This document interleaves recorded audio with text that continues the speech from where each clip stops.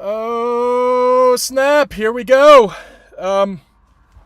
Just now hopping on. It's, just shortly after 4 o'clock. I'm north of Weatherford, Oklahoma. It's a moderate risk day, and I'm seriously about to start heading east to El Reno, because there's storms in the panhandle of Texas there that are heading up to the northeast. So I need to get out ahead of them and start heading towards El Reno. Actually, I might actually go down to Norman to get out ahead of the lower cells. But so far, there's nothing too far north, so I definitely need to blast east and see what ends up heading this way. But yeah, we're in Oklahoma today. This is my first time ever chasing in Oklahoma. I'm stoked. And it's also kind of scary because it's a moderate risk day, and there's a high probability for all severe hazards today. So definitely hoping to see something, but let's get to it.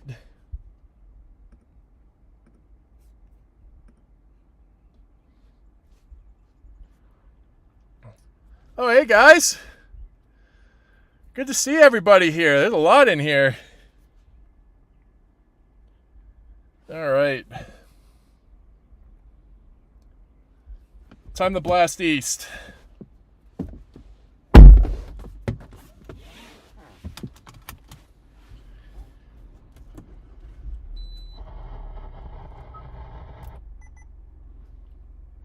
All right. CarPlay, search El Reno. Let's do it. Let's go.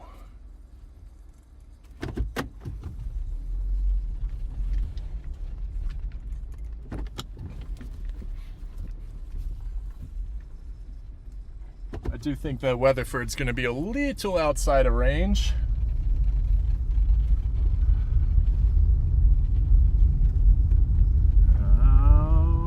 Snap. Hey Hubs, thank you very much. Definitely looking forward to this.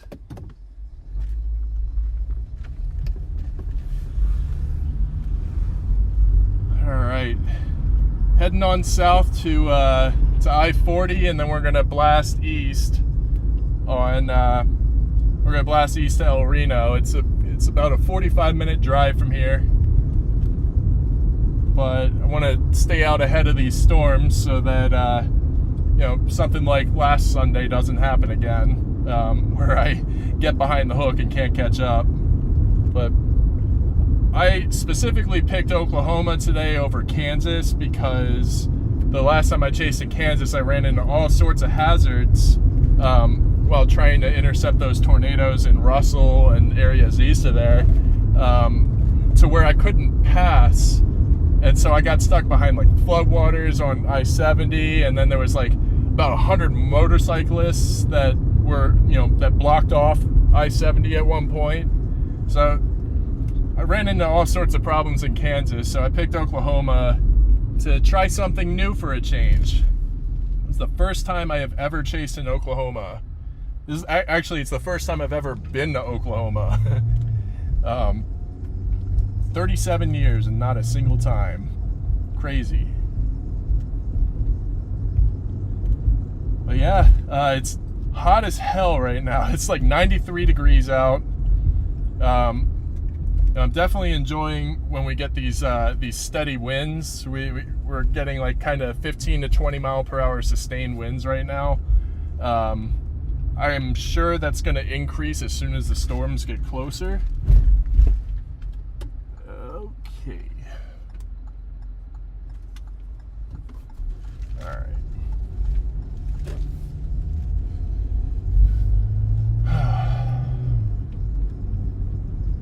Still hoping to run into Connor at some point, but I'm not going to track him down or anything like that. He's got things to do. I've got things to do. But it would be really nice to link up with him eventually.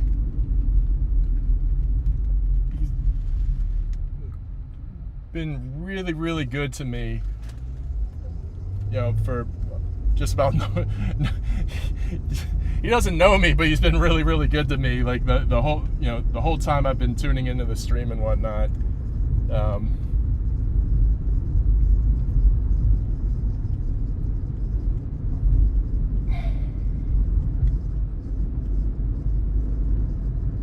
But yeah, I'm not going to fixate on that.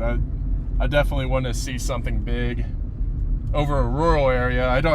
I really don't want to see tornadoes going through towns and stuff today, but there is an increased likelihood that that'll happen. I brought all my first aid gear for it, just in case, but hopefully we won't see it today.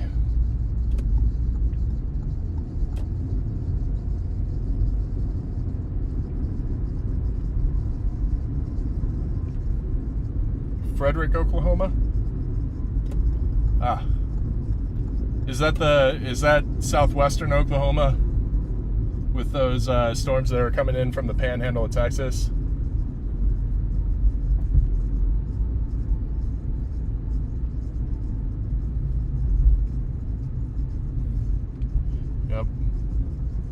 Yep. Came out to see tornadoes and hoping that there isn't any destruction. It all stays over rural areas, but it's pretty heavily populated where I'm at.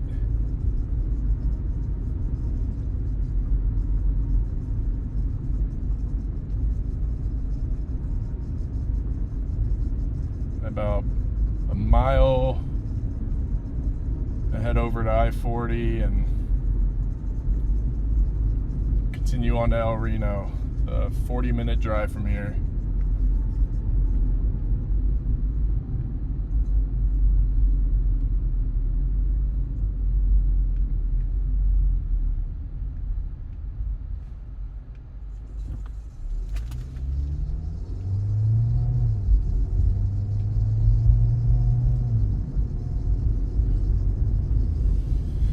Yeah, it's really unfortunate. Definitely don't like to see it.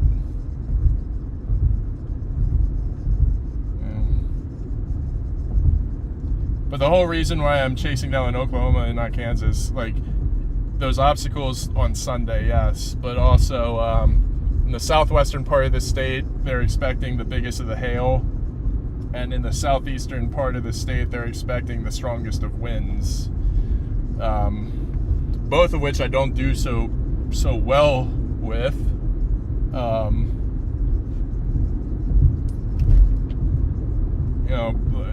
Monday when I was core punching the hook on the lead storm in Colorado, I drove through about 2 hours worth of hail, ended up getting as big as tennis balls, and I got a bunch of dents out of it. I went 3 years without any dents in this car, and then I drive through one hailstorm, and it's starting to look a little mangled. But it was worth it because at the end of the night, I ended up getting my first tornado on stream. So that was definitely really cool. Oh, hey. What's really good?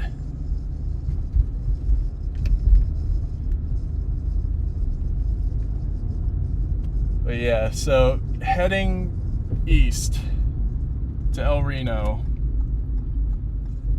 Just want to make sure that these storms, I can get out ahead of them, and then once they pass over, I can drop south on them and get to that sweet spot for viewing.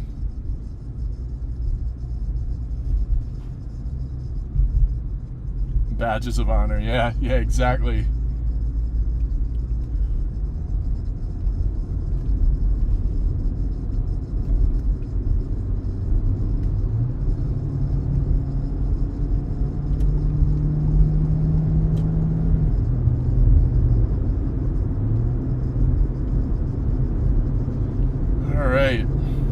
About 35 minutes down the road and we'll be in El Reno.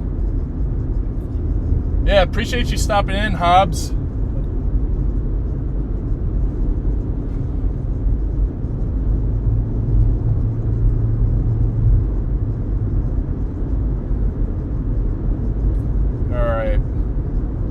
blast east of El Reno and probably drop south of there. Might even drop down to Norman, but I don't particularly want to be driving around Oklahoma City because that's where the bulk of the chaser convergence is right now. Like, they were there all night, and so many dots on Spotter Network. Like, so many freaking people. Everybody's in Oklahoma.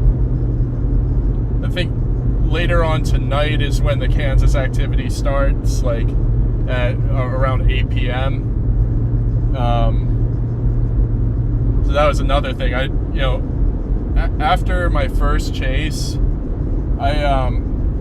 the night chasing in Kansas was pretty nauseating for me because, I don't know the road network so well, and so I ended up driving straight into the path of the only supercell storm, and got clobbered by hail. And while I was sitting in a ditch going through the hail, somebody reported a funnel cloud right over my position. So that was not a particularly good night.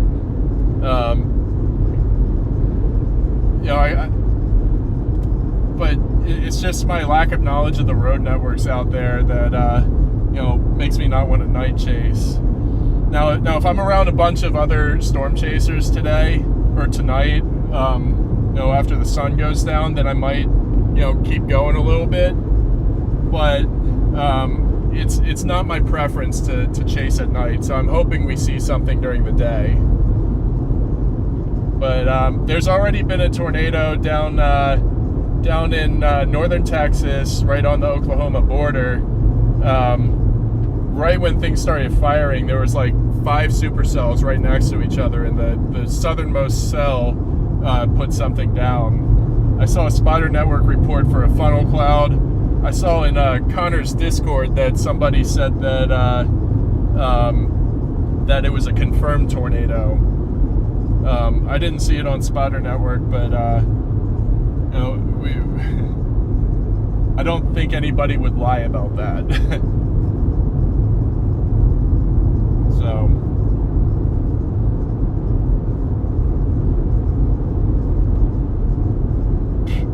a little bit.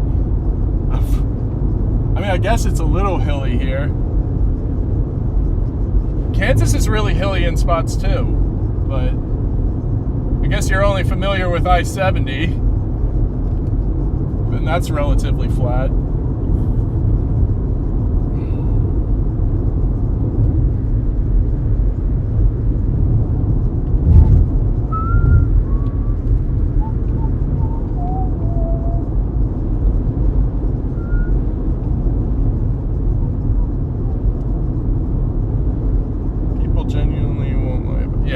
Definitely not.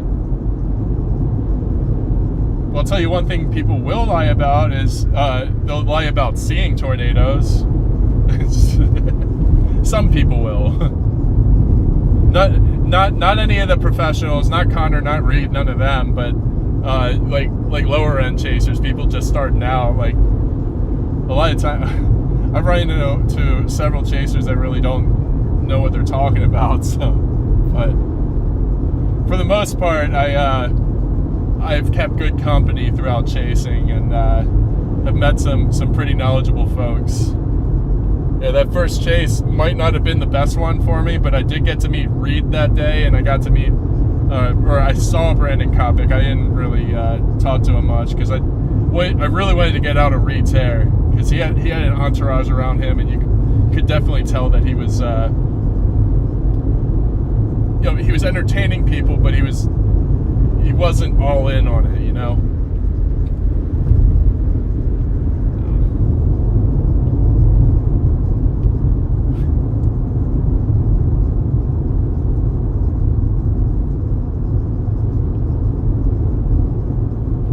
It's mostly off cam to the right. Wait, what? Oh, okay, yeah. Yeah, no, it's extremely hot right now. It's 93 degrees, super humid. It honestly feels like Florida. I just moved back to Colorado from Florida in January, and I mean, all throughout the year there, it's super humid. But this feels crazy up here. Oh no, what is going on?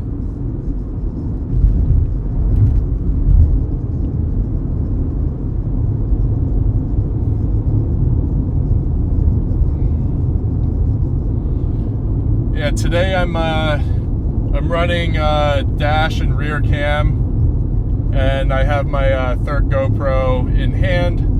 Well, not in hand, but on the selfie stick,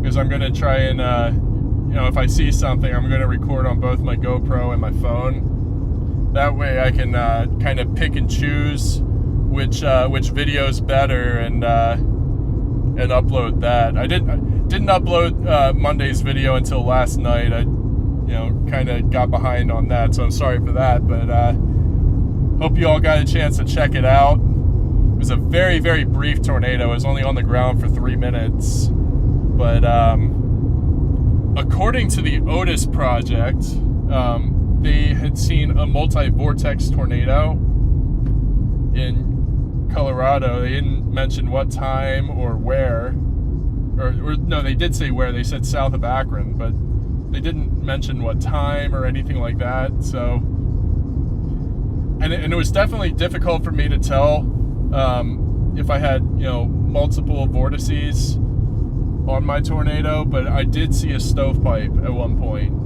So I knew that was a tornado. It was also confirmed, but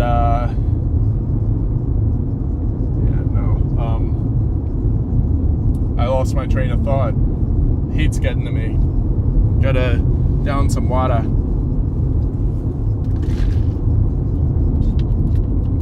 Brought like 12 liters of alkaline water because I need my electrolytes too. That's at the end. Come on, meow. Still got 30 minutes to go. Stop doing this.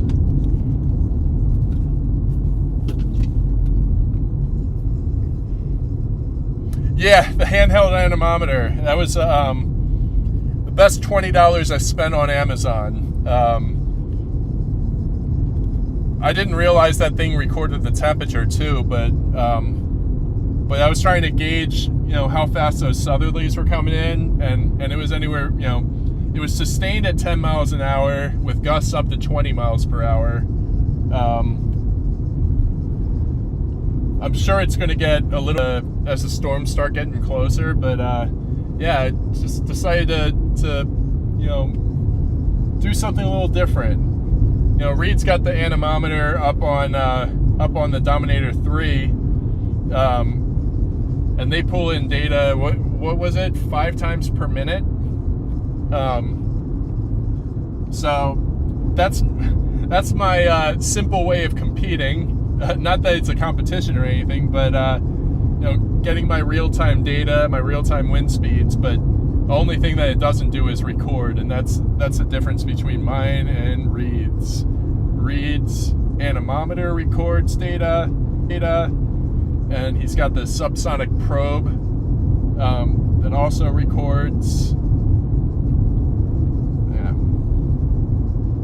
I wish I was on more of these scientific missions, but I'm just doing me. I'm doing my thing, and hopefully I can put out a good product. Oh, it looks like I'm already having signal issues. Let me see about.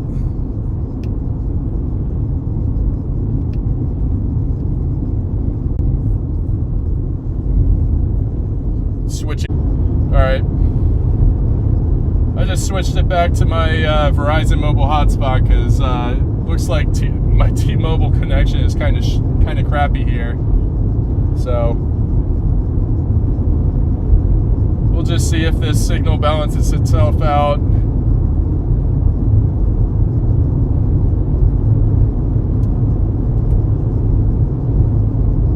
I got 25 minutes until I'm in El Reno. And then I think from there I'm just going to drive south a little bit and see if I can get into position for these storms. I do want them to pass me to the north, so I'm not getting clobbered by hail again. And then I, want to be on the south side when it drops a hook, so that I have a clear view of whatever tornado or whatever it drops.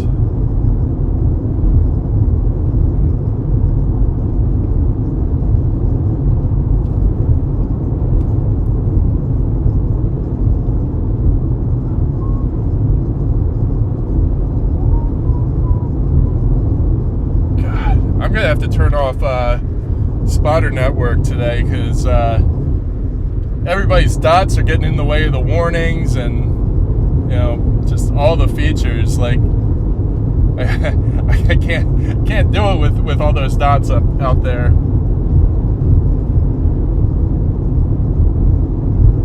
But I also keep it up sometimes because I'm not a meteorologist. I'm not very good at forecasting, although I have nailed a couple of forecasts this year. I'm still not the best forecaster, and then in the moment I'm not good at peeling off from a storm. So I keep it up just to see if people start heading a certain direction.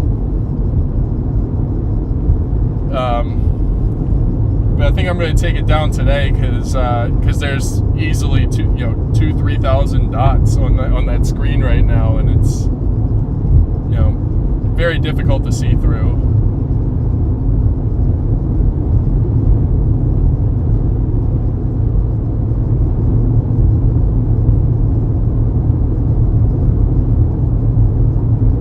I appreciate you, Sunwave. That it's very helpful.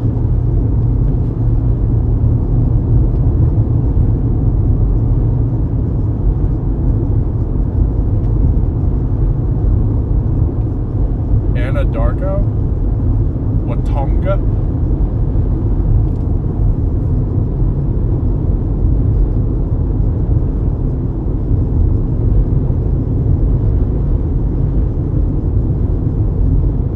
Yeah, I'm going to get down to El Reno and then drop, I don't know, maybe 15 miles south of there. Maybe a few more miles, I don't know. I'll really be able to gauge it once those storms get closer, but I definitely don't want to be caught on the north sides of these storms because they're going to be like crazy hail producers. Sorry, bear with me for a minute. I got a bug in here that's bugging the shit out of me. Bugging the bug out of me.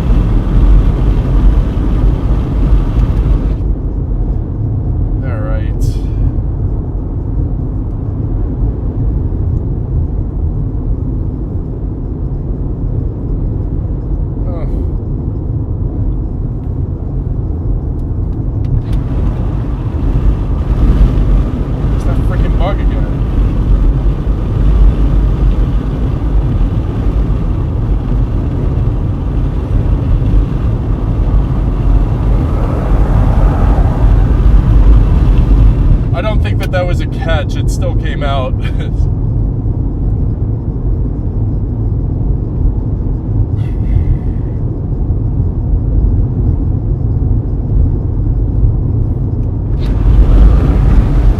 out of here, bug! Bug off!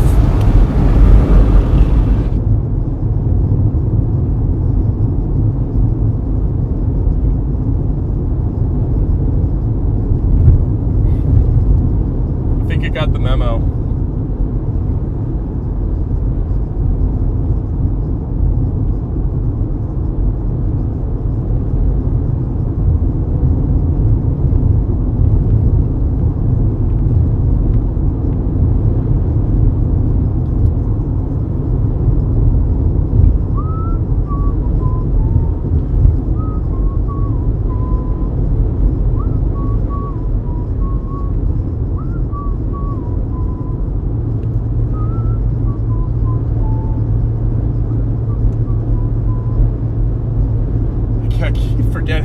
I keep forgetting I went live. I'm not alone in the car anymore.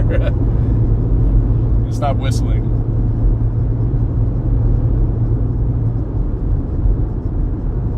Can't help myself though, because Stick Figure and Sublime just released a song yesterday, and it's really good. Has lyrics from Bradley Noel, from the original singer for Sublime.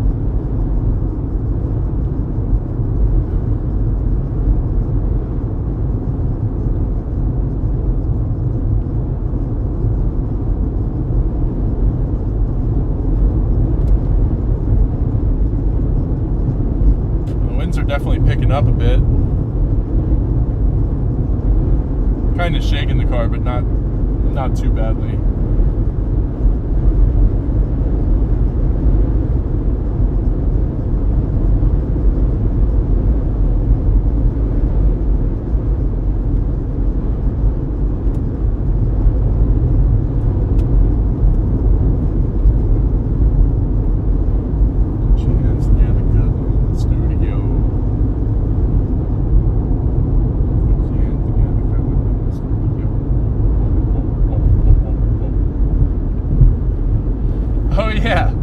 Just remembered we are right next to Connor's favorite land feature, the Canadian River. Wonder how many times he's going to cross that today.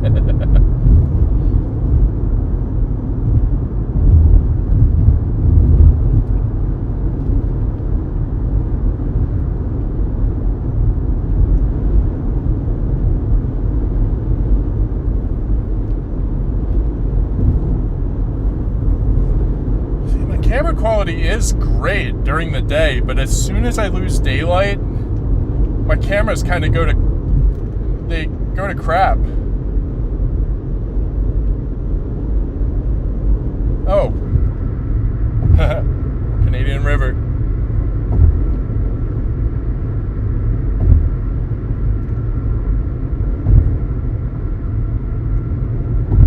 I'll rage on Connor's behalf. Canadian River! Ugh!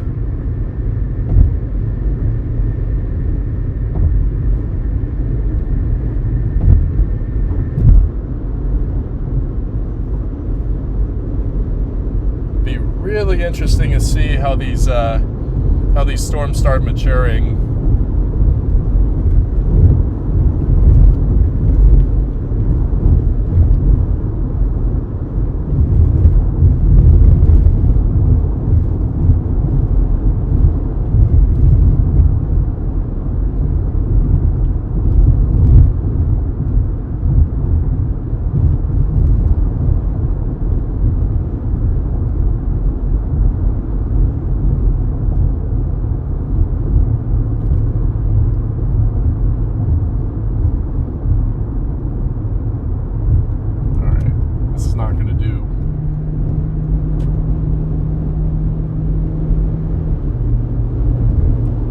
Teardrop camper.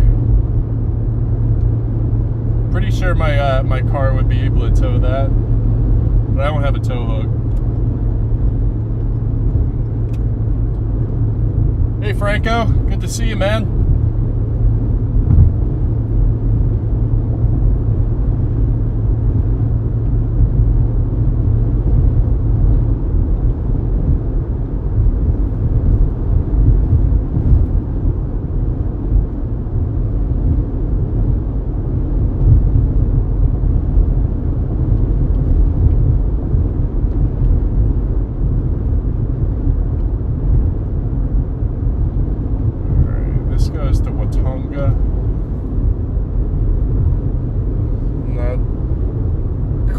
Far enough east yet. Can see the towers coming up to my southwest. Don't really see much body of the storm yet, but they're gaining on me. Every storm down there looks like has a severe warning on it. Sorry, Abby. I've already started. Gonna have to decline that call.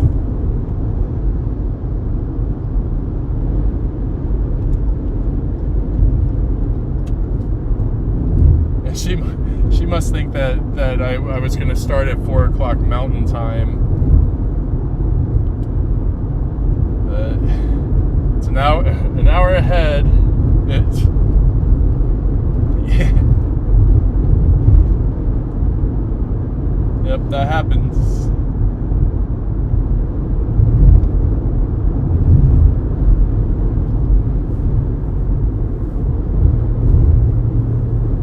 It's all good. I got 9 more miles and then I'm in El Reno, which, for those of you who are unfamiliar, El Reno is where on May 31st, 2013, El Reno was hit by a 2.6 mile wide EF3 tornado, but I wasn't too thrilled with the overall rating, just because there were vortices that were measured in that with up to 300 mile per hour winds, which is absolutely absurd. And I think what ended up happening was the whole entire wall cloud dropped down to the ground. And even more notable, that's when Team Twistex perished. The whole tornado did a whole loop on them, and yeah, you know, deviant motion is what got them. It's pretty wild. Really, really sad day. Like, I was barely, you know, I wasn't even storm chasing at that point yet. Like, it wasn't until 2014. I was actually a meteorology student at the time. I was taking a radar and satellite meteorology course. And then I discovered the Storm Chasers TV show. And Reed's passion and excitement for the field that I already loved is what really drove me, you know, between his drive and the course that I was taking at the time. It was the right combination to just get me started on a storm chasing career. And so my first storm chases were April 11th, 2014 and April 14th, 2014.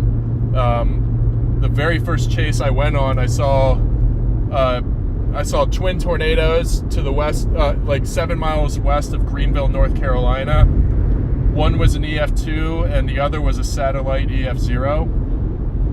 And then on April 14th, 2014, I chased an EF3 tornado in Wilson, North Carolina, and very nearly got hit by it. My car took a lot of damage from hail and branches. But, you know, I continued after that. It wasn't enough to scare me out of it. I don't think there is anything that will be enough to scare me out of it other than, you know, actually taking a direct hit from a tornado, which obviously I'm not planning on doing.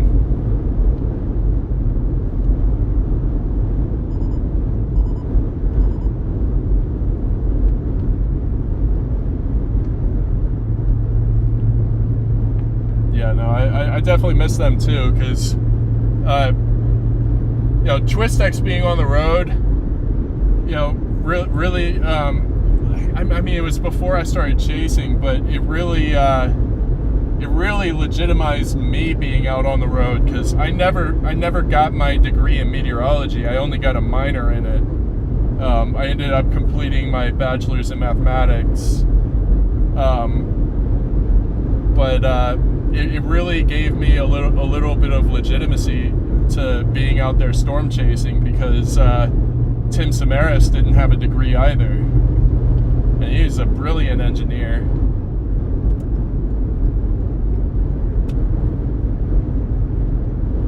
And,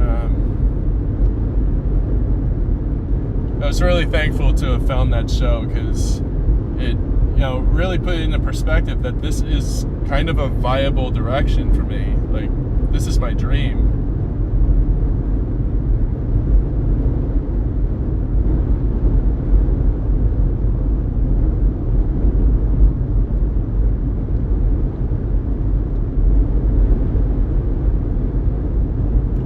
One of the things that I want to do in the off season this year is learn how to fly a drone. because some of the drone videos out of the Greenfield, Iowa tornado are absurd. Again, with the Otis project. Oh wait, no, that was down in Altus 2 days ago. But the Otis project actually flew a UAV into the tornado. And that was the most photogenic stovepipe ever. Oh man, that was such a beautiful storm, and Connor was on it from start to finish, which was so awesome to see. So happy for him. Yeah, that was a big catch. All right, so in 2 miles, I hop off at the exit. This is El Reno. There's nothing here.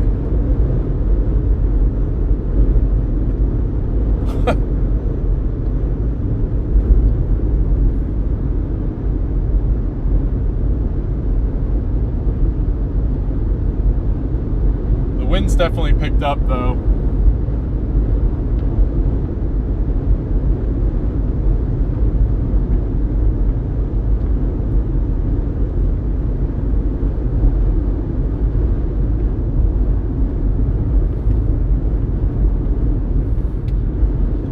Diffie.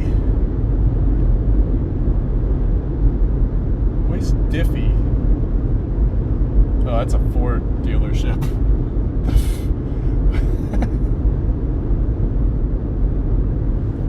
We'll have you out of here in a Diffie.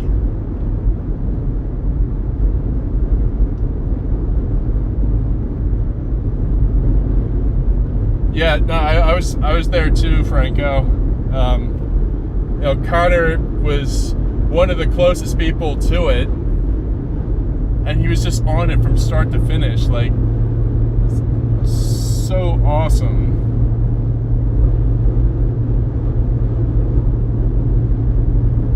Some of the craziest footage I've seen this year. Actually, some of the craziest footage I've seen since Reed Timmer's Cole, Oklahoma intercept. That was that was one of the wildest things I've ever seen on tape, on camera. Like, oh my God.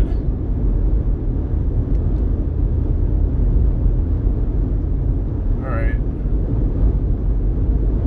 I just hopped off the highway, but what did it just do? Did I hop onto another highway? I want to be going south, not north.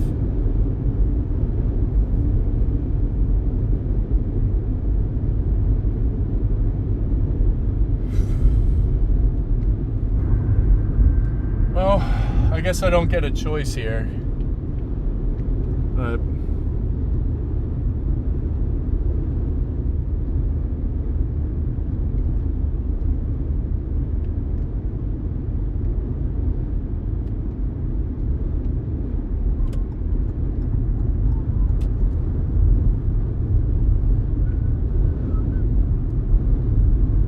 wow. This is, there's nothing here.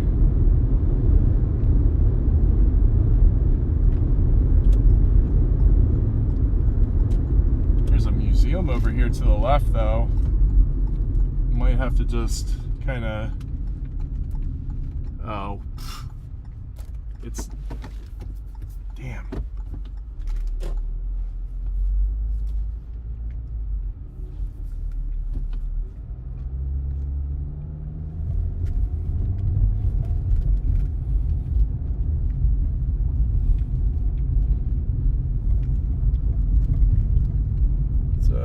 Research laboratory.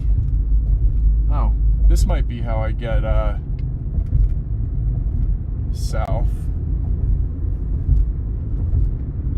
And the directions to El Reno, since we're here. I don't know.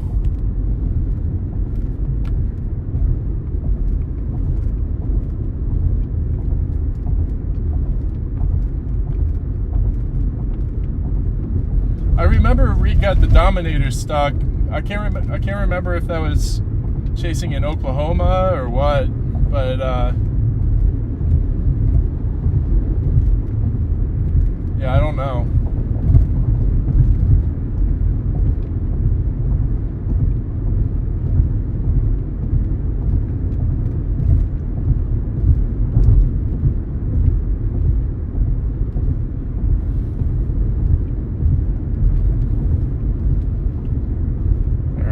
So this is probably going to be a good place for me to just chill for a little bit.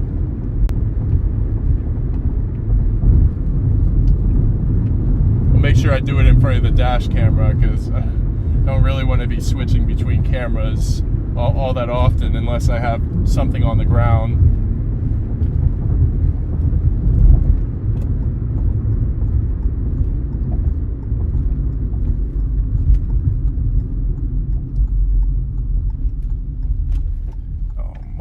Why are you following me?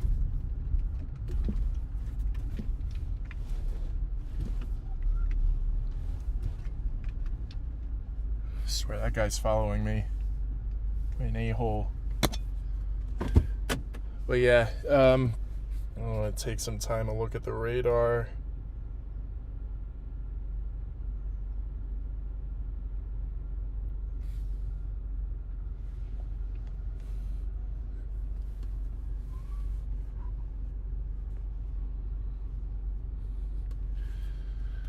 Mud ends chases. Yes, it does. Oh, man. Do I have crappy signal here? How? The cars tell me I have 4 bars. Maybe I have okay signal. Yeah, I'm good.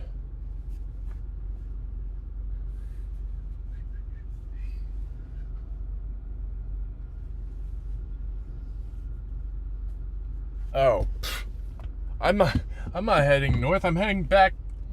I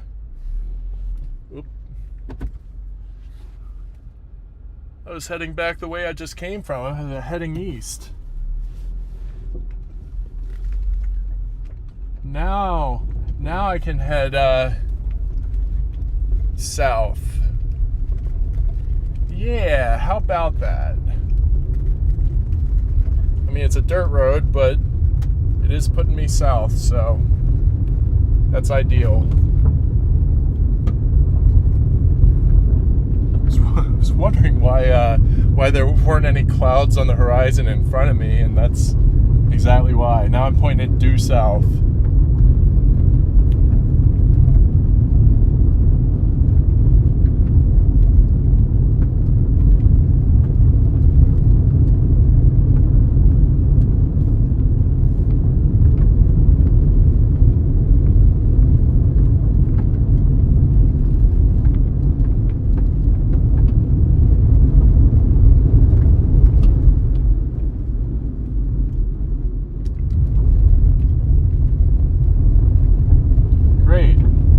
Waited for me to move, and now he's following me again. What the heck?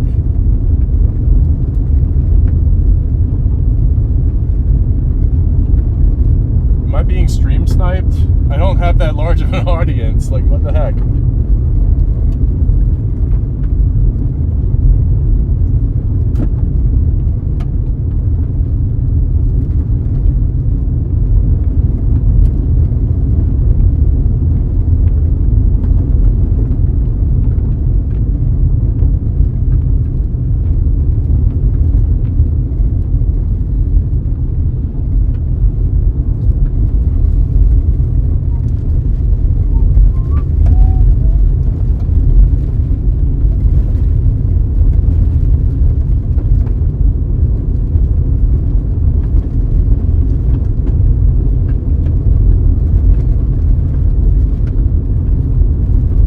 I do want to get up on these storms, but I think I didn't go far enough east. I think I want to get to, I think I want to go to Norman.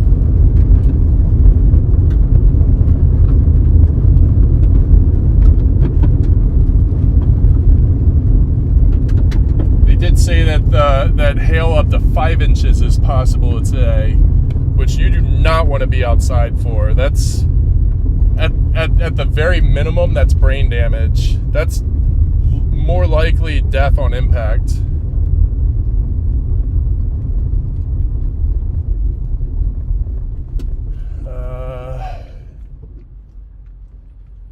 Getting hail reports out of these. I think I'm gonna wait on this northern storm, and then once it passes me, start heading east on it.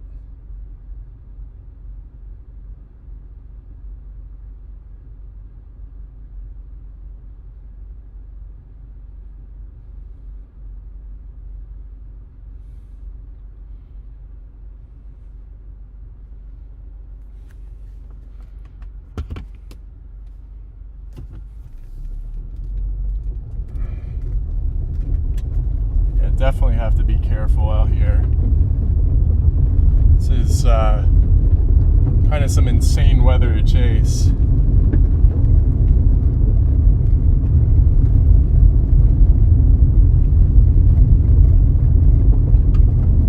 I'm definitely not gonna hook, slice, or core punch if there's massive hail.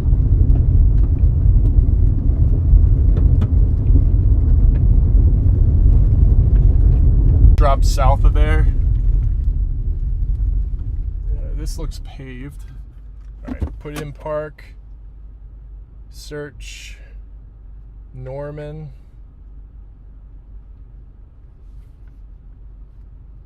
It's a 52-minute drive.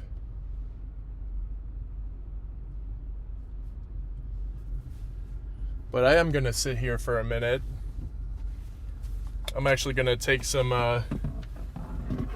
readings. My handheld anemometer. I'll be right back.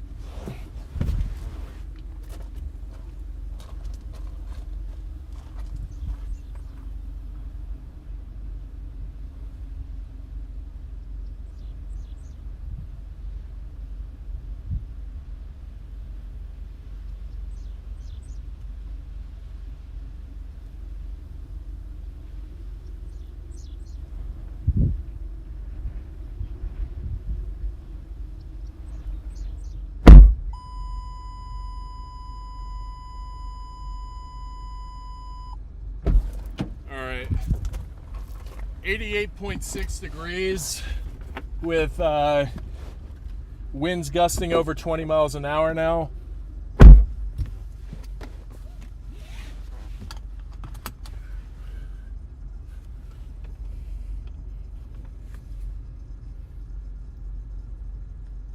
Alright, looks like that northern storm is starting to take the shape. Has 2.5 inch hail, tennis ball sized hail. That's dense at minimum.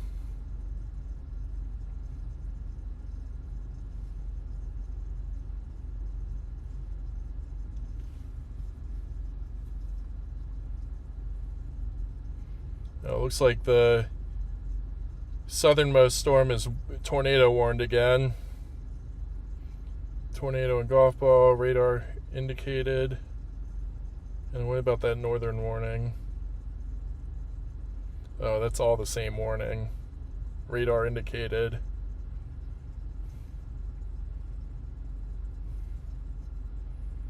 Seems everybody is after that middle one.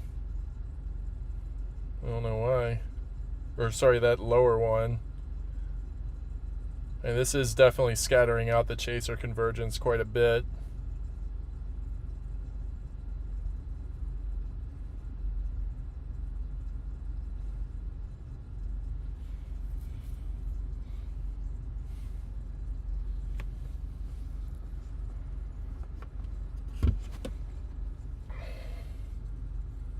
Definitely don't want to go west at all, because if I do that now, then I'm definitely going to get clobbered by big hail.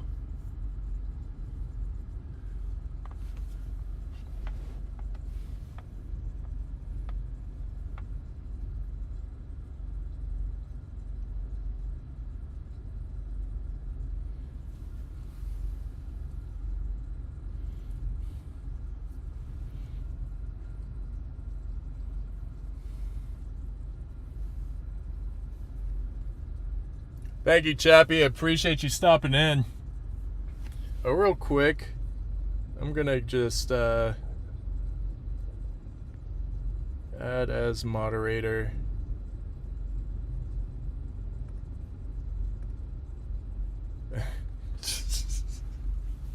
Now you're a mod on 2 streams. not expecting you to hang out or anything, but like, it's just I had to make you a mod.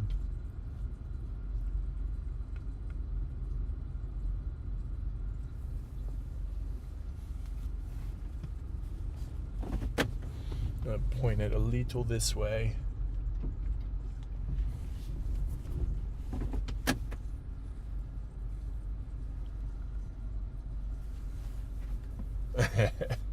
Yeah, man.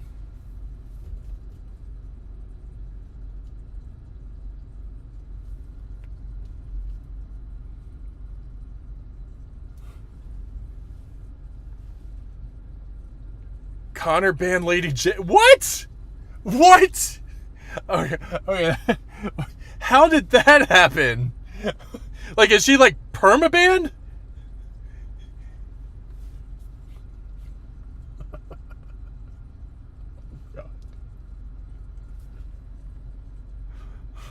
What? Oh no.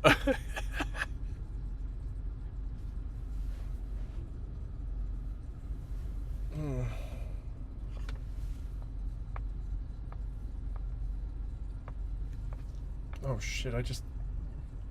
Oh. Okay, good.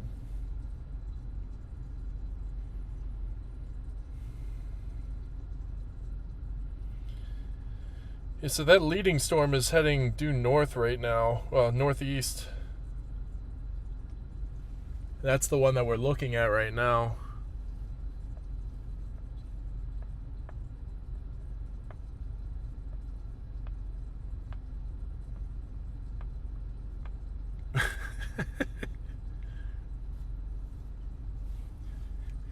Yeah, so it was funny. Somebody said that that Connor was on the north side of Weatherford. It's just exactly like Monday when I was on a dirt road, he was on a dirt road, and we were on opposite sides of the big Dust Bowl. We were on opposite sides of the same exact town yet again. Like, it's just a matter of time before he and I set up in the same spot and actually meet each other. But you know, I'm not going out of my way to chase him down while he's streaming, because he's got his things to do, I've got my things to do. But it'll happen eventually. I'm definitely looking forward to that day.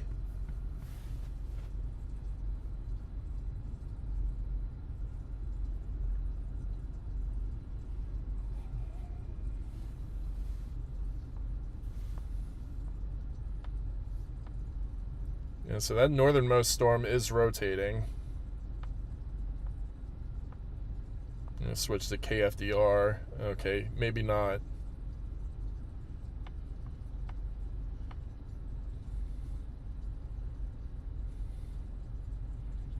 I'm gonna go west just a couple of miles real quick. Just because I think I'm gonna get hit by the eastern flank of this storm. So we're gonna get on back a little bit and get out of the way of that eastern flank, because I'm not trying to get hit by anything that has hail today.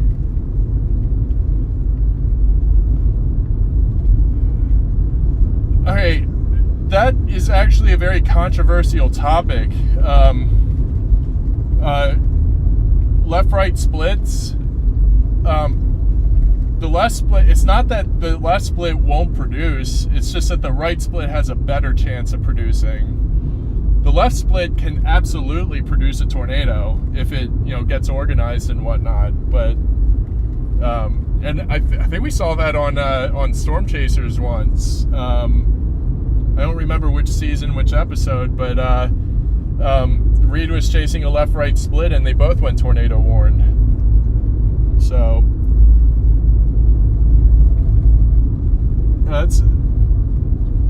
there is fact in there. Like, the left split definitely does have a lesser chance of producing, but it can still do it.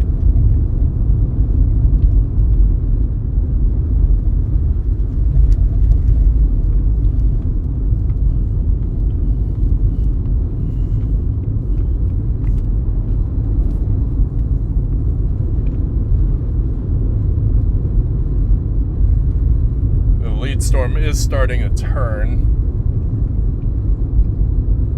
Oh, actually, it looks like it's following an outflow boundary.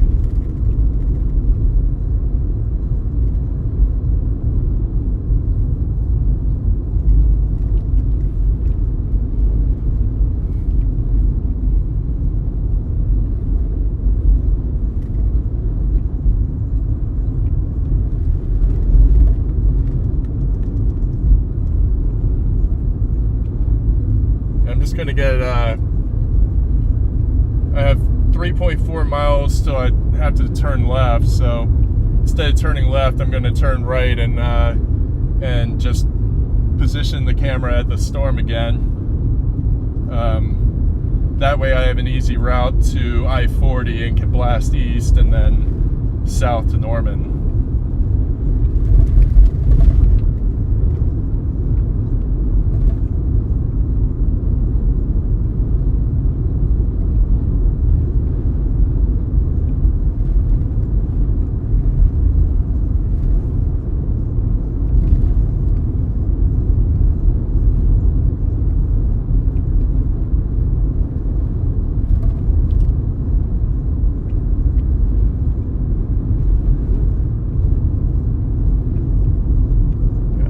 Does look mean over there. Also, I'm planning on getting another camera for the dash. You know, I do like the GoPros because they do give me great video quality during the day, but as soon as I lose daylight, that's when my quality kind of tanks a little bit. So at least for the dash cam, I want to have a better camera that's going to maintain quality day and night. You know, because we did capture the tornado on Monday, but I'm sure you guys had a pretty difficult time seeing it with all the static that was clouding the screen too. So I want to make sure that the next time we see a tornado, it's not pixelated, it's not messy, like you can actually tell what's going on.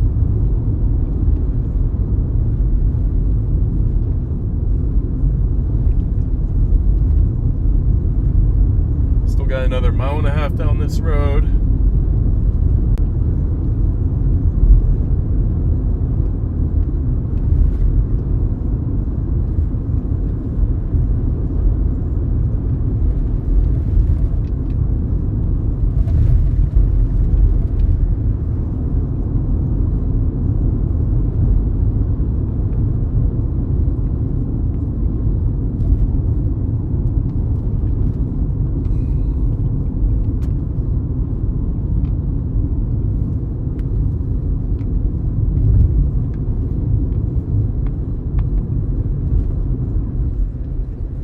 I just got an alert on my hotspot, so it's possible that I might be getting there might have been a tornado warning or something issued. I don't know. Maybe severe warning. It's hard to tell.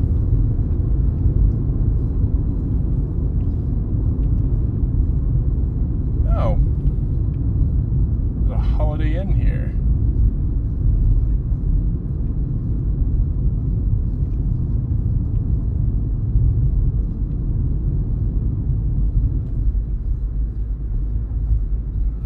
Get flipped off by that lady. That's so mean. You don't mean that.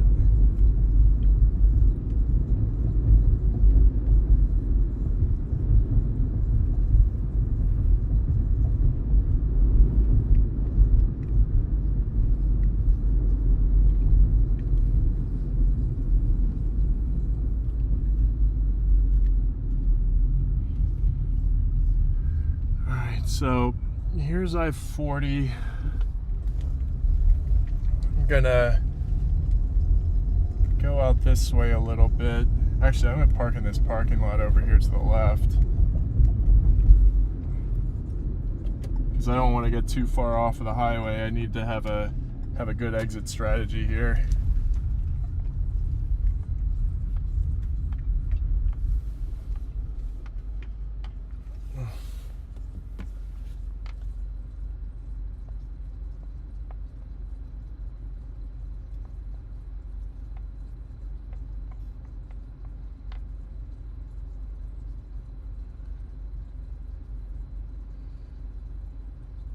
Oh yeah, no, this southern mode is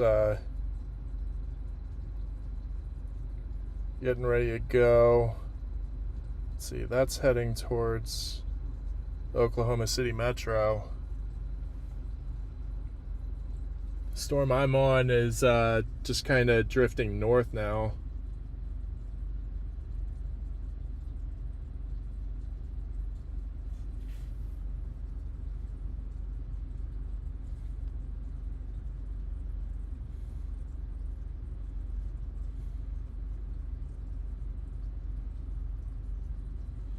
This severe warning is for quarter-sized hail. That's all right. And then the northern severe warning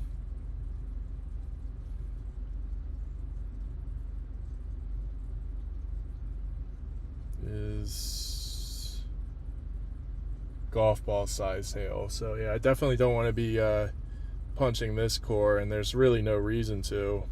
It's got a really broad couplet, so, and it's not really doing the hook thing. But this this one that's actually heading right at me is sort of rotating right now. Sort of.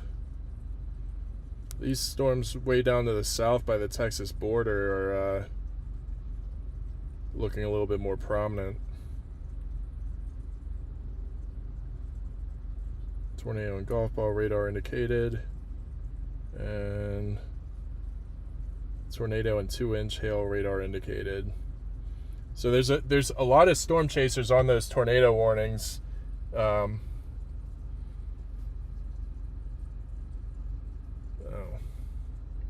Reed's down in Windhorse, Texas.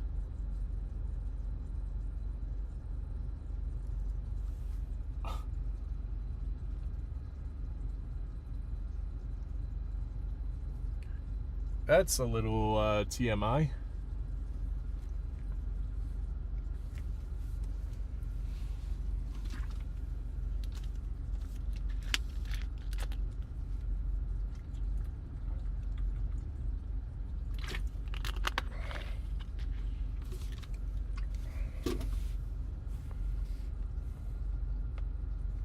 Oh, but there's this one down there. Yeah, I need to continue towards Norman. The middle storm is going to do it.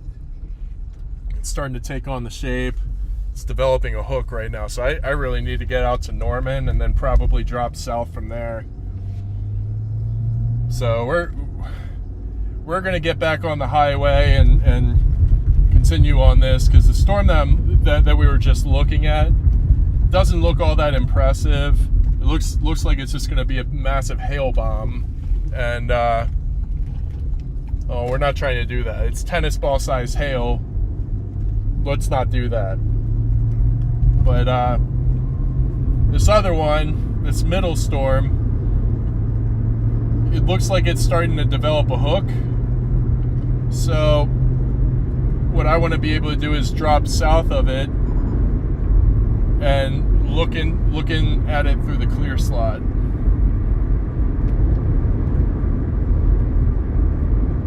So yeah, we're back on I-40, heading east towards Oklahoma City, and then we're going to drop south to Norman, and then reevaluate from there what the right move is.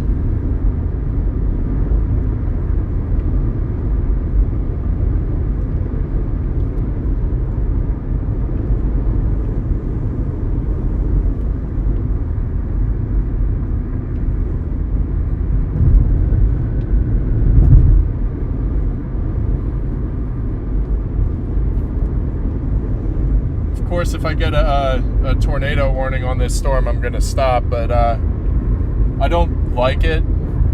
I don't think that it's doing the thing. I think it's gonna just be a massive hail producer. But I think I do need to get a little further east and then south, because those tail end Charlies are doing the thing.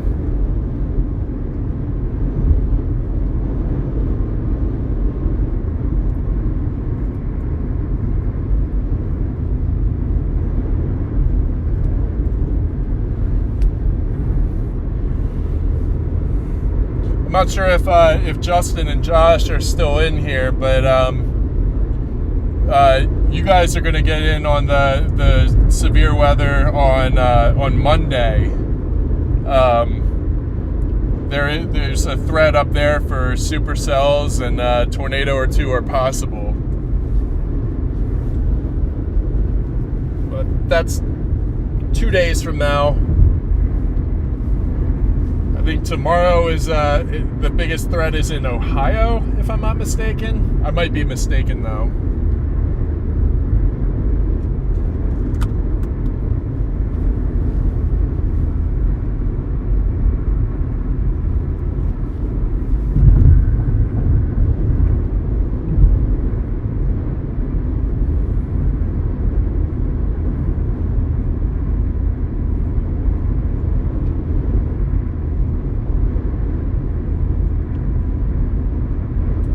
It was really cool seeing everybody in here at the beginning. Like, I know they all went back to Connor's stream. I definitely don't blame them, because Connor has been killing it this season. But it was really awesome having everybody in here at one point. Like, that was cool.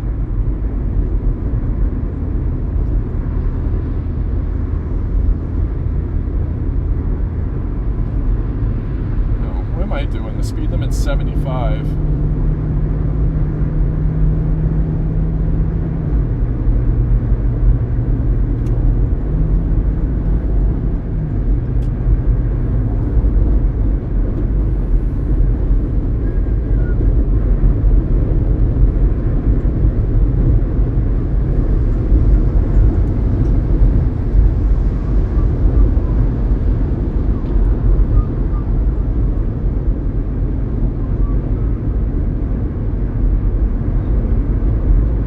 Once this chase is over, I'm probably going to have like at least a 10, maybe even 10 and a half hour drive to drive back to Denver.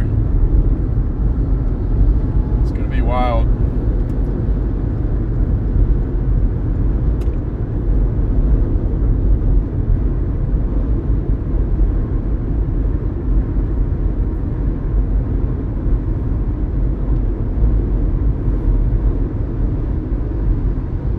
That's, what do you mean a bird?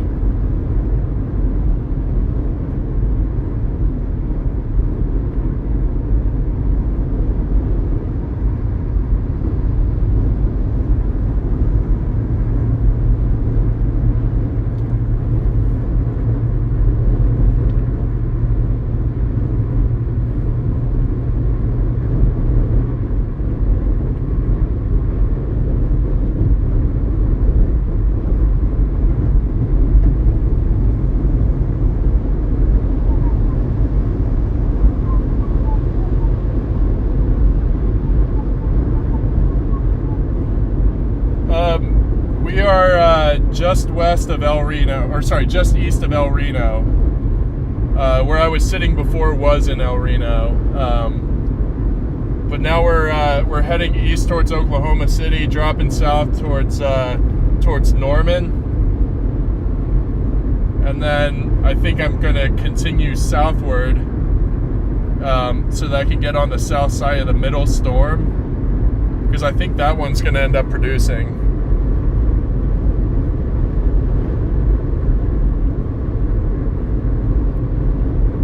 Banner Road.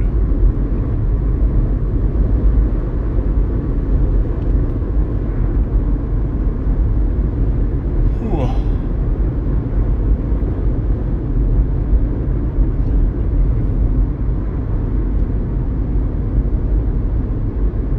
Oh, yay.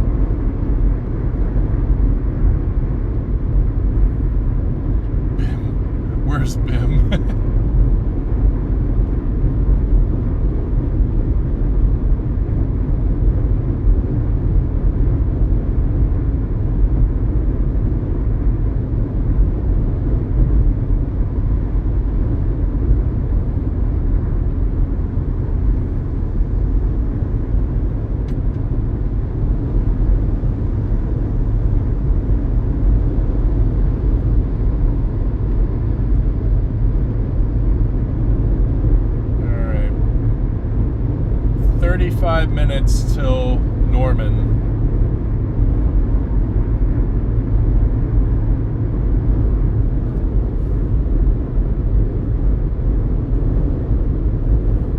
But yeah, it looks like there's like a 20-mile break in between storms. So the storm that I'm looking at is on the north side of that break, and I'm hoping to fill in that little break area. Jesus, you're dragging like half of your car behind you, man. It's gonna fall off. But yeah, I'm gonna try and drop south just until the storm gets to the north of me, because then I'll be looking at it through the clear slot, and it should be able to see whatever it's dangling. Should see its hang dang. I did not just say that.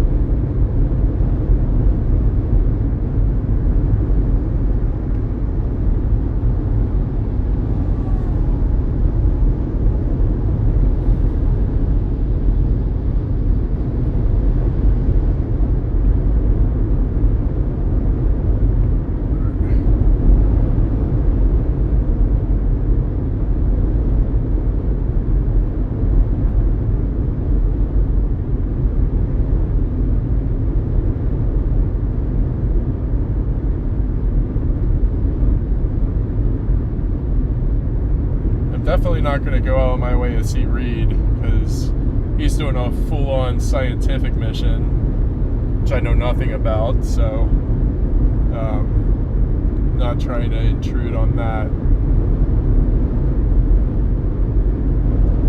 It's nice to know that Connor and I are in relatively the same area.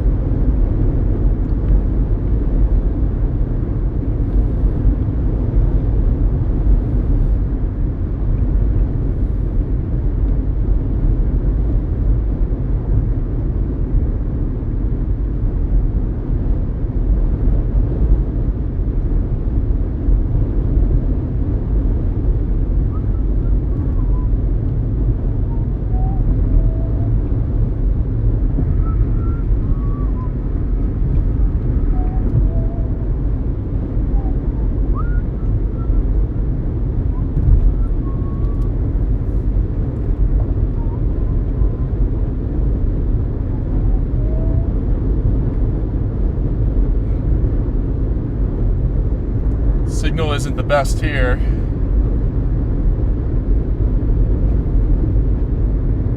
Might be slow.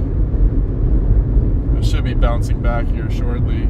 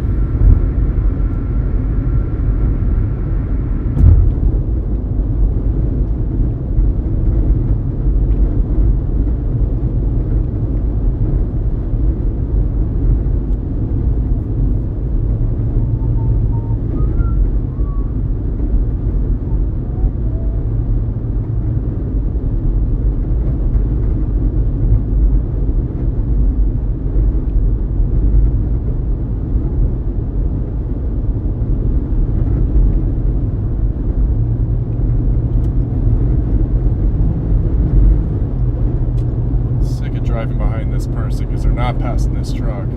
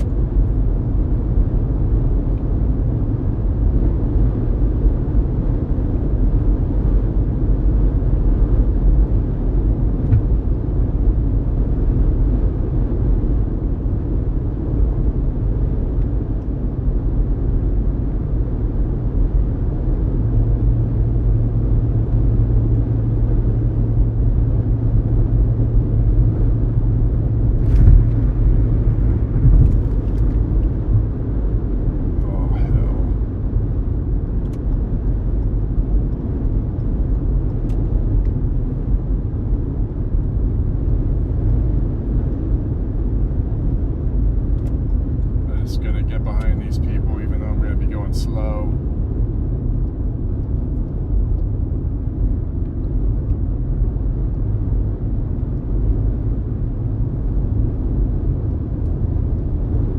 An exit here in 1.5 miles.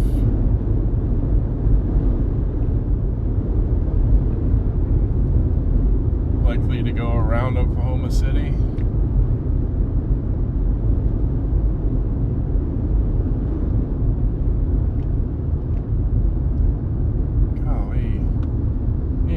Oklahoma City had skyscrapers like this. I mean, I kind of figured that they might have, but like not that tall.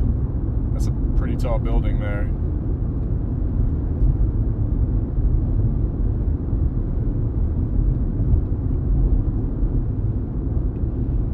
147A.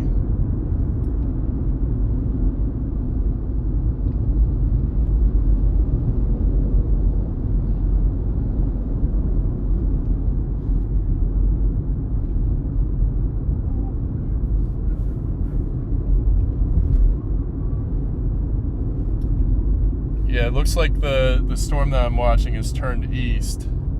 So that's a really good sign. I'm out ahead of it now. I'm like 20 miles to the east-northeast of it. So now I just need to drop south and get beneath it.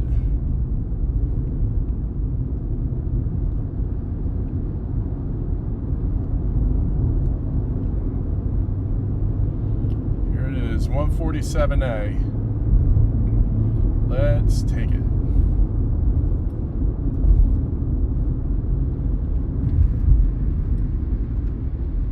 It does take us to Lawton, but I don't think I'm going to go that far south.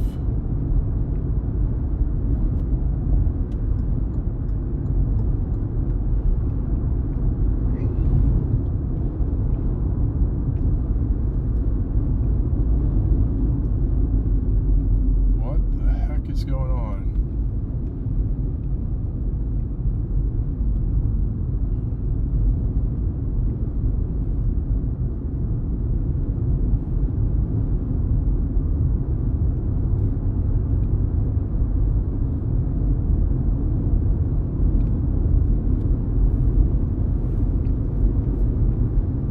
Hopefully we'll start seeing some lightning.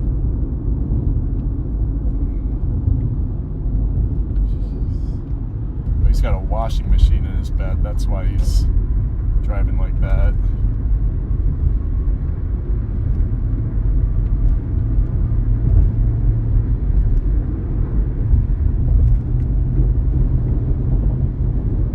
Okay.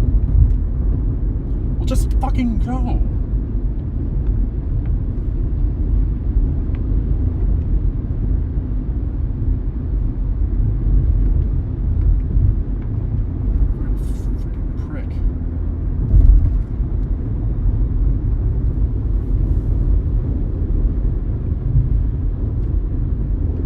just outside of Oklahoma City now. 240. I'm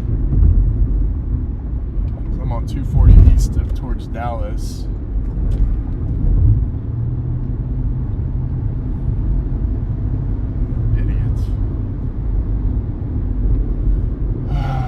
I don't rage, I definitely passive rage. Oh, that's not true. I definitely rage sometimes, but trying to behave for the stream.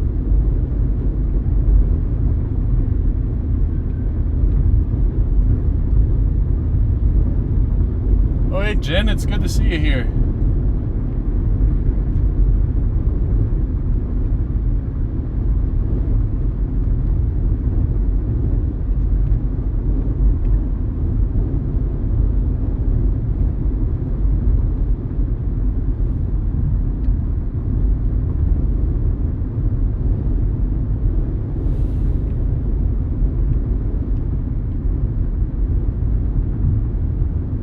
Crazy,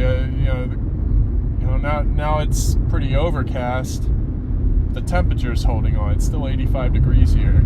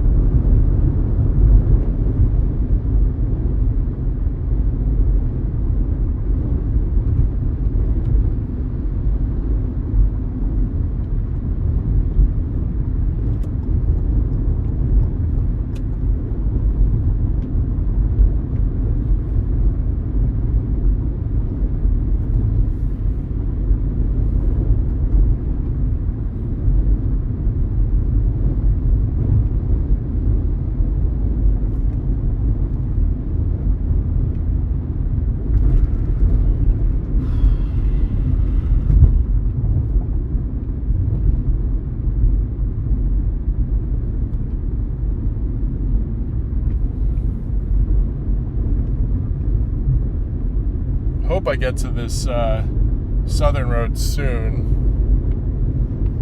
because I still have about, I don't know, 30 miles to go to get south of this thing. Something does tell me that this is going to be the storm to do it, though, so kind of have to. Alright, 4 miles, exit 4A. And that'll be taking me south on 35.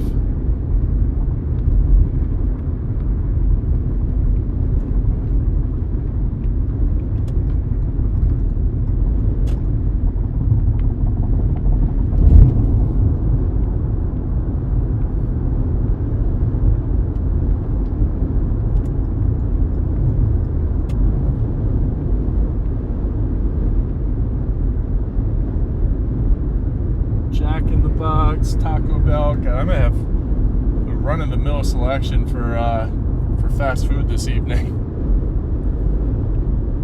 But knowing myself, I'll probably just get Subway.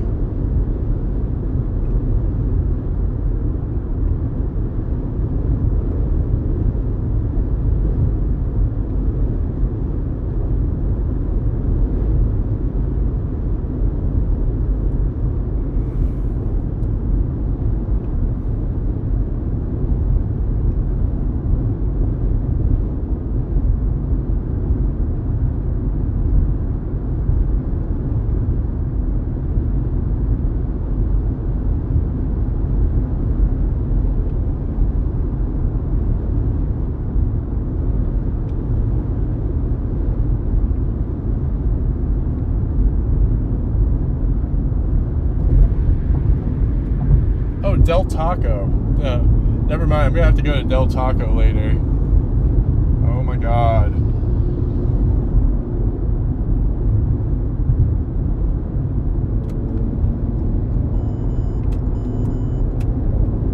These guys are freaking squidiots driving like this.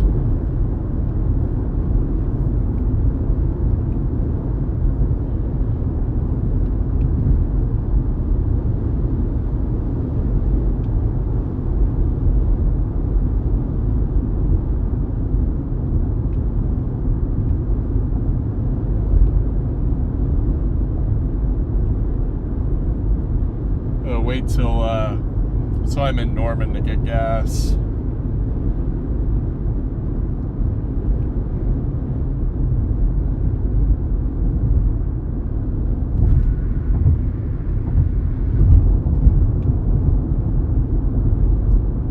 Looking for exit 4A.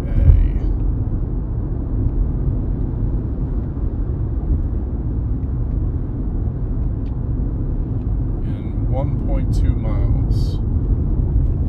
Get me off of this damn highway.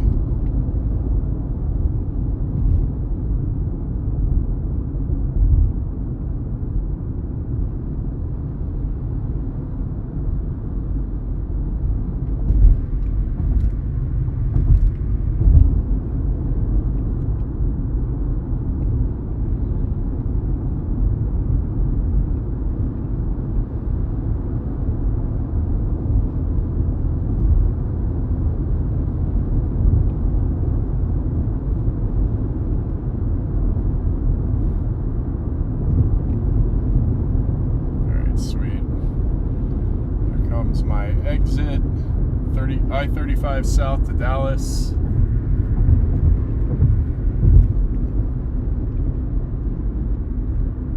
Definitely not going into Texas today because I don't want to.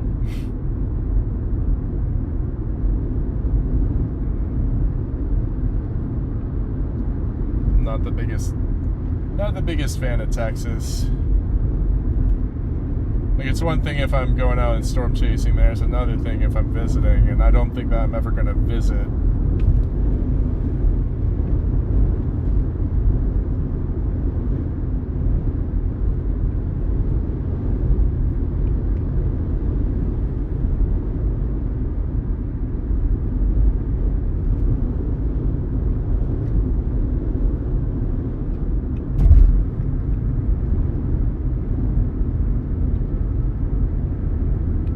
Chat's going quiet.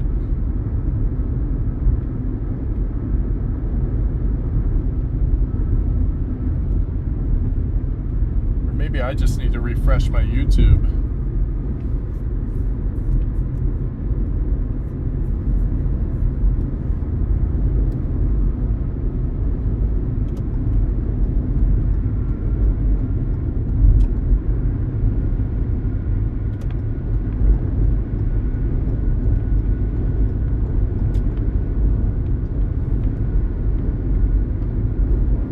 I'm looking for exit 113, which will put me on US 77 south to Norman.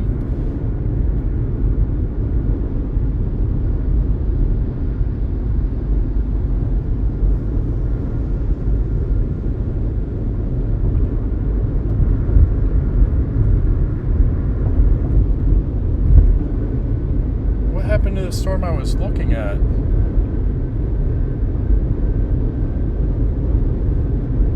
Did my storm fizzle? Ah, hell. Well, I figure I'm gonna have to go south anyway, because that's what's getting tornado warned right now.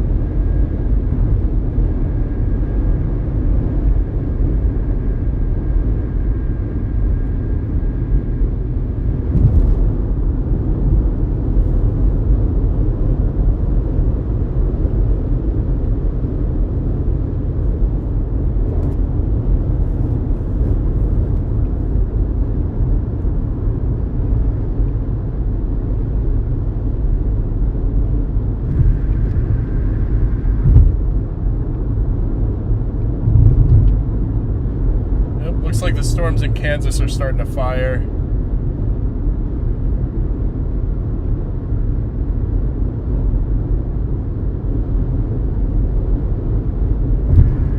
Really don't want to hit these storms in Texas, but if that's the route I have to go, then that's the route I have to go. At least it's like northern Texas.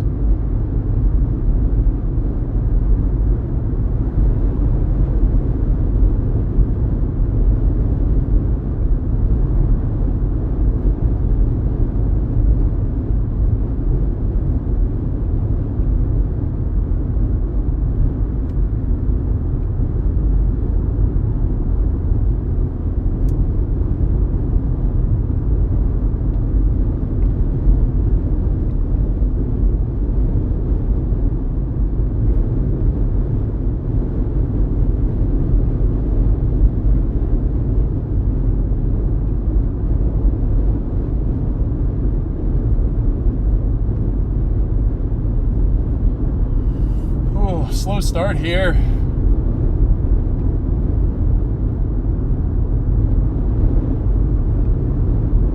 Haven't even felt a raindrop yet.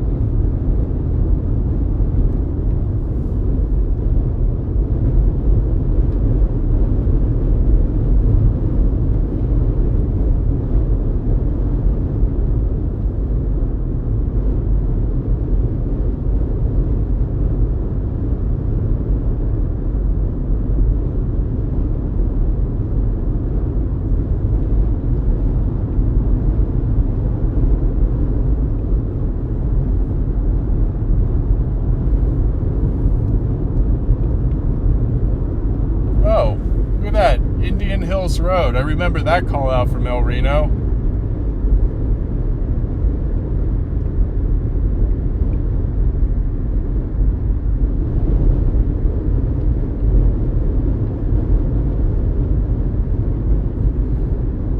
Now we just hit the Norman city limits.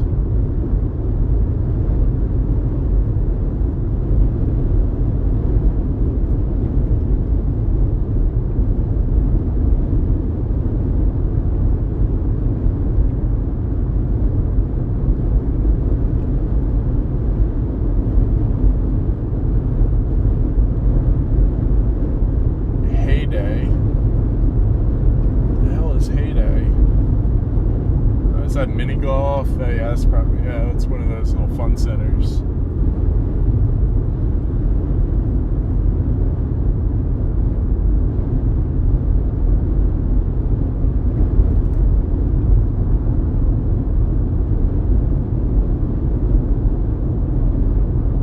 When was what hit last?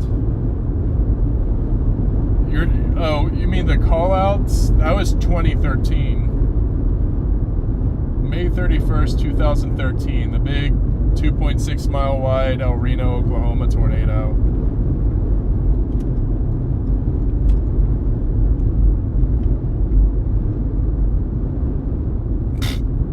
Exiting on Flood Avenue. That's a name.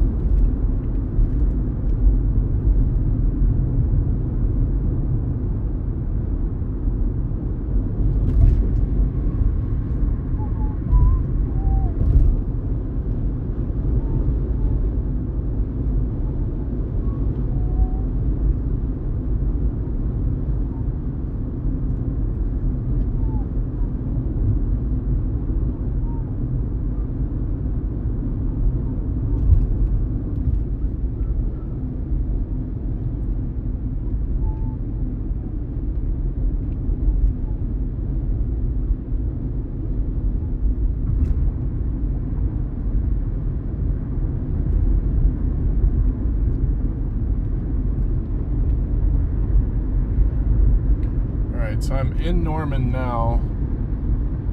I kind of need a gas station so I can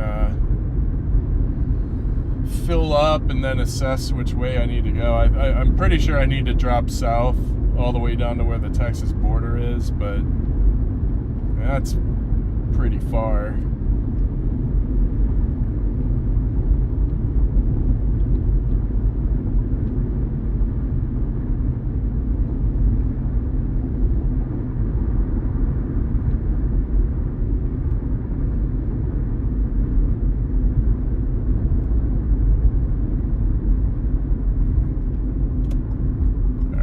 there's gas on cue.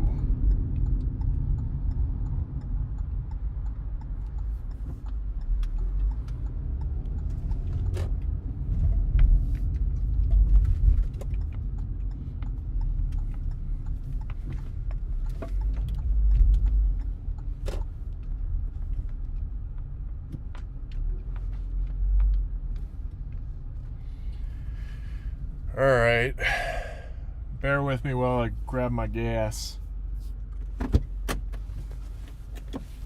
Actually, I'm going to take a minute to look at this radar. Yeah, that storm just kind of dissolved.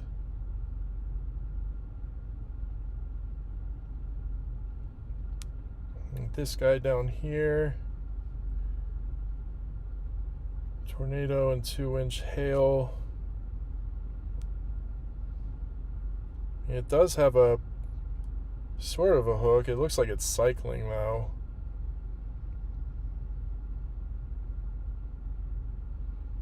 God, that's south of Wichita Falls. I gotta be careful.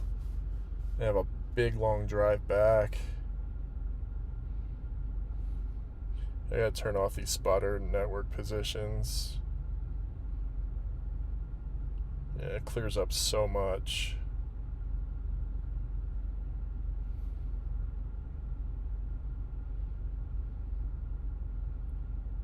I don't know. Yeah, I get it. This southern mode is starting to go.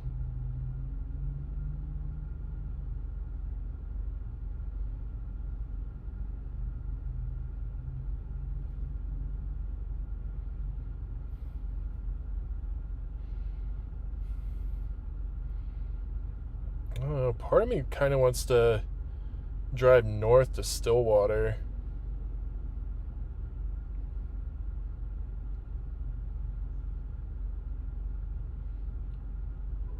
Maybe up to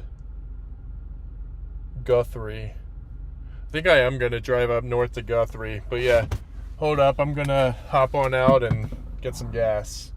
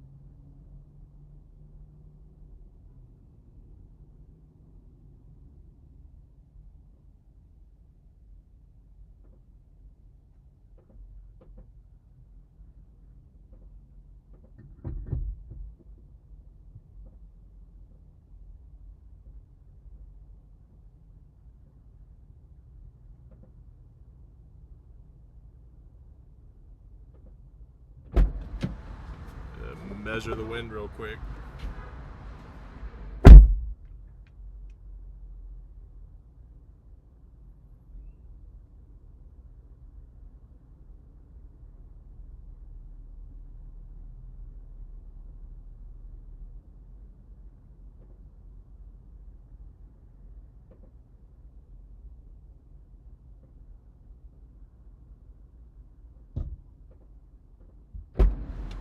It's kind of blowing steady at 15 miles an hour right now.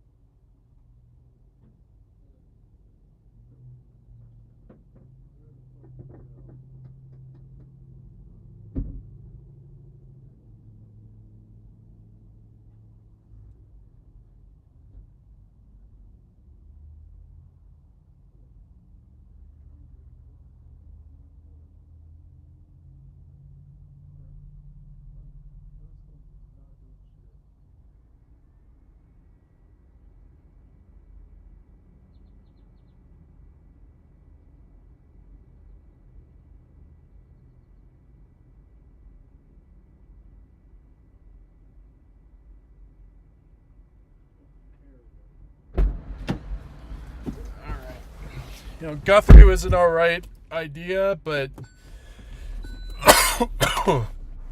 heading up to Perry, Oklahoma.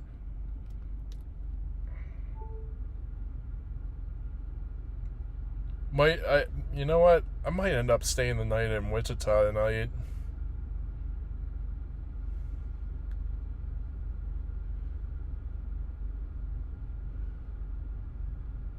Actually, yeah. And Northern Watch is for 7 hours. Our watch is for another 5 hours. I don't know. Let's do it. Let's go to Perry.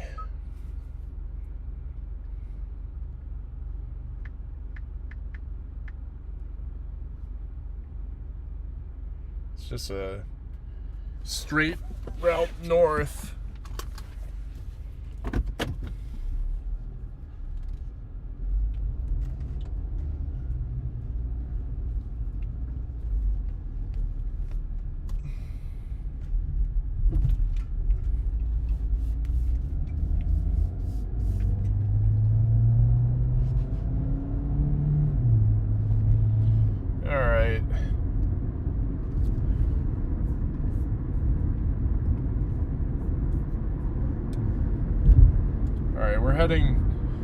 I just decided to peel off of the southern target because by the time I get down to the Texas border, those storms will already be passed into the east.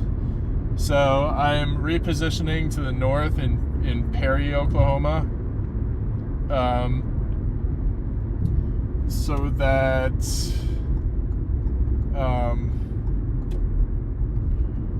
when these storms do start cranking east, I'll be in position to intercept one.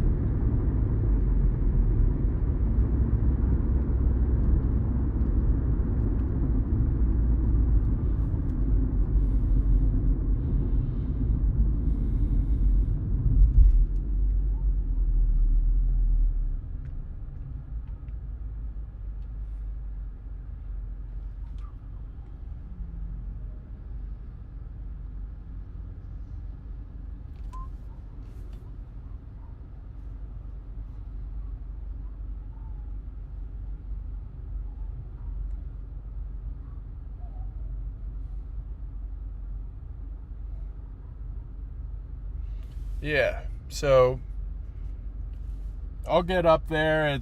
It's saying 6:55 right now. And of course, if anything goes tornado warned prior to then we'll reprioritize and go after that.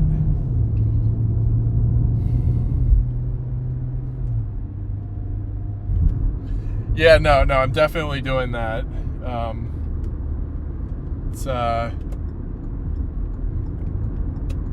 I trust my gut. I trust my instincts on this.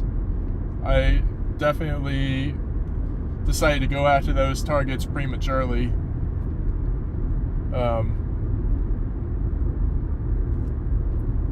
But I also like that I'm on the move right now. Things are kind of starting to build up just, maybe like 20-30 miles west of me. So I do think that heading north now is the right call. Those tail end Charlies have put down a few tornado warnings. I don't know if anything was confirmed. I overheard that the first one was confirmed, and then we heard that that Reed was on another one. So it's just I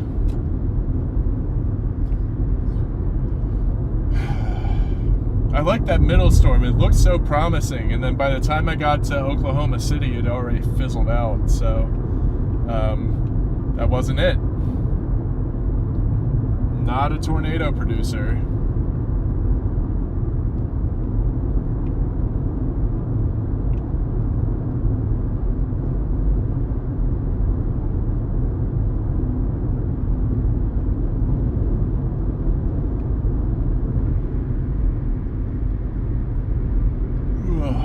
Probably should have grabbed a energy drink out of the cooler.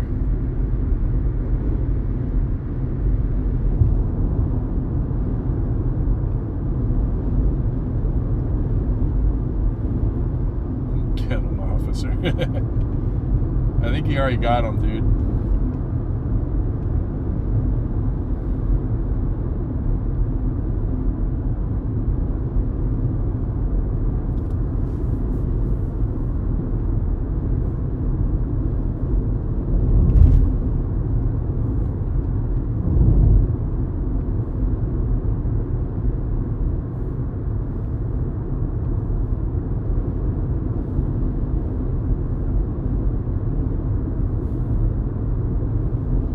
Put a special weather statement on my storm, but it's nothing. It's a big old nothing burger.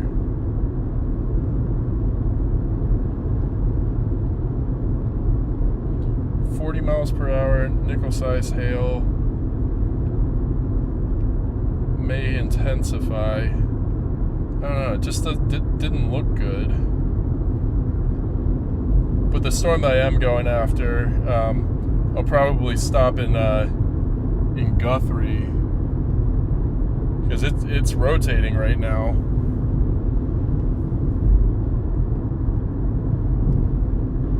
It's also dropping a lot of hail. There's like 20 pings for large hail.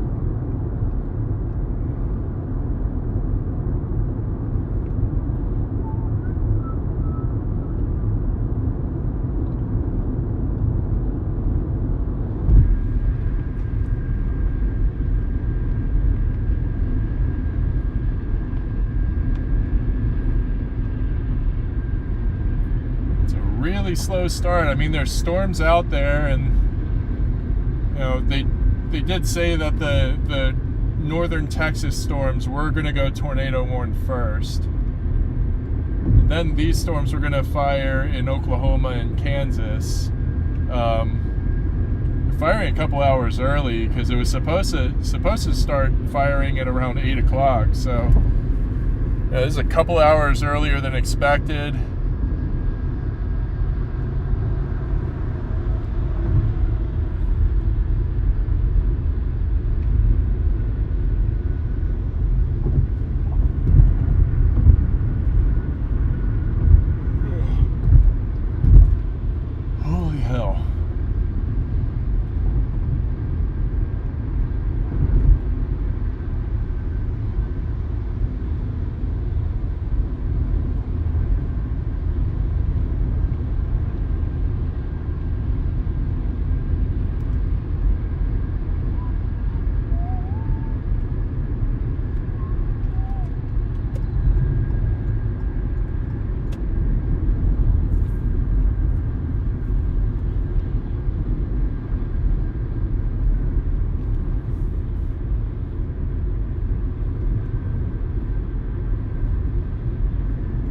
I might have to stop in Guthrie. Let the storm get a little bit ahead of me so that I can trail it from the clear slot. Really? You're honking at me? You're a cuck.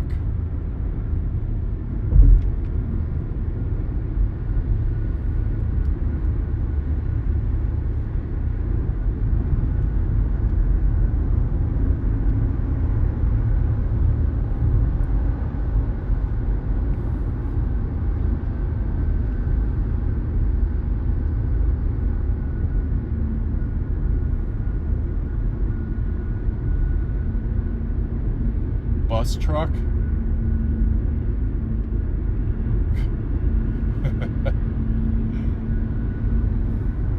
Guy had a custom plate that said bus truck.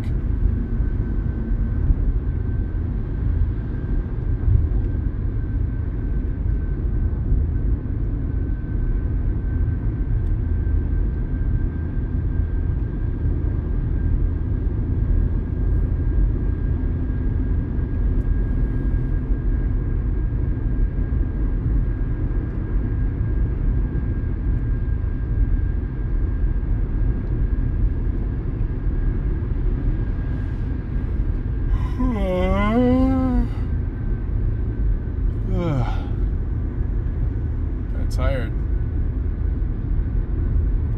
It's hard for me to sleep last night because I had the jitters about this chase today.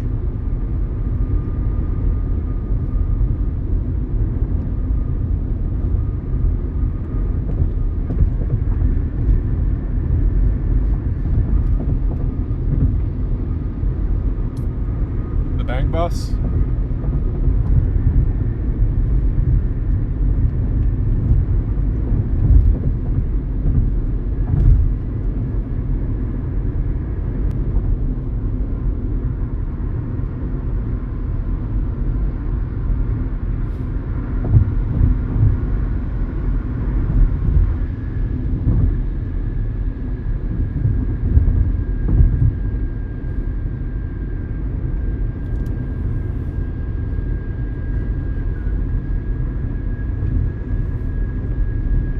Big Bob's flooring outlet.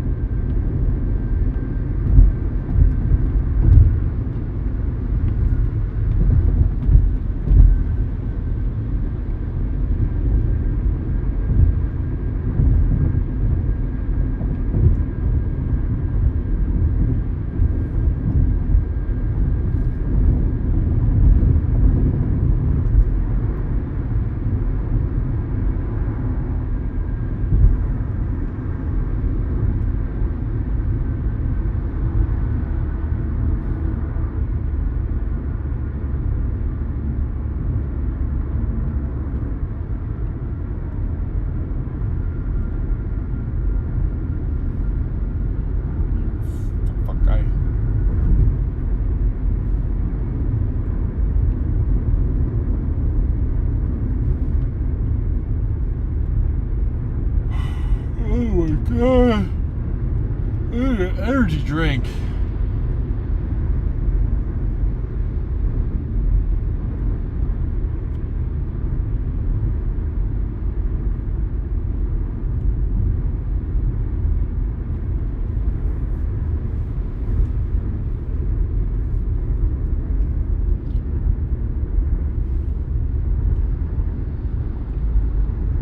Where do you want to go?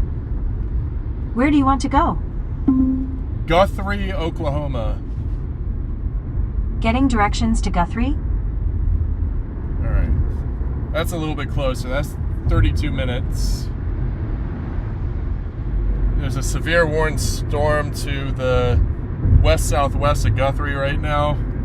So I kind of want to be able to hop out in Guthrie, hop on a dirt road as the storm's passing me, and see what it puts down, because it was rotating earlier when I decided to scratch south and head north.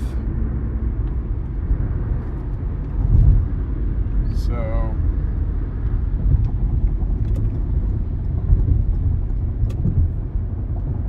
I think this is the right play.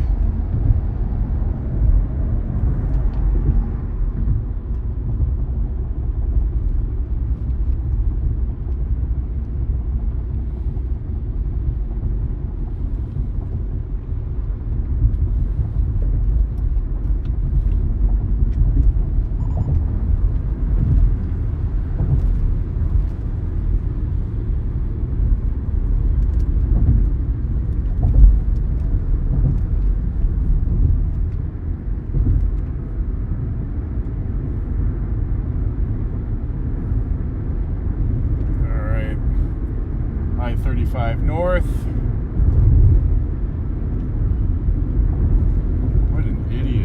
guy cut me off just to get in here and can't even drive.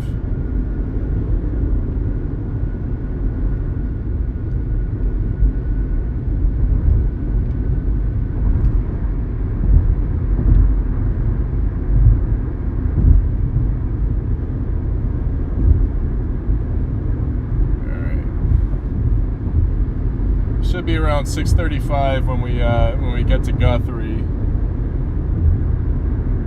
6:35 Central Time, I should say. We got viewership all over the world.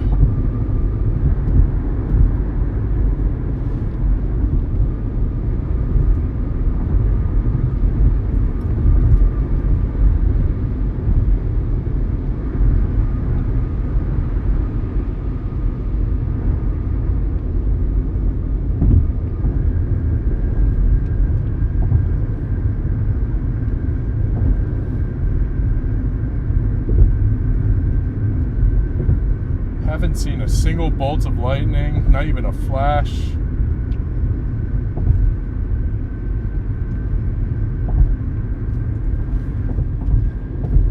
Show me something up ahead, please. Sick of hearing myself speak and not having anything to show.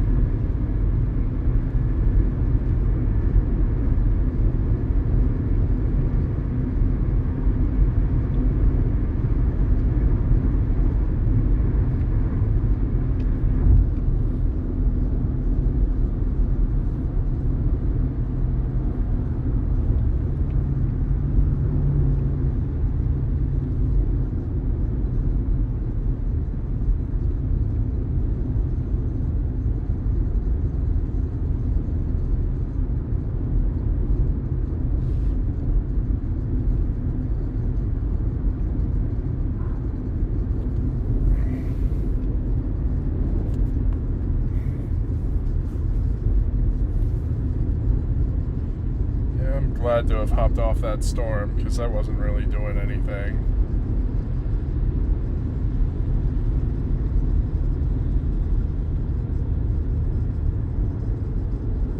And the Guthrie storm is starting to take the shape. It's heading straight for Hennessy, Oklahoma.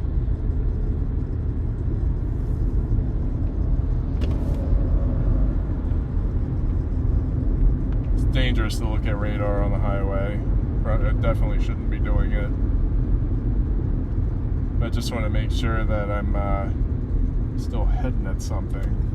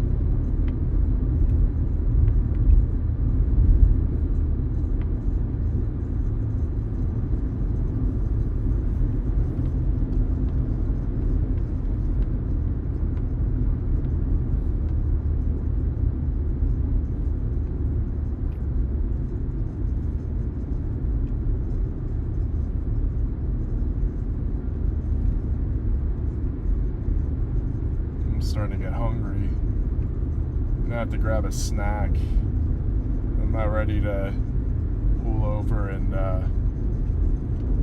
take my eyes off of these storms yet.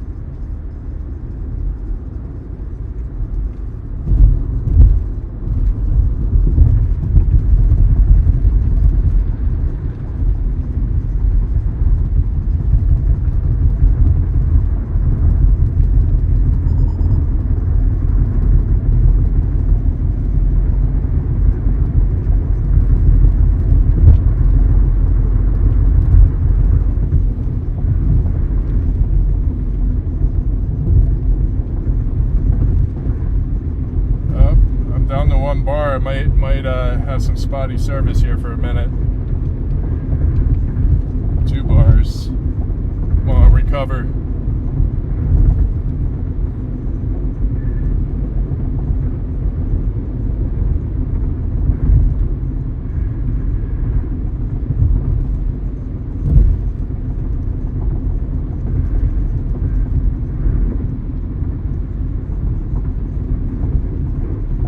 Hey Snippy, what's up?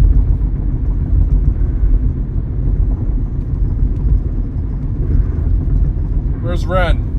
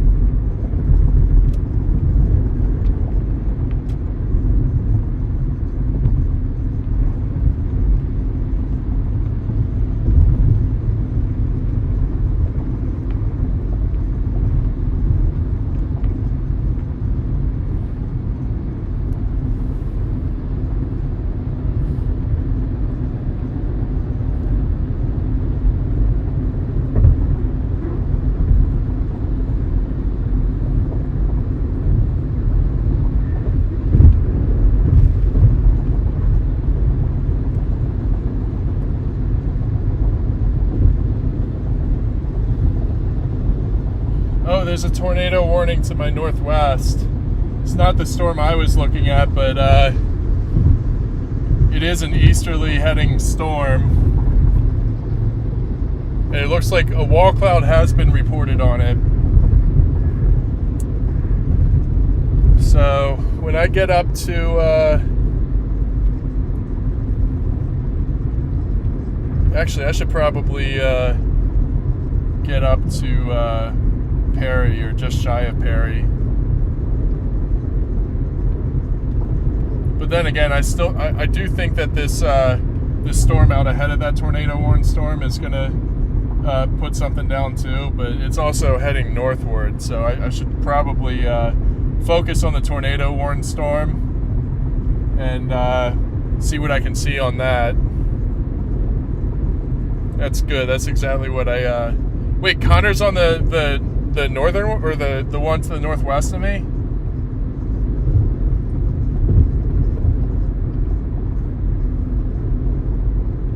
Dude, hell yeah.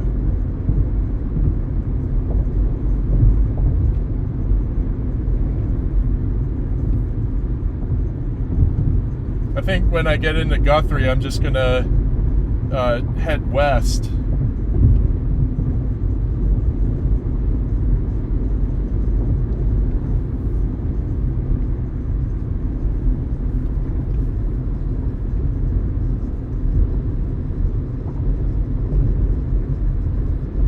Actually, you know what? I probably do need to head up to Perry.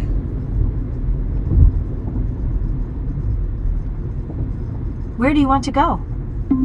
Perry, Oklahoma. Getting directions to Perry? That added another 20 minutes. I think I'm going to stop shy of Perry and then just blast west. That way I'll still be on the south, like to the south of where that storm's going to go, and can get a visual. Does Connor have visual on a tornado?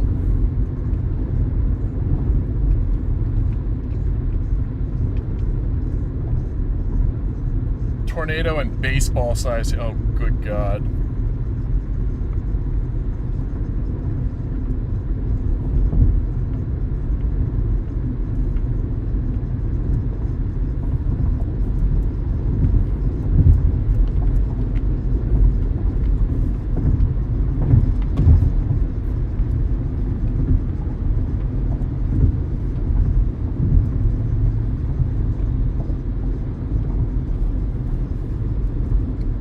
don't know, that storm doesn't look like it's going to do something immediately, but you never know with these things.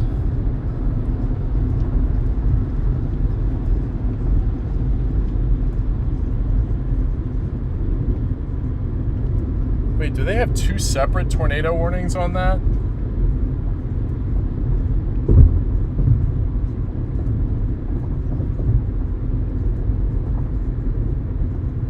Gotcha, nothing on the ground. I'm telling you, Connor's a freaking tornado magnet. That man sees everything.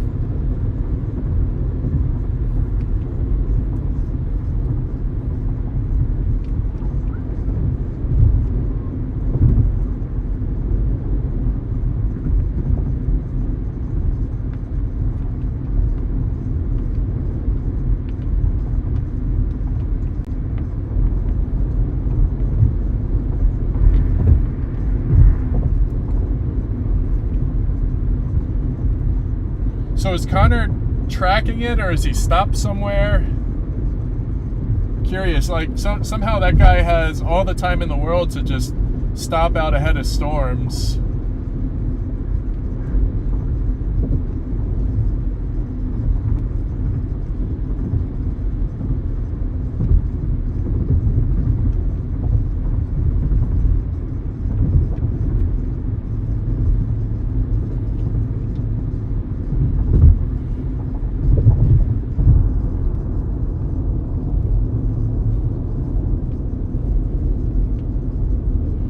Sitting between the one and the one further north, deciding what one to go to. Gotcha. Oh, I can see why he's looking at that one further north. It's just blossoming, but it's already taken that hook shape.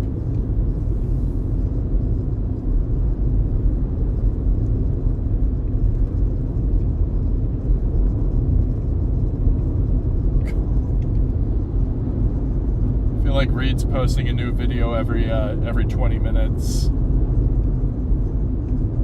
Just saw his he had a YouTube post posting an alert or something.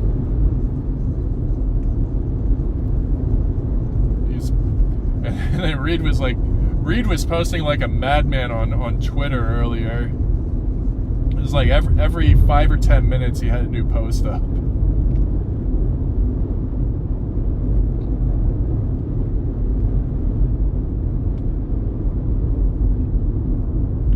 Hey, Lady J. Good to see you here. Did Connor get you unbanned? I heard about that. That was kind of hysterical.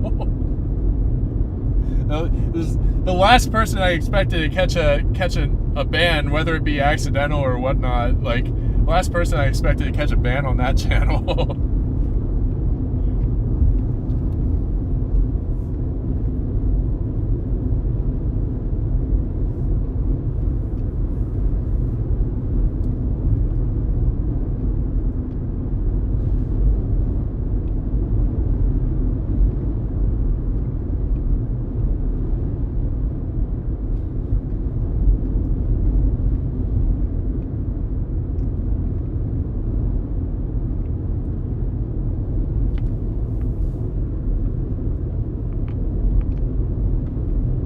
About 5 miles south of Guthrie right now.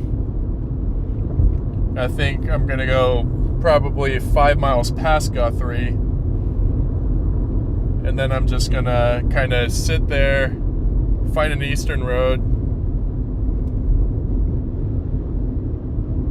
Yeah, no, I'm not very far from Hennessy.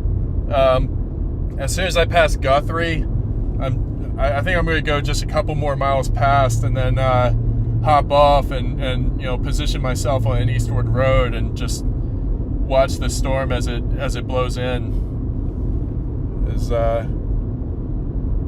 There's 2 tornado warnings on it. I can't tell the storm structure or anything. I'm not going to pick up my phone while I'm driving on this highway, but you know what, fudge it. I am.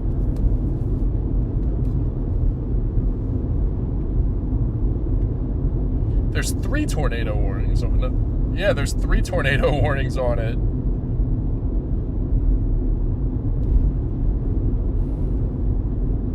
They're radar indicated, but there's also some cells going up next to it. I think it's actually going to turn the cell that I was kind of going after. I think it's going to turn it east.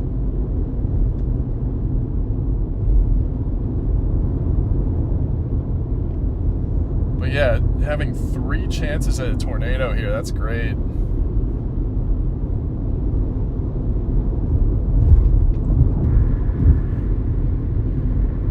I think you're right about Hennessy, though.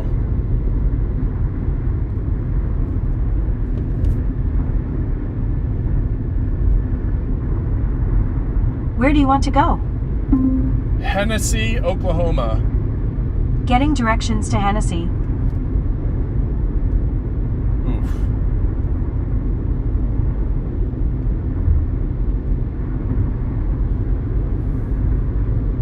Oh, I'm not going to actually take the westward road to Hennessy, but I am going to hop off of I-35 at that exit. It's a really good call out. Thank you for that, Franco.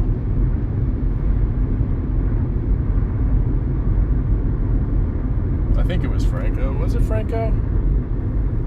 Wait, who said Hennessy? Oh no, that was Sunwave. Thank you, Sunwave. Appreciate that. Sorry. yeah. I saw that there were 3 of them on it, so this is definitely the target now.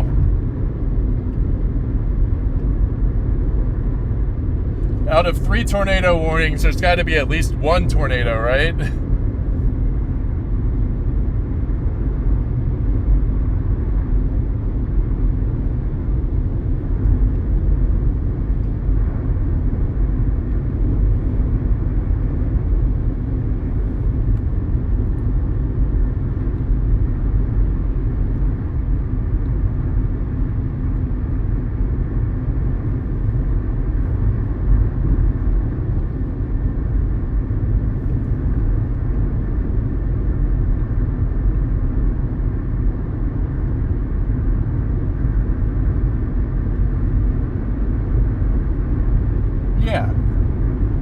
Good odds. It's the witching hour? I thought 8 o'clock was the witching hour. Wait, no. It's not the witching hour. 8 o'clock is the magic hour.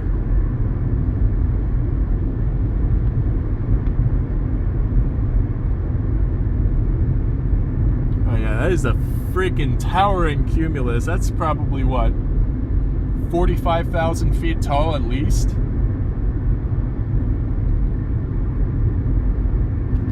I think we might get another one forming just to the south there, or it is forming just to the south there. I think that one might also do the thing. I really got to be careful of that one because where I'm going at this Hennessy exit,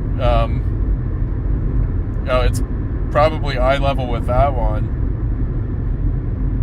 Fortunately, it's nothing prominent yet, but I'm sure there's some itty bitty hail on it, and I still think that it's going to do the thing too. But yeah, 23 more miles north on I-35, and then gonna hop off at that Hennessy exit.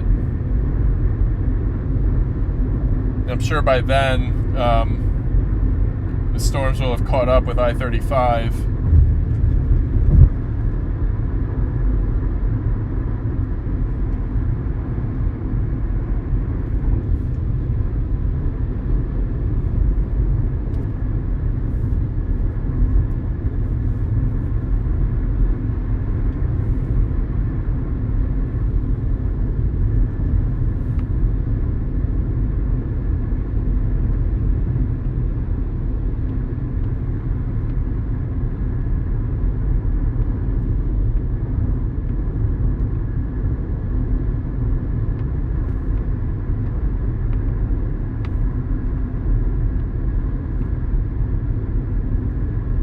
right, so there was a tornado on one of those storms. I think it was the middle warning.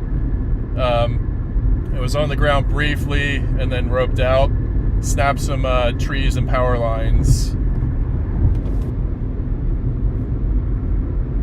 So one of those warnings might be confirmed. God, 50 miles per hour? Yeah, it's really probably gonna meet me when I get off this highway for Hennessy.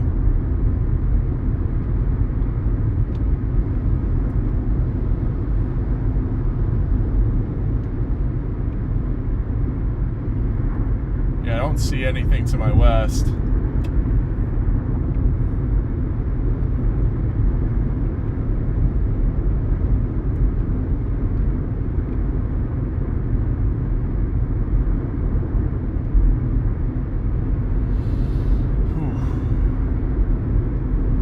Hell yeah. Was it over a rural area? Like, it doesn't sound like any structures took damage, so it's sounding like best case scenario, but I don't want to say that prematurely and have there be damage.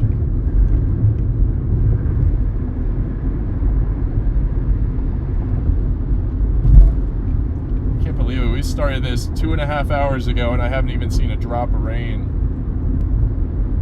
Oh, I take that back. There's a few drops on my windshield, but haven't been in rain, haven't seen any lightning, haven't seen any hail, nothing. But I have a really good feeling that when we hop off of this highway that's going to change real quickly.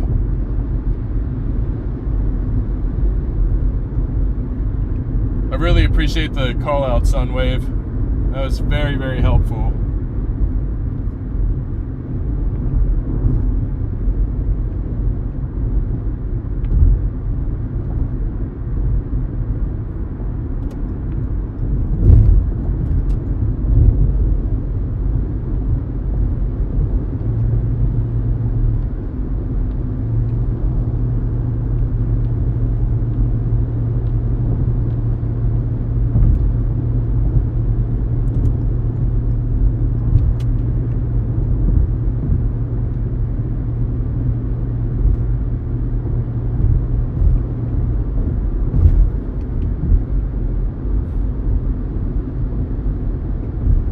Was really weird earlier when I had that guy following me around.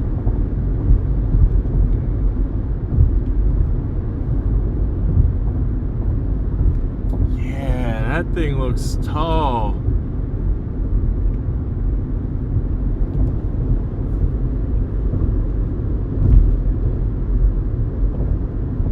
Actually, that's the severe warned storm that's closer to me. What's that warn for?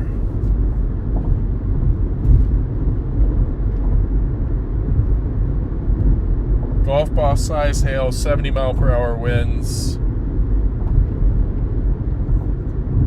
Damn.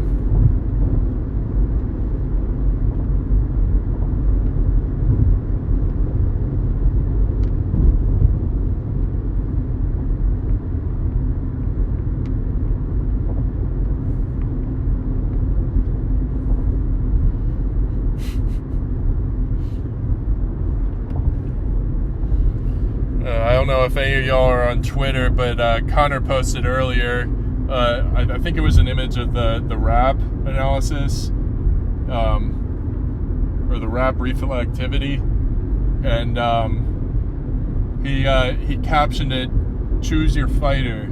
It seems as though Connor chose correctly again. I'm not annoyed by that at all. I'm really proud of him and really excited for him that he got on that storm. I hope he saw something.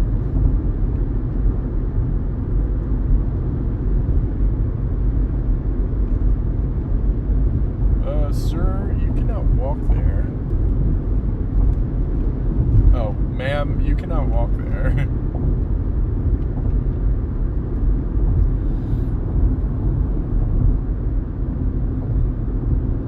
It's really not a smart idea to be out walking right now.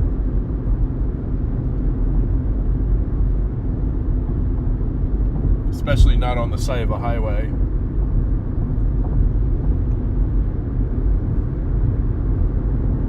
One single mobile home.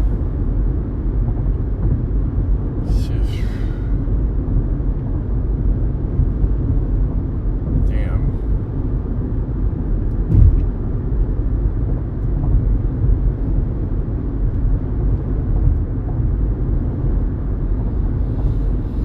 Well, yeah, it's not completely blue skies, but it was earlier. It got real hot. It was like 93 degrees at the peak. And then add in all the humidity, all the cape and whatnot. Like, it really felt like a Florida afternoon.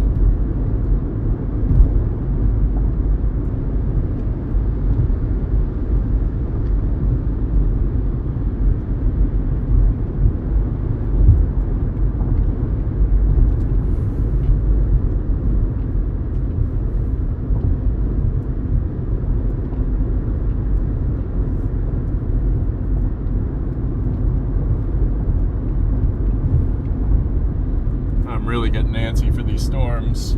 I think I may end up taking that western route to Hennessy because I don't want these storms to like rain themselves out, then get to I-35 and there'd be nothing left, like what happened with my my supercell earlier.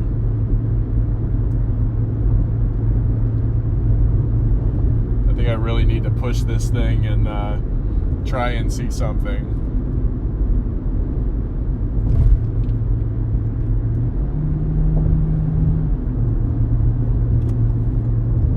Yep, collecting some raindrops now.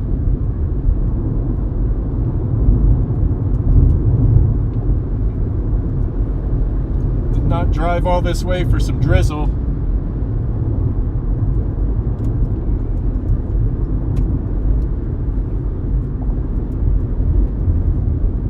Drove all this way for some drizz of tornadoes. Like, little lightning belt.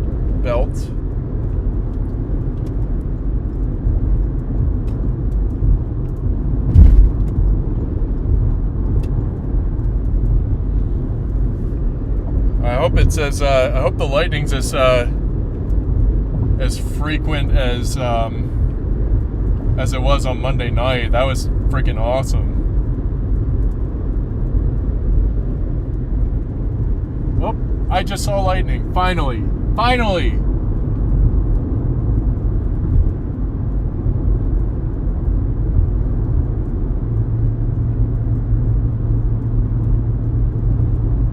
Got 12 more miles to go north, and then I'm punching due west. Straight into these storms. I also have to make sure that I'm remaining to the south of them because there's baseball-sized hail in there. It's slightly larger than the hail that I got hit with on Monday. Well, that left dents. I fortunately still have my windshield from that. But, definitely don't want to chance my luck. It's left splitting.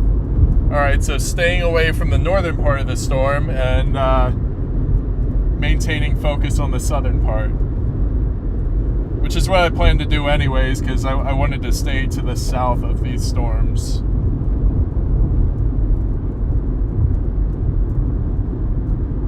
It's crazy though, it did like a full-on cell merger. All three cells merged together and then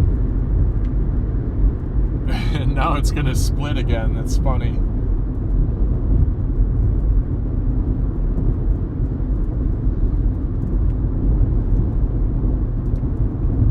I have a clear view to my west. I don't see anything from here, but I'm sure there's some heavy rains in that supercell, so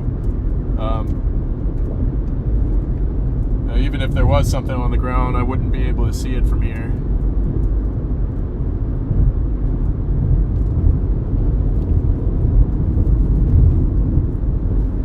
Sometimes I feel I've got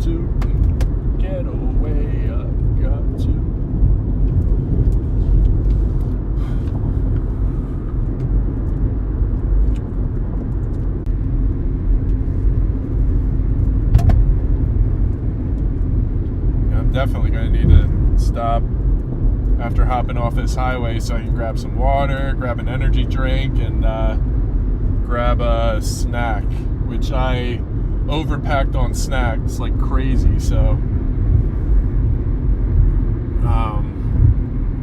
got a lot to choose from, but very little time to choose. Might just grab a Cliff Bar.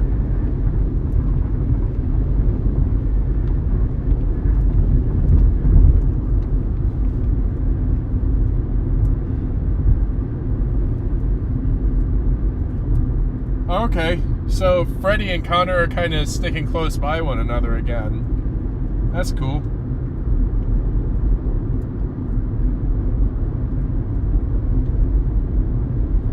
I thoroughly enjoyed their Texas chase together. They were just broing out the whole time.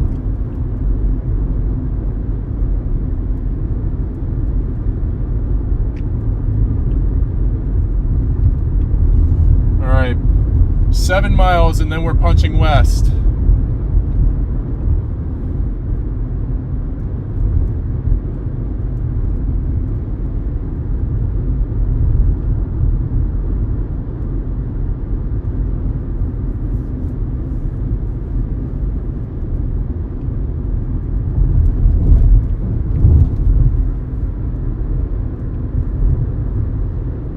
Looks like there's still a couple of warnings up. I can't really tell. Not really able to look at my phone right now. Just focus on getting off this highway first, and then I'll take a look.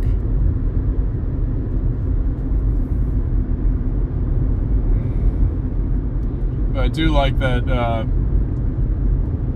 I'm going north on this thing now. It's gonna reduce the distance I have to drive home.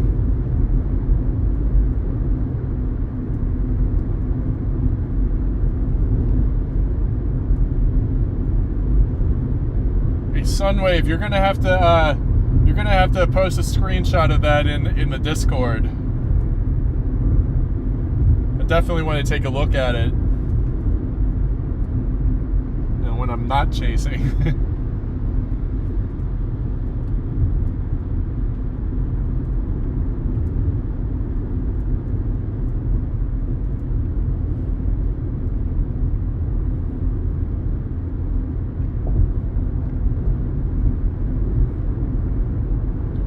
Mulhall Road.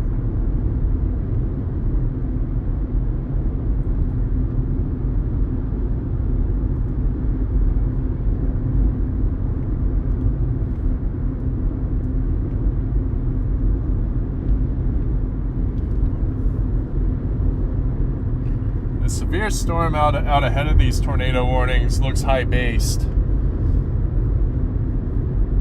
So it's probably a prominent hail producer, but it's not gonna, I don't think it's gonna drop any tornadoes.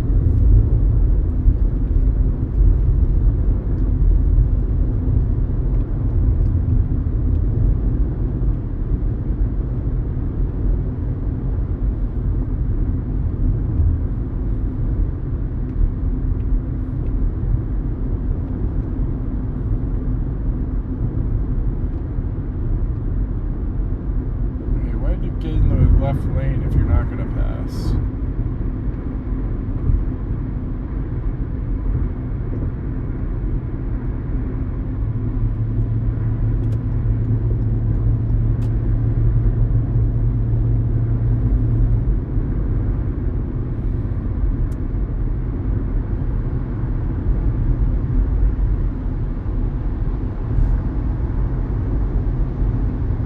Yep, now I'm starting to see lightning. That's a good sign, right?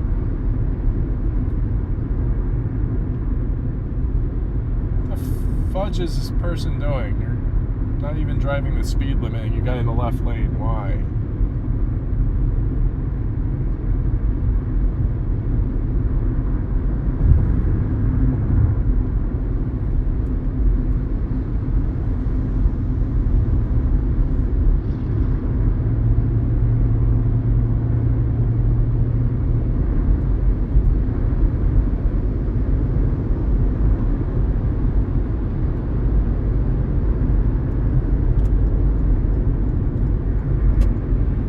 right, 2 miles, and then we hopping off in Stillwater and then heading west to Hennessy.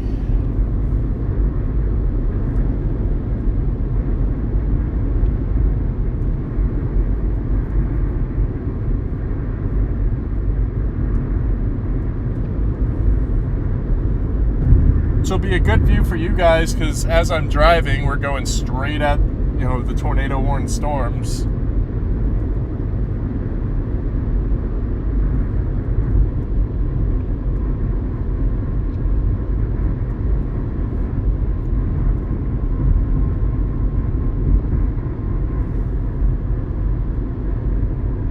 Yeah, I'm looking left. I don't see anything on the ground.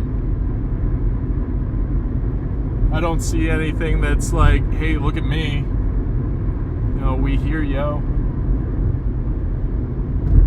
But give it another minute and I'll just be facing west as we drive.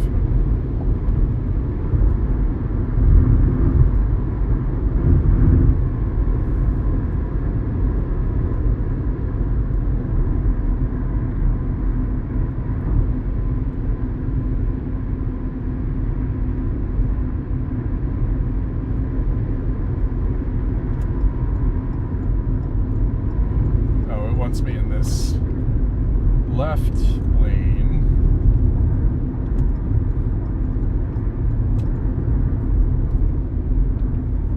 Alrighty, now we're gonna be booking it west.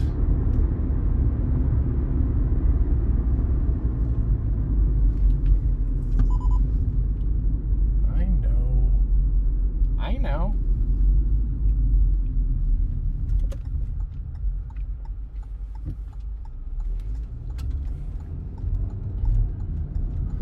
All right, guys, here we go.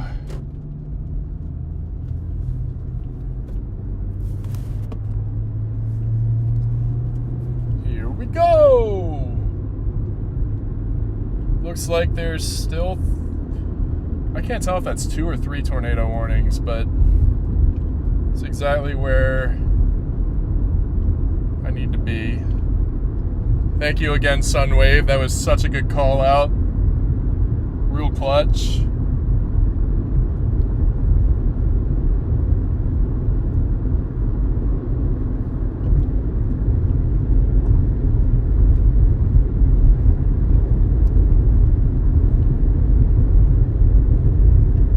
Oh, why is my stream slowing down now? What the hell?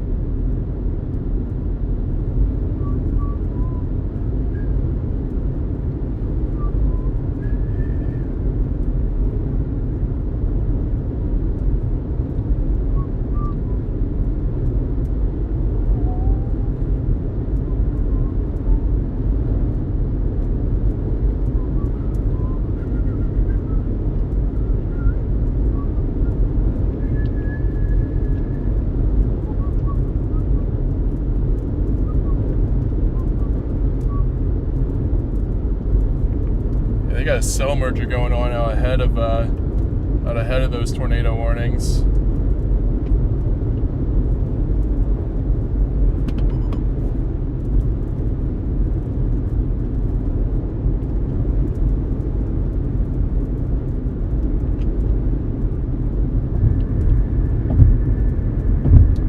All right, so it's still a 30-minute drive to Hennessy.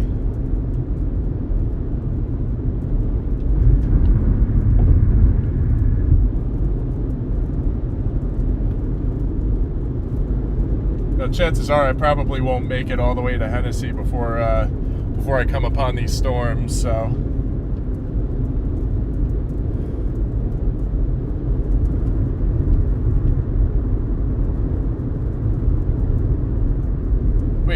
got off I-35. Or are you telling that to somebody in the chat? That I did.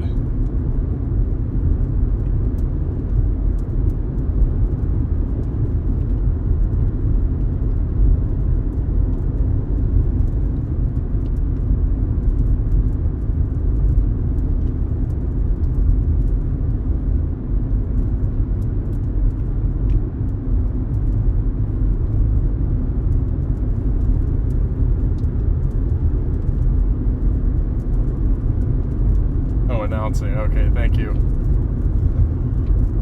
I was like, what? I was like, is Connor following me? What? I thought he was already on the storm. Yeah. No, but he is. So, okay, that's awesome.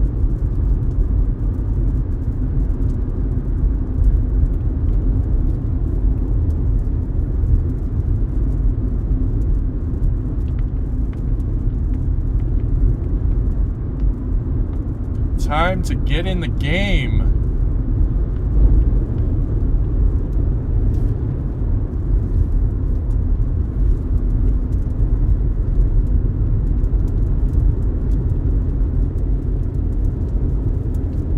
Oh God. They have a flash flood warning now over all this convection because it's so heavy.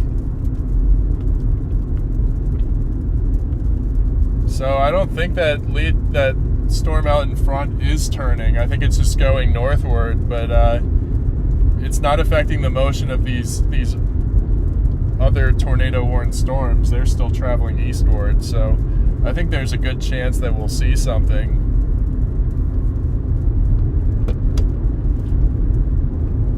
But I'm still a solid 26 miles away, so...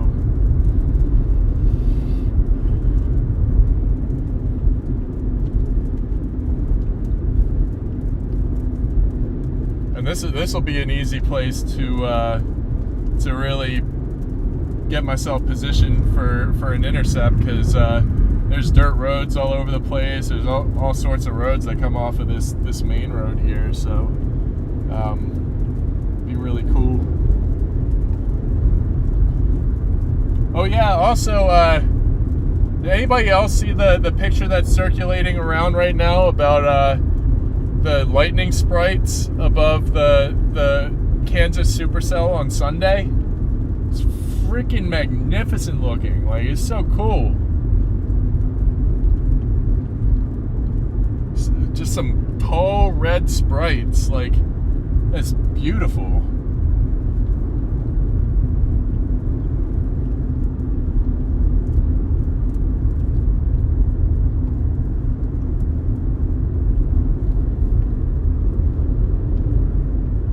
This rain should subside here in a minute or two, now that storm's pushing all off to the north.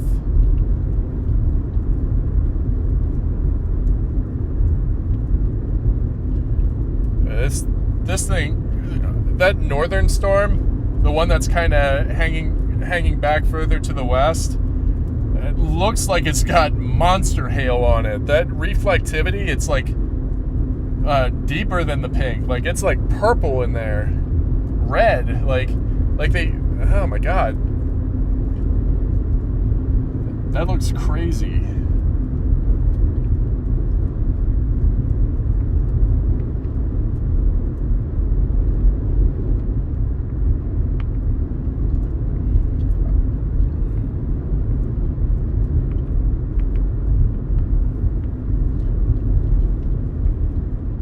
I have never seen sprites myself, and it's, you know, kind of a weird thing. Like, I've seen these crazy electrical shows before,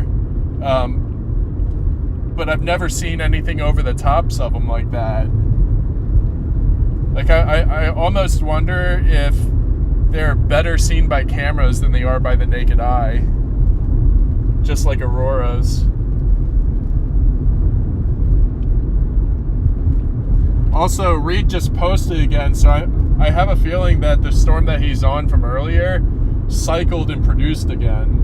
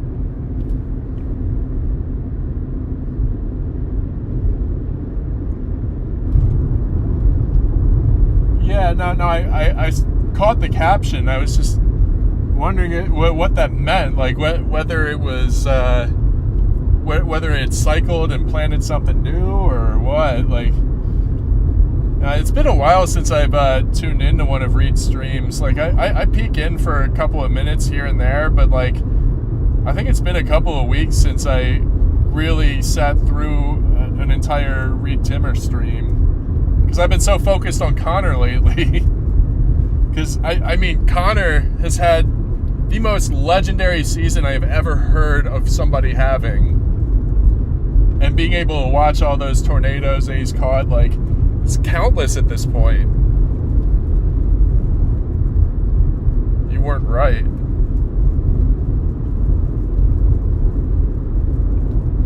What weren't you right about?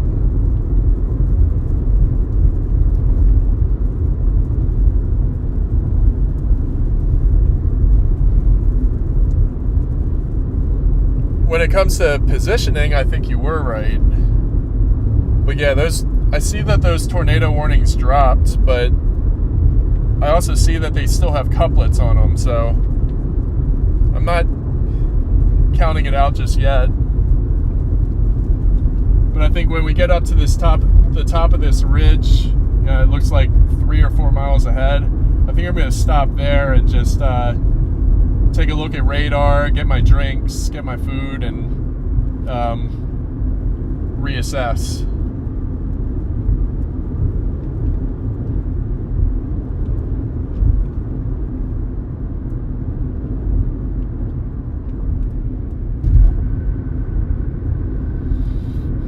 Well, the reason why I like Connor much more than tuning into Reed streams is because Connor engages the chat regularly.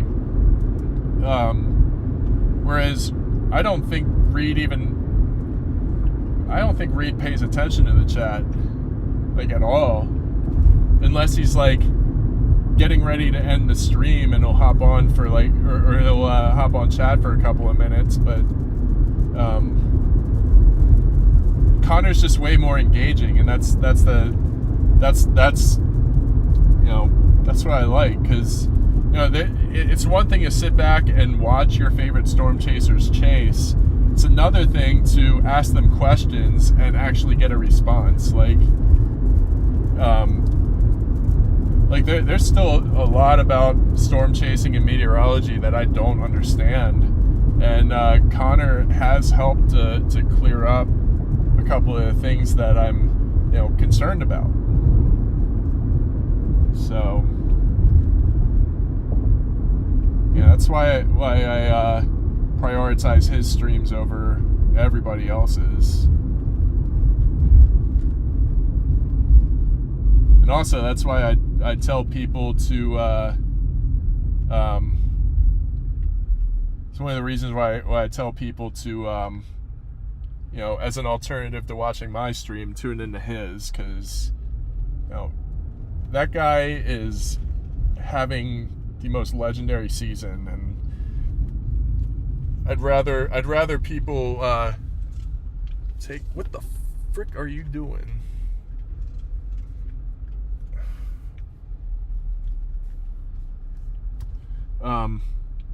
I'd rather people see something, but I also really appreciate what just happened in there.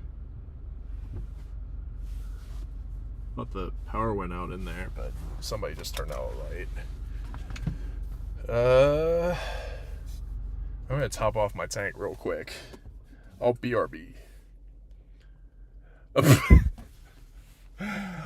I watched Vince one time. The one time I watched Vince, he very nearly got hit by a tornado, and he was freaking out about it for an hour straight. So that's all I could take of Vince.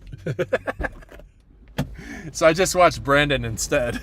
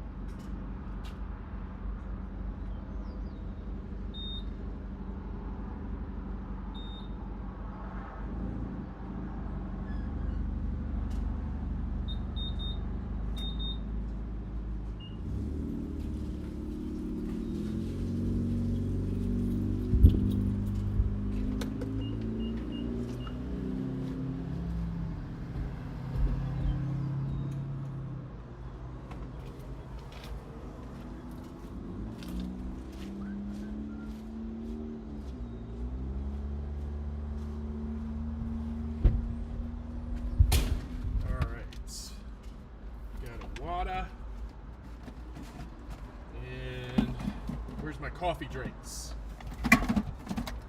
It's a whiskey drink. He drinks a lager drink. He drinks a goddamn. There we go.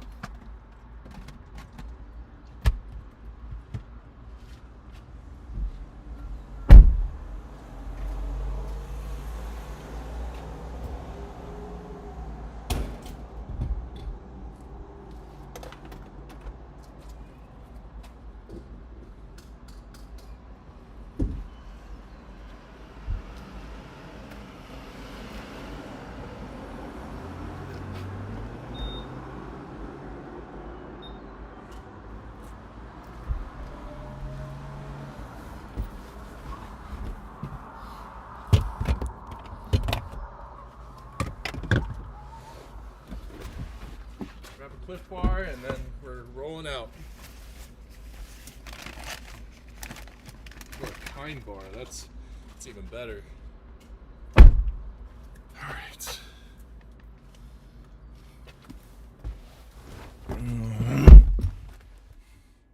No.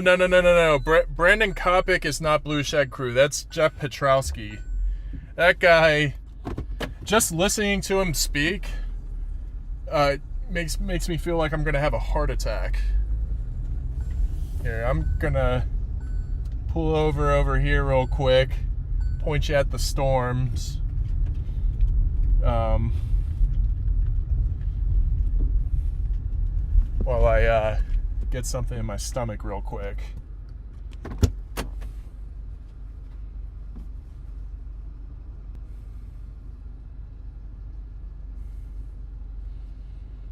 Ooh. Come on, get in my belly. I'm not trying to keep people waiting.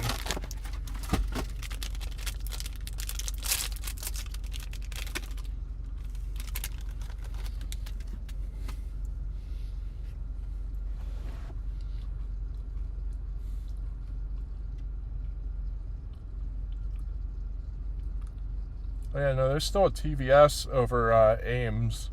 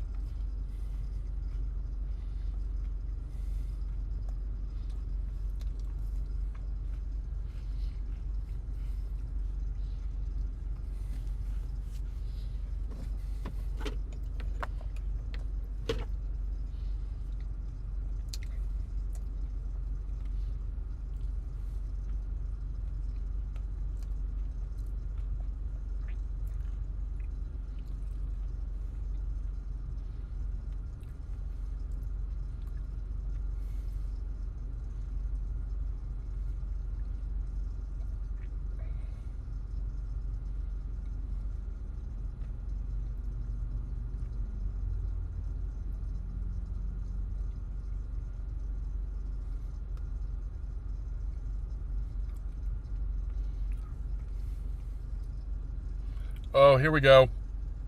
This storm by Ames. Okay, I'm definitely going to continue all the way to Hennessy because the Ames storm is it's cycling and it's doing it quickly. So let's do this thing. Let's get ourselves to Hennessy, and I guess I have to turn that off because I'm getting a little foggy.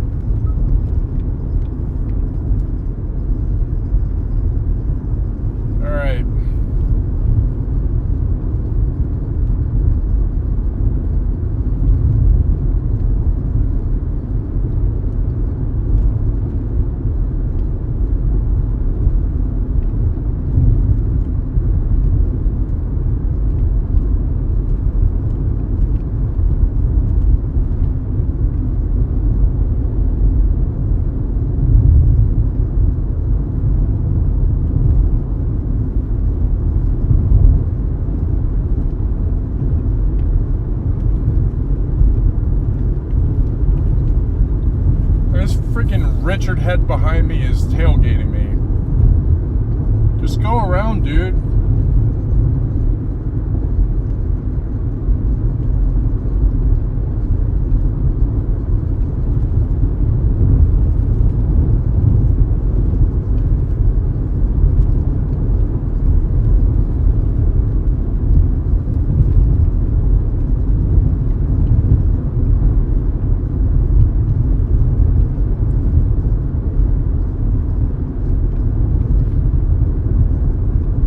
Connor's still hanging on that storm.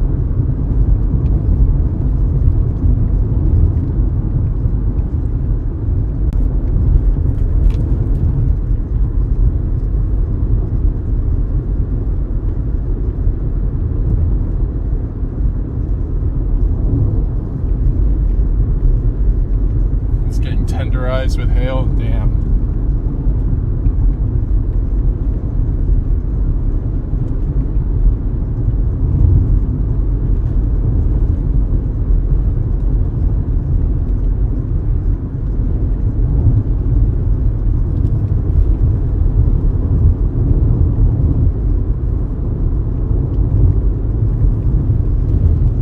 I do have a feeling that that this storm is going to get warned again. It looks like it's getting ready to drop another hook. So I probably have about 10 minutes before it goes warned.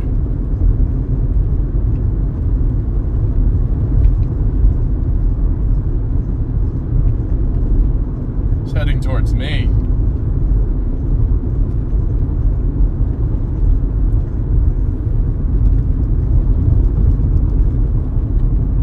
So Freddie and Connor are not on the same storm.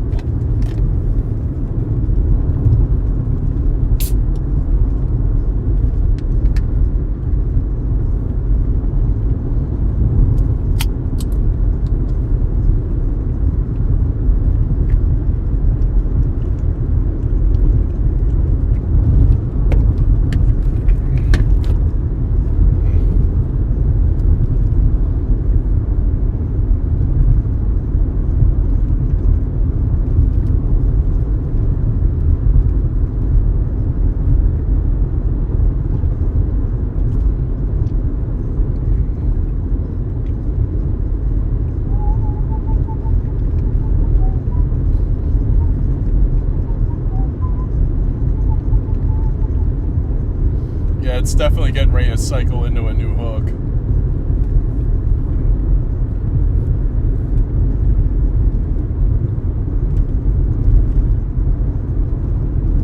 Well, if we do end up seeing a tornado, it's because of sun wave.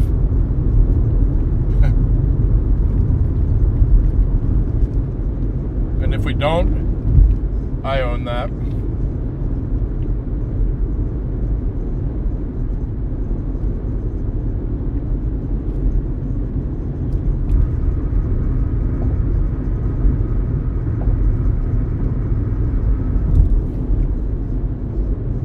Connor decided to go north.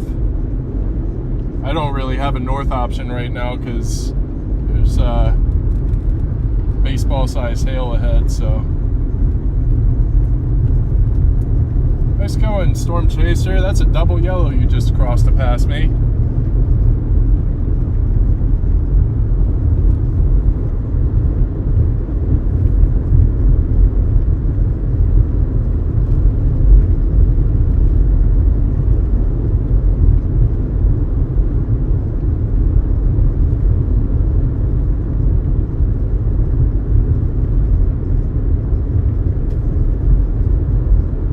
I do think I'm going to end up having to get north on this anyway.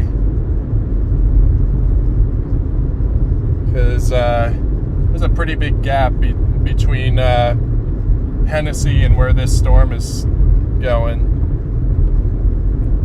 But fortunately, there's a north road in Hennessy.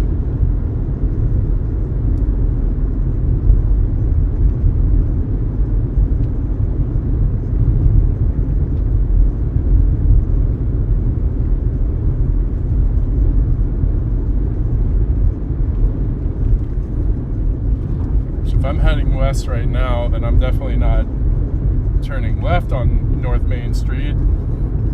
Turn right on South Main Street.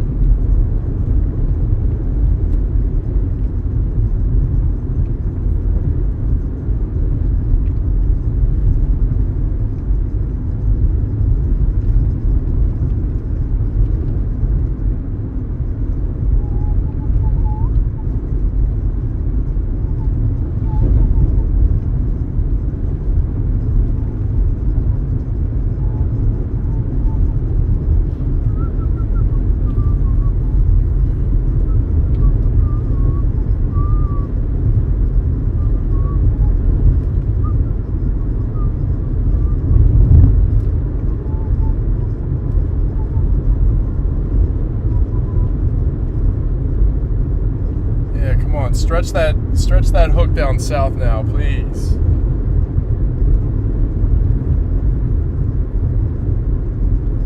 Yeah, no, I see the big line of chasers. I also see some chasers coming up from the south. So it'll definitely be interesting to see who all is there.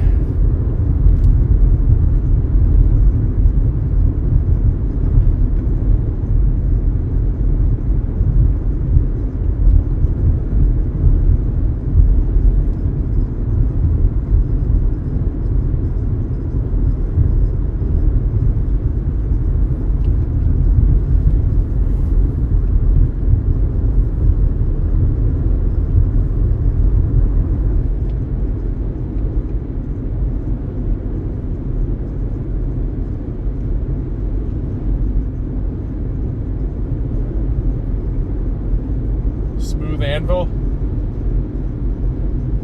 Oh, that's smooth anvil.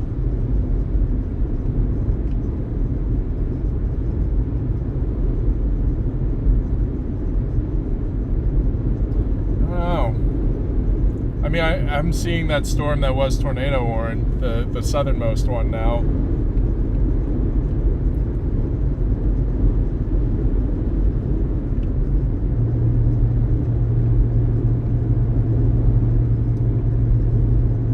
Really close to the magic hour, or yeah, magic hour, not witching hour, magic hour. Oh, that's a big honker, that storm.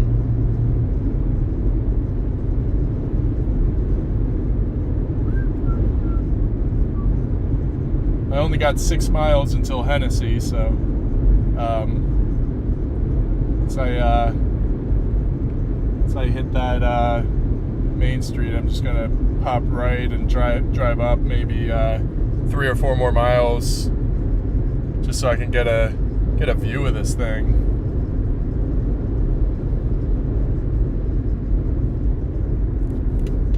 Also, kind of curious what.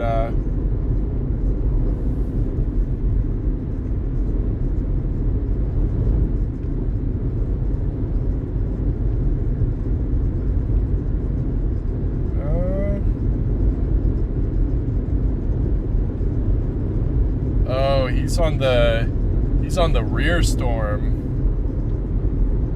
The one that just had a left split and the split dissipated. Yeah, no, I like that call.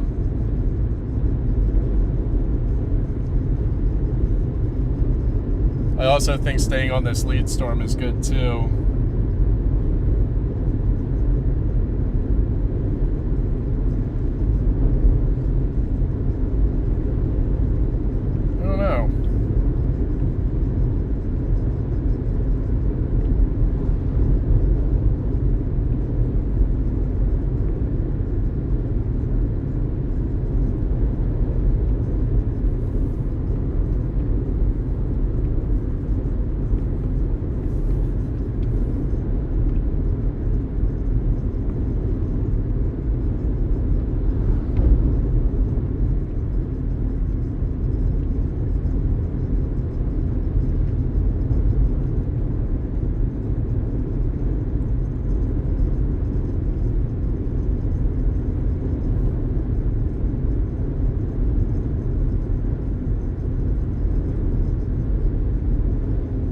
mean, I do have a northern route. Yeah, okay, so this lead storm is kind of starting to get that curve shape to it.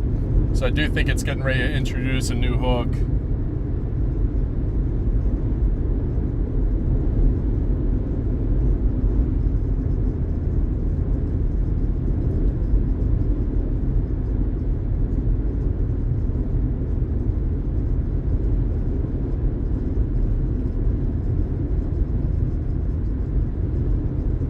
There's definitely a couplet in there. It also looks like it's spinning up an anticyclonic couplet.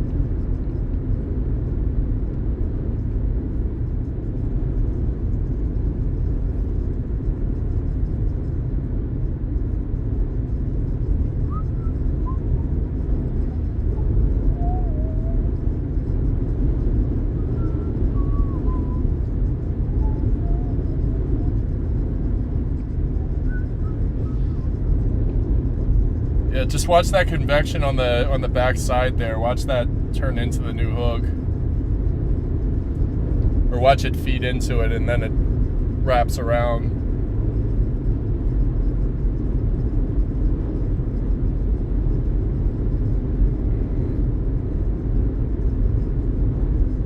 Should be coming up on a northward road. What is that? Walcomus?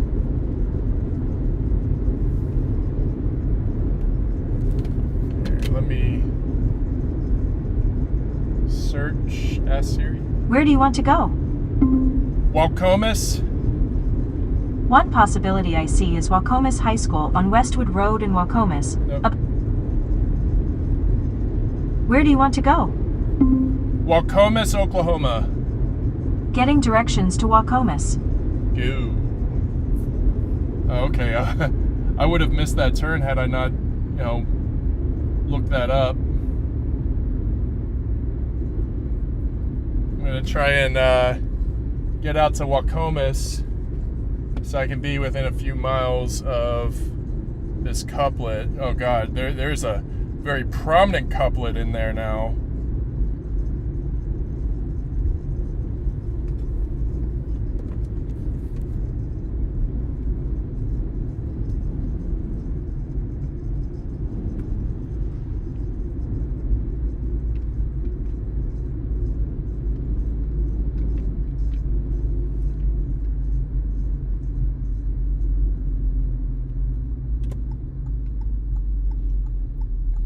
Here's my northward road.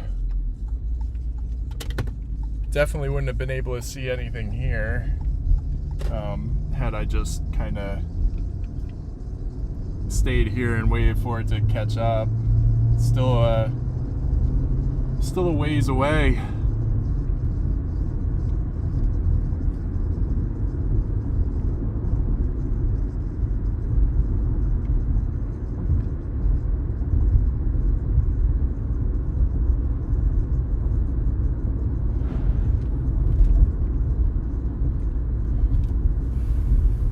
I hope that's not just a radar echo. I hope that's legitimately a couplet.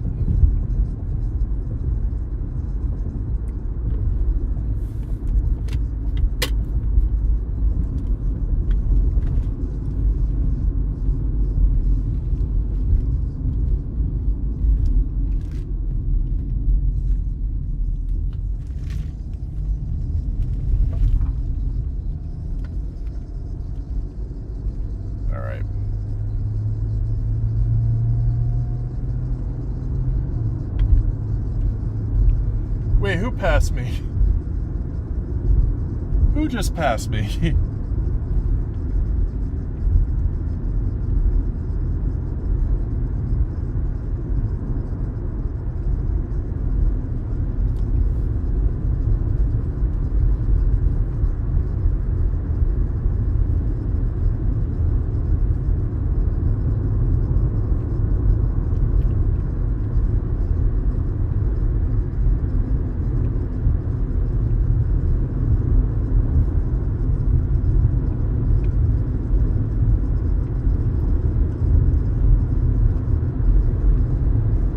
Oh, okay. That was a while ago.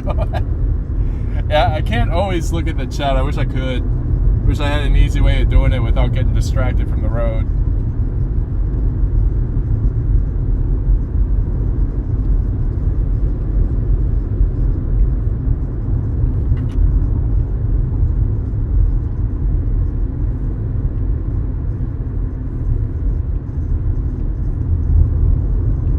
Yeah, okay.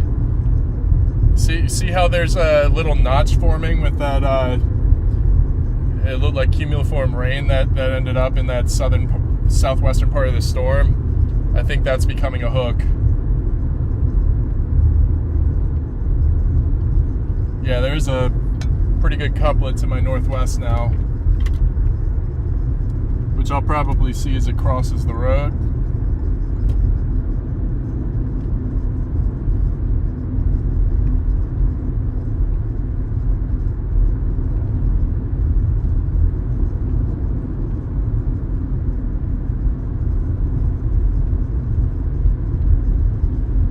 Flash flood warning.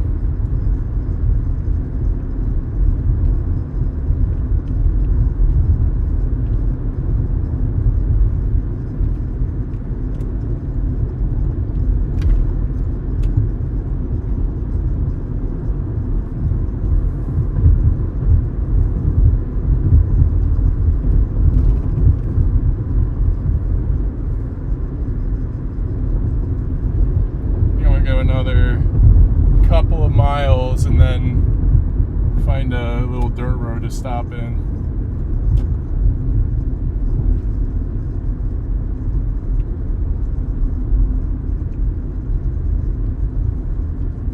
Let's see if we can find a meso on this.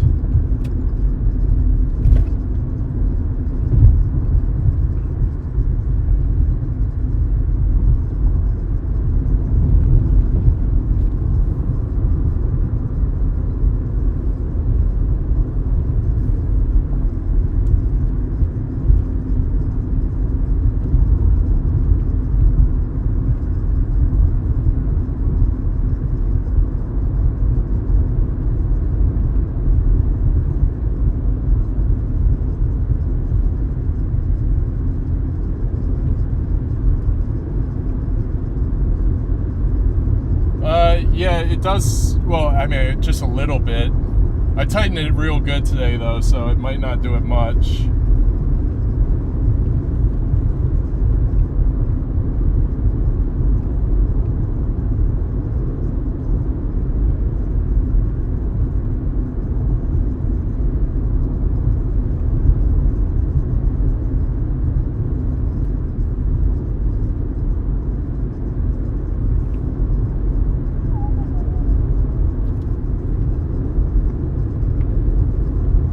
About time that I start looking for a place to pull over, because I don't want it to drop down over me.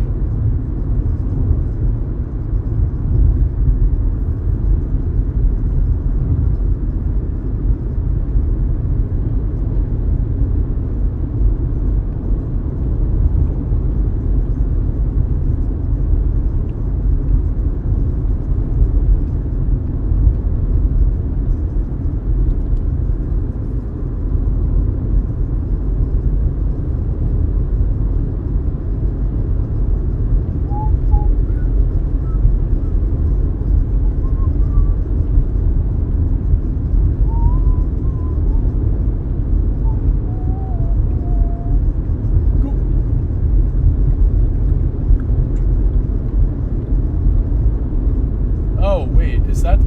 I found the meso.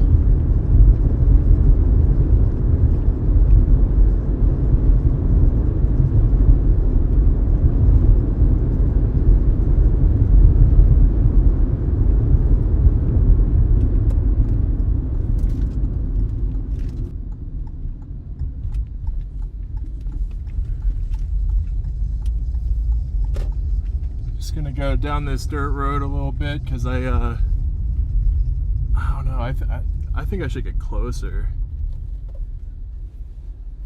but I'm just gonna point it at the meso right now and just hop out and race like a piss horse, because I gotta go But yeah, you can see that dead ahead. To the right, that's rain. To the left, that's your meso. But yeah, I'm gonna pee. I'll be right back.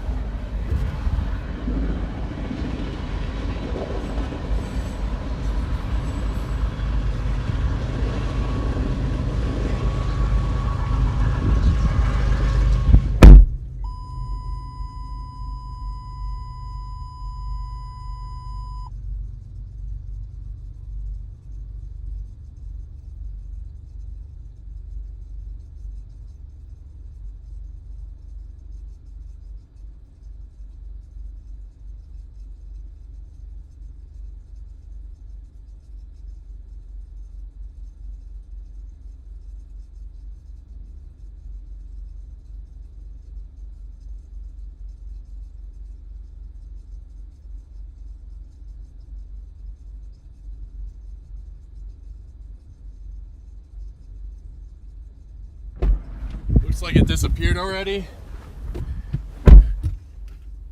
Hard to tell.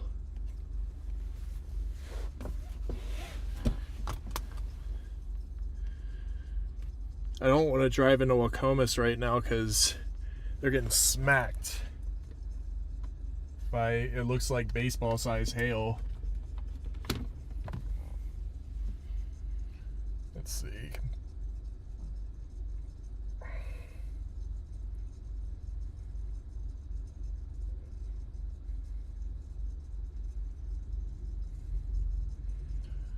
Two-inch hail.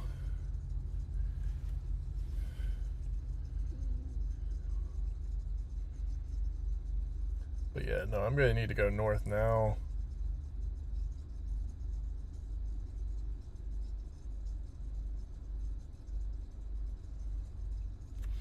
I key in Wichita, but I mean, we're not going that far. Where do you want to go? Wichita. Getting directions to Wichita. Yeah. There's a little bowl lowering, but I want to get closer because I can't see anything from here.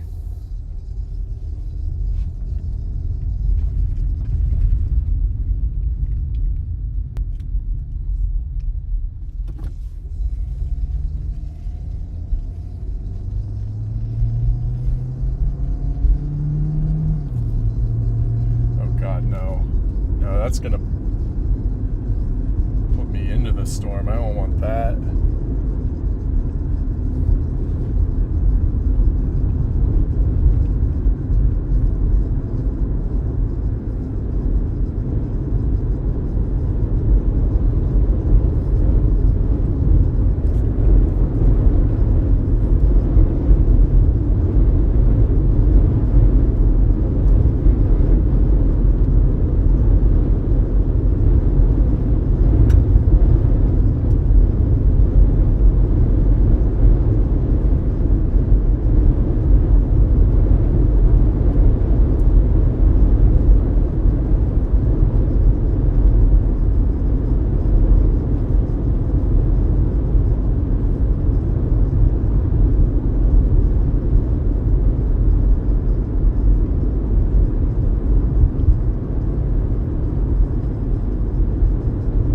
Try not to play this so conservatively. Like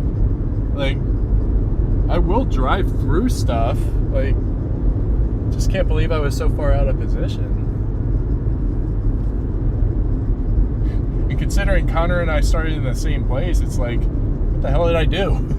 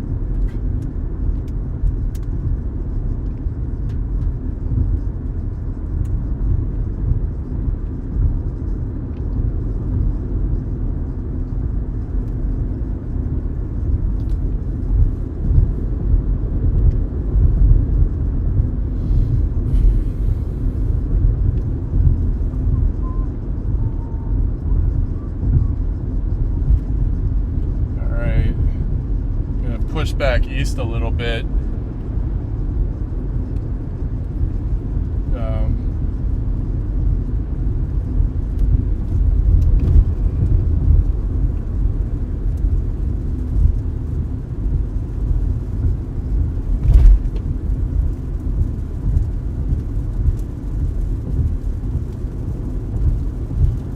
I'm around a bunch of chasers now. But I feel like I'm around the stragglers. They're still trying to figure out which way to go.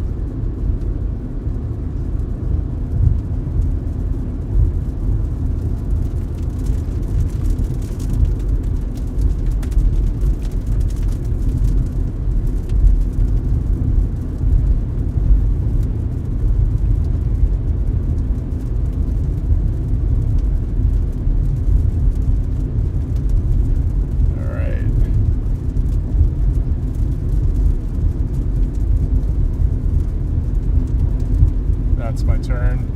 Alrighty then.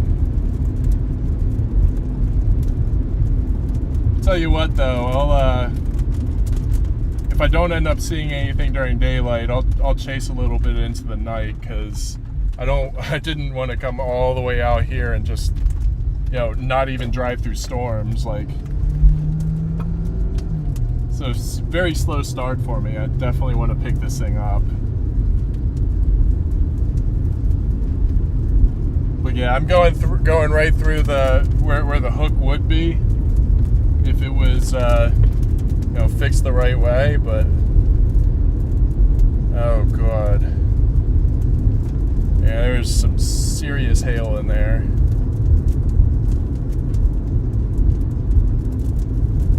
Oh, I guess maybe not too serious. Golf ball.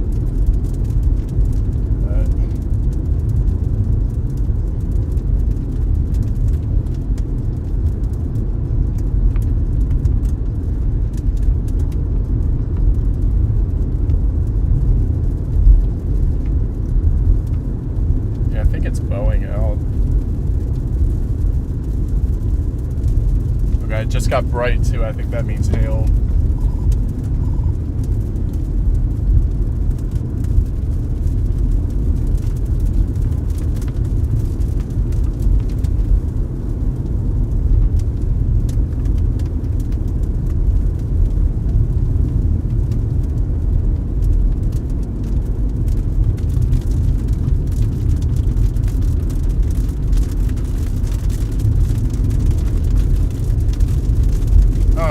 Part of me thinks that I should just keep chasing this east.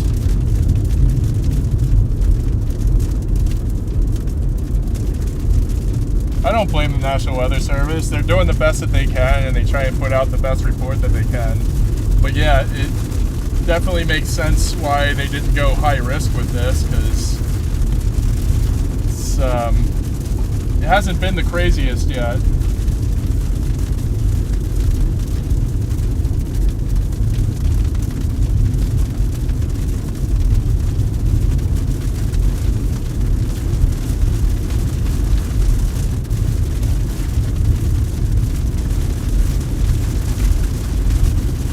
Definitely going to catch up to the hail in a sec.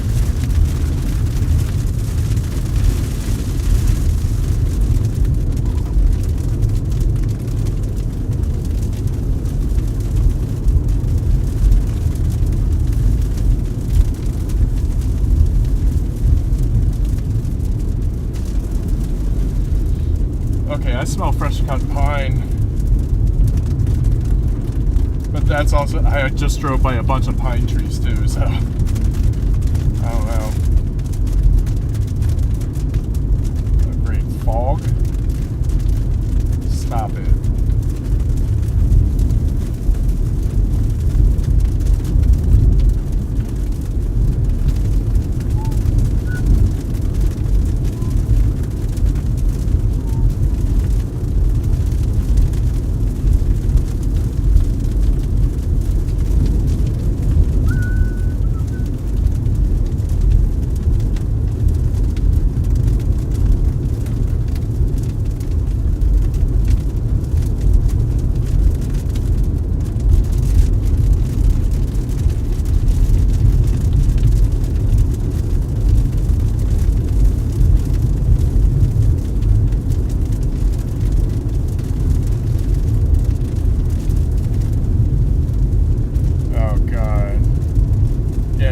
now the Kansas mode is going.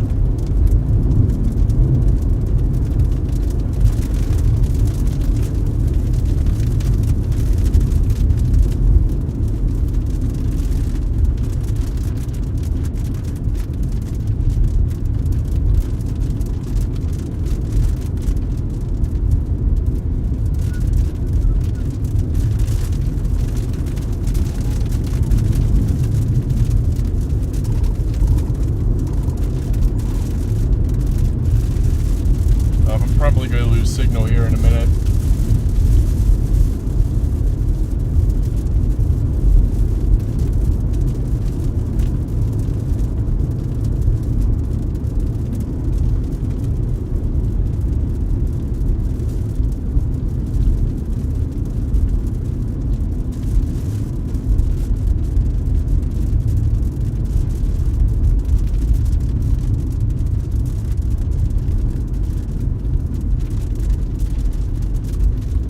Tell. Which way do I go?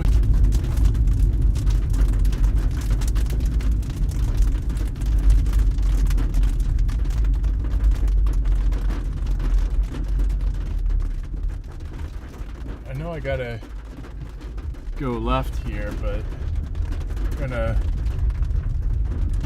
pull over and take a look at this storm and just kind of determine where I need to be.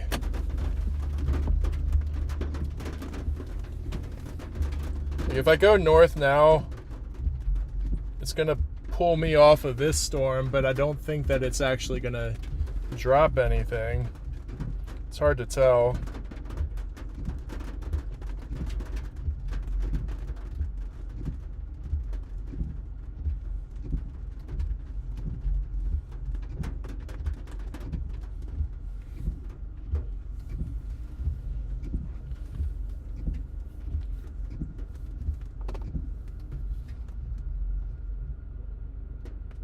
I don't know. No hail. None. No hail, nothing.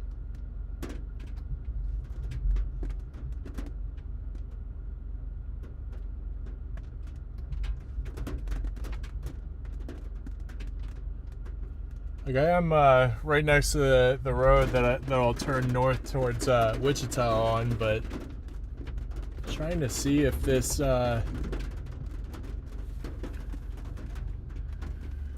is a hook here, or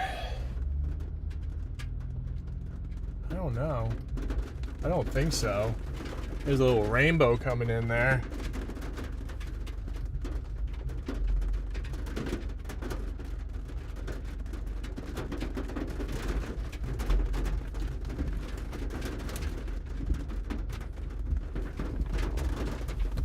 Let me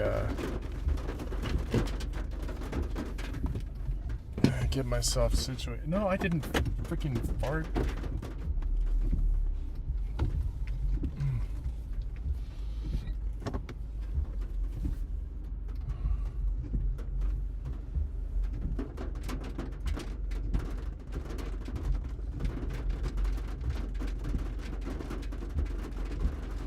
I don't think this is a hook. I think it's dying. The dying storm.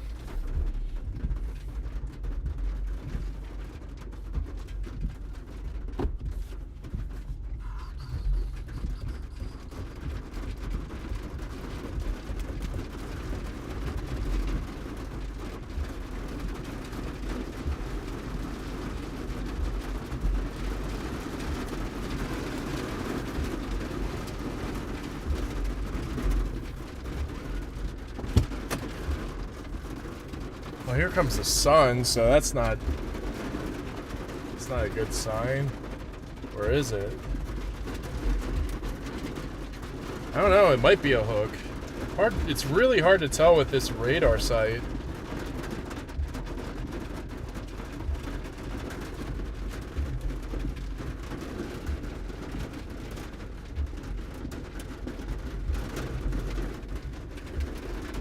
I'm kind of smack dab in the middle of two radar sites, and it's really difficult to tell what's going on right in front of me. It looks like it's forming a hook, but at the same time, it might be nothing. And actually, it's getting ahead of me now, so I should start turning towards Wichita.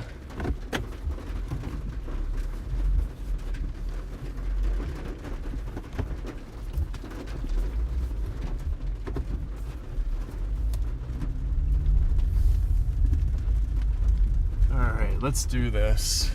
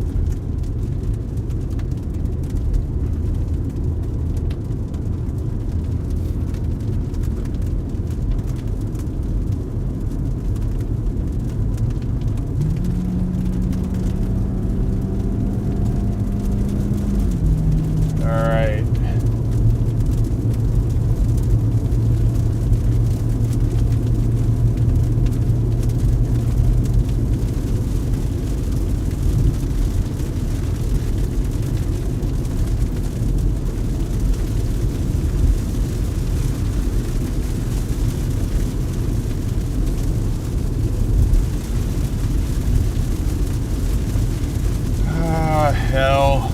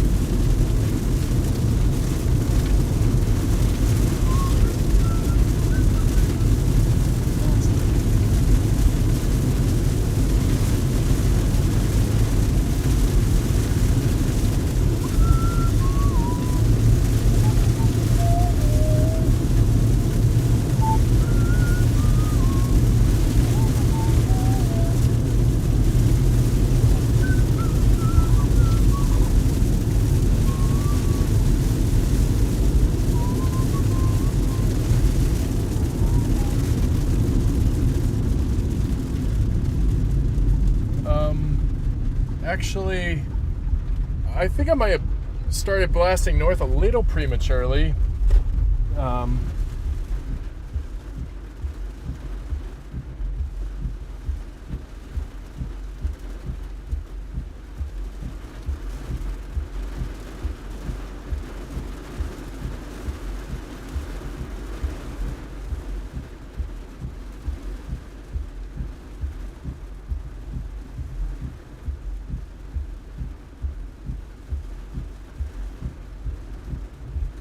Oh God.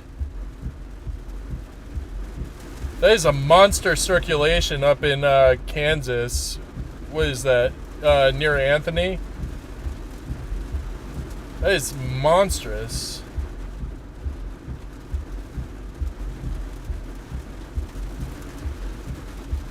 Yeah, actually, if I continue up towards Wichita, I could probably I don't know. I'm probably not going to catch it, but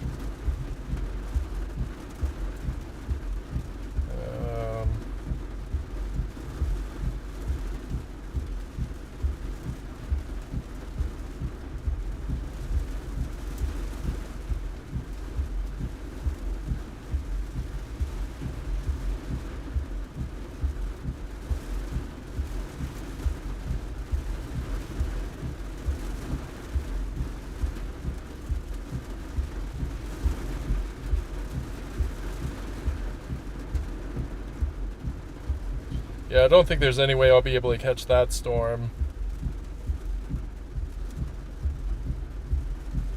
I'm not really impressed with this one to my south.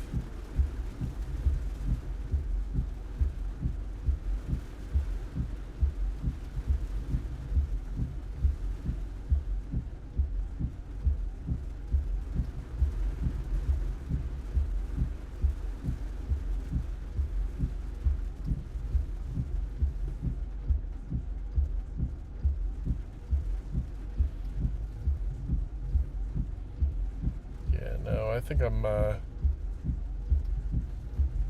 to continue north to Wichita. It's going to be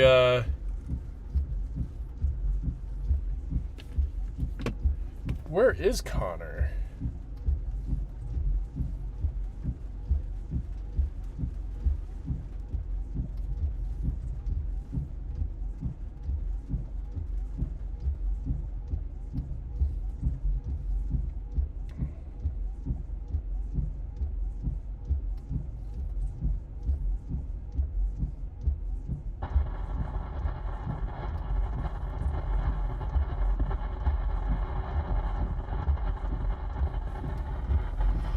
I don't know. Hold on, I'm going to step outside real quick.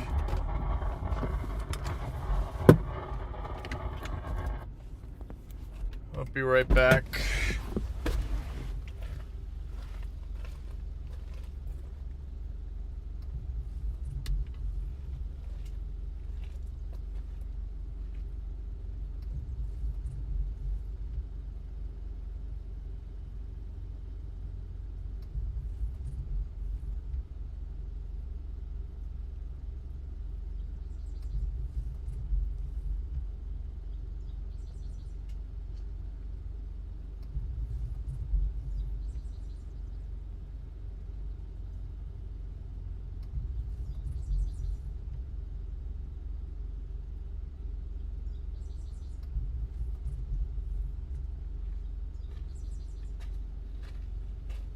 I don't know, it's really difficult to tell if I should just go back south to the cell that's over Hennessy or if I should just blast north.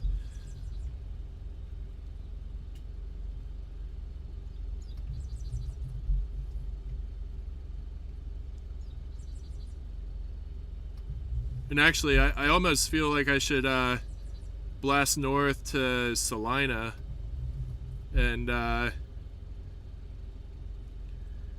you know, go out chasing there. I don't know.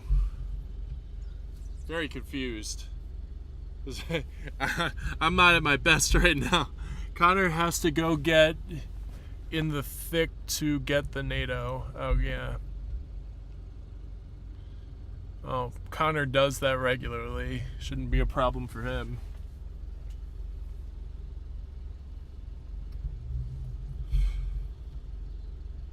I feel like the meso over Hennessy is kind of fake. I don't know.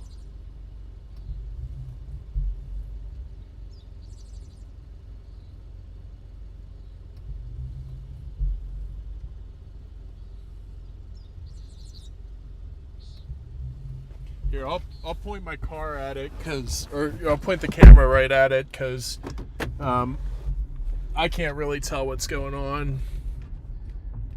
I can't really tell if it's worth looking at.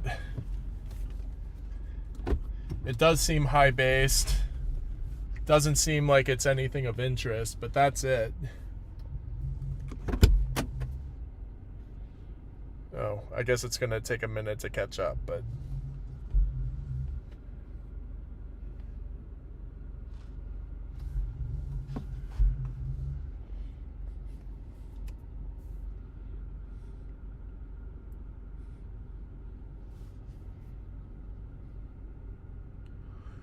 I mean, it is a meso. I don't know that this is a storm that's going to produce a tornado.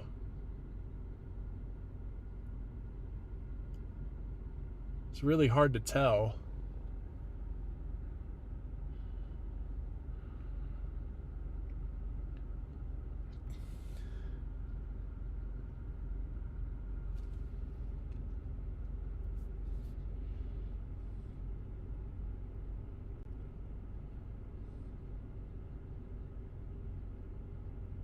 But I am the only one out here, so I'm thinking that I'm wrong.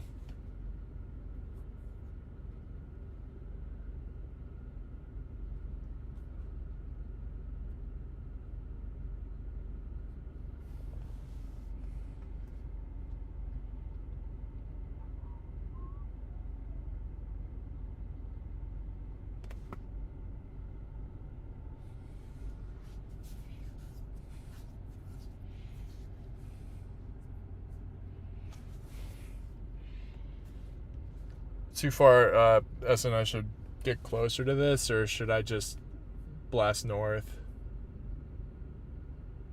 It's so hard to tell right now. I don't know what to do.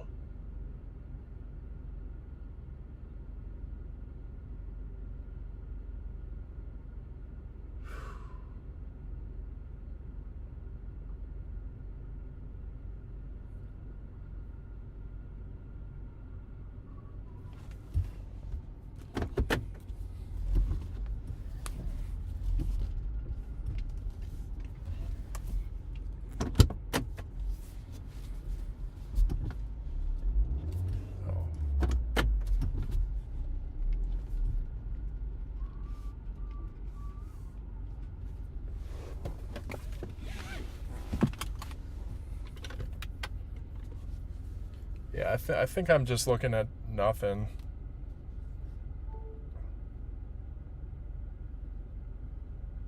It really isn't organized, but it's showing me a freaking couplet, a tight couplet, but it's also, as you said, it's not an organized storm, so I don't know how to treat it. Like, do I just move on from this?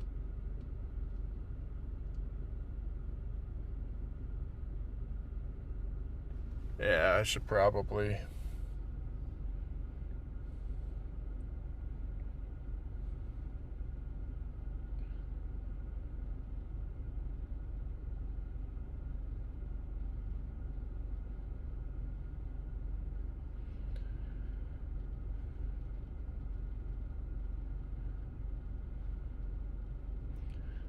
Part of me thinks that I should just drive up to northern Kansas where that newer tornado warning is, but that's exactly where I was when I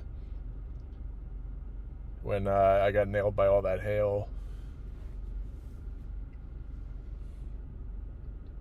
Yeah, I think you're right. I think it's just totally disorganized and it's not going to get its act together.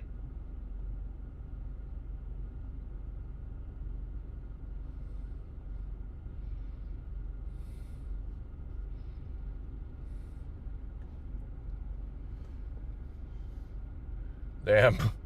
So, as it stands right now, I've kind of botched this chase, but then again, pretty much a lot of people that went to Oklahoma kind of botched it because it went big in northern Texas. It's going big in southern Kansas. And there really wasn't a whole lot in Oklahoma, except for those 3 warnings that used to be these storms.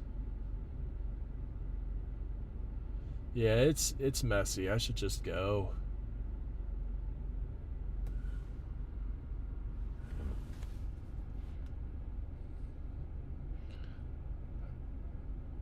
Part of me thinks that it will organize. Part of me, I'm just going to go north.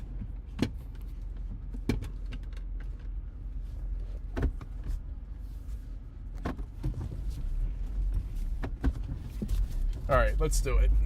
Let's go to Wichita or head up towards it, and then I'll punch something else in. Appreciate you, Sunwave.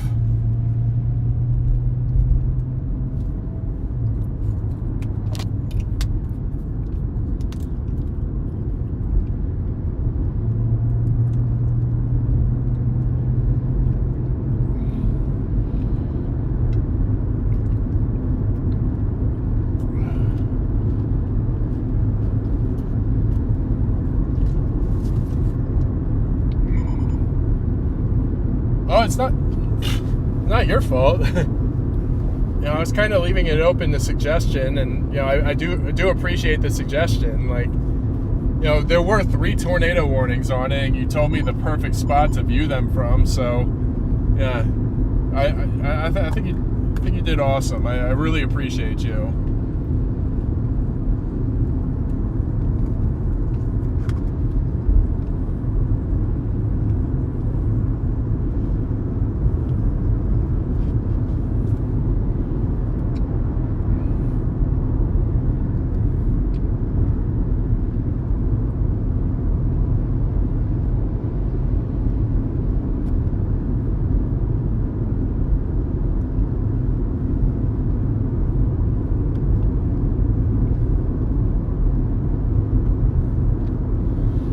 Did it wasn't a very volatile storm, and I guess I was kind of holding on for a shred of false hope that it would organize into something dominant, but it's really not. I think it's just going to be a high-based hail producer.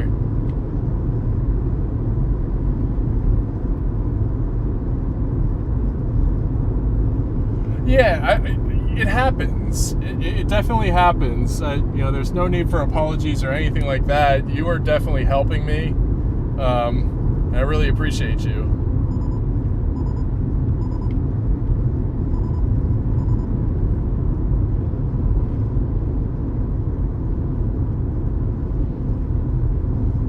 I think I just need to get up into Kansas because I think most of this Oklahoma blob is done.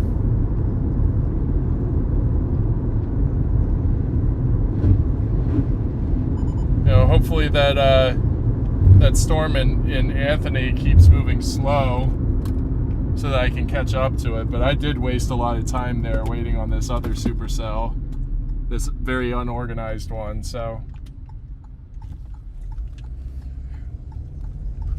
but I do appreciate you lighting that fire under my butt to get me off of that storm.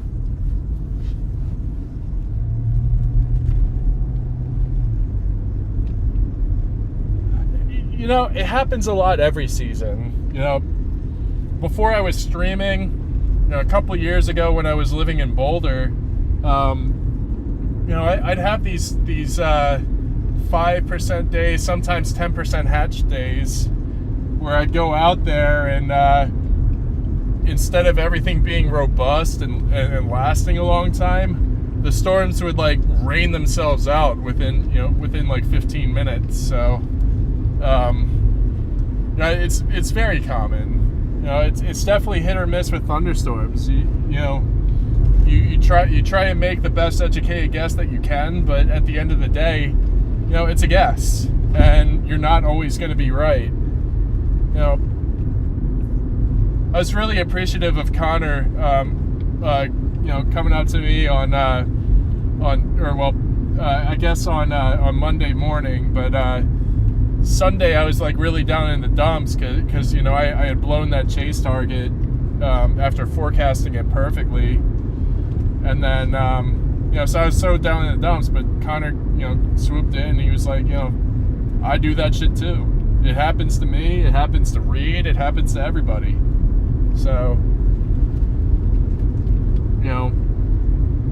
really gonna start giving myself a break when this stuff happens because it happens. It happens frequently.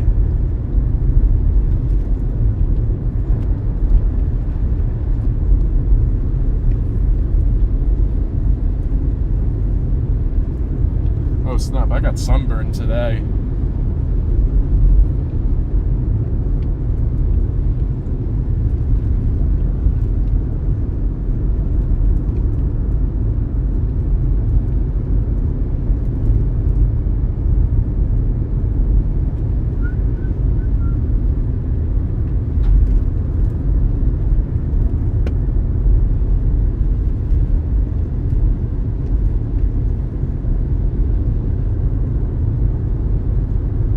I'm definitely not out of this yet.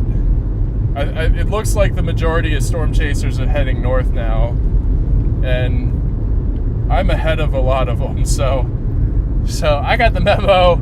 Thank you, chat. Thank you, everybody in chat, for kind of nudging me and getting me moving along, because there are people that are just kind of hanging down here, and they're getting behind everything. So it's nice being a little bit ahead of them and not dealing with this BS storm anymore. So appreciate you guys lighting that fire.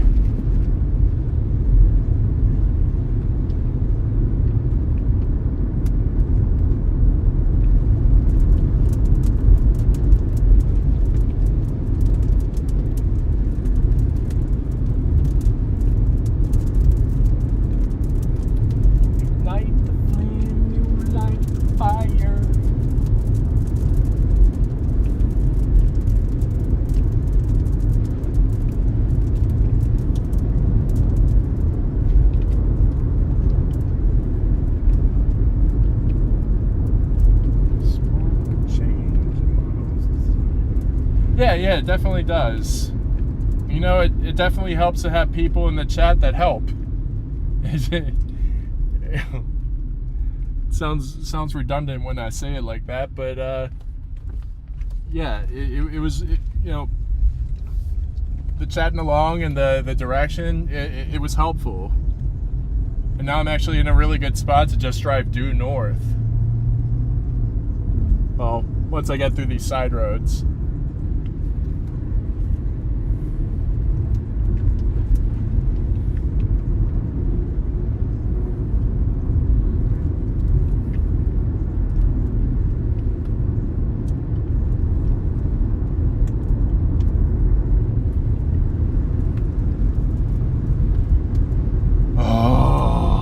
Go. There's some cold air. I really need that right now. I was just overheating.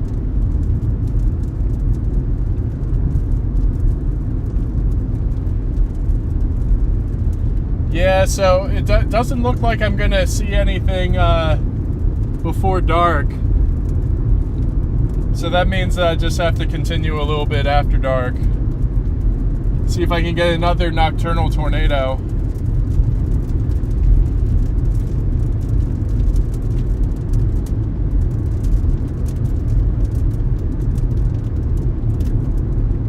So did Connor see any tornadoes?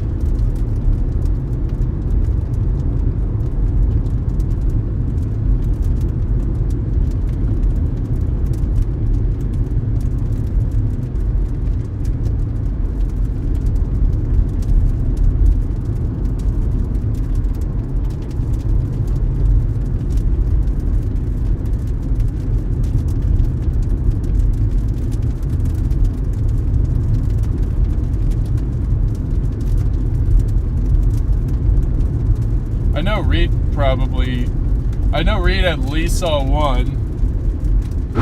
Ah!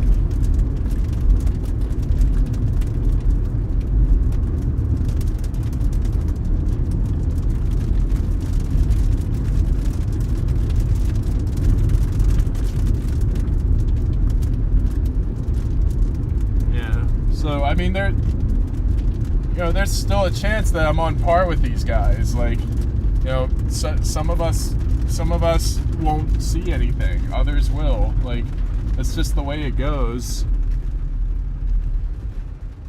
Got really lucky on Monday, but I know a lot of people didn't. Like, there were people that were getting angry with the Otis project because they reported a multi-vortex tornado, and nobody could tell if that was south of whatchamacallit, south of Raymer, or if it was the tornado that I saw west of Kirk. Oh, big CG. There we go.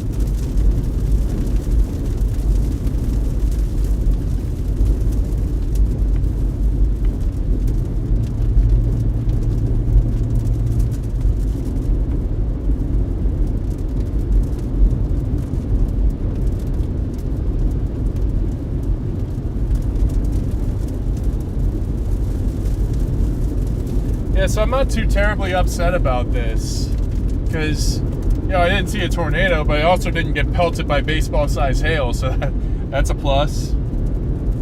Not to mention that that in some spots they're expecting 5-inch hail.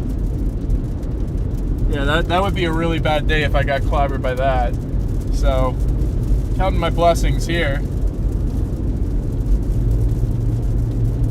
We also had, at one point we had 16 viewers. I think that was the most I've ever had. So that was also, you know, pretty nice. Even though I wasn't until like an hour ago, I wasn't even in any rain.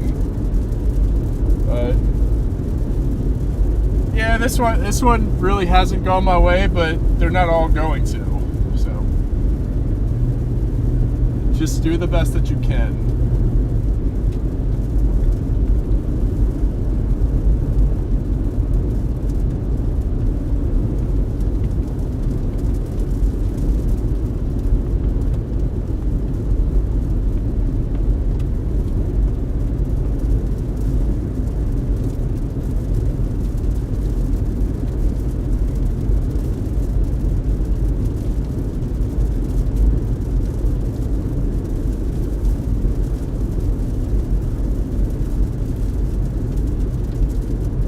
Awesome. Thank you for that. I definitely wanted to take a look.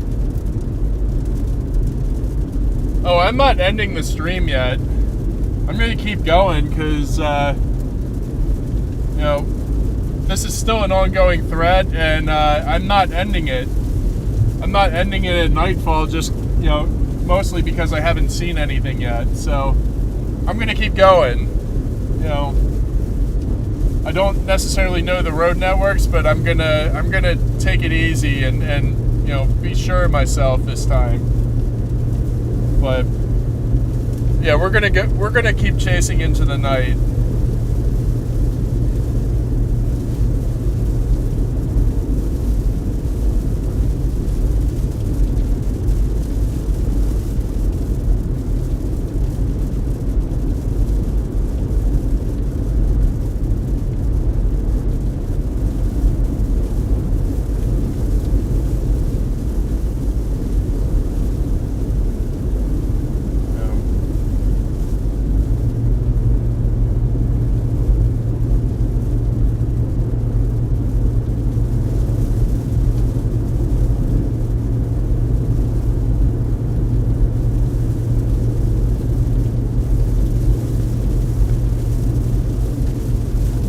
This is taking me another 16 miles east, and now I'm sure I'm going to go north.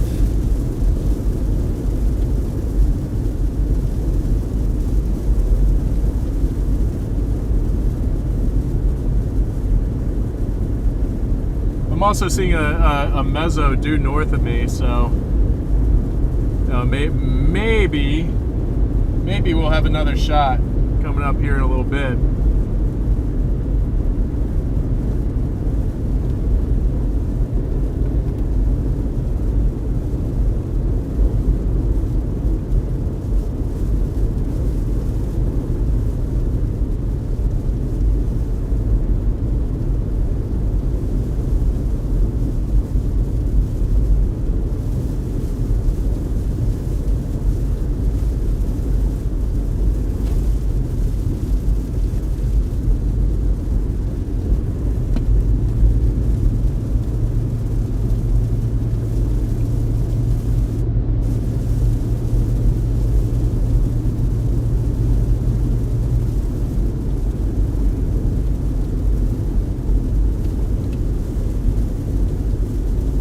Delay puts things out of contrast.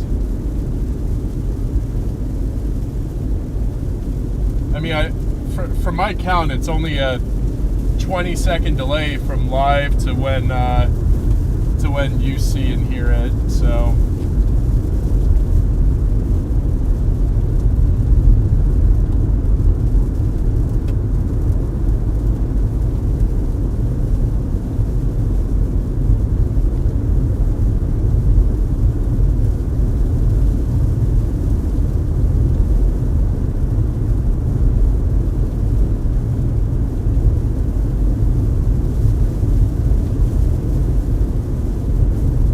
don't think that's a meso. Whatever that was, it disappeared. So I think I'm just gonna have to wait till I get to the Oklahoma-Kansas border to really start seeing something again. But even then, I think I'm gonna drive all the way north to I-70 and then head back west towards Hayes.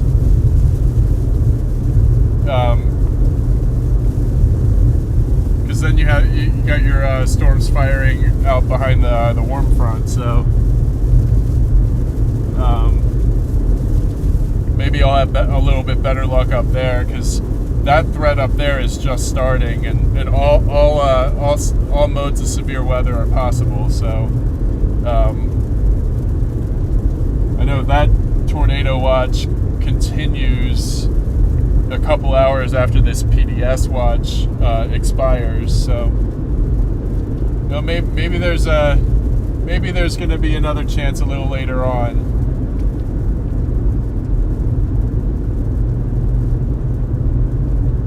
But yeah, I'm about an hour and a half from Wichita.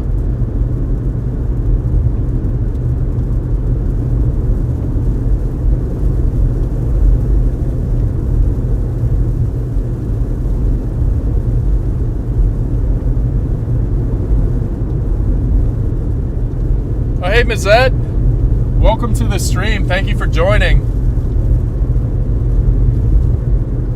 So, long story short, I busted today, but definitely handling it better than I did on Sunday. Oklahoma didn't really pop off. I don't think that that there were very many confirmed tornado warnings. A lot of it was just radar indicated, but nobody really spotted or reported it. So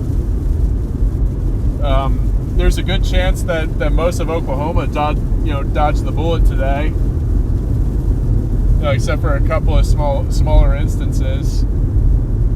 But it looks like the primary threat's now over Kansas. That's like the whole western half of Kansas right now.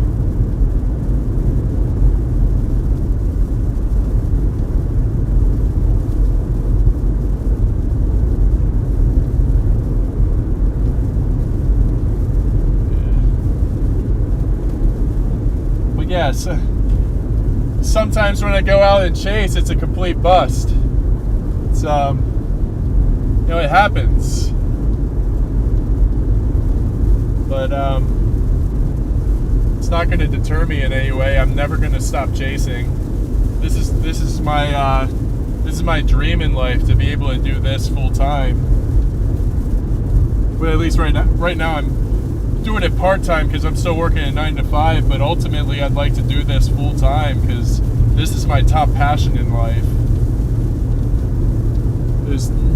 There's nothing better in the world to me than meteorology and storm chasing,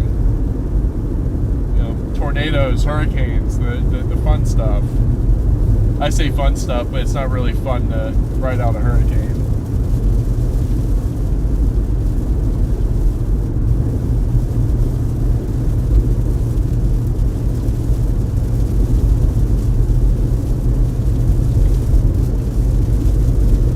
Yeah, I'm definitely fortunate on the hurricane front. I've only experienced 10 tropical storms and hurricanes.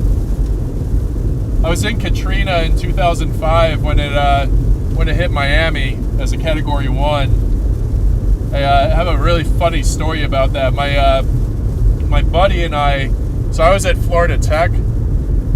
My buddy and I were skateboarders, so we took our skateboards out, took a bed sheet out, and kind of used the bed sheet as a parachute to catch the wind, so it would drag us down this road.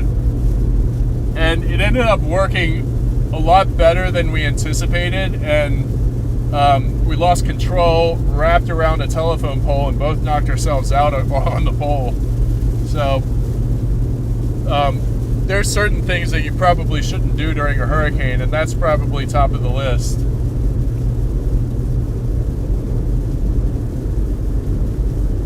But let's see. I was in. Good God, what was that storm? Not Irene. Oh, Isabel. Isabel in 2003. I was still living in Baltimore County, Maryland, and so that made landfall in North Carolina, I believe, as a Category 3 hurricane. And by the time it made it up to Maryland, it was still a Category 1 hurricane, and it did some damage up there. Like, we had a massive branch fall in our backyard, and it snapped our 10,000 volt line, and that was just dangling in our backyard for a solid 10 days until they came and fixed it. But what I remember most about that hurricane was downtown Baltimore City flooded real bad. 10 feet deep in some spots.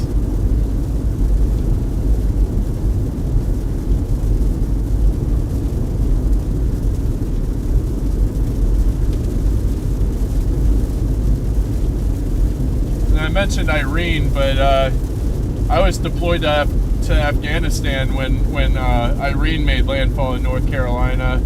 But I was stationed on Marine Corps Air Station Cherry Point. But yeah, I was away in Afghanistan, and Cherry Point actually went under 4 feet of water, like including the flight line. They couldn't do any of their flight exercises. So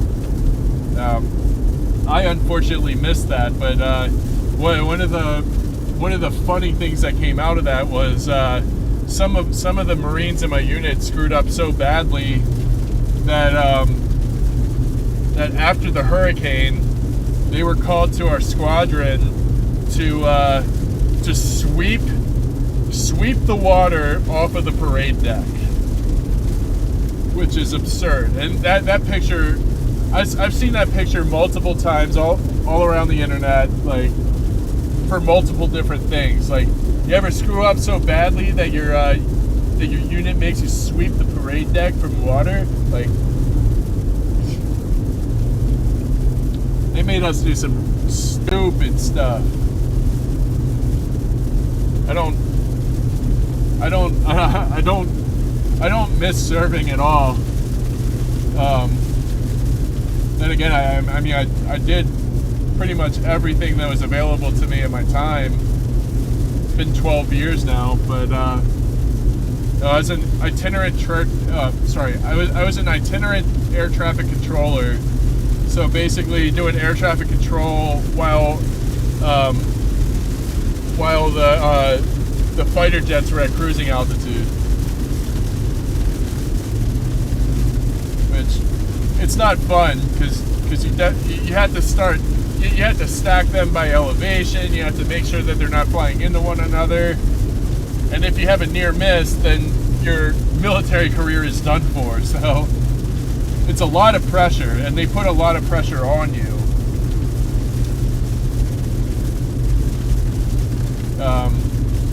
But it made it the most stressful job I have ever worked.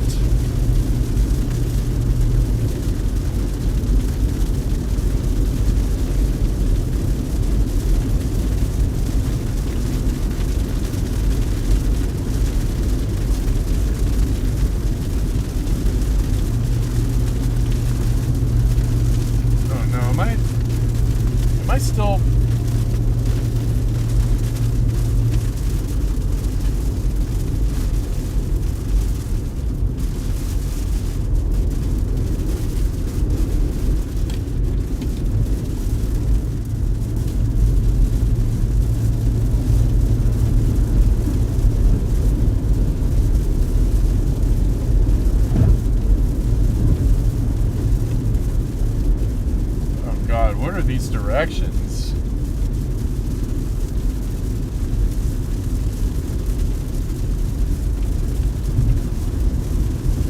Okay, gotcha. I'm north of Perry and Oklahoma City. That's good.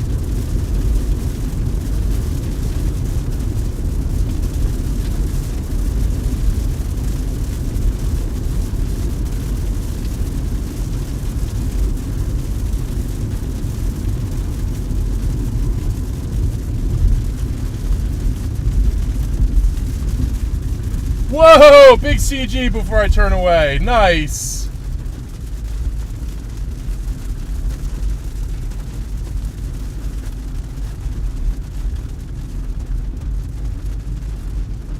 Oh, wow, that looks pretty.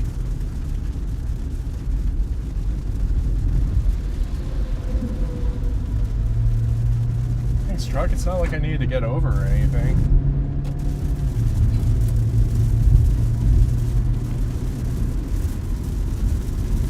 Why is this blowing warm air?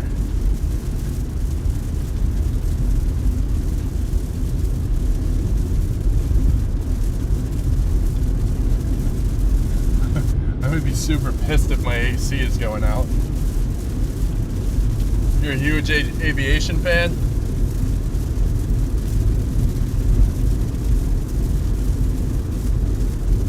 Oh shit. Wait, are you a pilot?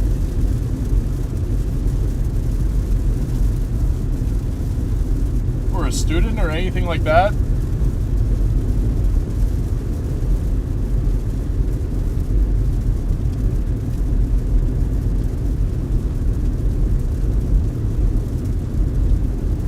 Genuinely curious about that. Because that's a really cool field to go into.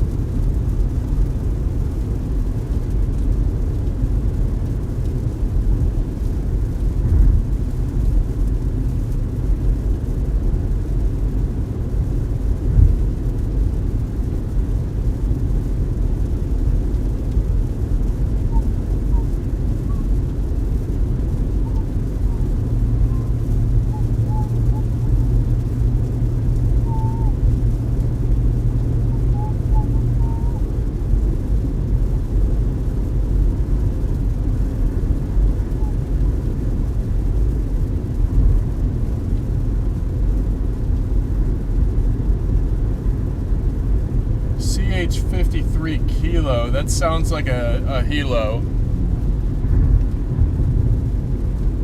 CH. Shoot.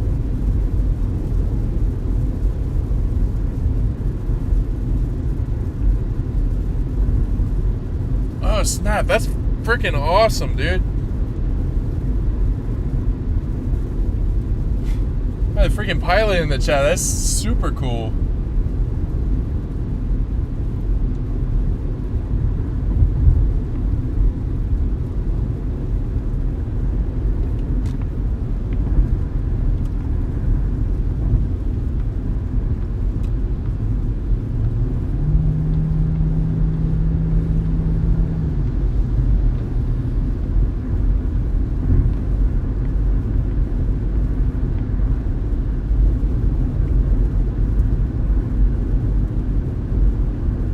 Right, because you have to renew your license pretty frequently, don't you?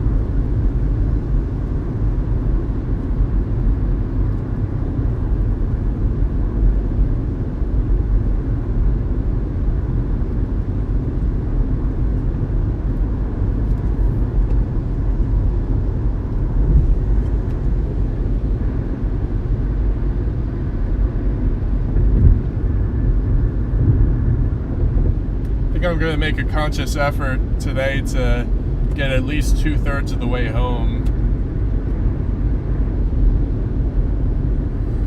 But it's only because there is stuff to still see on the way back.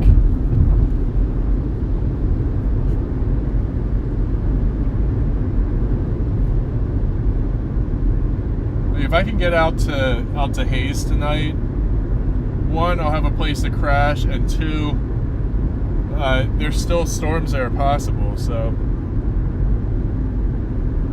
I think that's the move.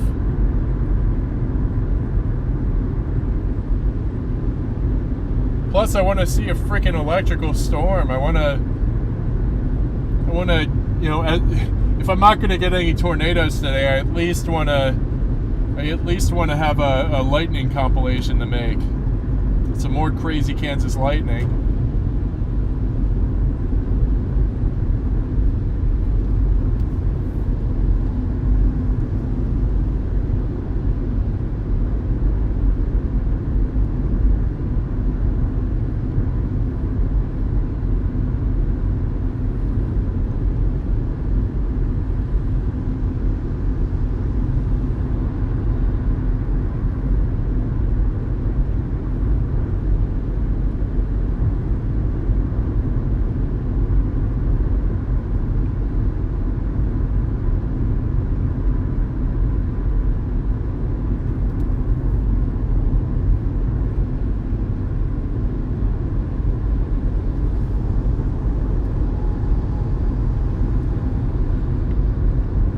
Think you know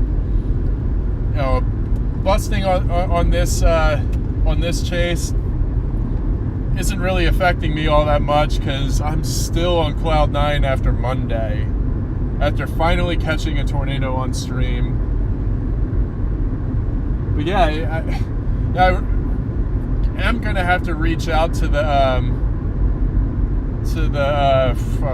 whatever that project is called. I mentioned it a couple of times earlier. I can't think of the name, but I'm definitely going to have to reach out to them and figure out exactly when their multi-vortex tornado was. Because, I mean, I saw a stovepipe, but if they're talking about that, then I'm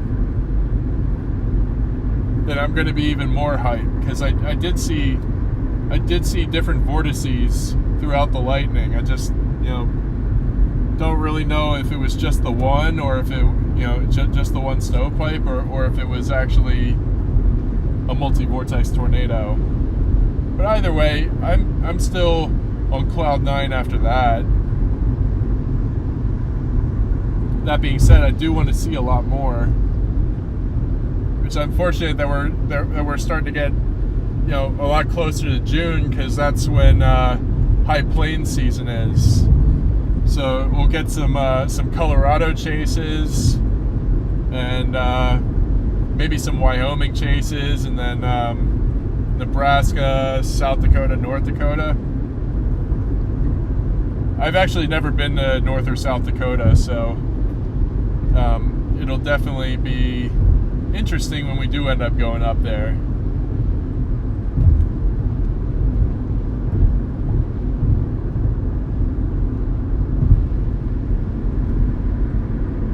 Hell yeah.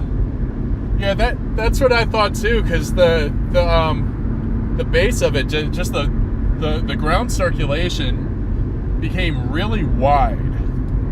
It became like a quarter of a mile wide, and I definitely saw a couple of vortices reaching up towards the cloud before I did see that main circulation.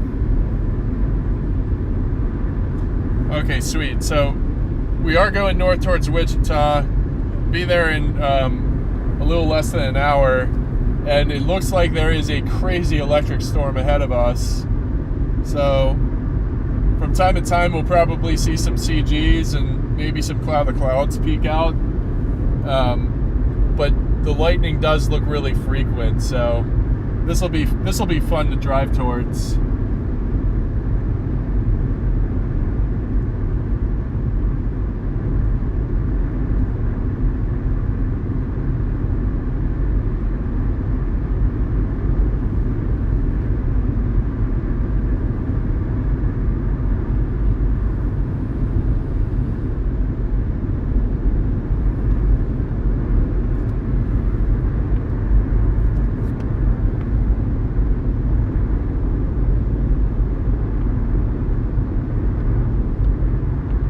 Getting ready to drive into a storm.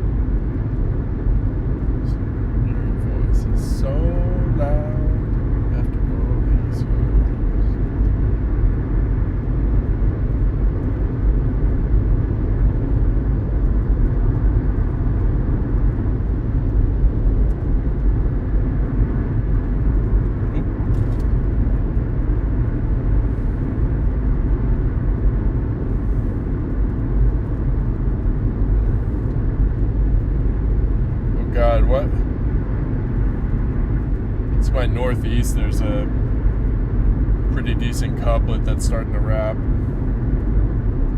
But I'm just going to continue north from here. Probably going to leave the moderate risk area.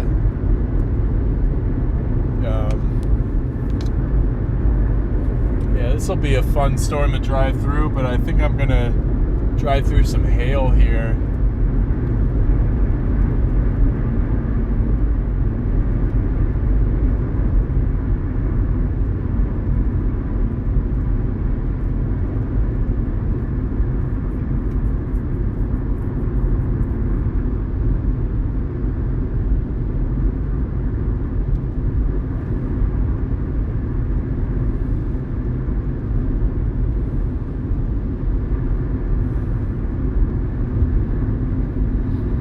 Too bad I didn't have a Doppler on wheels to follow today.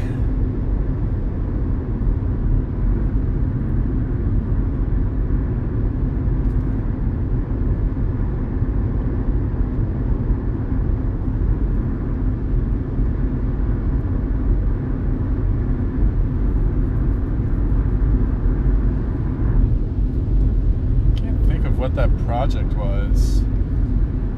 I followed them earlier today because they said that they had that whole post about the multi-vortex tornado, but I can't remember the project name.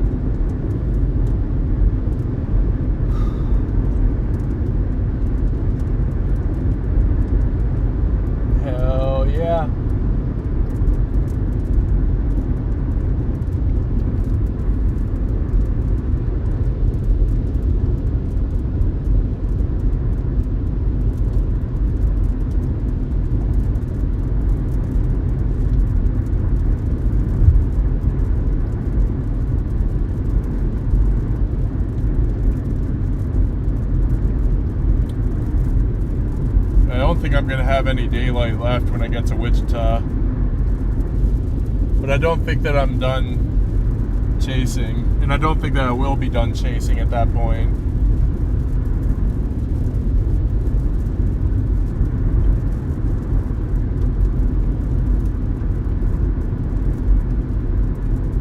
Yeah, the Doppler on wheels, I've seen that thing a few different times. It blows my mind every time I see it.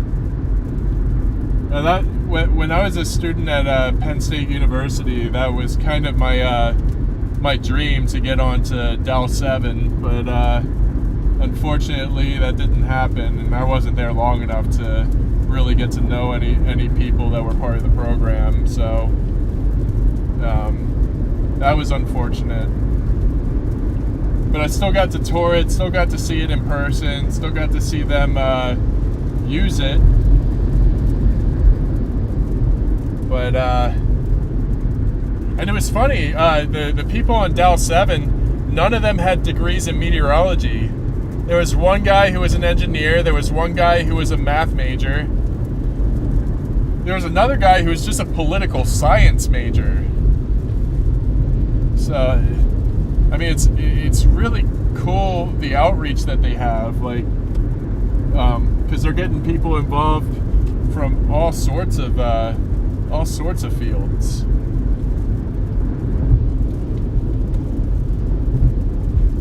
I wish I still had contact with the one guy who was a math major, because I ended up graduating with my bachelor's in mathematics. So if he can get on it, there's got to be a way that I can.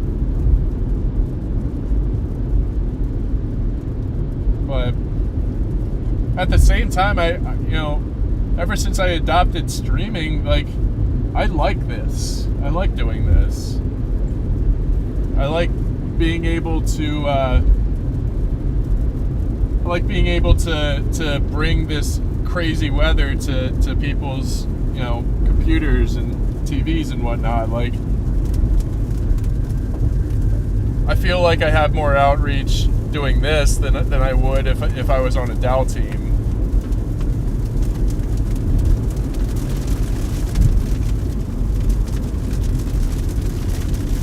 I think it would be really cool to do, but I love this.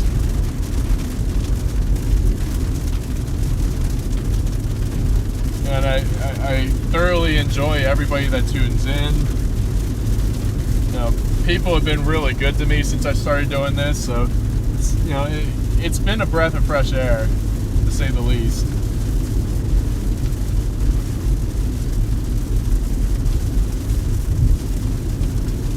You gotta be kidding me. This guy is pulling over because it's raining?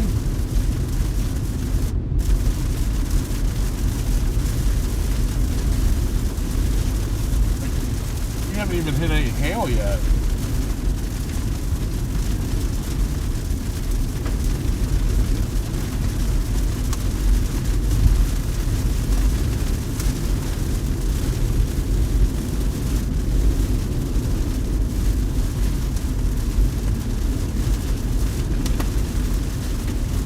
Never mind. I take that back. Started hitting some hail.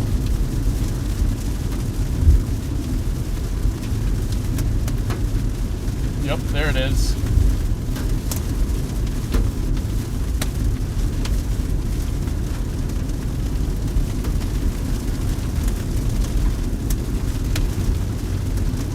Oh God. It's also raining pretty hard. I'm starting to lose a little traction.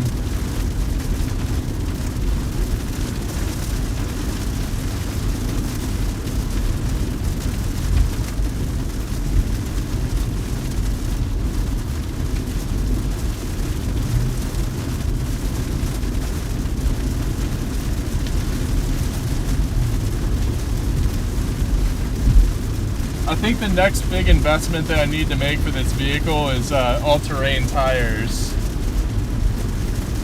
After Monday, core punching and hook slicing through accumulating hail, I lost traction a lot that day. I think it was like 20 different times that I fishtailed.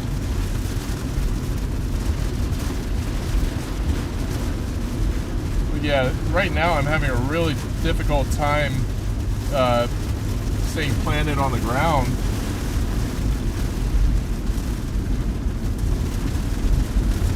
Like, I'm drifting.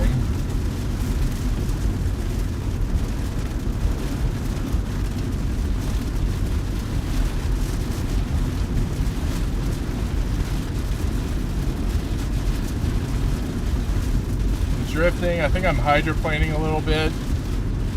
I'm only going 60 now in a 75, so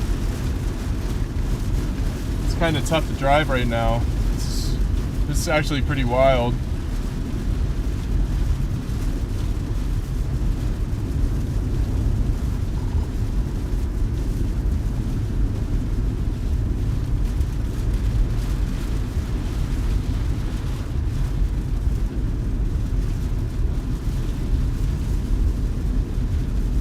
Winds are blowing really hard right now.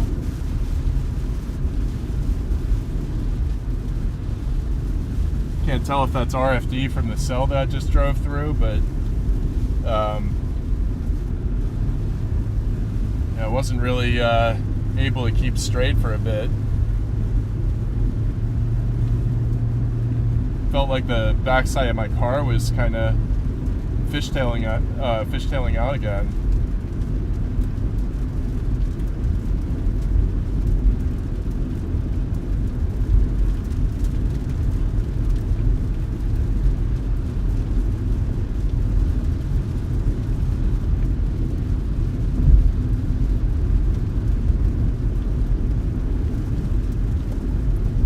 My car is rocking in this.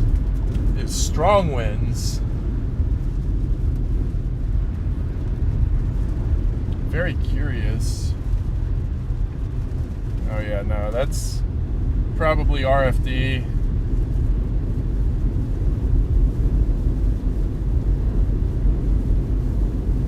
It said there was 1.5 inch hail in there, and that was a report.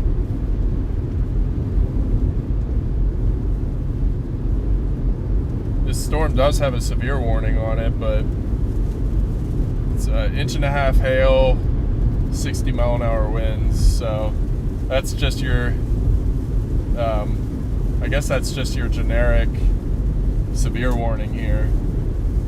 But it doesn't look all that impressive on radar. It's not hooking out or anything like that. But this storm that's ahead of me, it's starting to take on a comma shape, but it's kind of inverted. Like it's, I don't know. Maybe it'll wrap, maybe it won't. It probably won't. Seen a lot of milky skies. It's also 73 degrees now, so I think I'm in a stable atmosphere.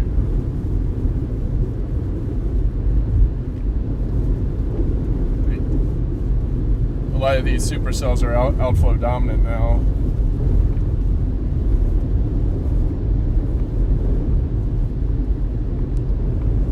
But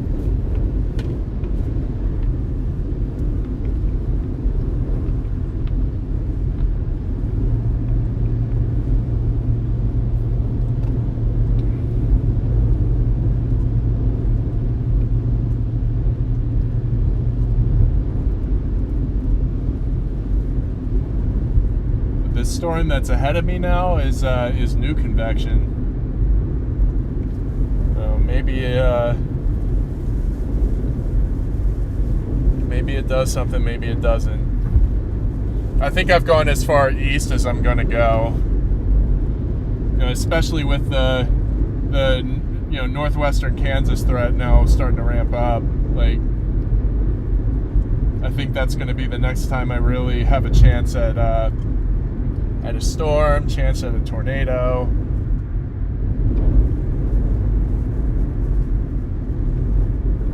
Oh my God, I'm just getting whipped all over this highway right now.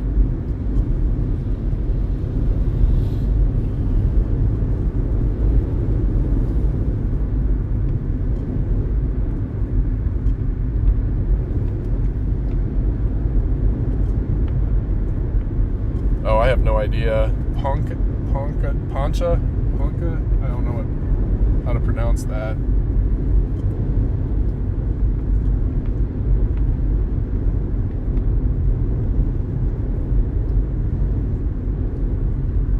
I know the next city to my north is Brahman, B-R-A-M-A-N.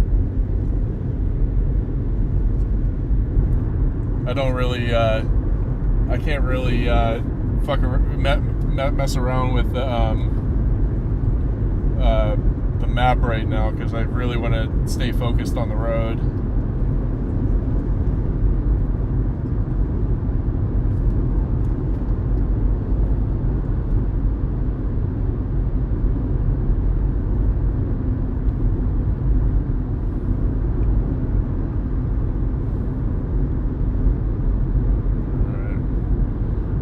About time you passed, devil woman. Sorry. I really need to control my outbursts.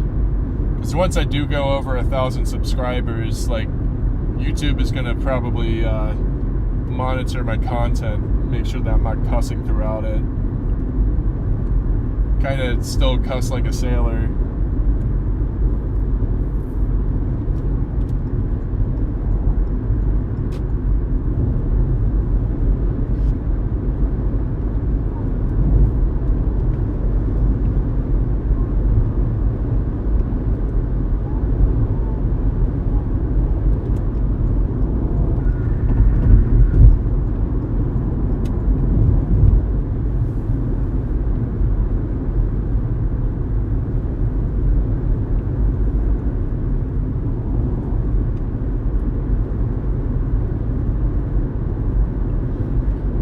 So yeah, I'm happy for the National Weather Service for sticking by their guns, sticking this at moderate risk, because if they had come out with a high risk forecast, people probably would have been pissed today, because like even at the moderate risk they were forecasting a potential outbreak, but I don't think that we're in outbreak status. I mean, they warned a lot of things. The tornado warned a lot of things, but I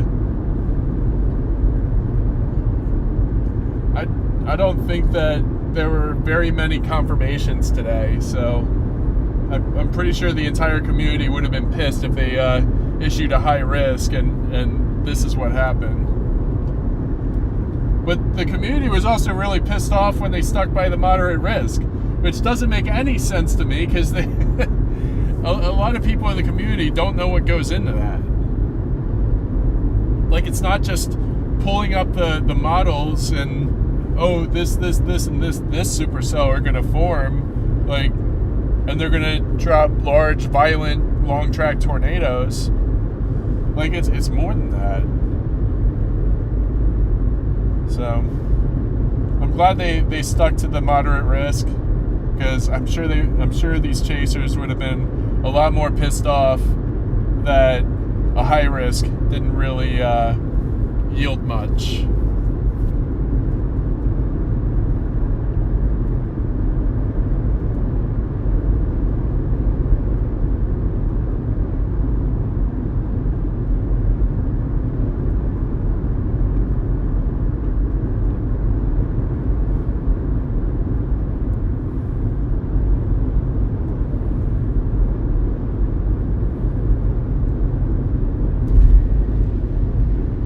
You know, I do market every time not for kids, because I don't want them to be exposed to that. But like, even so, like, I feel like if I market as such, like, I think YouTube just has a problem with cuss words in general in stream. But then again, I see a lot of videos on YouTube where people are cussing their asses off, and those videos remain up. I really don't understand the guideline for that. Like, I know not to play my music through my radio, because I'll get hit with a copyright violation. That's clear as day. But with regard to cussing and stuff, like, I don't know what the official guideline is on that.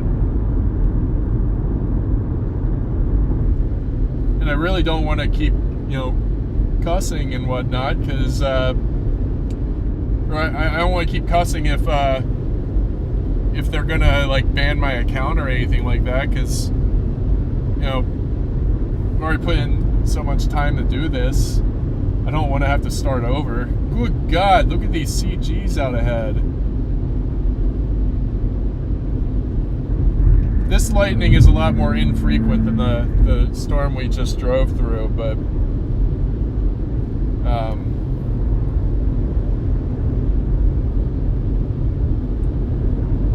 a lot of this lightning is so vivid. It's so clear as day.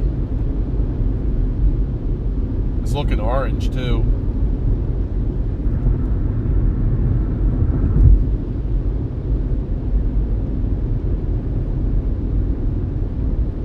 Show me something pretty.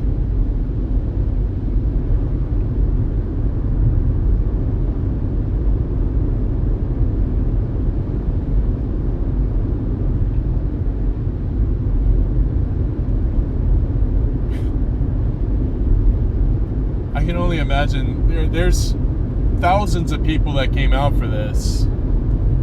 I can imagine so many of them are so pissed off.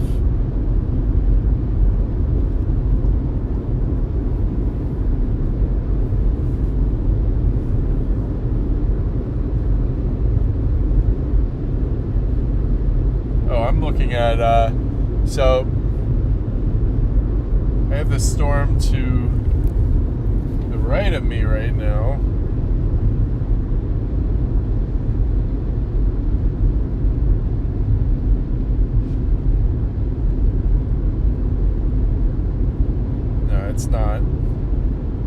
that's not worth going out of my way to chase. It's also splitting.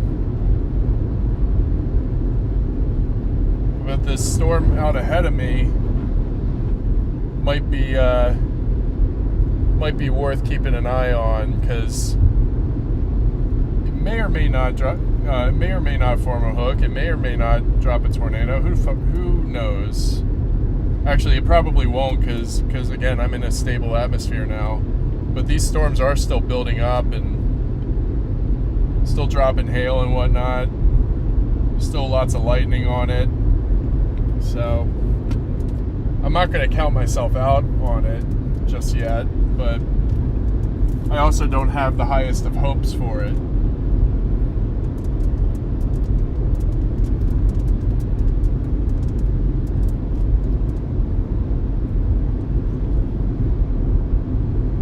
All right, man.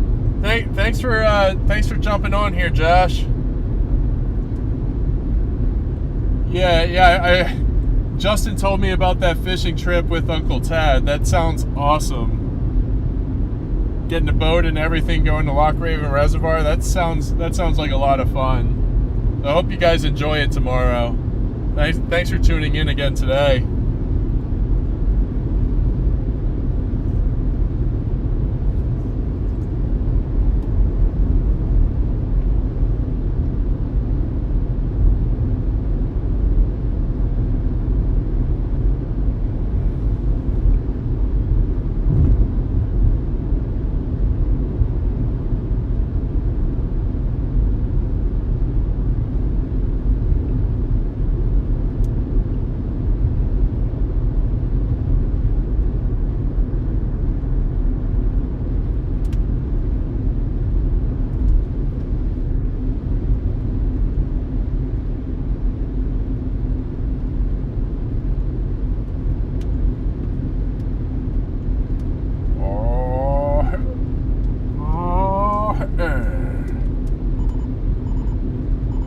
I'm not driving on the line.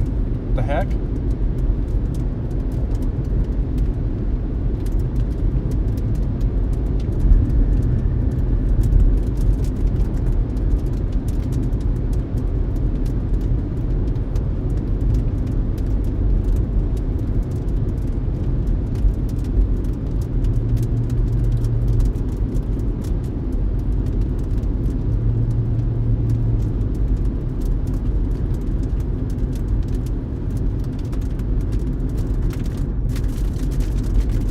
Oh, just barely missed that CG on the feed.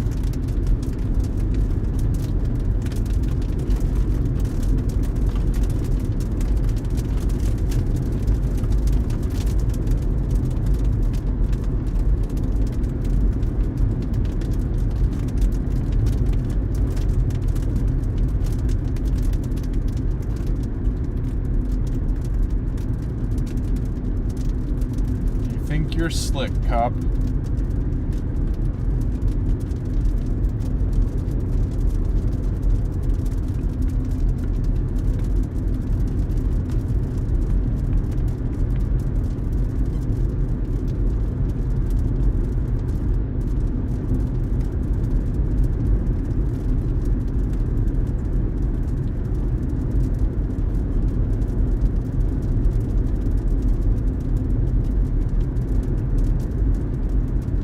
Pretty solid cloud base off to my west. I have no idea what that is.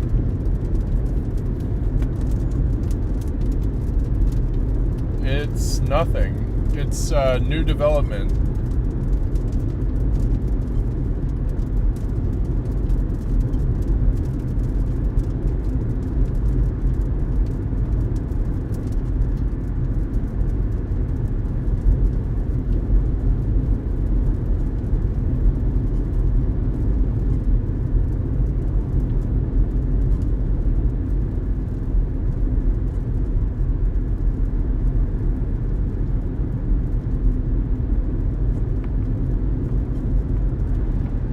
I'm gonna switch up. I don't know, maybe not. I'm not gonna change anything immediately. I'm gonna ride this out to Wichita and also see whatever this cloud base out to my west is doing with the new development.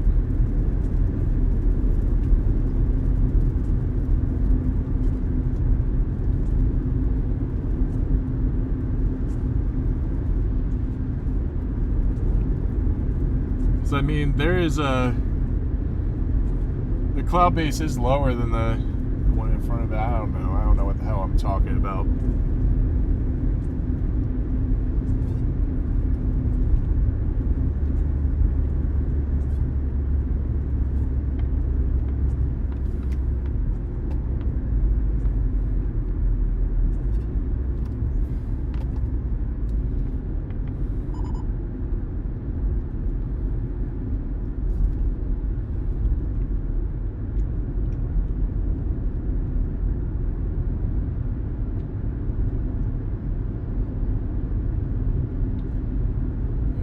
There we go. Now I'm going to have some lightning to dig through.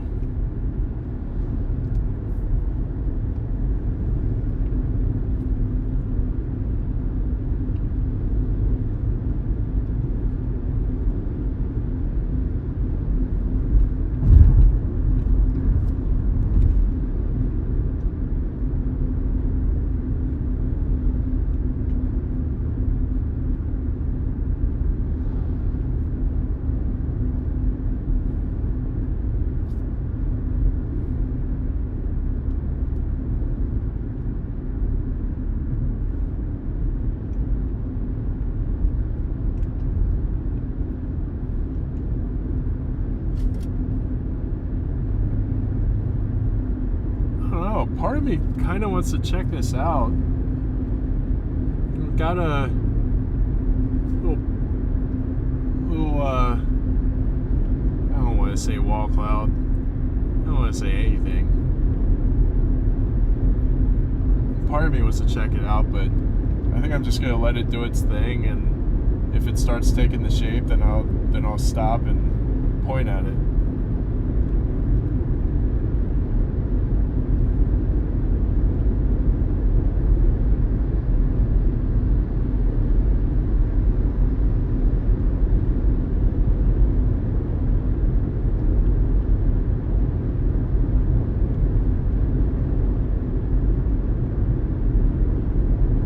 If it do something, it would be an LP storm, but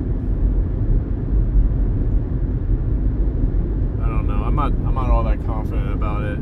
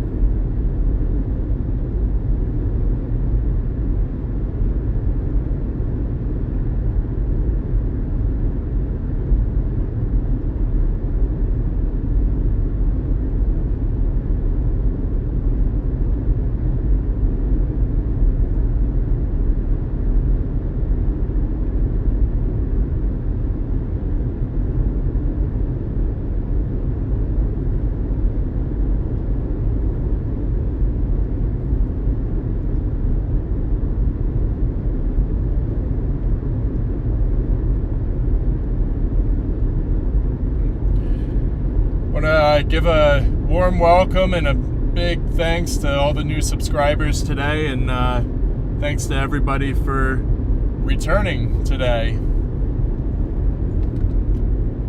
It's greatly appreciated. Couldn't do this without any of y'all.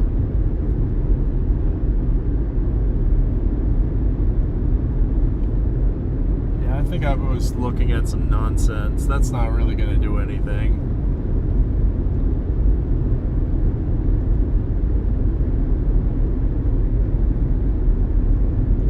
It looks like it's, I don't know.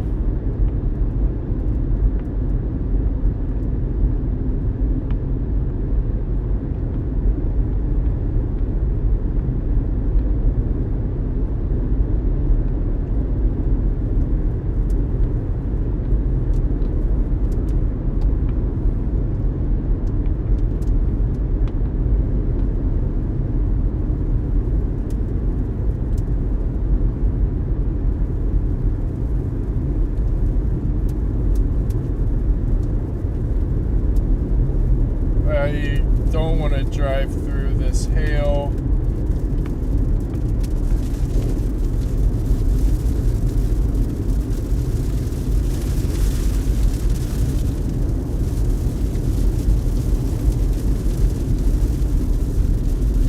I don't know, I kind of do want to stop and take a look at this thing.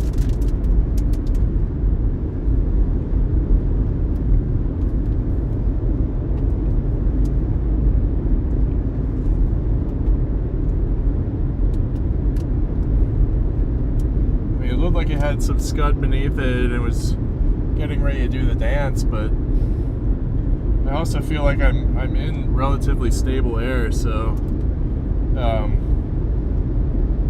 not confident that it's going to do something.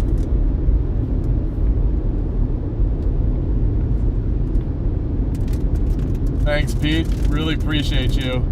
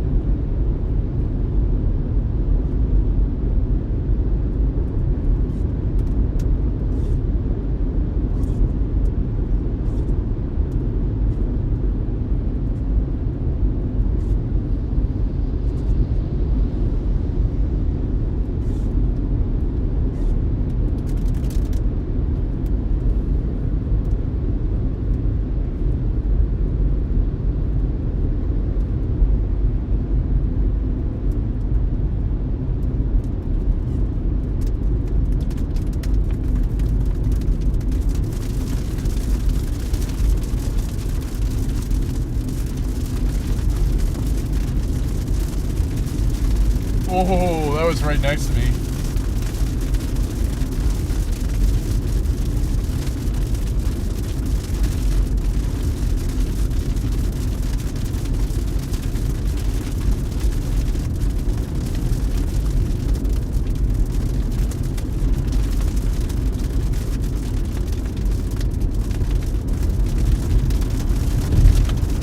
Oh, hail.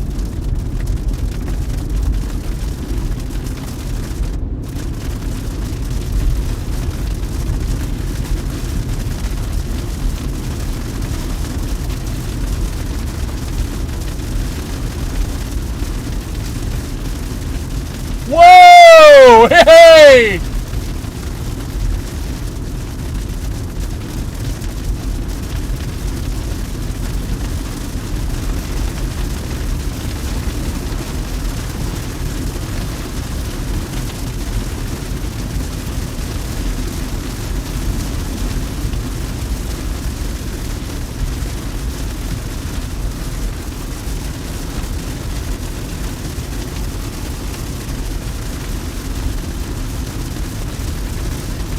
Threw the hazards on because I'm not getting the best traction right now.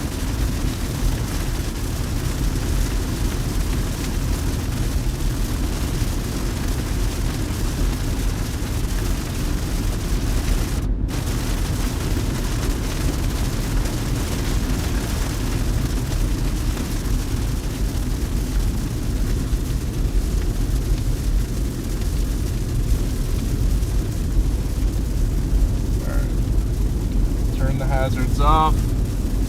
Got my traction back. It's not pouring anymore.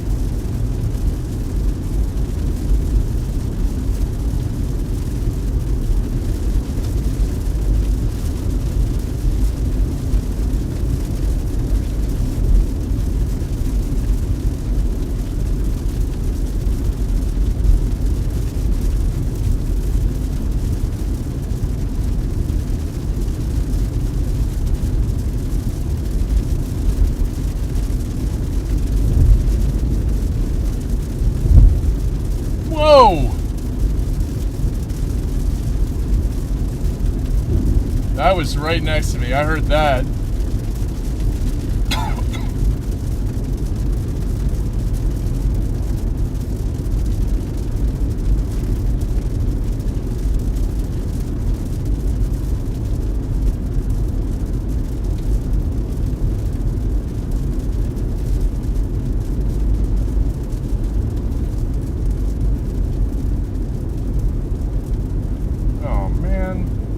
Not know that this was a toll road.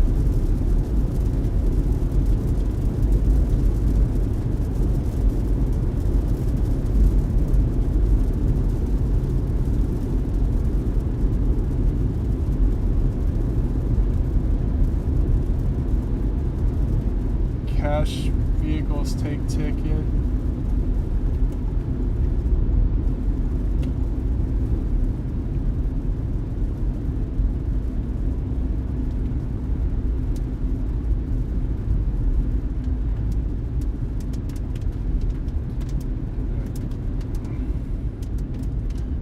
Toll roads are the biggest scam in America. One of them. You can't freely travel anymore. You have to pay for it. Blech.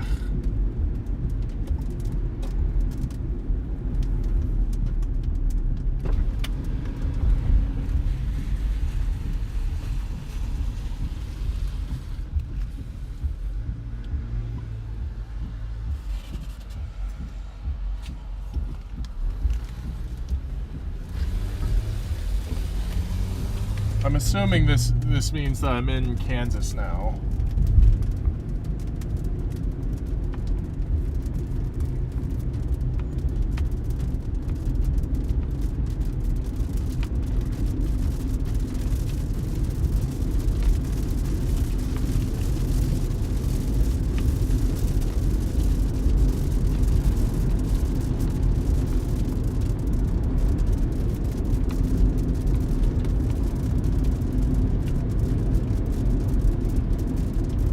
I mean, I have 25 miles until I get to Wichita, so I'm assuming that means I'm in Kansas. I really was trying to avoid toll roads, so that's that sucks. Oh well. They can have my $2.50.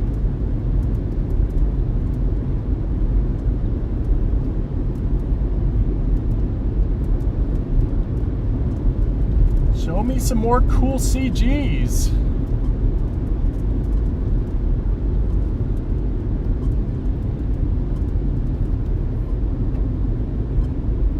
Might not.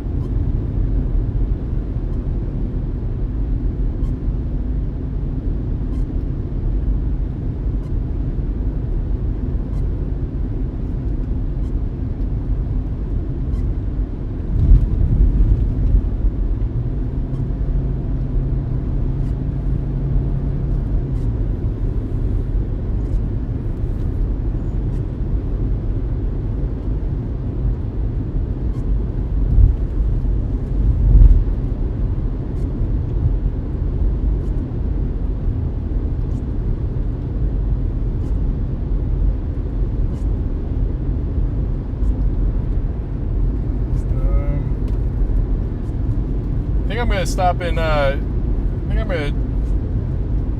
Wait. Oh yeah, El Toll Road. Yeah, damn right.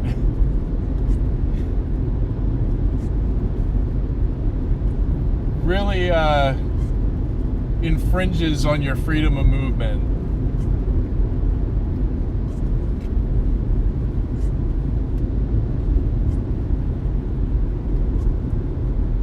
But yeah, when I get into Wichita, I think I'm gonna stop and get some food, and then push towards Hayes, or at least push towards I-70, so that I have a straight shot home. I'm not continuing this tomorrow. I genuinely think that Ohio and Indiana are gonna go crazy, but that's way out of the way, and I got to get back to Denver. I'll have to work on Monday evening.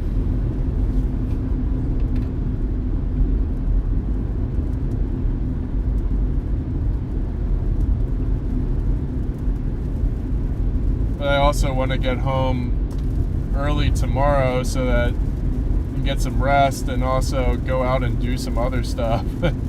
Like, I love storm chasing. It's my favorite activity in the world. But when there's no storms around, I kind of like doing outdoorsy stuff. And, Abby and I are going to go, hopefully, go for a hike to a waterfall on Monday. But I'm just hoping that I can get ample rest tomorrow so that I'm not dragging ass and slowing her down.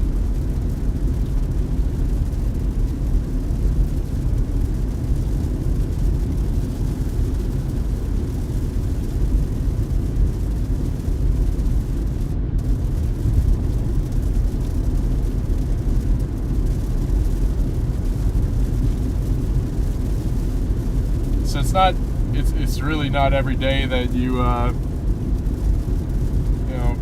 have a significant other that's as supportive as as supportive of your hobbies as Abby is. Like, she's really ridden this train, all the ups, all the downs. She's just been my rock through it all. So I'm very, very fortunate to have her in my life, because it really makes this easy.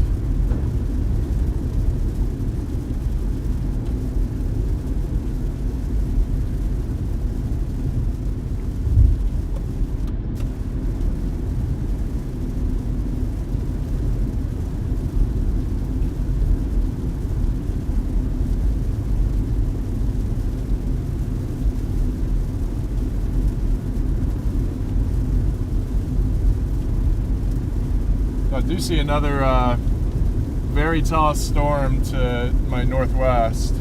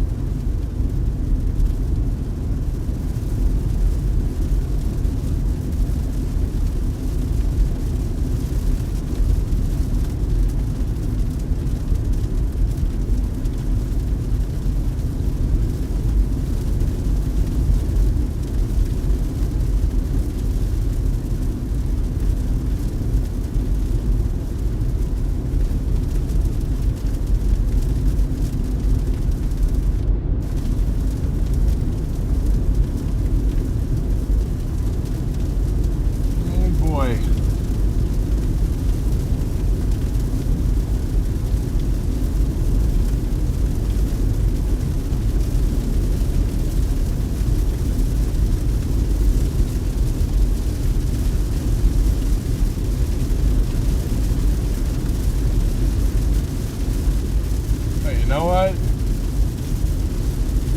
think I'm going to take a shortcut here and just hit the service plaza in the middle of the highway, if I can see it.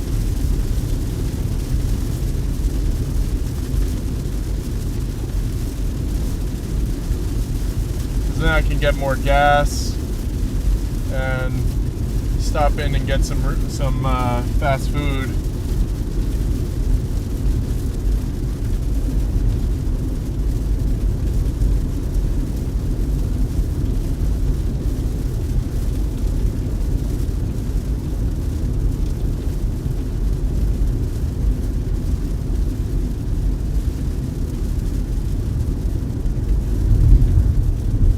There's a service plaza, there's a McDonald's there, and there's a Love's gas station, so I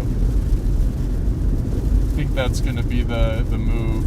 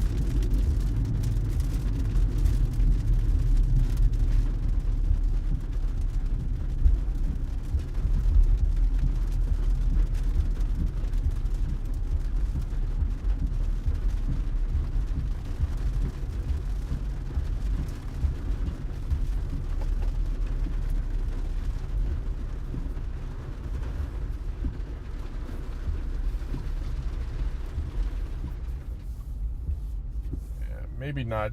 I don't think I'm gonna get McDonald's. I hate McDonald's. Wait, what? 243 subs?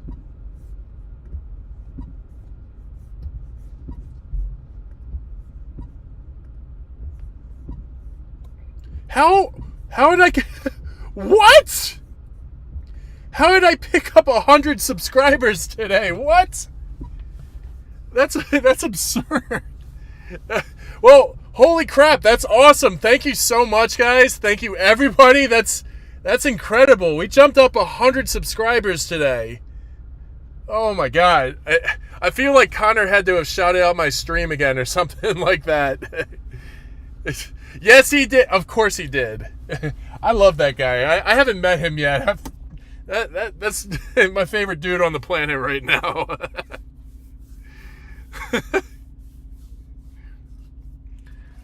Connor's awesome. That guy is probably the most supportive person that I've never met before. He's great. All right, I'm gonna fill up some gas. I'll be right back.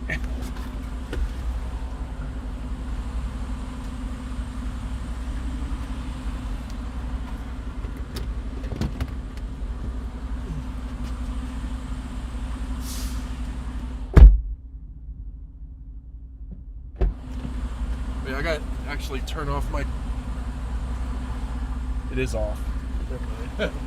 Oh god.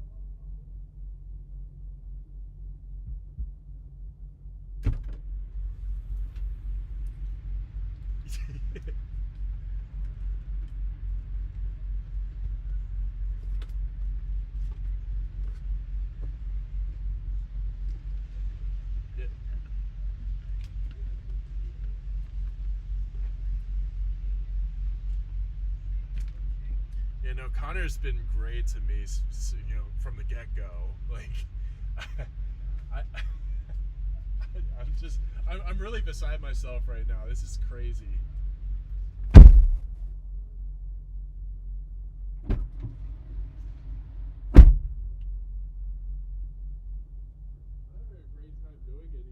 Even though this chase has kind of been a bust, but I mean, it's not that the chase itself has been a bust. It's kind of the overall forecast was a bust. So I don't know. National Weather Service has, you know, they've been so and so this year. Like they've nailed some forecasts, but others they've kind of butchered. So yeah. It's weird. But hopefully they'll figure it out. Hopefully they'll get back on track.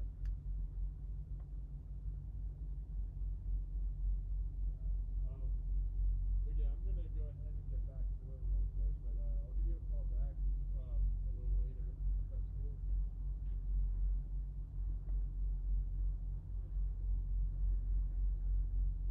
Sweet. All right, babe. Well, I'll talk to you in a little bit. Definitely will. Love you, babe. Bye. Okay.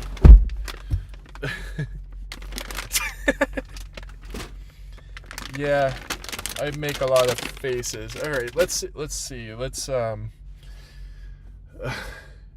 Let me pan this around. Got my there we go. All right. What looks good on radar?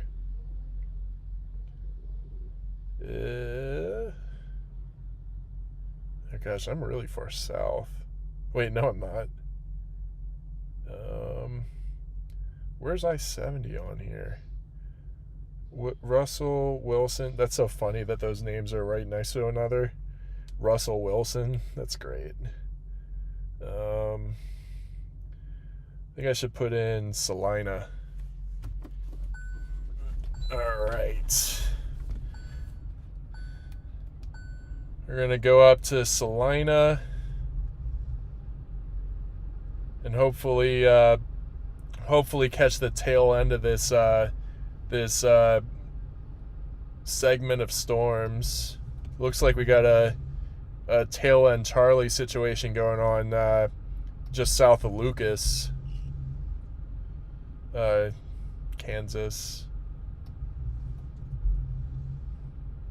I'm going to stick with KICT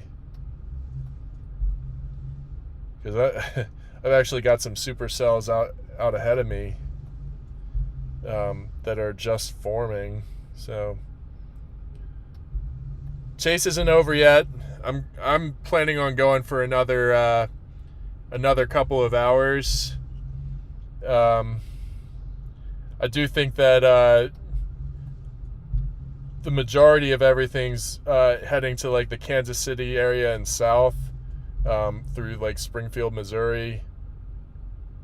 And what is that? Springdale, Arkansas. Yeah, that whole area is gonna start igniting and doing its thing. But I still have this. The Tornado Watch 309. It still has another 3.5 hours on it. Winds of winds up to 70, hail up to 3 inches, and then the obvious tornadoes. But I think there's going to be a tail end Charlie sort of situation up near Russell. So I'm going to head up to Salina because by the time I get there, it's should be overhead. So I'm going to take this out, search Salina. Oh my. It's an hour and a half.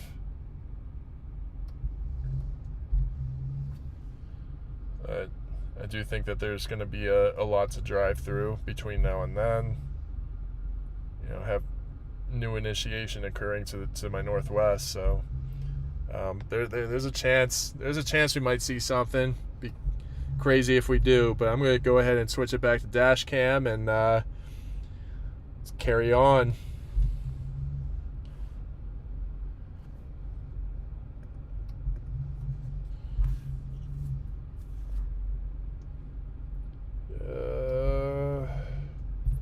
Actually, what about this severe watch? No, that's also 3.5 hours. Very curious how I would get home. Search Denver.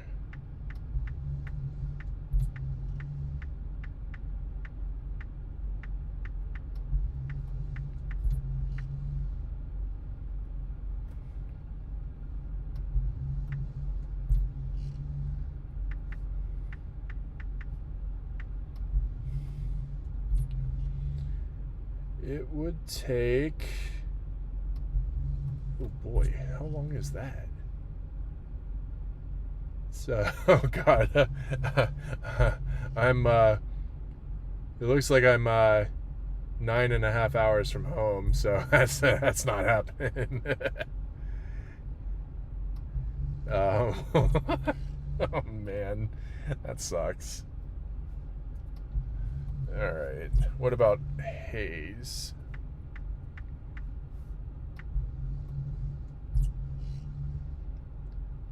Okay, I could get to Hayes in 3 hours.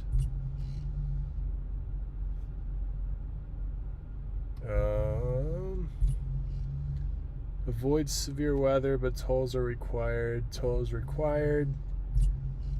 Tolls required. Damn.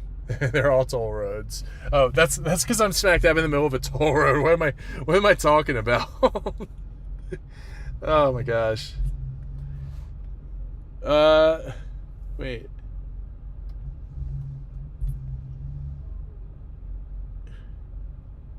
Oh my god. Synth Squatch is in here. This troll.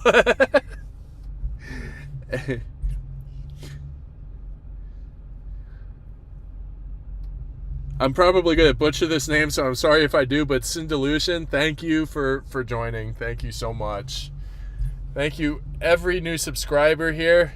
That was crazy. I swear to God, I started this stream today with 142 subscribers, and it's more than 100 join. Like, that's insane. And I'm so appreciative of all of you. Thank you so much. It really means the world to me. Frozen Rose, thank you for joining as well. Do take care. You're not a troll. Okay. This is the second time you've come at me asking if I was gay for Connor. I'm not gay. Well, not usually.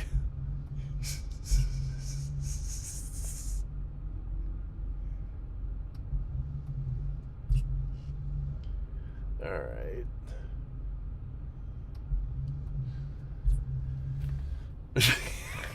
Stop. It's not.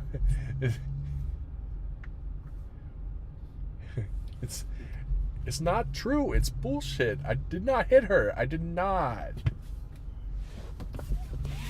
All right, I'm gonna go ahead and head up towards Hayes. Gonna have some peach rings first.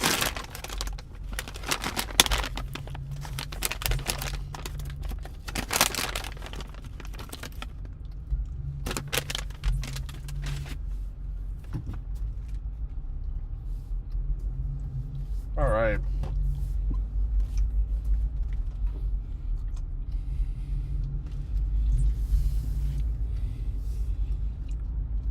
Is that a cat or a fox? That's a cat.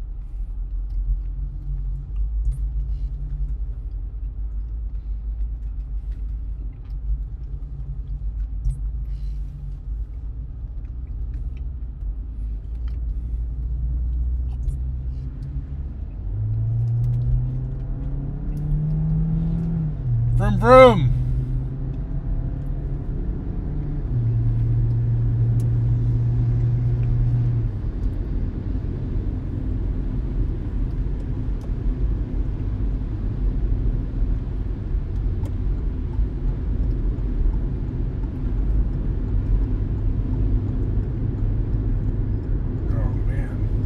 Can't even see the lines. I need brighter headlights.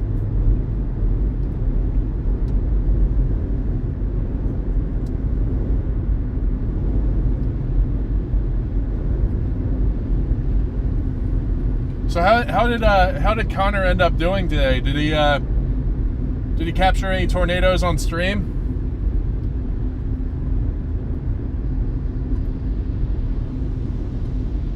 See there goes my camera quality. Now that the sun's down, my quality kind of drops out. It's the downside to using GoPros.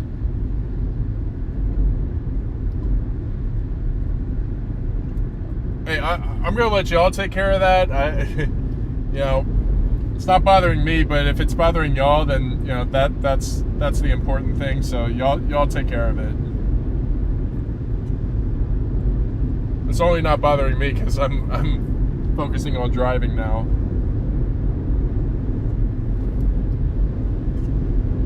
But yeah, I'm sorry in advance for this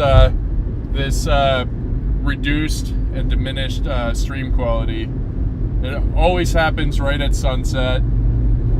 I discovered that was happening on Monday because I did capture the tornado in southeast Colorado on Monday, but my viewers were definitely having to fight through the reduced quality and a little bit of stream lag just to see it. So I'm hoping people were able to see it, but I posted the cell phone footage of it last night, so you should be able to see it there.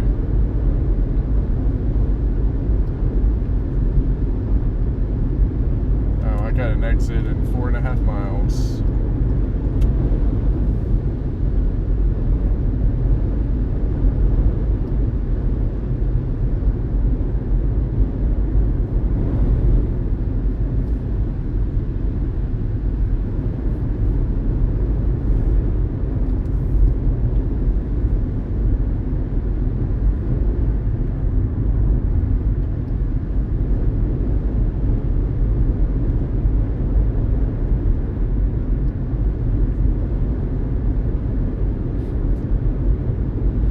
This is going to be a little, wait, what?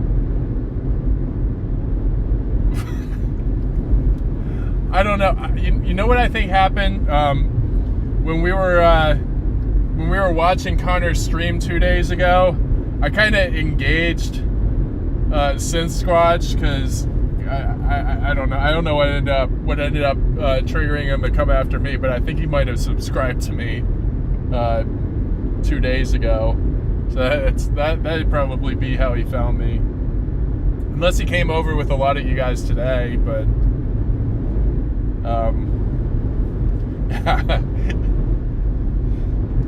yeah, that kid's off his rocker.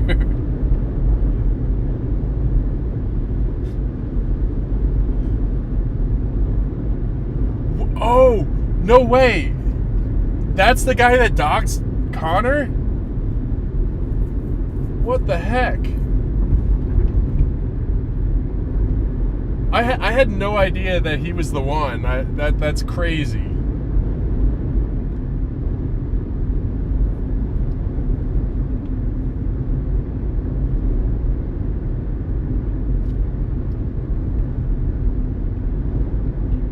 I have no flipping clue who that guy is.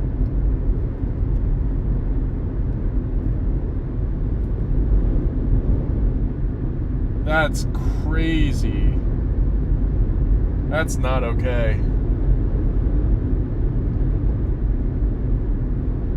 Like, because Connor does post his PO box on the videos and whatnot, but I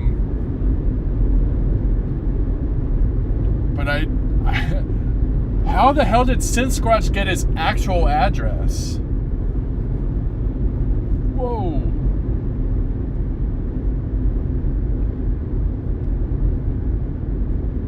Right? Listen, if you want to dox Synth Squatch, be my guest. I'm not. Fair is fair, right?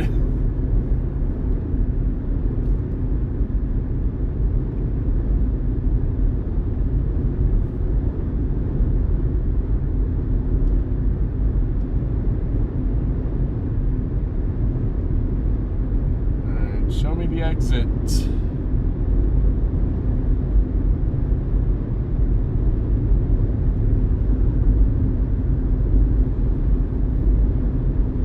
Kansas Star Casino? I didn't even know that Kansas had casinos.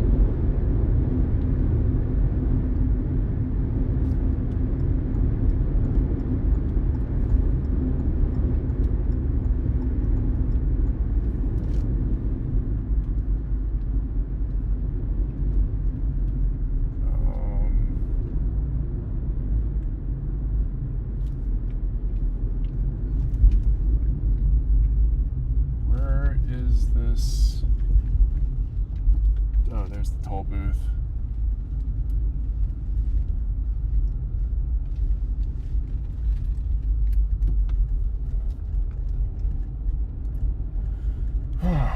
Yeah, that's really messed up to go and out somebody's address like that. It's really screwed up.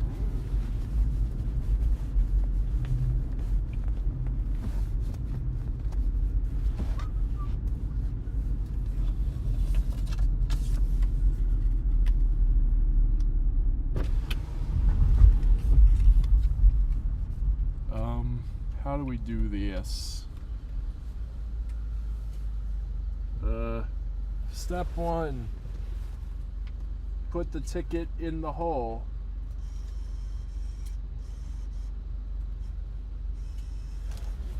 Step 2, oh, please pay $2.25. I got that. Got a couple of ones. Where'd that quarter go? Who has a quarter? Dempsey?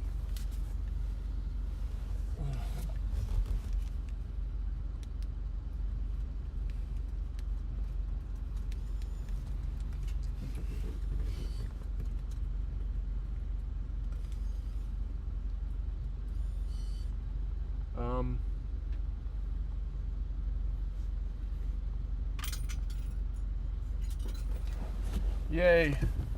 Exact change.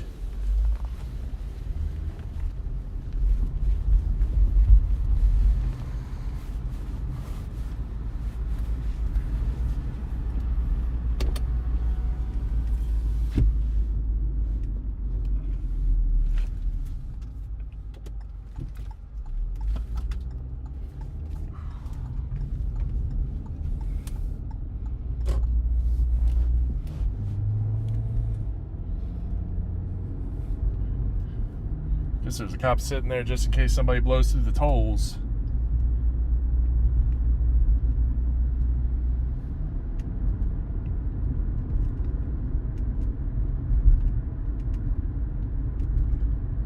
Connor's amazing.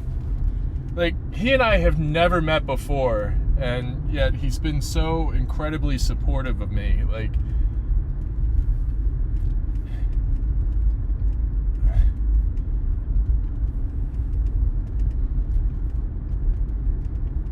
I always try to pay it forward myself, but like, really gonna have to step my game up now. I mean, this is huge. This, oh my God, such an amazing kid.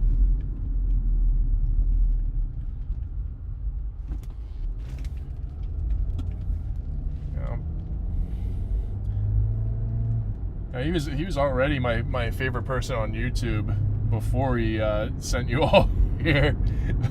I don't know what better things I can say about him. Like, you know, that kid's my favorite. Like, I always try to reach out to him before the chases because I really do want to meet him. Like, it'd be really cool, but I also don't want to get in the way of any of his chases because, you know, he's out there to do his work. I'm out there to do my work. or yeah. I don't ever want to take away from one of his chases. But, you know, patience is key here, and it will happen eventually. I'm sure it'll happen once High Plains season gets going.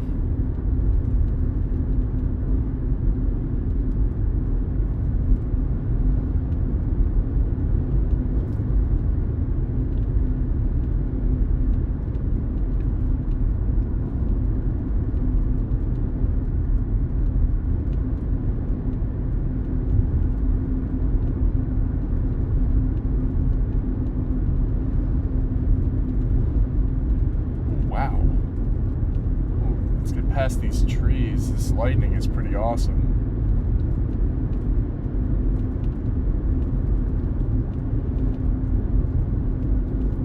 But yeah, if you guys are just tuning in, I'm back up in Kansas now. Was down in Oklahoma for the majority of today, and so my Oklahoma target didn't pan out.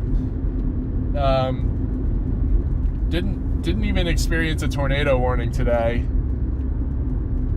There were only a few spots that did, and from what I understand, most of it was just radar indicated. But I did see a couple of spotter network reports for tornadoes on the ground, but they were very short-lived tornadoes. So, you know, that's not a complaint. That's best case scenario for this region that's been hammered hard all season. But from a storm chasing perspective, it was rather boring, but it was still a fun day. Still enjoyed doing this. You know, a lot of times forecast busts will happen. A lot of times I'll just bust on a higher risk target. But at the end of the day, you know, learn lessons every day and apply them to the next chase so that, you know, maybe next time you do get to see something. But I went the first 5 times I streamed, I didn't see anything. I had a couple of tornado warnings, but nothing ever produced. Or I had arrived on the storm just after it produced.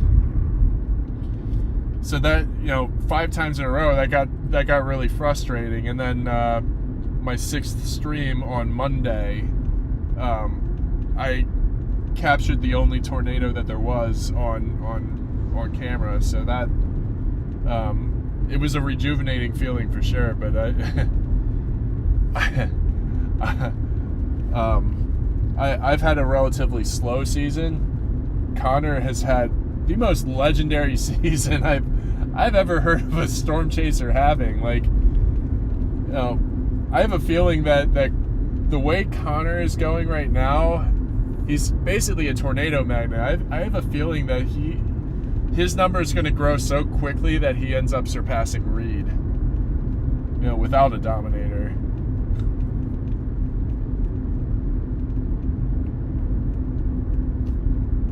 But as far as streams go, Connor's stream is the best one there is. Like, as far as video quality is concerned, as far as connectivity is concerned, you know, I hardly ever see him lose service. Like,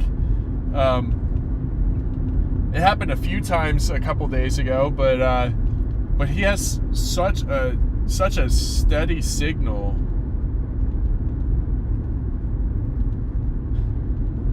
Like, I know his dad set up a lot of it for him, and I know that he's got technical expertise on it now too. I'm definitely just gonna have to pick both of their brains and you know, figure out how I can improve this stream, because, you know, I definitely need to switch out my dash cam. I don't want to be doing a GoPro for my dash cam anymore, because after dark I lose camera quality.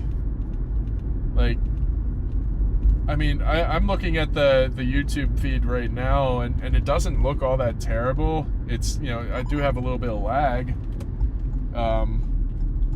but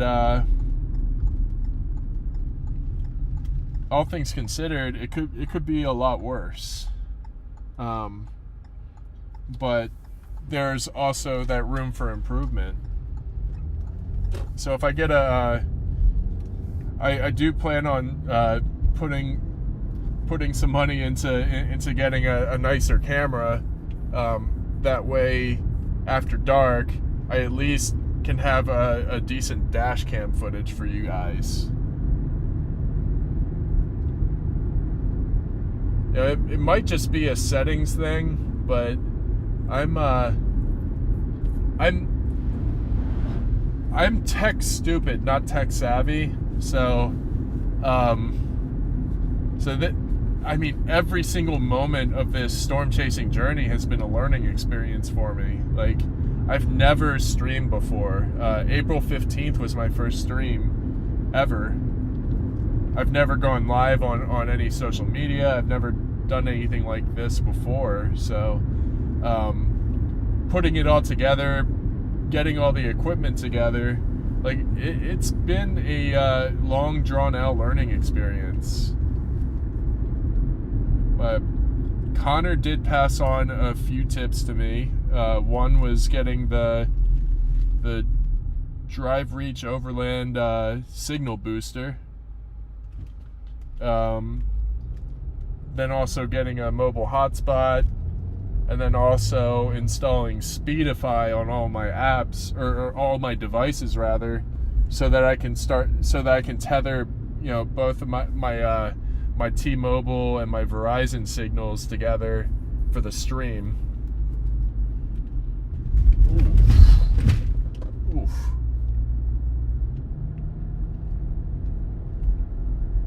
Oh boy. Is it just dry here now? I need to face back to the north where all the lightning's at. It really is a learning curve. You know, there are a lot of facets to it that I still don't know. Like, as you can tell on the video feed, I don't have any overlays because I don't know how to do that. My buddy Chad from back home in Baltimore, he streams his video games on Facebook and on Kick. He does have experience with that, and I was talking to him on the way out here yesterday that we're gonna have to sit down and he'll teach me, but so no overlays yet, but I'm hoping to have overlays by the time I stream again. Storm Prediction Center really doesn't have anything forecasted past day 3, so it's difficult to tell when the next chase is going to be. Like during the week is difficult for me because I work a 9 to 5. But when High Plains chase season does arrive, it's really easy for me to get out there after work because I can just go into work at like 7 and then hop off at 3 and then pop out to eastern Colorado. It's all, from Denver, it's only a 2-hour drive, whether I'm going to the northeastern part or whether I'm going to the far eastern part. Southeast is a little bit further though. Like getting down to Lamar takes 3 hours. But that's still not terribly bad. Like anytime there's a tornado threat for eastern Colorado, I go out there. It's 7 days a week. But then for weekends like this, the range is virtually unlimited. But today's Saturday, tomorrow's Sunday, so I definitely want to get home tomorrow. If I would have pushed out to Ohio, Indiana for the day 2 threat, it would have been a grind to get back to Denver. So that unfortunately I can't continue into tomorrow, but I do try to get out whenever possible. This is my favorite thing to do in the world, is go out and storm chase. Been studying meteorology for pretty much my entire life. Funny story about that, I used to, back in first grade, I used to give weather reports over the intercom. God, that's so long ago. 1992. I was in first grade. But I knew at 6 years old that I wanted to do something meteorology adjacent. And it wasn't until 2014 when I was pursuing a bachelor's in mathematics at East Carolina University. 2014 is when I discovered the Storm Chasers show.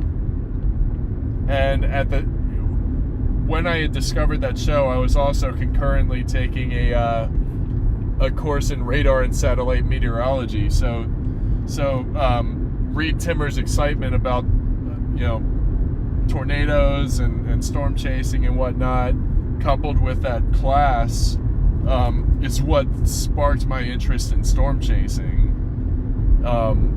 And actually, just a couple of days after I decided I wanted to go into storm chasing, we had a tornado outbreak in eastern North Carolina, April 11th, 2014, and I saw twins. My very first chase, I saw twins. One was an EF2, and then the other one was a satellite EF0. And then 3 days after that, I went chasing out in Wilson, North Carolina, April 14th, and ended up very nearly getting hit by an EF3. I drove a different car back then. I had this 08 Saturn Vue, and prior to that chase, I had no dents in it. After that chase, I had golf ball size hail and branches hitting my car because of that tornado. After that chase, my car was mangled. It would have given the Dominator 4 a run for its money. So crazy that Reed's just gotten to the point in Dominator 4 where he's just gonna let the dents happen because there's no point in popping it all out. I don't think that it's possible for him to pop it all out now.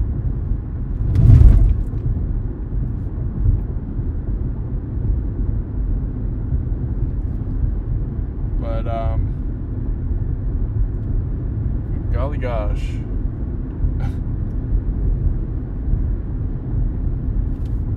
I'm gonna look at the radar real quick because I am going west now.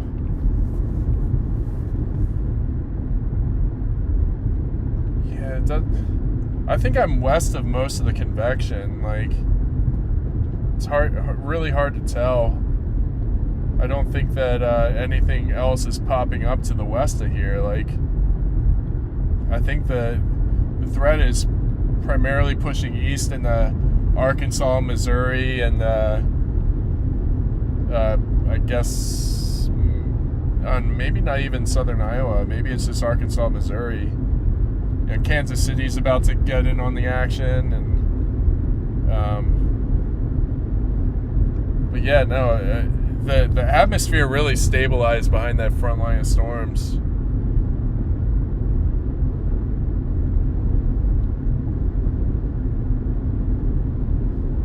Your biggest suggestion for mods?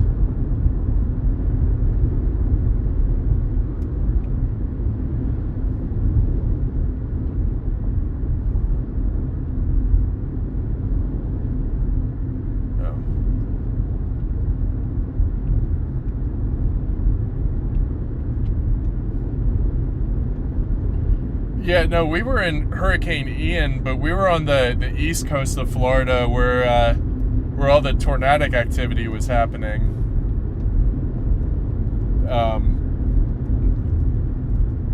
It's crazy. You know, we were just south of West Palm Beach, is where we lived at the time, and you know, Ian was making landfall 2 hours to the west. It's crazy how widespread the impacts of that were.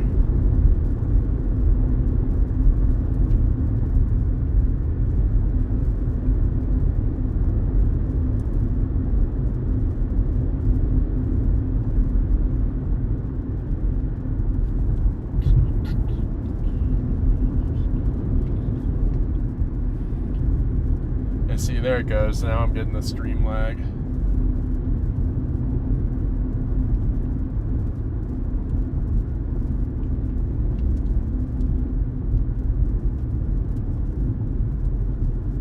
I need some black felt for my dash to cut down the reflection. Oh. That's a really good idea. That is a really good suggestion, Hobbs. I definitely think I'm going to do that. That really is an issue with this camera is it does catch a lot of the glare off of my dash and off of my windshield. So yeah, I will definitely incorporate that. That's a fantastic idea.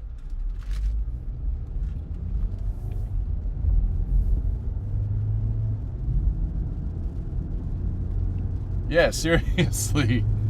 Yeah, y'all come in clutch with those. That's awesome. I will definitely adopt those suggestions. It's a really good idea. Bunch of really good ideas.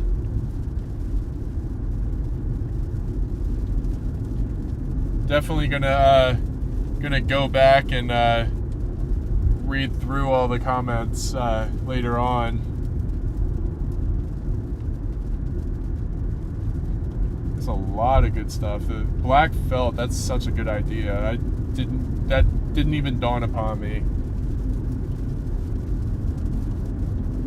Dash mat? Gotcha.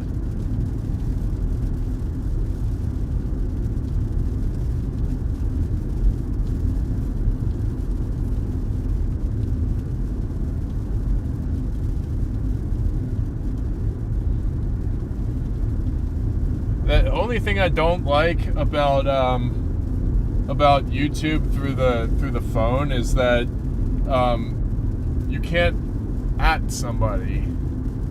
Like, you can't tag somebody in a post. Like, you start typing their name and it doesn't give you the little drop box with the suggested names. I don't know, maybe it works, but I end up having to type out the full name. I don't know if it ends up tagging them.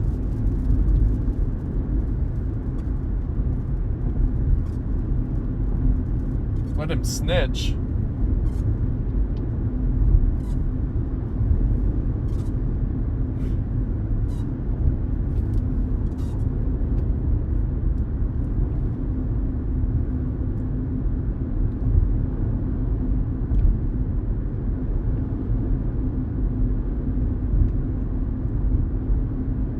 That is a really, really good idea.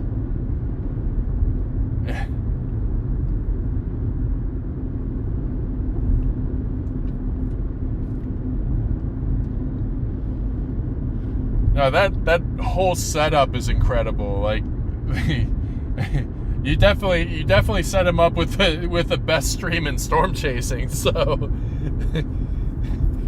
like, that is the most stable stream out of all the storm chasers that I follow.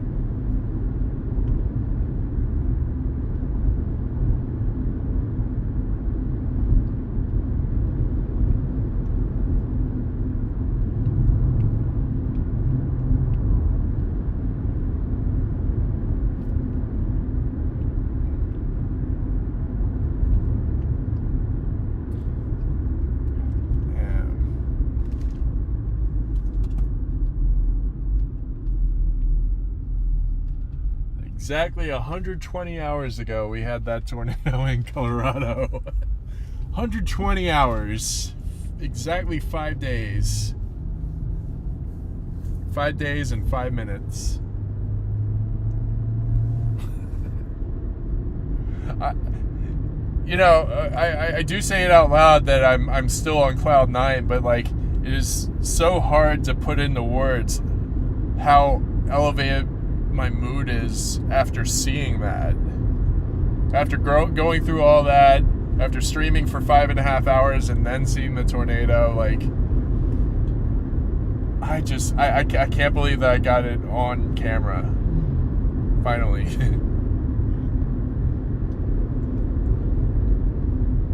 But I had gotten so worked up prior to that, the day before, because I sincerely don't want to waste anybody's time. But I also, Connor definitely cheered me up the next day. He reached out to me directly on Discord. It was just like, we've all done it. We've all had perfect chase targets, perfect forecasts, and then missed the target. It happens. But I mean, Connor does everything to, I don't know, it just, you can tell that. So there's YouTubers that are just in it to be popular and whatnot, and then there's Connor, who genuinely gives a crap about all of his subscribers, all the people that tune into him. Like he genuinely cares. Like, he didn't have to reach out to me, but he took the time out of his day to do that. Like, that's why he's my favorite YouTuber. Yeah, I still, from time to time, I'll watch like Mr. Beast videos, but I don't like him. He like he'll reach out to some people and whatnot. Like I actually saw him on campus at my school a couple of times. Played his little games and whatnot, but like, I genuinely think that he's in it for a different reason. But Connor is just so genuine, so caring.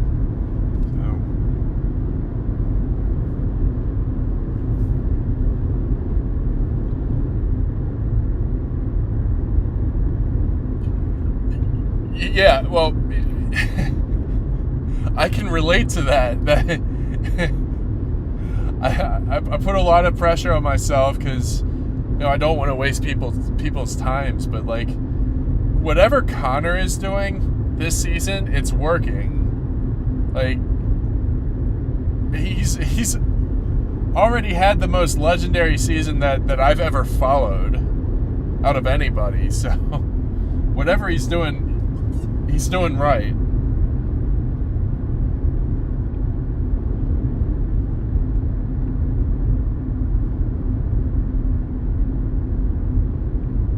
That's true. He is very gung-ho. But, just the way he speaks is super motivational.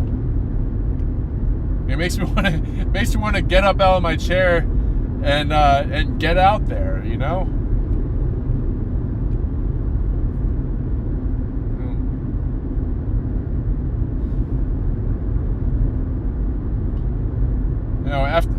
After receiving all the support from him that I have, there's no way I could ever hang my hat up from doing this. I will do this forever.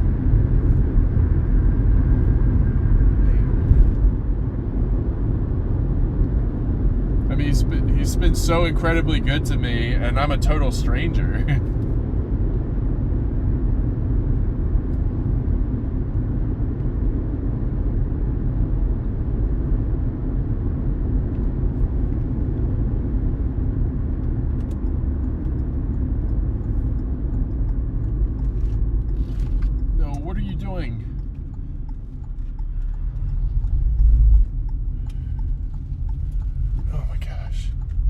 Thought I was gonna ram that guy.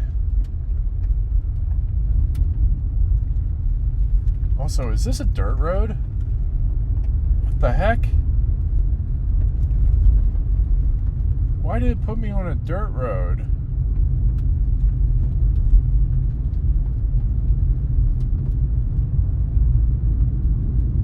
Oh, maybe I just missed the turn.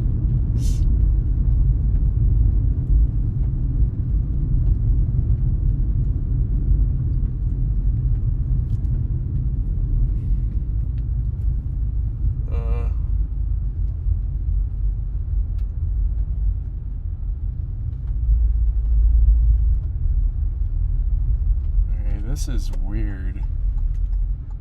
I didn't miss my turn. It's just naturally putting me down this road. Why? It's kind of sketchy.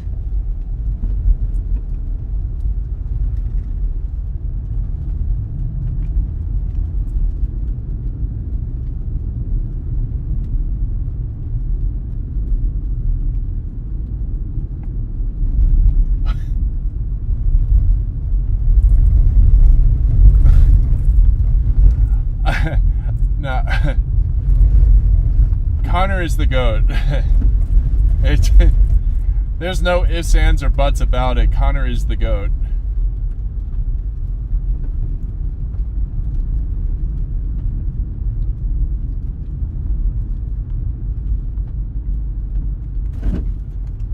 Let me not run into another mountain lion out here.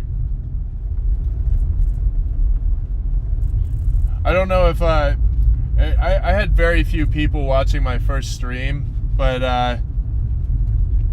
like about 5.5 hours into it, I had a mountain lion jump out in front of me as I was starting to get ahead of the Dodge City storm. I thought I was gonna hit it. Like, even safe and tucked away in my vehicle, I was scared out of my mind.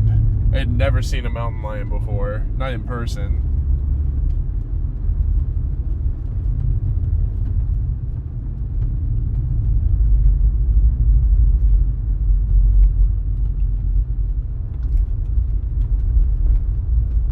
Yeah, no, Abby's right. You know,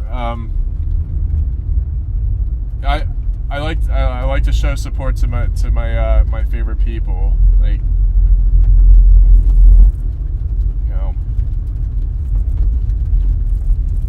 what Connor does is an inspiration in my life, and he's been very, very supportive of me, and it's only right that I return that, because, you know, he's earned every bit of that.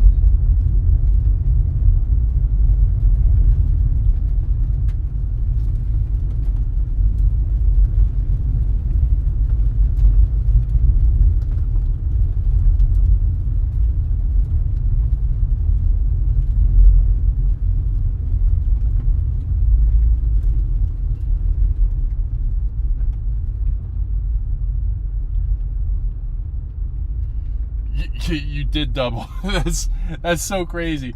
Well, and this isn't the first time that it's doubled like that. You pinned my link in his stream a few days ago. Or no. You did it last week too. Last week when I hadn't been streaming, I went from 37 subscribers all the way up to 92 because you posted my link. So you more than doubled it that time, and then you had 50 more jump on the last time you pinned it. Like, that was awesome. Like, I've never heard of other YouTubers doing that, or I've never heard of YouTubers doing that for other YouTubers other than Connor. Connor's the only one that I've known to do that. Like, he's genuinely supportive, genuinely caring, like wants to see everybody succeed. Like, it's so uncommon in today's culture to really see that. But it's such a breath of faire air, because, you know, again, it's what you want to see out of the community, but Connor's kind of been the only one doing it.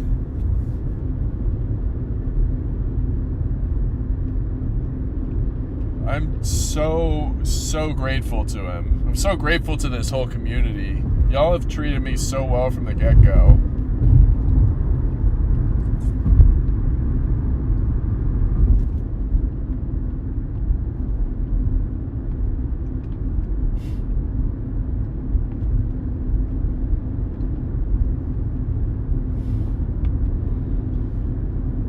Yeah, you sure were. Yeah. Sunwave also helped to get me onto the target. The midday target helped gosh, I can't speak right now. Helped me get out to Hennessy, which, had those tornado warned supercells planted something, Hennessy would have been the best viewing location to see them. So, yeah, no, you haven't just been here. You've really helped me out. I'm so appreciative of you.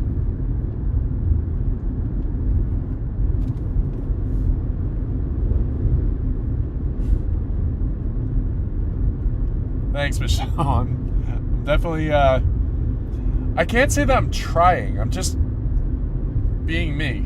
That's all I know how to do. Like, I don't, the last impression that I want to give anybody is that I'm trying to be somebody else. At the end of the day, I'm just going to be who I am. And that's that.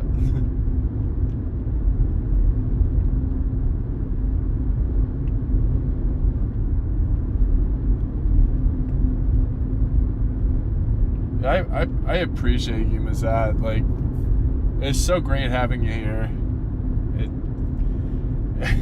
And here, just reading that really feels good. So thank you so much.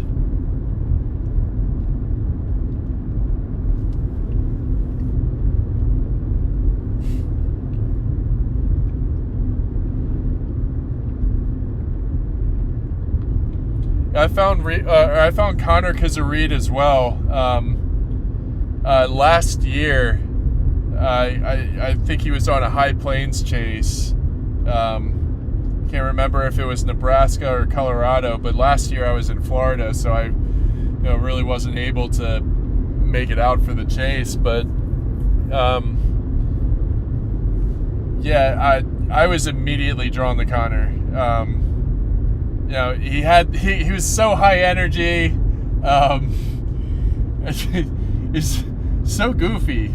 I love that he has Ben Williams as a chase partner now too. Like those two do a really great job together. I'm sure it's a lot more convenient for Connor now, because now he has somebody to split the storm chasing duties with, which definitely helps you make the targets a lot easier. So, but it's been so much fun watching him in the last year and how much he's grown. Like, he went from a handful of tornadoes last year to the most legendary season this year. Like, it's so awesome to see.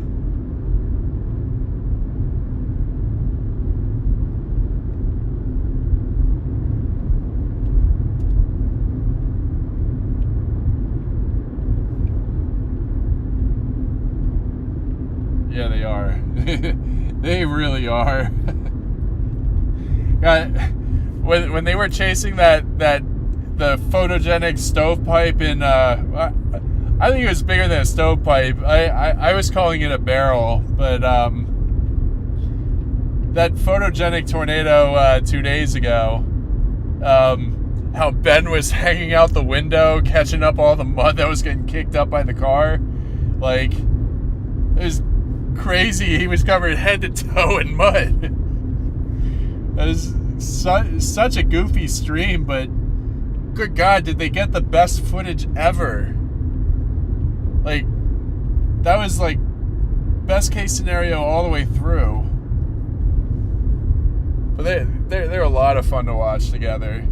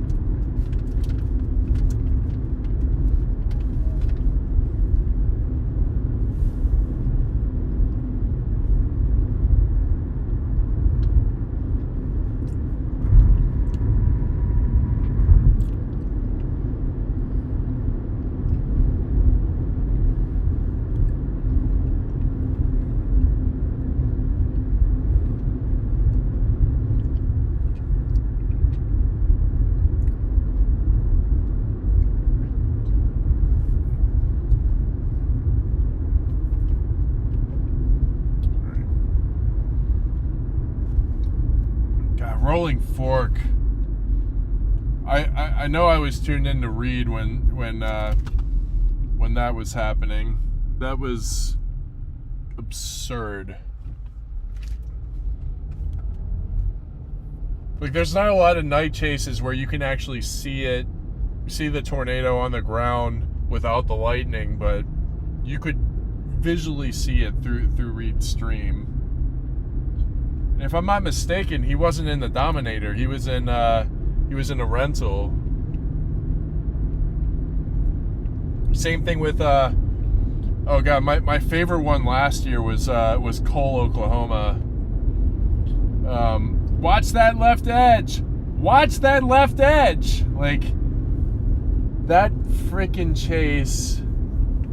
How he was backing up and the debris was flying by on either side of the car. Like, it was one of the craziest things I've ever seen somebody do.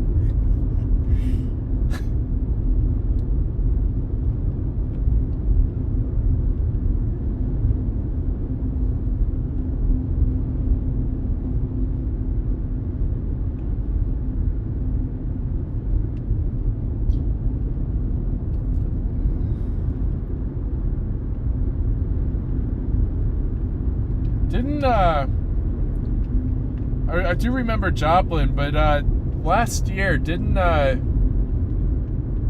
no, it wasn't St. Louis that got hit. It was Little Rock that got hit. That was bad. That went straight through town.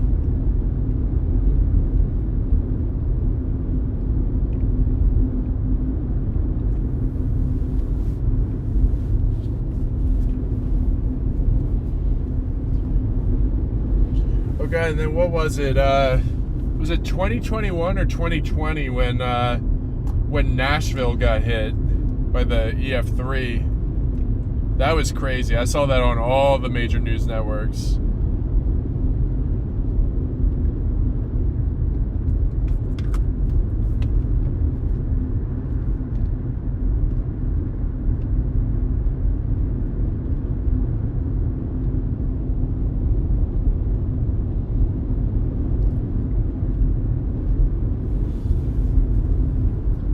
Yeah, another funny story. Not really a funny story, but like just a thing that I just thought of, because I was in Reno earlier.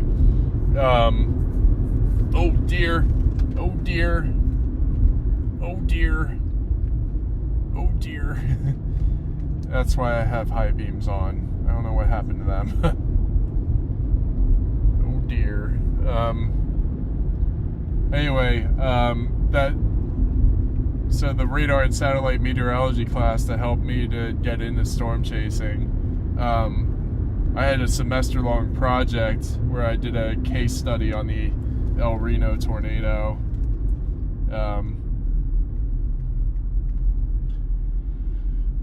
And half of my report detailed Reed's experience with it. How his how the winds that he experienced were so strong that it ripped the Kevlar hood off of Dominator 1, or was it Dominator 1? I don't even remember if it was Dominator 1 or 2, but whichever vehicle he was driving at the time, it ripped the whole Kevlar hood off of it. But that was like that was half of the case study right there. Like, having armor on a vehicle like that and having it just get peeled off, it takes some serious winds to do that.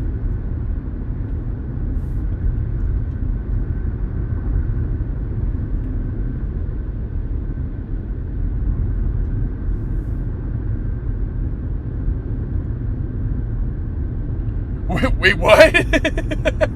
Wait, he did what?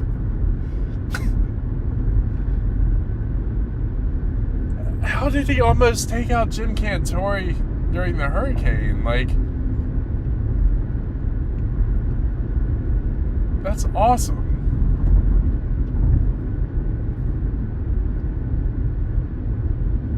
mean, I remember when Reed took Jim Cantori and Dominator 3 a couple years back.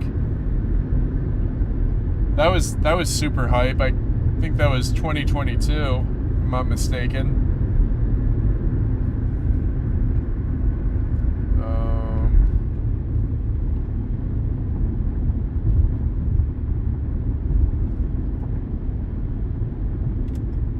I didn't realize I was on a highway.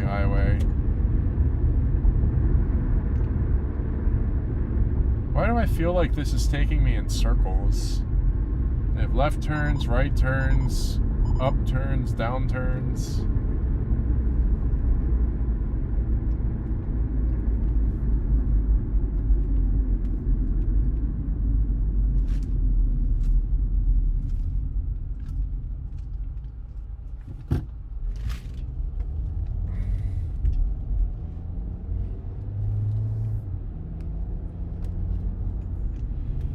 Where am I?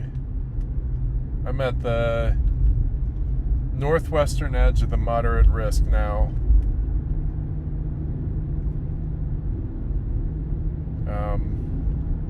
Should be able to see some lightning off to the right there, but I think the bulk of everything's passed.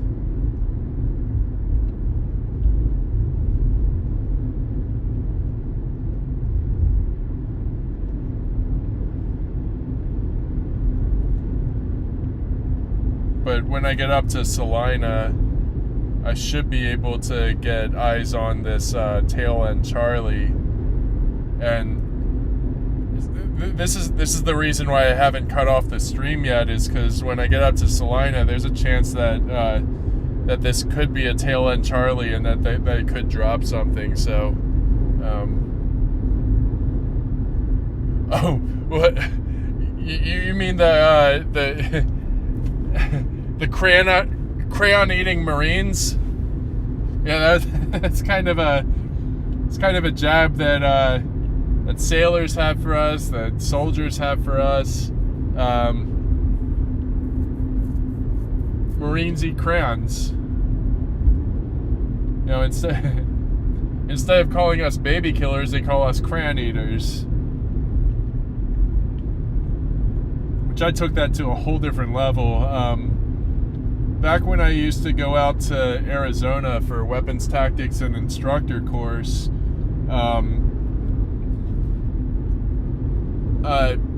we would set up signs for our different sites out at like Site 50, Site 72. Like, it's out in the middle of nowhere in Yuma, Arizona. Oh shit! I gotta pull over real quick. My one of my battery packs is out, and my computer is it's running low on battery. I need to find a place to stop real quick. Oh, I'll just do it right here.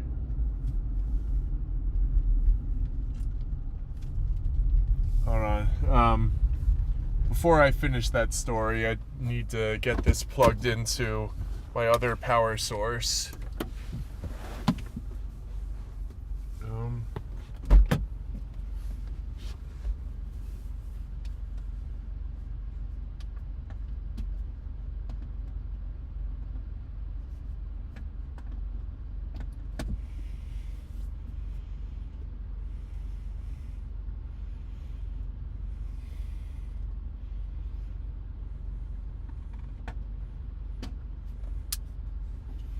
Hold on.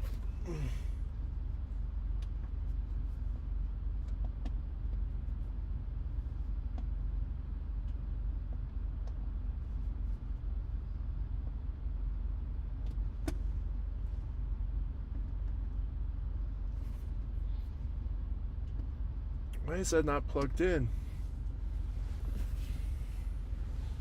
Oh, that's why. It's because it unplugged from my laptop. There we go. Now we're back in business. That's awesome.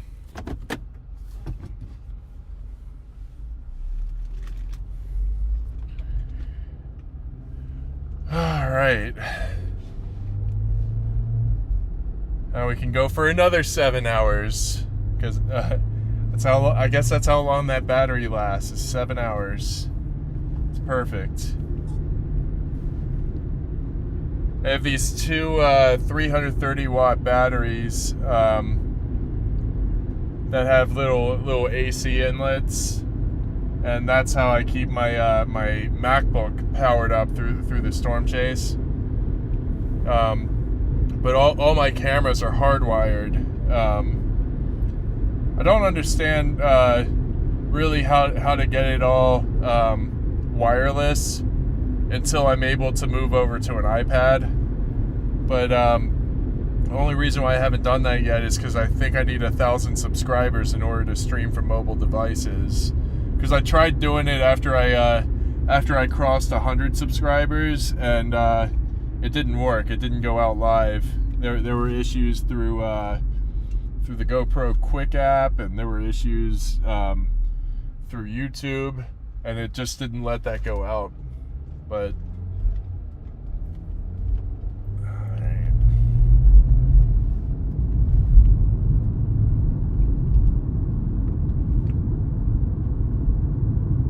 Nasty age and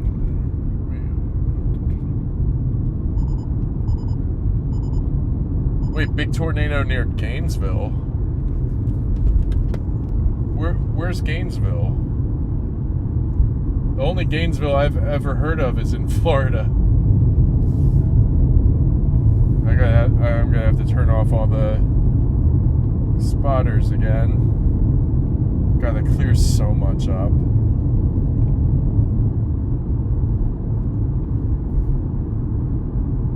Oh. Cell C2.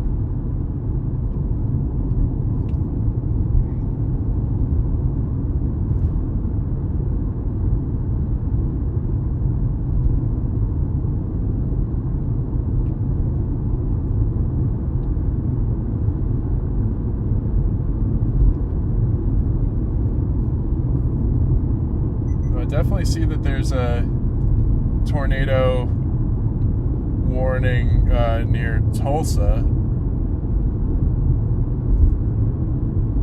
I don't see any other warnings up. I'm gonna have to put my phone down for a minute until I get past this guy.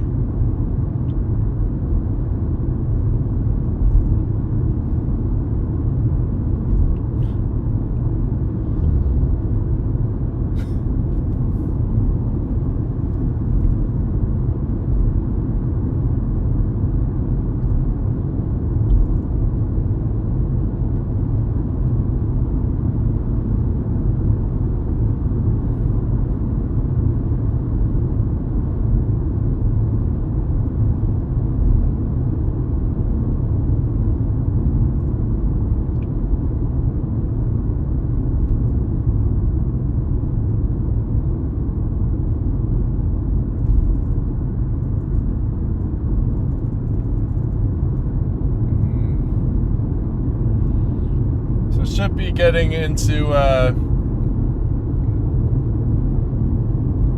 Salina. Wait. Oh damn, I need to switch this back to Salina. I'm still going to Hayes. Where do you want to go? Salina. One option I see is Salina Museum on Leopard's. Where do you want to go? Salina, Kansas. Getting directions to Salina. Okay, you want to call it Salina, I call it Salina.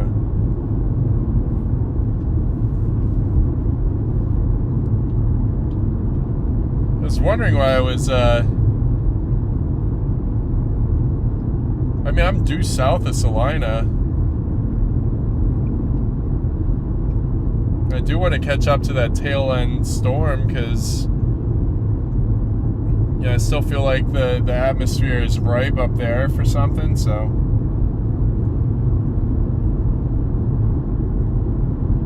And, they have that whole line of storms is severe warned, so maybe that tail end will spin up.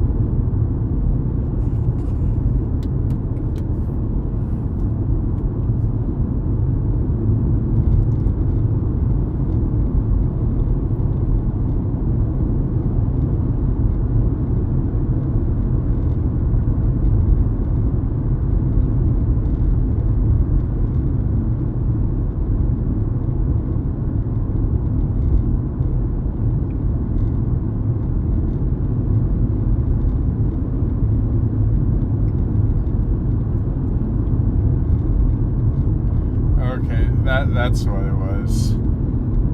So I think it was originally going to take me to Salina anyway, and then pop west on I-70 to Hayes. I think I'm still going to do that,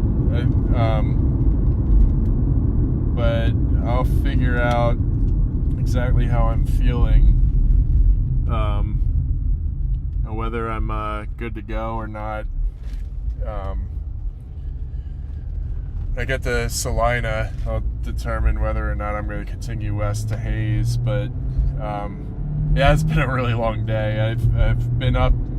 I woke up at 8:30 and hit the road by 9:30. Stayed the night in Pratt, Kansas last night, and then blasted south into Weatherford, Oklahoma this morning. I wish the Oklahoma target would have panned out, but yeah, it happens. I just figured that, with this being a longer weekend, that I really could afford to go further than I usually do, and that's why I wanted to.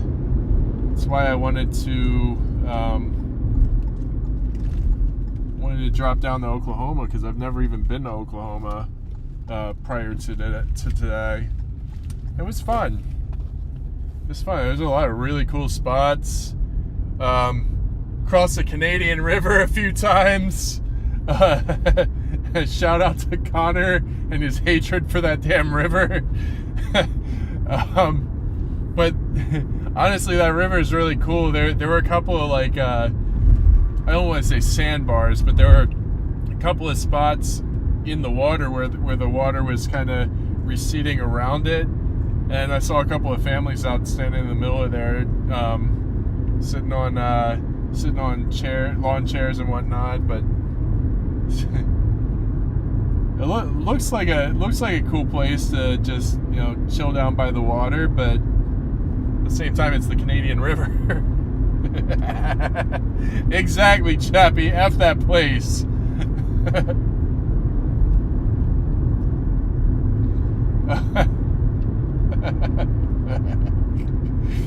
Oh, I think he was. That was when Connor had the poll.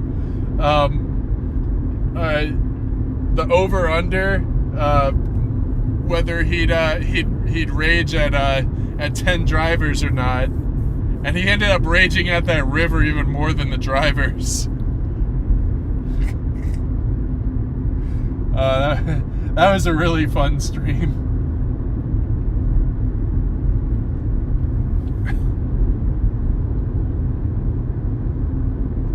I mean, we have some real characters in that chat. It's awesome. Or sorry, I can't call it chat. It's the Chad.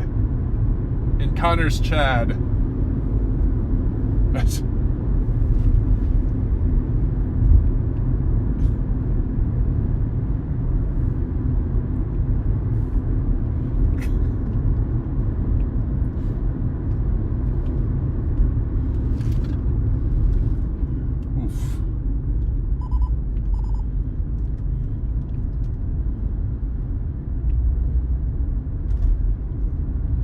actually.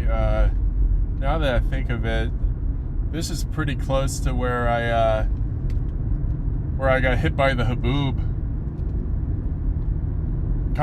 Connor warned me against chasing in southwest Kansas that day, and I did it anyway and got hit by a haboob. I was honestly scarier than any tornado that could have dropped that day. Like, that getting stuck in that was the thickest dust I've ever driven through. I was totally expecting it to be thinner to a point where the sun would shine in from the top and it'd be like orange looking, like haboobs that I've been in the past. But that was thick dust. Like, I couldn't see the front of my car. I could barely see out of my windshield, and it was pitch black out. And then I had mud that got caked up on. I had mud get caked up on all of my my back window and all of my side windows, and it was really starting to cake up on my windshield. So I used my wiper fluid. But then I had to just kind of pull over to the side of the road because you couldn't see anything. There were people that were trying to drive and they were all over the road. But Connor warned me and I didn't listen, and that's what I get for not listening.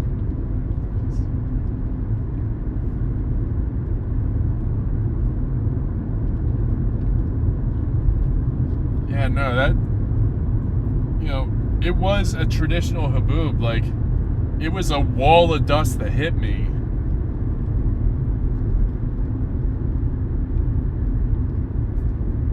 And then after the initial wall of dust hit, I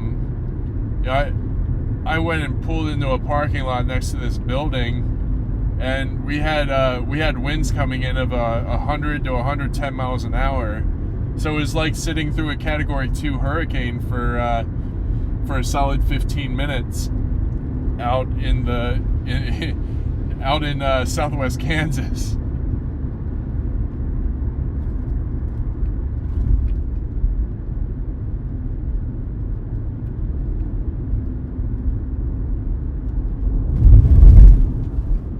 Oh shit! I didn't realize that's. I did not realize that this was a 30 mile per hour zone. I didn't even see the signs warning me of that. Oof. Glad I noticed that though, because there's probably a cop sitting in town.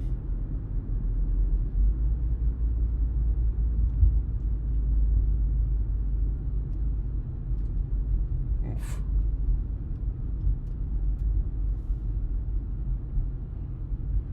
Are you serious? PDS?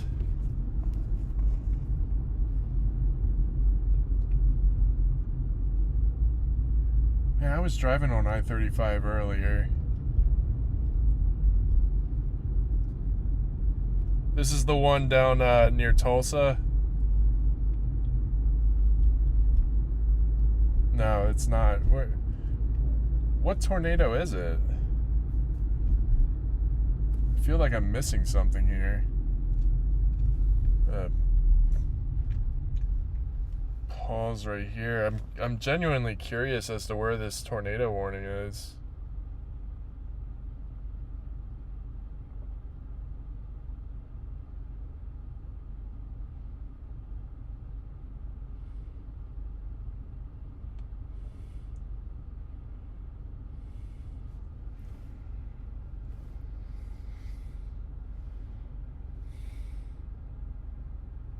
Oh, it's way down there.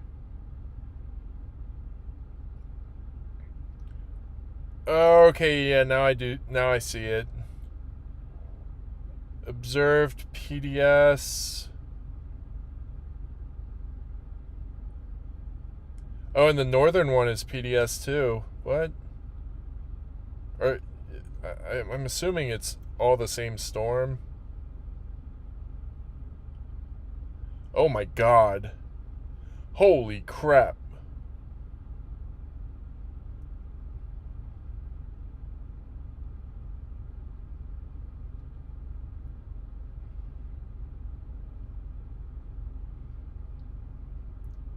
Let's see, what does this one say? Trees uprooted, northwest of my position.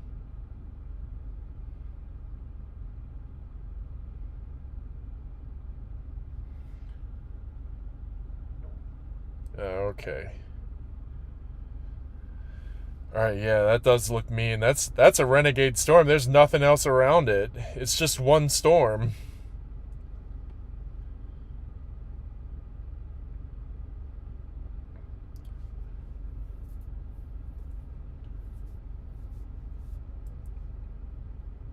Yeah, they're expecting this storm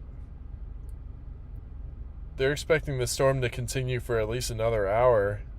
That's crazy. They did a whole convective discussion on a singular tornado warned supercell. That's crazy.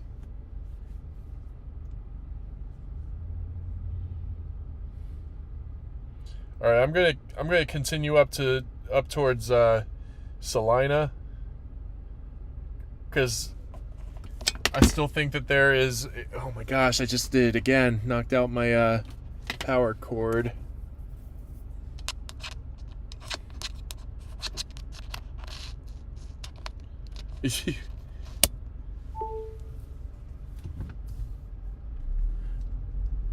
All right, let's continue.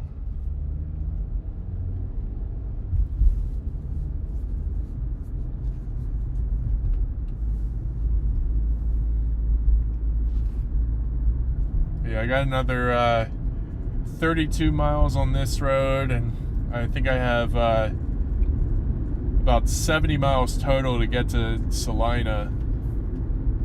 But that tail end is moving really slowly, so I'm hoping that by the time we get up there that it's still kind of hanging out.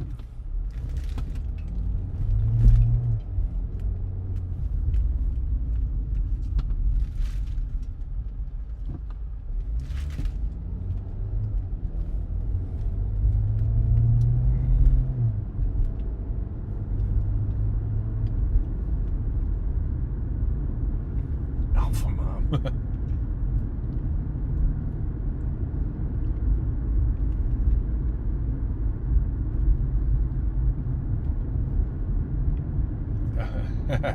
Alpha mod, alpha mom. That's great.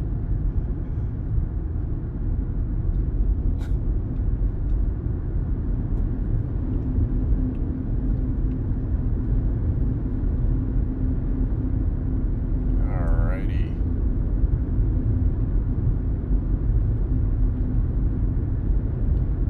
But yeah, I definitely would have ended the stream earlier had there not been this tail end Charlie going on up in the Salina area. But since there's still a chance to catch up to that, I want to keep it going because one, I at least want to record some cool lightning, but two, if there's any chance that it could plant something, I definitely want to have the stream still going.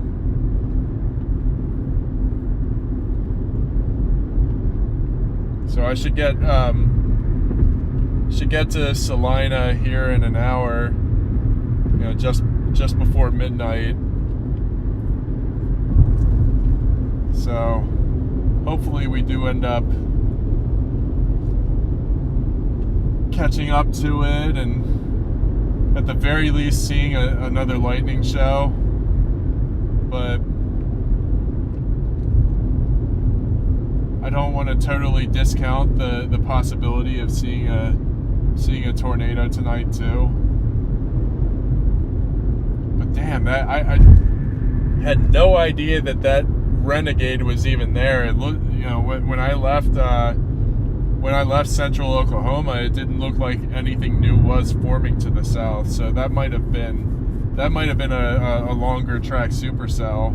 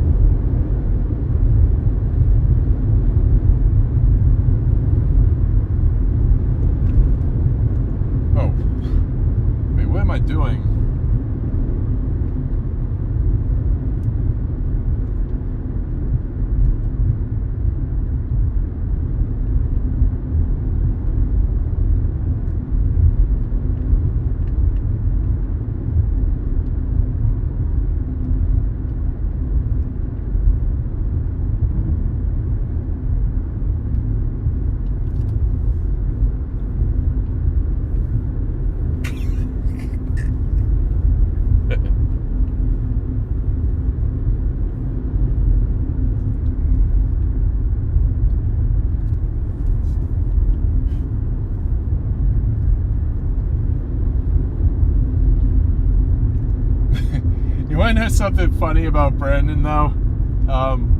When I met Reed, when I met Reed during my first live stream, Brandon was standing right next to him, and I had no idea who he was. Like, I've heard his voice on stream before, but I've never seen his face on his stream. So, I didn't realize until like a couple weeks later, when I can't remember if Brandon posted it or if Reed posted it, but they took a picture together while Reed had the entourage around him and the Dominator. And that's when I figured out what Brandon Kopic actually looked like. But it wasn't until like 2 weeks later, so I didn't have the opportunity to like go back and be like, oh hey, you're Brandon Kopic, I'm Mason Harris. Never formally met him, but but the opportunity was definitely there. I just wish I knew what he looked like.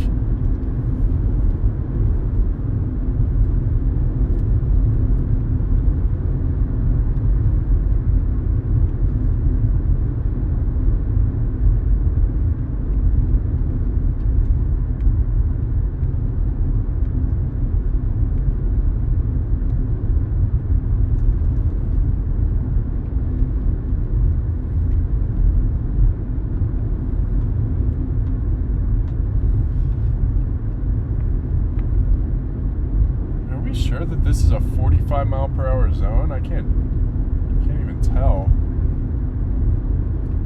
I haven't seen a speed limit sign since it, said it was a 65.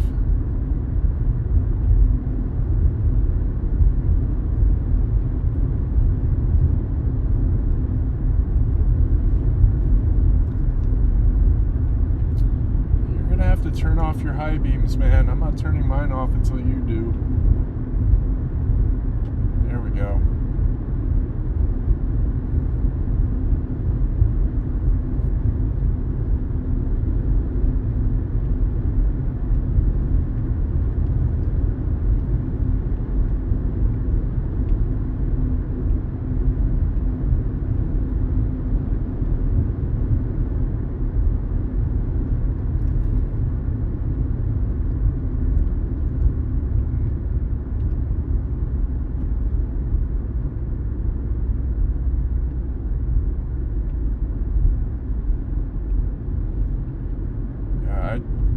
Do not know what the speed limit is on this road, so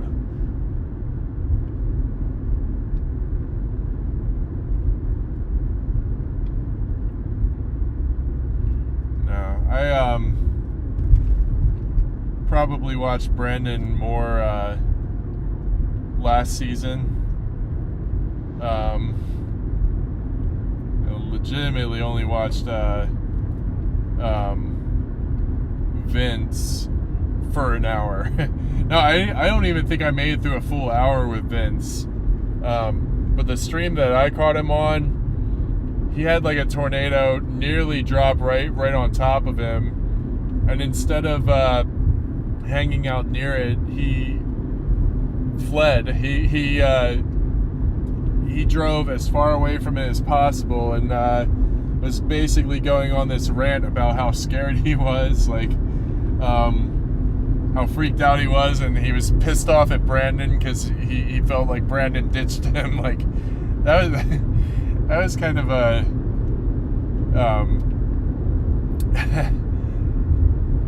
that was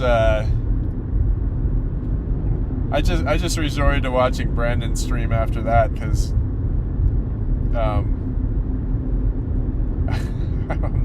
don't know what the panic was for.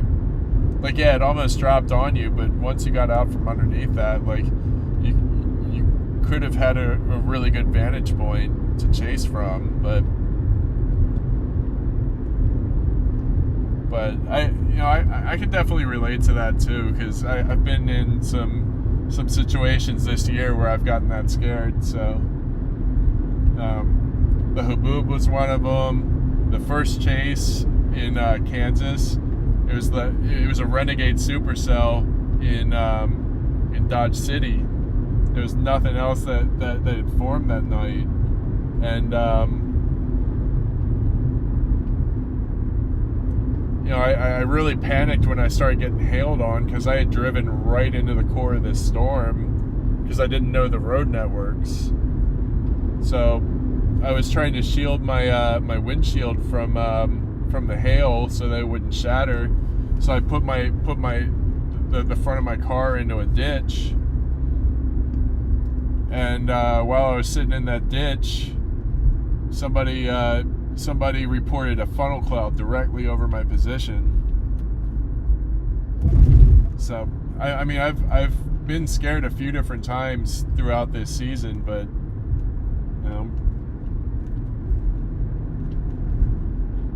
I mean, I get scared because because I'm out chasing on my own. I don't have anybody with me to kind of share in that feeling and sort of take away from that feeling. But,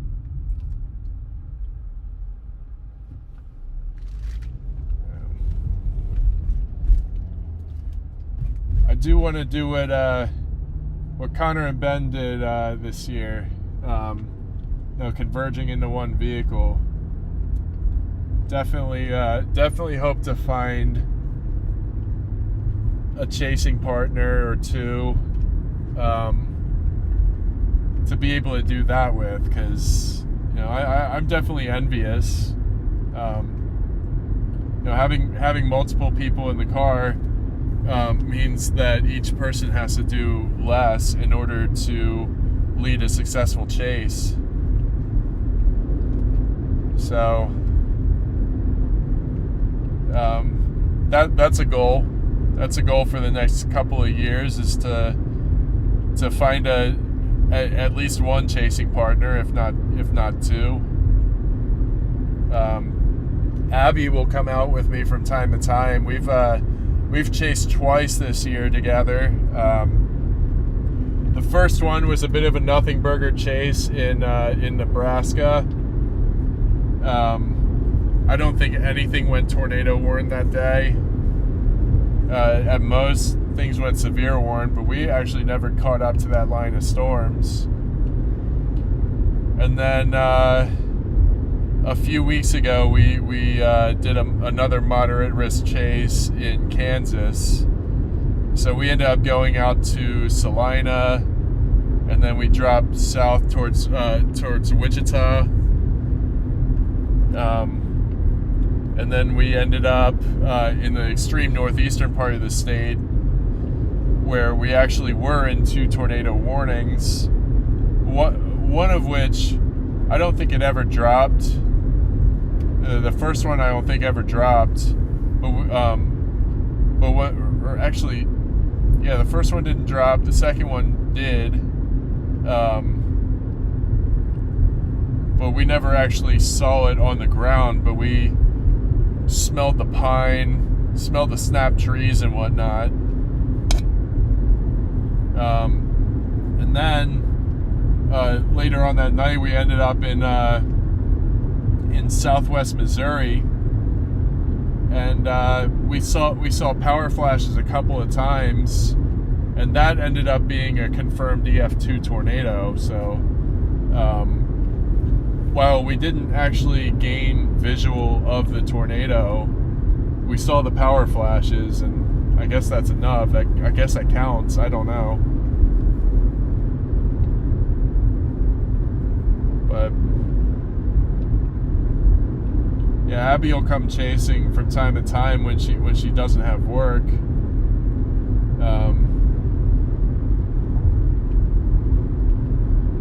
But I am in search of a consistent chase partner, so I don't have to keep doing this alone, because it is a lot, having to navigate, having to drive, having to watch radar, having to maintain the stream. Like, it's a lot for one person to do.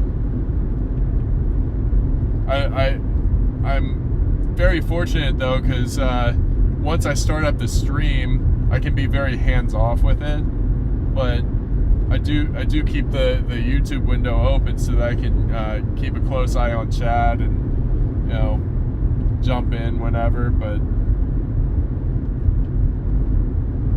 yeah, sometime over the next 2 to 3 years, I'd like to find a chase partner or two to be able to do this regularly with.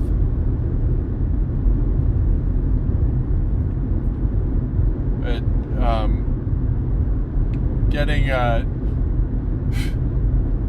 having all those subscribers come in today is such a huge help in getting to that point. So now I have a little bit more outreach. Now I have more people in here, and you know, eventually one of the people that joins these streams is going to be interested in storm chasing like I am, like Connor is, like Reed is, you know. And from there it'll be easy just to, you know, be able to link up and figure out how to chase together. Now, I also had an idea a couple of weeks ago that you know, once I finally got the science of all this down in pat, that I would start taking subscribers out on chases, like. But I do want to make sure that I have the science of this, you know, good to go, because the last thing I want to do is put anybody in harm's way, and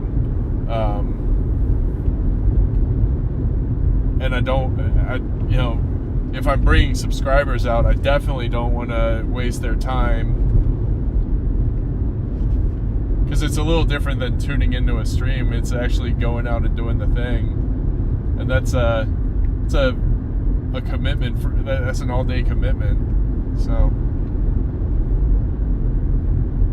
but it's a goal that I'm working towards, and I'm sure there's parties that won't be interested. There will be some parties that are, and you know, we'll figure that out.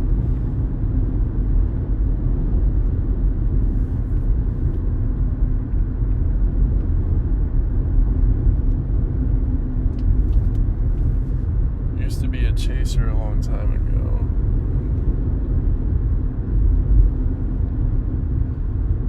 Semi-retired from his other career. He's the one who introduced me to this storm chasing. Oh, cool.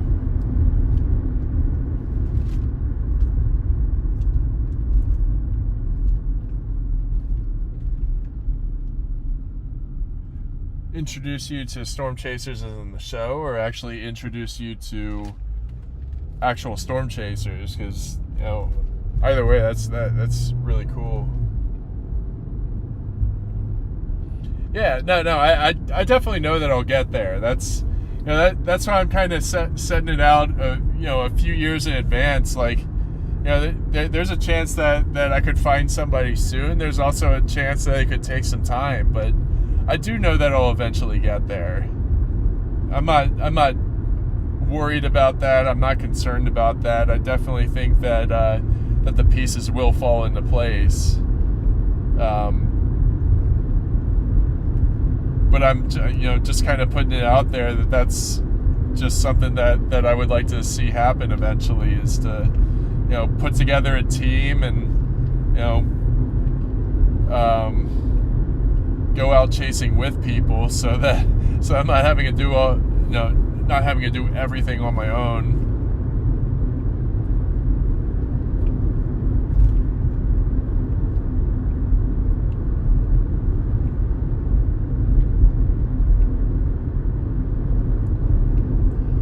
When Abby does come out and chase with me, like, she handles the navigation like a pro. Like, even the dirt roads and stuff, like, she helped get us out of a really crappy situation in southeastern Kansas, where we were we were just driving down this dirt road in the heaviest rain I've ever driven through. I thought we were going to get stuck, but Abby maneuvered us out of there and back onto a hardball.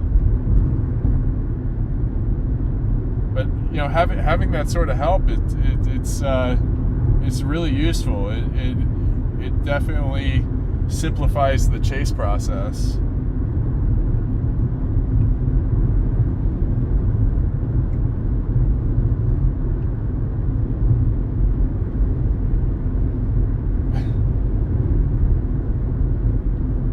My experience with this community, this is probably the most supportive community on YouTube. Never experienced anything like this online before. And when I say community, I'm not just talking about the chasers. I'm talking about all of you. You guys are great. You guys are so supportive, and just really, really genuine, nice people.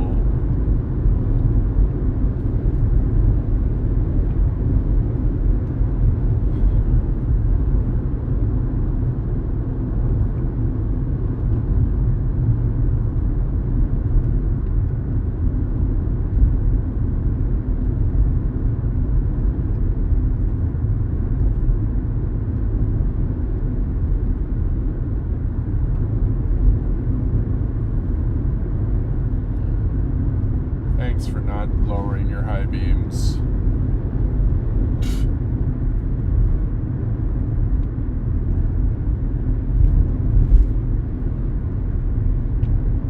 I got, looks like 45 minutes till Salina. Gosh. Wow. I'm losing the ability to speak now, guys. What's going on?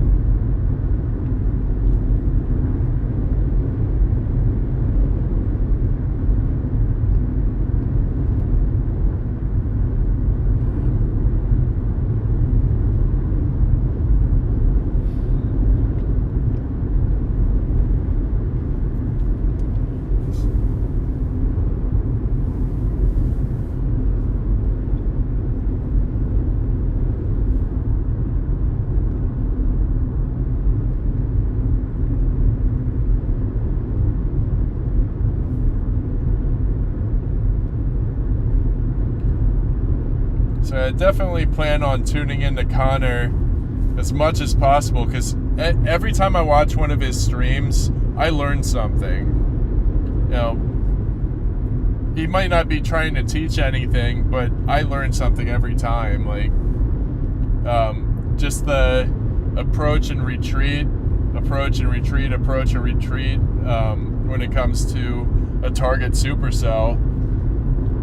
You wait for it to approach, and if it's not spinning anything up immediately, you retreat back 5 miles or so, and then do it again, and then do it again until it does produce. That way the storm's not overtaking you, and you don't get buried behind a hook and having a hook slice. I've learned so much from Connor this year. I've learned a lot from Reed this year too.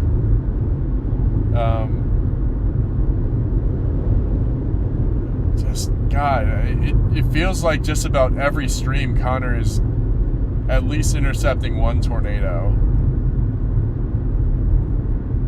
I mean, he's had a few where he didn't, but for the most part, he's been on point throughout this whole season.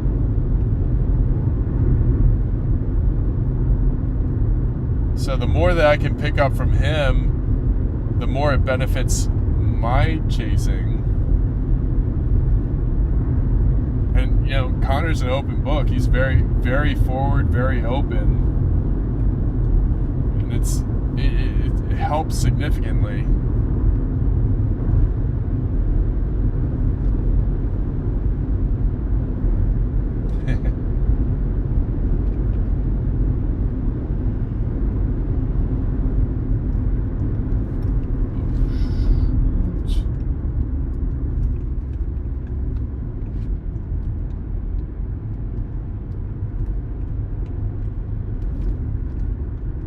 I'm starting to see the lightning up on the horizon there, so that's a good sign.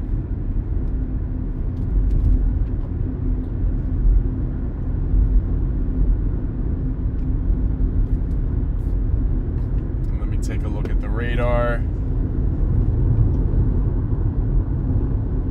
Oh yeah.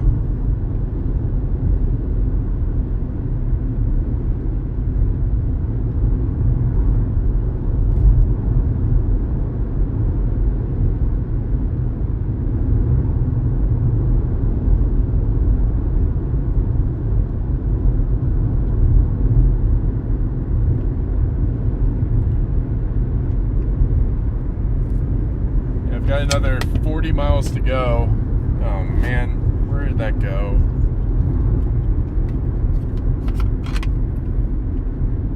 I gotta keep unplugging this computer.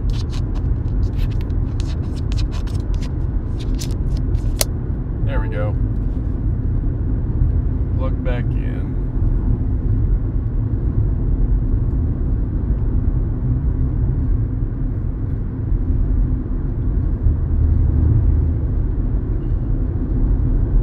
God, yeah, don't get me started on Freddie. The first time I ever tuned in to Freddie McKinney was when he rescued that family immediately following that tornado in Texas a couple weeks ago.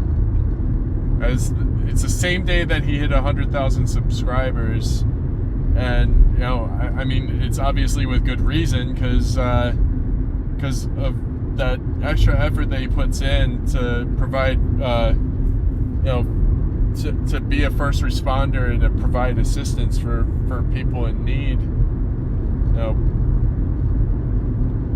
seeing that mother carrying her daughter like that, with a head injury, and then the son coming out with the bloodied face and whatnot, that was the most gut-wrenching thing I had ever seen.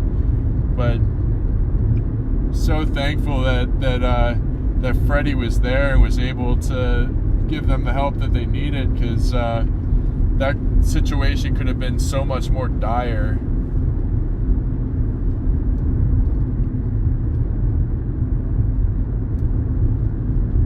It's just such an incredible community. Like, yeah, there are storm chasers that don't do that. They'll just drive right on by, damage. They'll see stuff get torn up and they'll just keep going.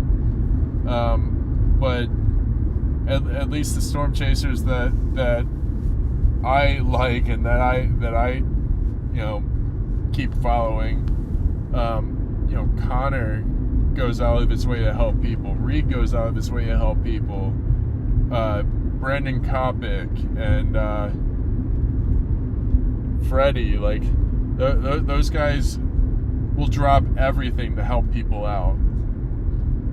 And I'm not trying to be those people, but I do want to be helping in that capacity.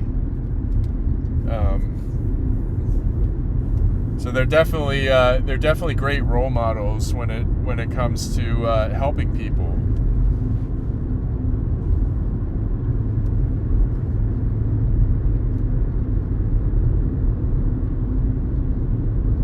I mean, that does make sense that he would delete that, though, because that it was a very dire situation for that family.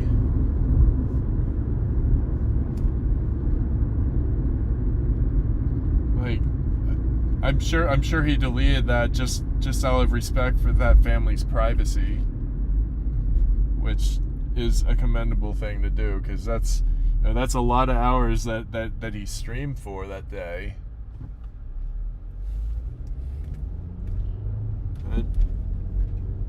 That's the thing that I love the most about this community, is that everybody's just so willing to make sacrifices for one another, and people looking out for people. It's this day and age, that's so hard to come by. People genuinely looking out for one another. Like, it definitely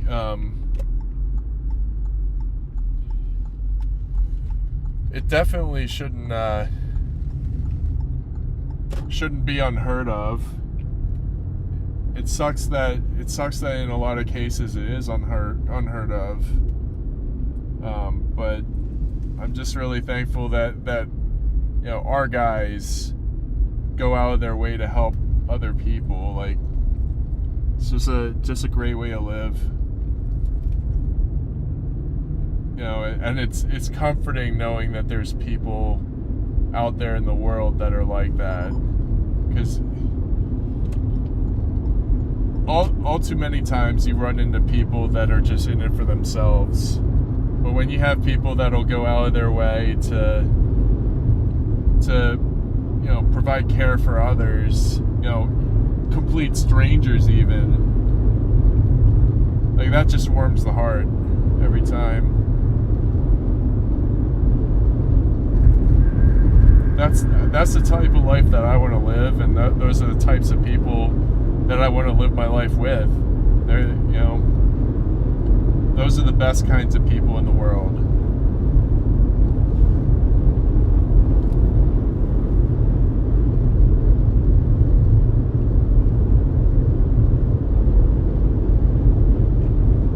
So I'm about to take I-135 north to Salina.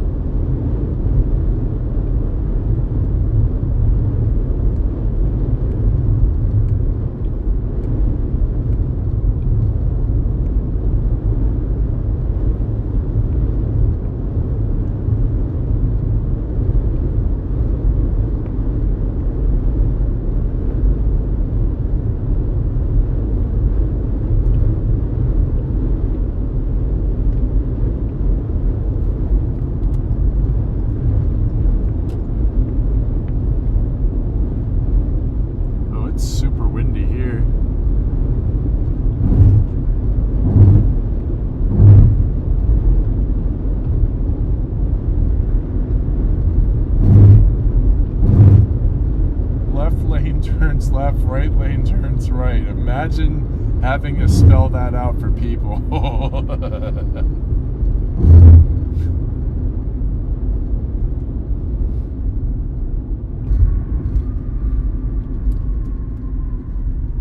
Oof, this is tight turn.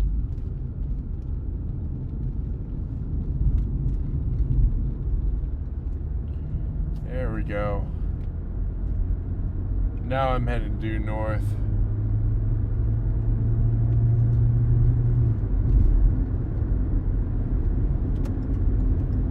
It's perfect. It looks like there's still some activity to the northwest of Salina. So once I do get into Salina, I think I just need to get to the north side of town and see what all there is. See if there's still a possibility for a tail end Charlie, because it'd be cool to see another tornado this week.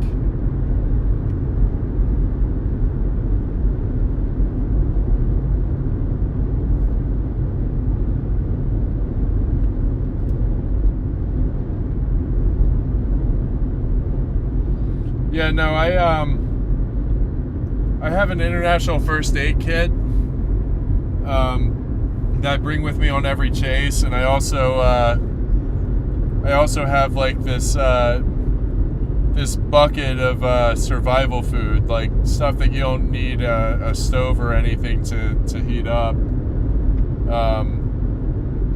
But I bring that with me on every chase, just in case people need food or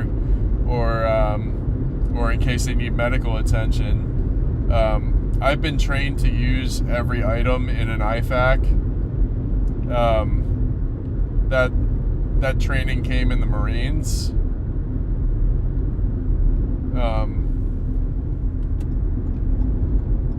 But they trained me how to use every item in the IFAC, and then I found out that Amazon has them. I think it was $50, but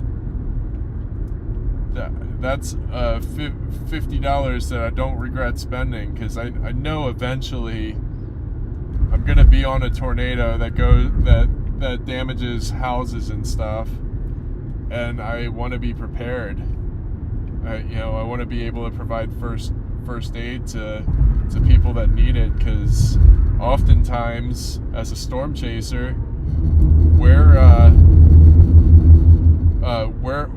on the scene before anybody else is. So I just want to be able to provide first aid before until first responders get there. So that I do find these smaller cases, years and years after the Marines, like I'm finding these cases where a lot of what I learned while I was enlisted is still applied today.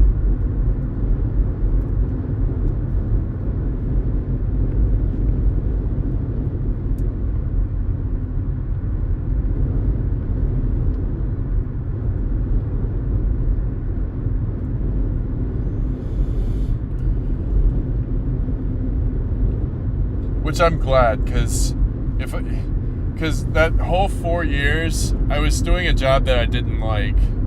I originally enlisted hoping that they would have put me in meteorology and oceanography, but instead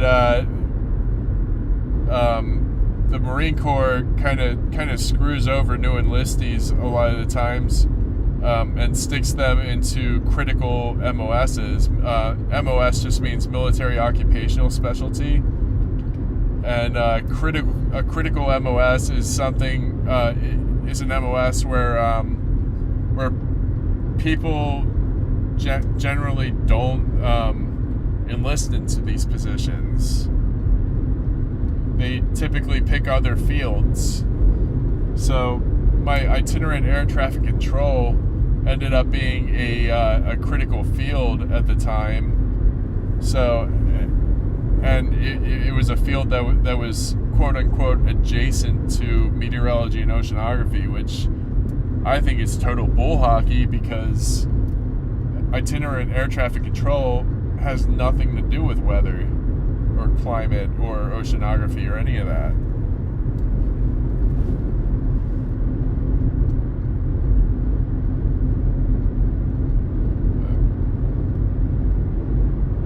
There's only so much you can do.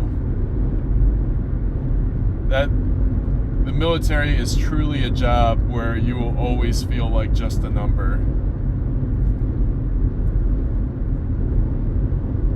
But at the end of the day, you're also fighting for your country. But I'm gonna let you all into a little secret. I don't like to fight. I hate fighting.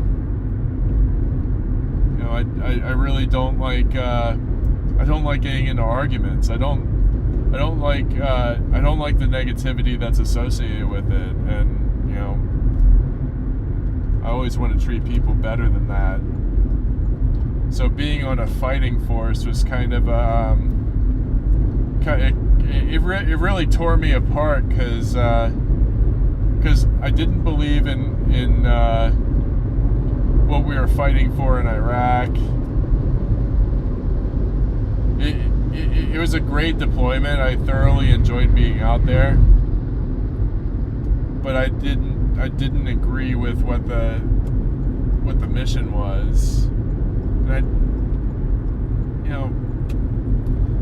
I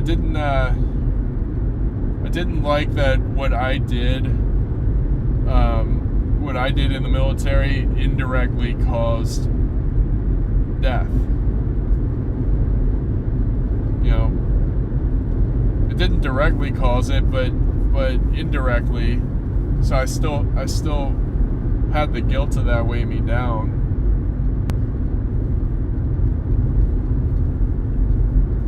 And the emotional conditioning in the Marines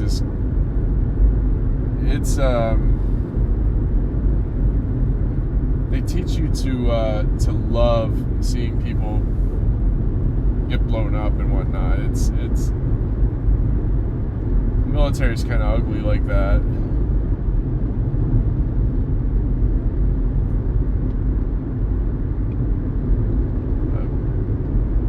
But all that was kind of a stray thought. But a lot of what I learned while I was enlisted, I still use today.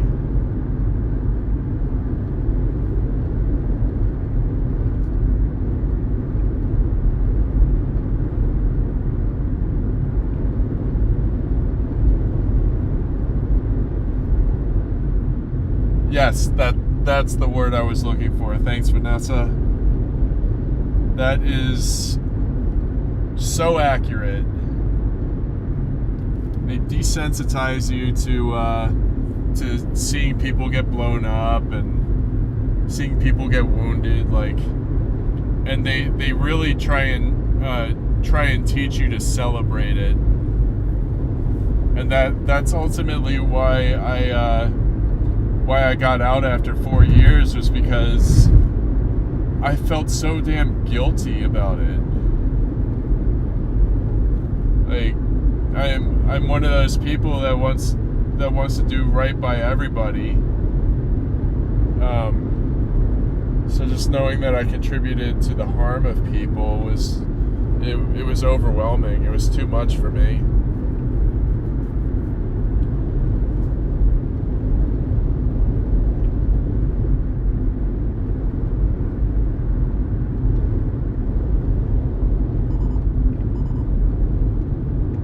Your dad was infantry. God, your dad was a badass.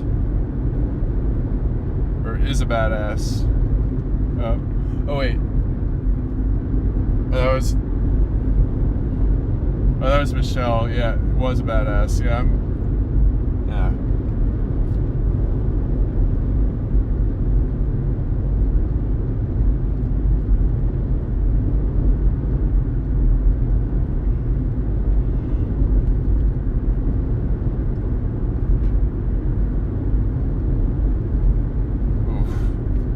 I thought I was going to be able to continue on west to Hayes from here, but I think I might end up having a pass out in Salina.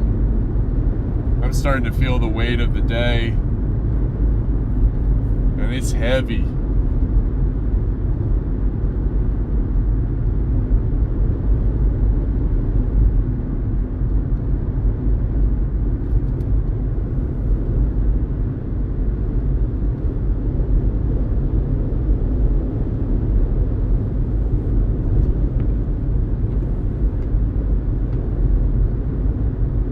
Is that Ottawa, Kansas?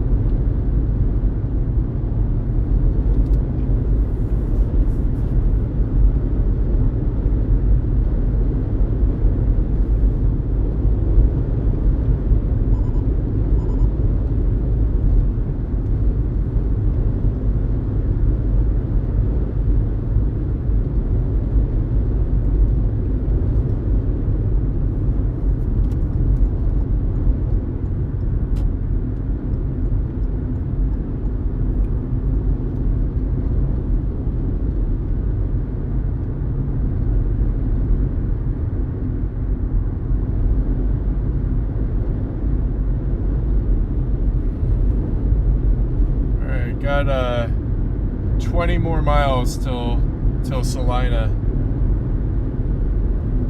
So should start seeing this lightning pick up in frequency.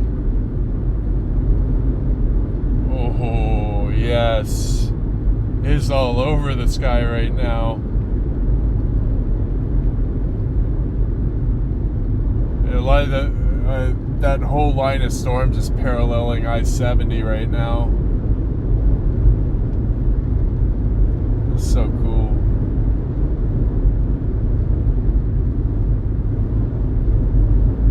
Alright, show me some bolts. Let's see some CGs. Let's see some CCs.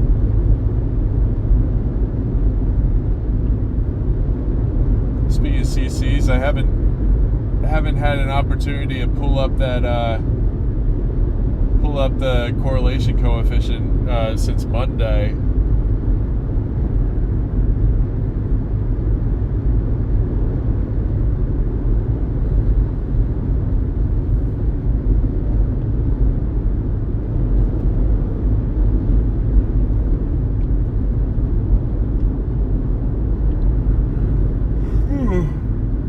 Holy hell.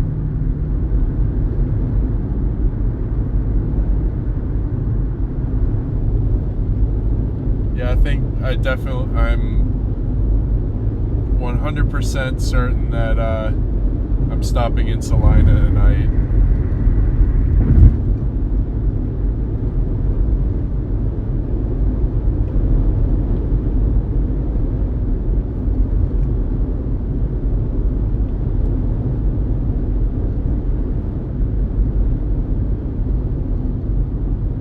Yeah, I'm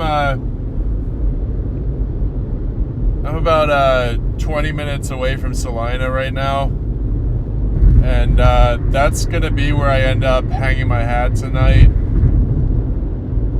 because getting back to Denver, I probably wouldn't, if I was to do that tonight, I wouldn't get in until, I wouldn't get in there until 5 o'clock in the morning, and I'm already feeling tired, so I definitely don't want to push it.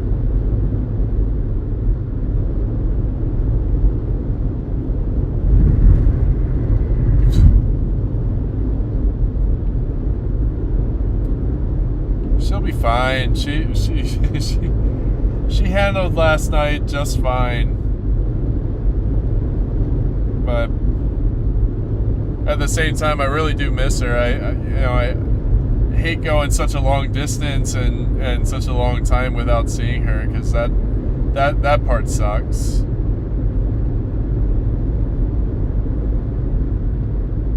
But I wouldn't trade away storm chasing for anything. And she's very, very understanding. It's been a breath of fresh air for sure.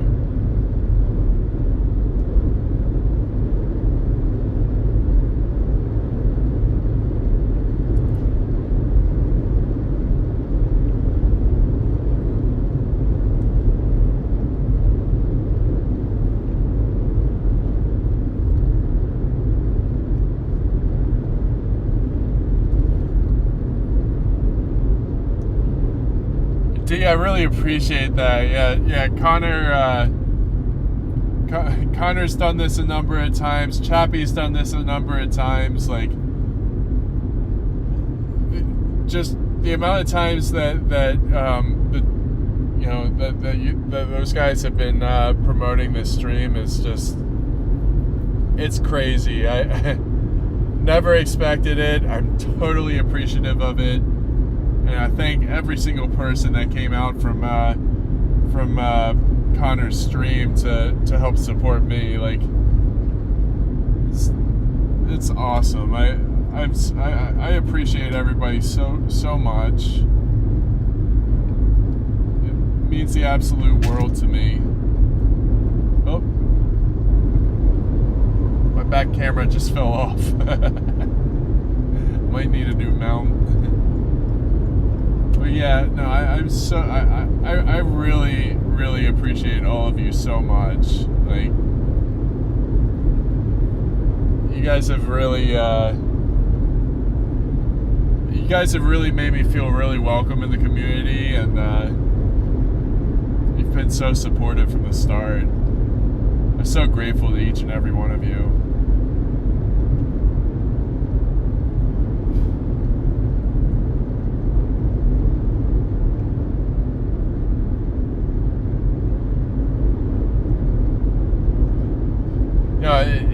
If I'm being perfectly honest, I was terrified of streaming. Like, I knew it was something that I wanted to do, but just the thought of it terrified me. And y'all welcome me with open arms and open minds, and that's meant the world to me. It's such a great experience, and it's all thanks to you guys.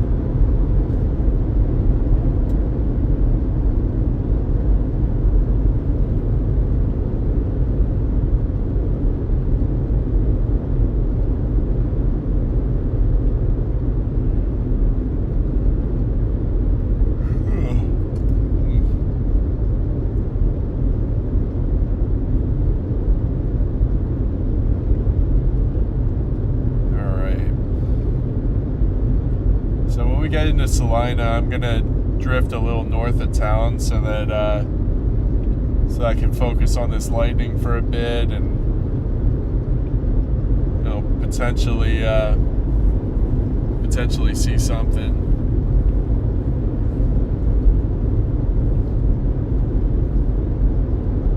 I think it may end up being a little too late, but we'd still try.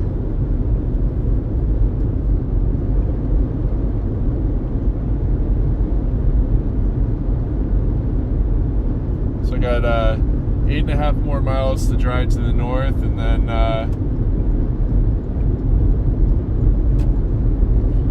kind of find a spot, and gonna chill with chat for a little bit, and be able to focus more on the chat, because I've been driving nonstop for the last few hours and haven't really been able to engage as much as I'd like to. So I'm definitely looking forward to stopping and chilling with you guys.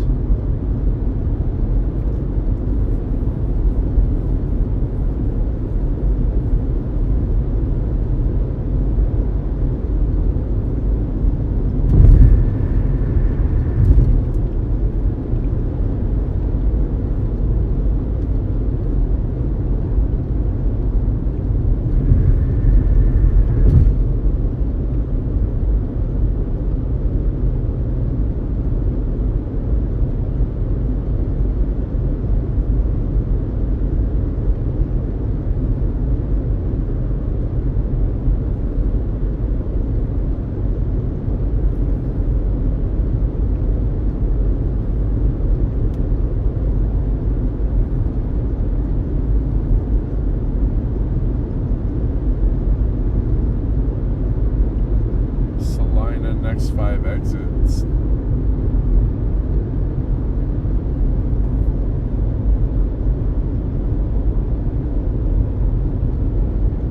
Where do you want to go? Holiday Inn. One option I see is Holiday Inn Salina, an IHG hotel on... Yeah, that's good. That works.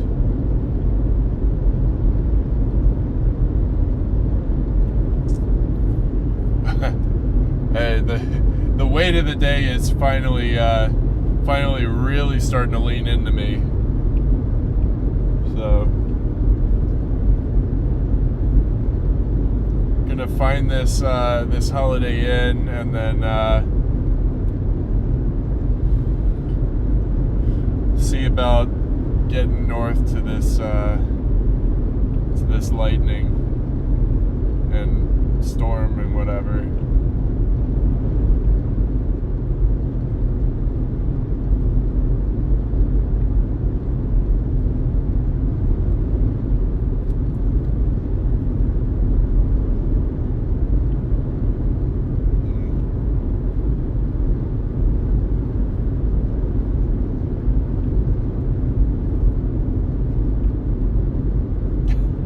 still can't believe that I didn't notice when everybody jumped into the stream. Like, somebody said 243 subscribers. I was like, 243 subscribers where? For who? Like, because I started today with 142. It was like, how did I not notice all those people jump in? But once I saw the chat moving like that, I was like, oh yeah, something's up. Because in all the streams before this one, my chat would crawl. It was it was very slow. So this was a very, very welcome change of pace.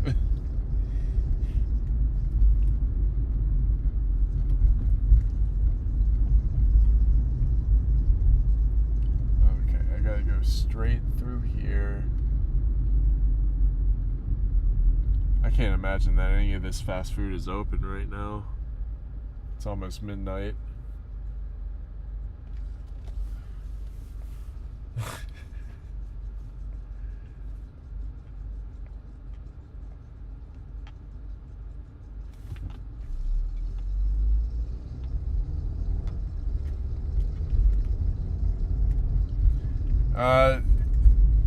I would not let that stand in your way, Vanessa.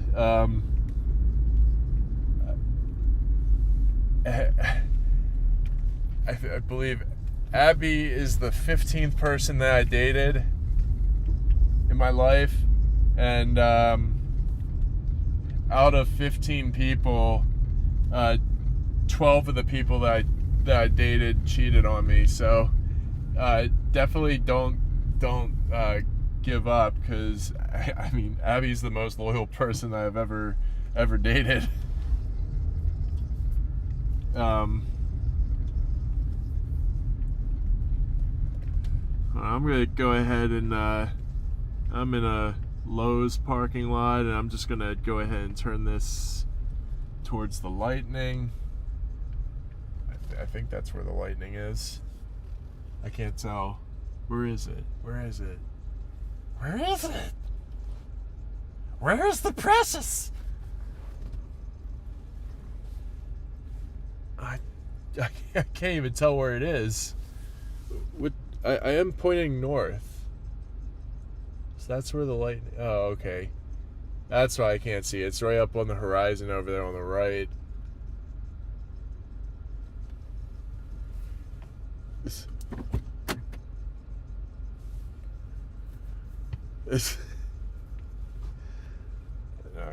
Connor is freaking awesome.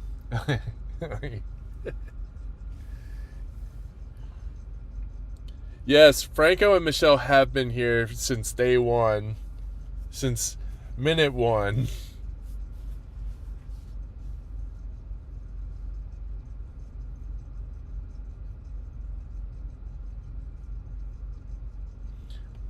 Yeah, no, it's easy for people to say when they've never been hurt by anybody, but take it from me, who's been hurt by a lot of people, that you never give up, because you will definitely still meet somebody incredible. I have gotten absurdly lucky with Abby, so you'll definitely find somebody too. Just never give up hope on that.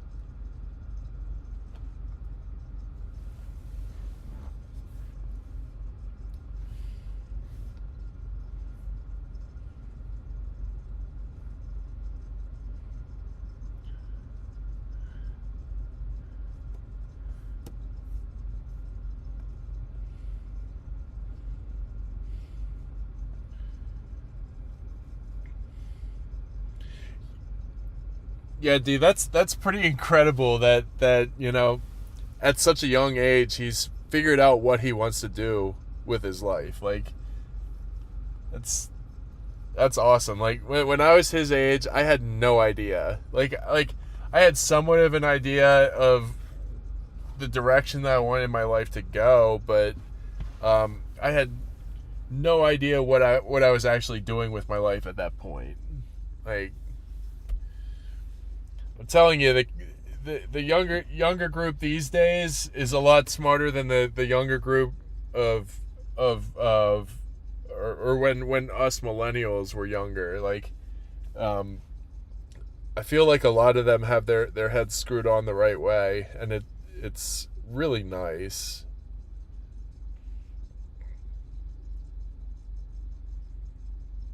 Oh shoot.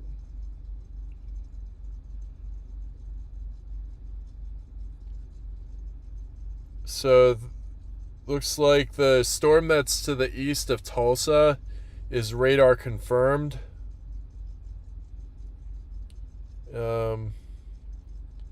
Let's see. Bolivar, Missouri. Get to your safe spaces.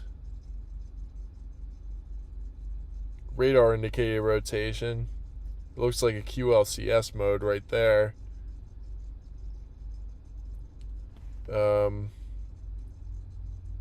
Looks like Kansas City just got hit real hard by a thunderstorm, and there's a lot of power outages reported. 70-mile-per-hour wind gusts. So yeah, they just got some straight line winds in there.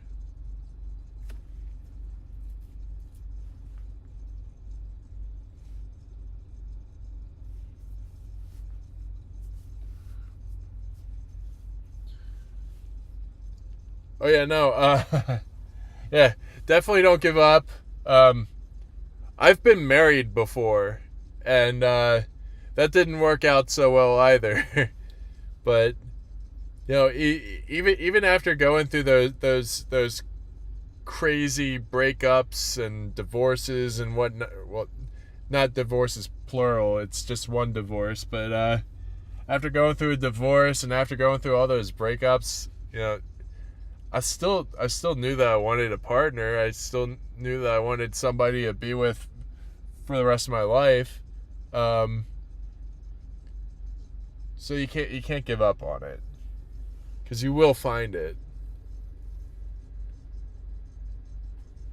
The town in Missouri is so there's a tornado just to the south of Stockton, Missouri.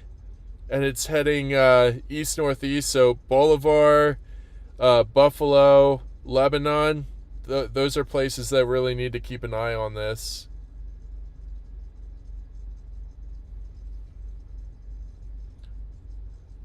You're 2 hours from KC. In what direction?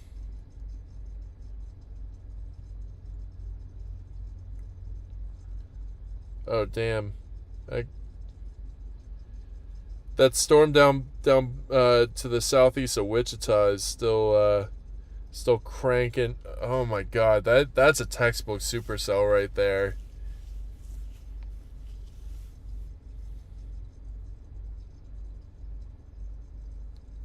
Oh, and then looks like the one that had the PDS warning is still warned.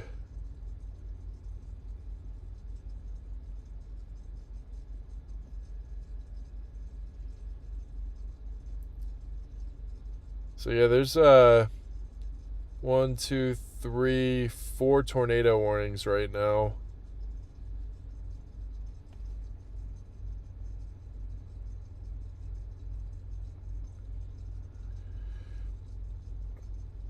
Yeah.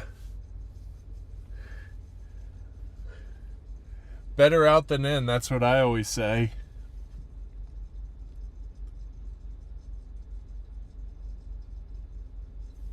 Oh yeah, no, there's a PDS warning for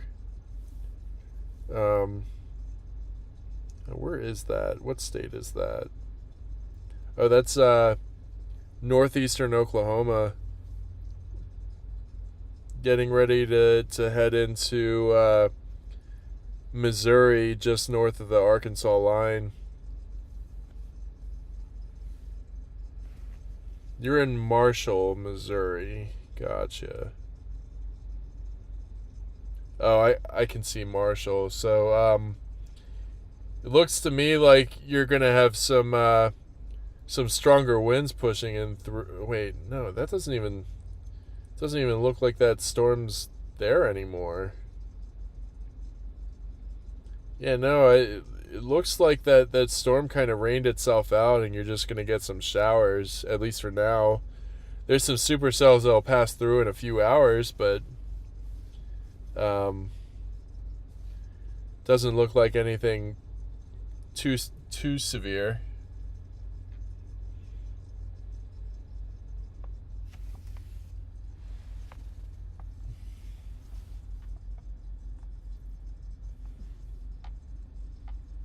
Oof. It's somebody picked up. Yeah, he picked up on the Shrek quote. So here I'm gonna flip it to my dash. Funny story about the Marines. Being in aviation, every single person in aviation has a call sign, which is a call sign is just a nickname. I had a gunnery sergeant whose call sign was Goat. That was before Goat was used as greatest of all time. My call sign was Shrek, and they started calling me that in boot camp because I had drill instructors that my drill instructors would yell at me all the time. I mean, that was kind of part of boot camp, but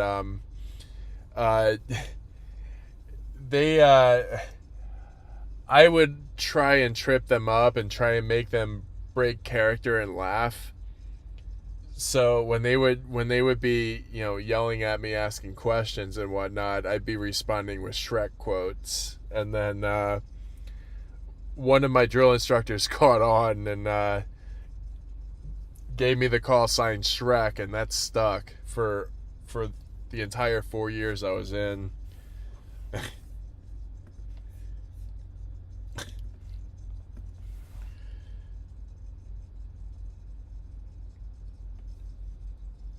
Yeah, I have layers like an onion. That onion. Oh God, no! I'm not finishing that. Onion love. Shrek is love. Shrek is life. Oh God. I wish I had never seen that. That tainted Shrek for me.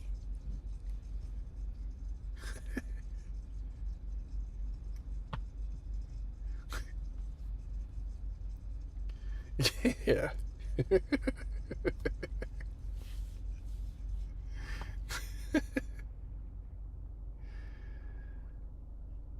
Pryor Creek has a... Oh God.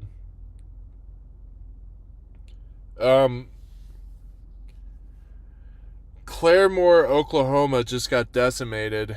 They're saying major tornado damage in Claremore. Trees and homes majorly damaged at this location. That's smack dab in the middle of town.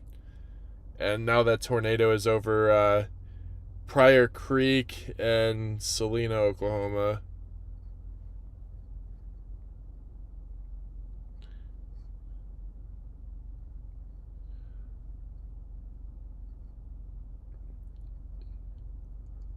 I don't even think that it's going to cycle. I think there's something currently on the ground there. I'm going to KINX. Oh my God. Wait. That's correlation coefficient? Yeah, there's a large tornado on that. It's not really a hook anymore. This is a donut hole. I know you've heard Reed say that at least once or twice, but the hook has wrapped all the way around, and that tornado is likely like right here. So yeah, no, that's definitely still on the ground.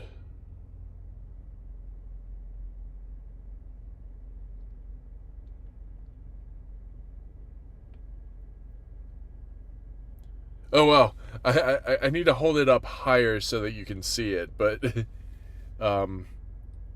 that blue in there is definitely it.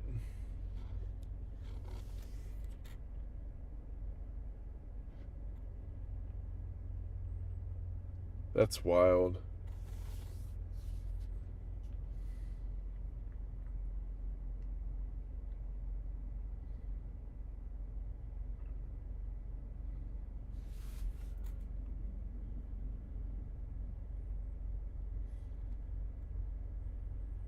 Ark City, Kansas could be a tornado on the ground. Where is Ark City?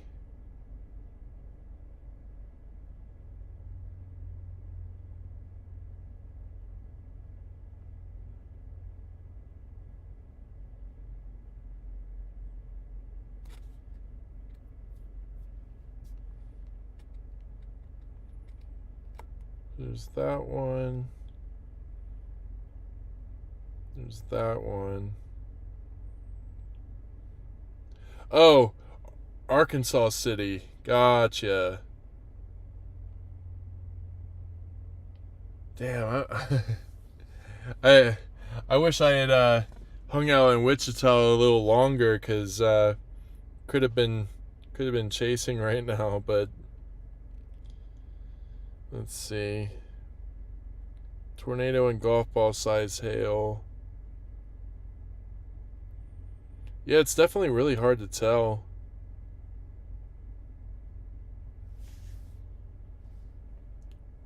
Yeah, you got it right. Arkansas.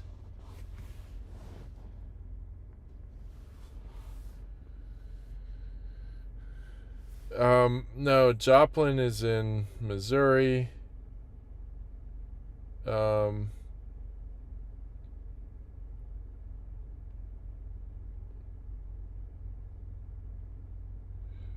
Yeah, Joplin is just the west-southwest of Springfield. And actually, so that tornado warning over Pryor Creek is, let's see how many miles that is southwest of Joplin. It's a solid 50 miles southwest of Joplin.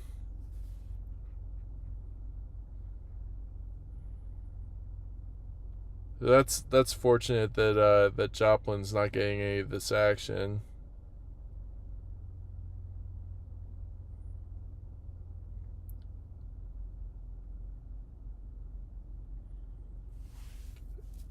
When was it that Joplin got hit? Was that 2011?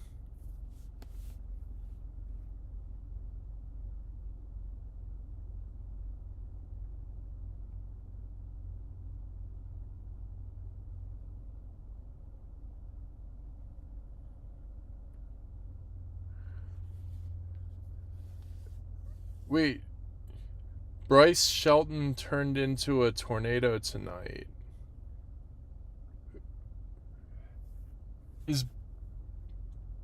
Is Bryce Shelton a country singer?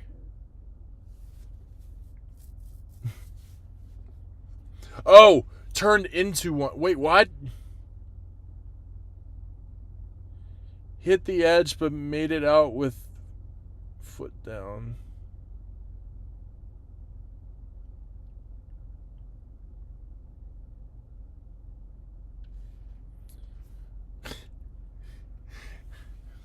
It's funny. I can remember all the years and dates of all these tornadoes, but I can't remember American history.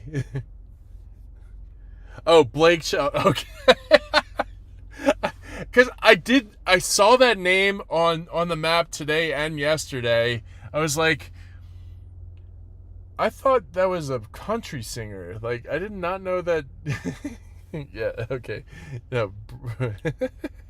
It's so funny. That's wild.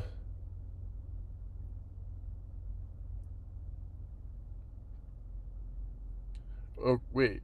hit the edge but made it out with foot down. What's that? Wait, was he like not in a vehicle? He just kind of ended up in a tornado?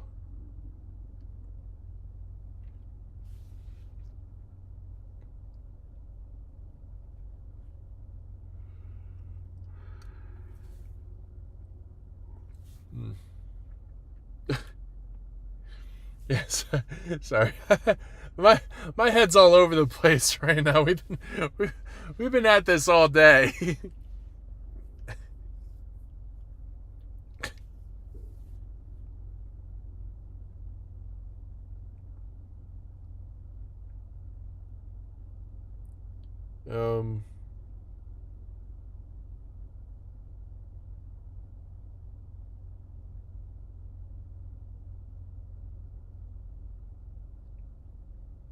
Large hail gusts. Looks like they're about to issue a severe thunderstorm watch for Springfield down to Jonesboro, all the way up north to St. Louis. Yes, delirious. Thank you. I couldn't even think of that word. That's how out of my mind I am right now. 1987, an F4 tornado hit the east side of Edmonton, Alberta, Canada. That's crazy. 1987 was actually the year that I was born. And my ex-wife is actually from Lethbridge, Alberta, Canada. That's a very long story.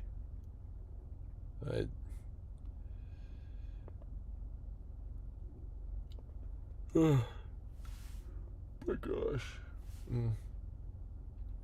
Where'd all the chasers go? Oh, that's where they went. I turned them off. A few people here in Salina with me. Aaron Payzant.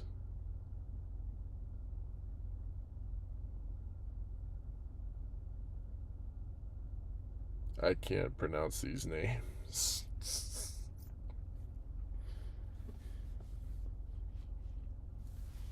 Oh my god. So you got a whole 18 years on me. Which would make you 55. 55.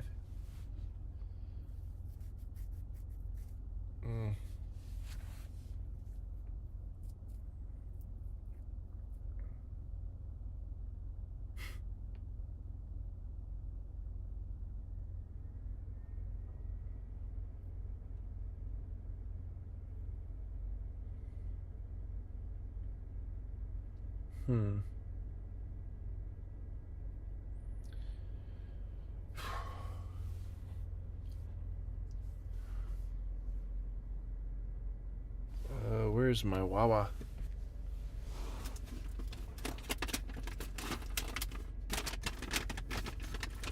I had to really switch up the water game this time around because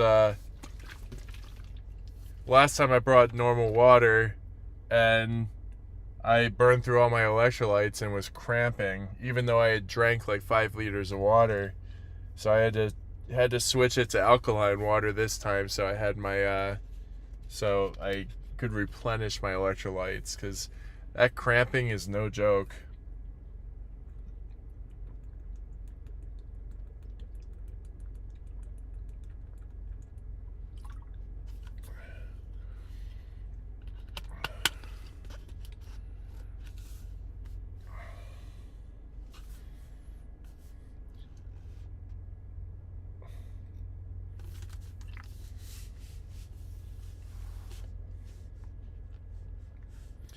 Yeah. Me too, Vanessa. I feel real old.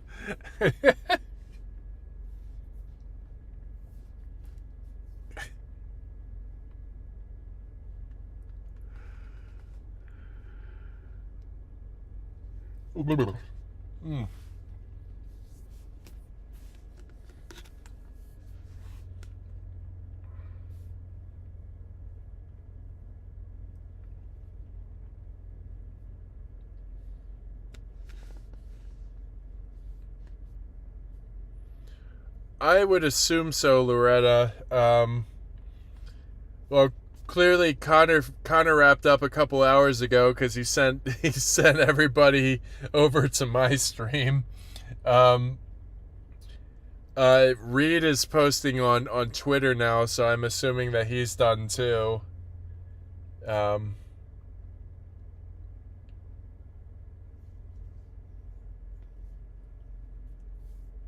I haven't really followed closely with any of the other chasers. It's kind of just Connor and Reed right now. But I'm assuming that Freddie's done too. Because I don't know if it's every time, but like I do know that Connor and Freddie do end up getting places together from time to time. Like not last night, 2 nights ago. Or maybe I had that mistaken. I don't know. I'm delirious. It's been a long day. I am glad to, so officially I'm done chasing, but now I just kind of want to hang out with y'all because haven't really gotten a chance to read chat and really engage with you guys. So this is nice to hang out and do this for a little bit. Some still chasing. Jason Cooley is zigzagging across down trees right now. That's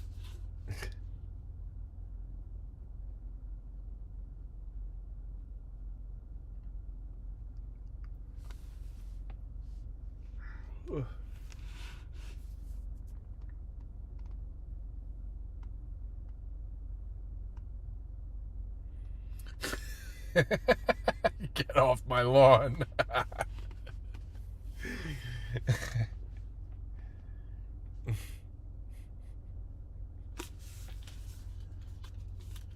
Get off my lawn. That what movie was that? That was Gran Torino. Oh God.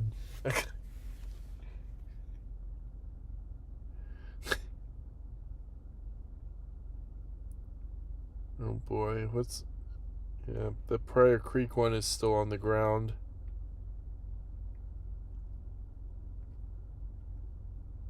Still have a radar confirmed tornado going through Salina, Old Yucca, Bull Hollow, Colcord. What are these names?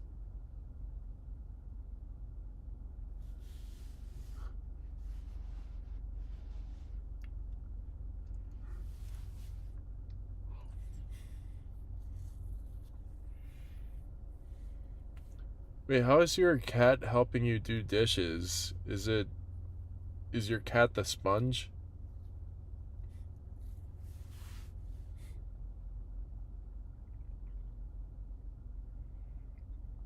Well, it definitely looks like there's something on the ground in Salina, heading to Bull Hollow.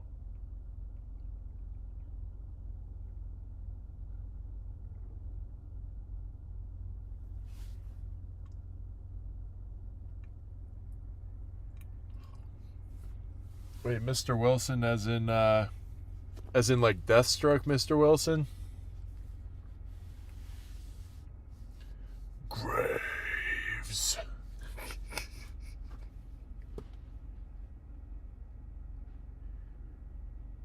Scratchy tongues like, that's great.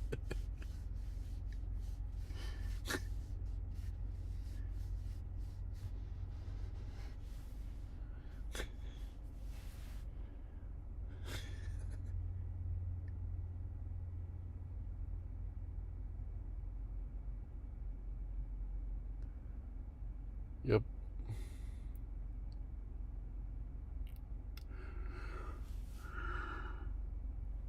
Oh gosh.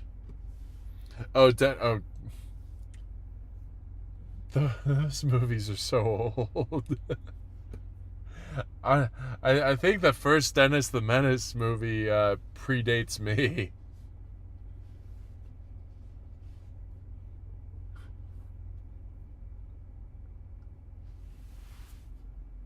Oh man, that's the downside to having the YouTube stream open is I just watched myself yawn and it made me yawn again. Like, gosh.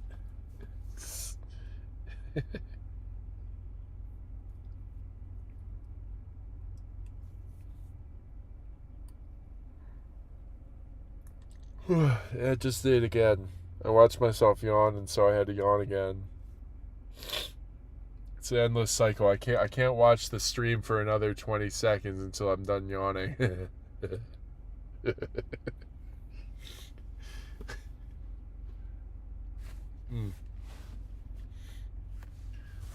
Ooh.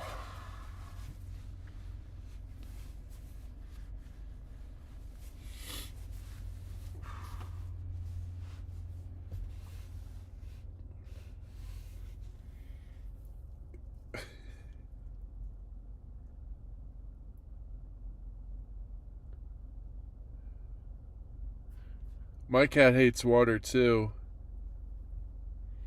Can't ever get him to take a bath.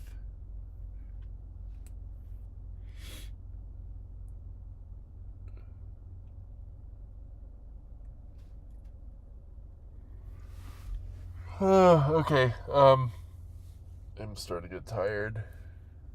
I'm gonna hang out a little bit longer, but I have to wrap it up after a few minutes.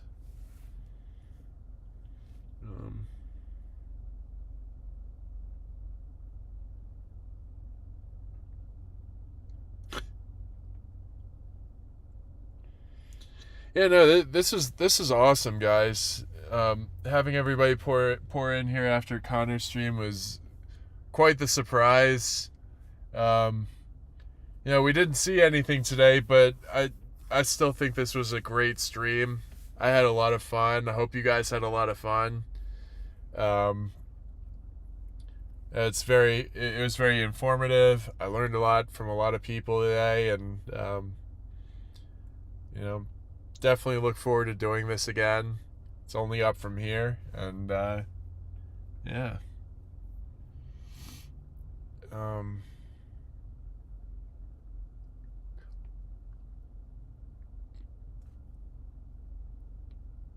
Yeah. I don't like getting the winds up in Denver either. The wind out there is insane sometimes. Like the whole reason why the Marshall Fire happened a few years ago was it was just a windy day, and that year we had below average precipitation, but the winds were gusting over 100 miles per hour, I think 110 in some spots, and it uncoupled some wires, and that's what started the Marshall Fire, was just down power lines.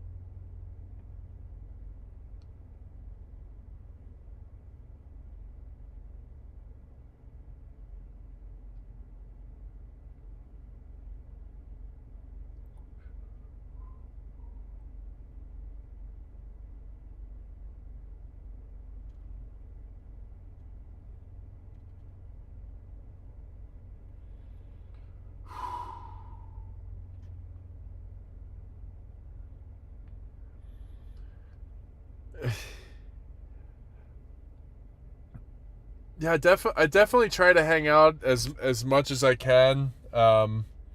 It's definitely difficult to hang out during the storm chase, but I definitely want to make it a thing after every storm chase to at least sit down and chat with everybody for a bit. I don't want this to ever seem like I'm out of reach or out of touch. Like, I definitely want to be in touch with every last one of you.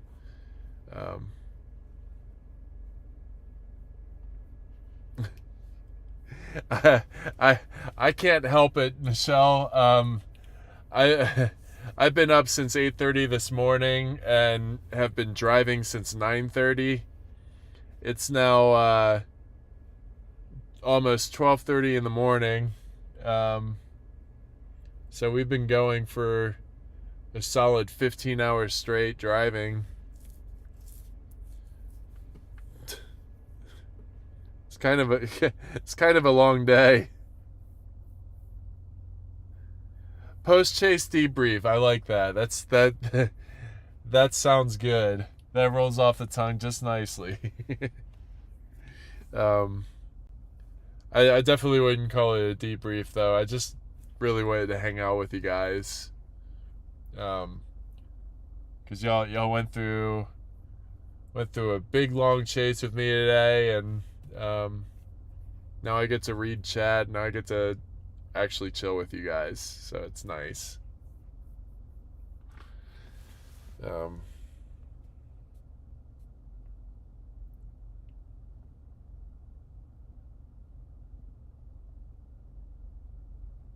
don't think Texas is done.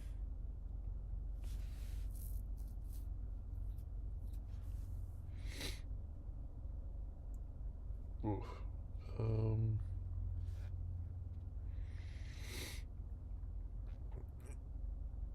I don't know. Texas is about to issue a severe thunderstorm watch.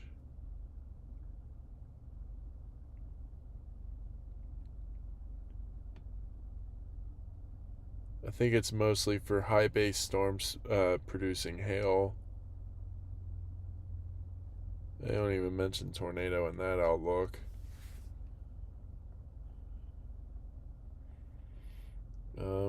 Oh yeah, here's another storm that I guess they're watching.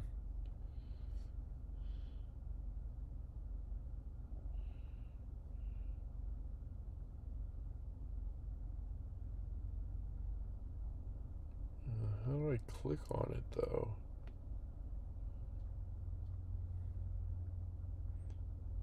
Oh, that's the Arkansas City one.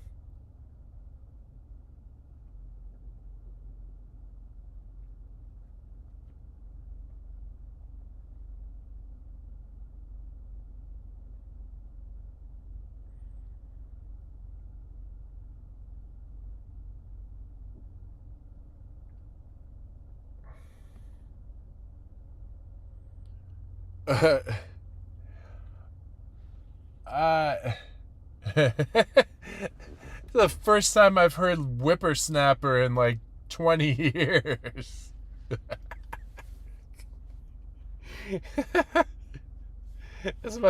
That's my favorite quip from the Boomers was whippersnapper.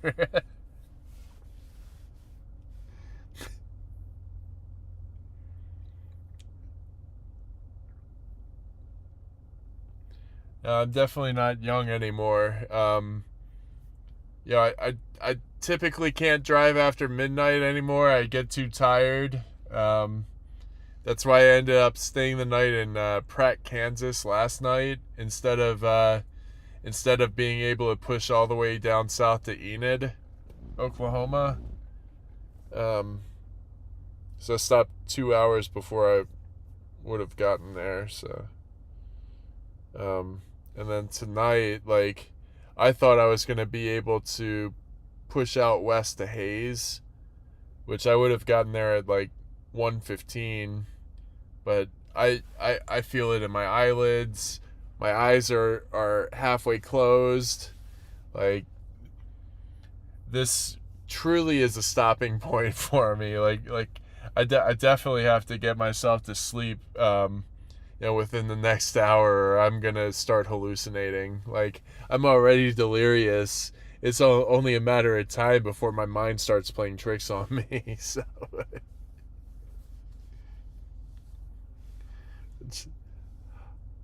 I am. I own that, D. I am a whippersnapper. When people say it like calling somebody an a-hole, yeah, I'm a whippersnapper for sure. It's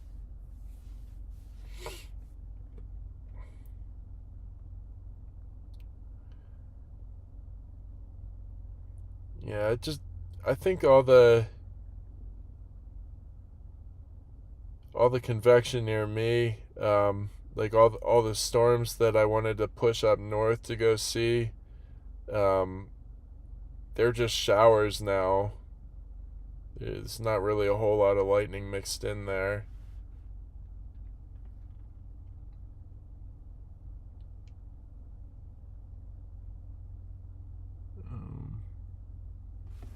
Yeah, you know what? I'm gonna do the thing real quick and I'm gonna turn this off, and then I'm gonna pull up to the Holiday Inn real quick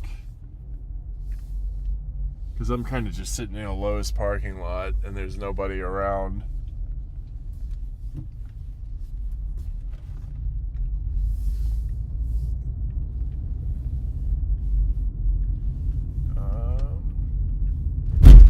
Oh my gosh, should have been able to see that.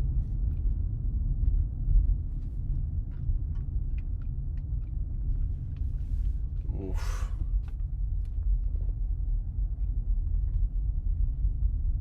I hope they have a room available.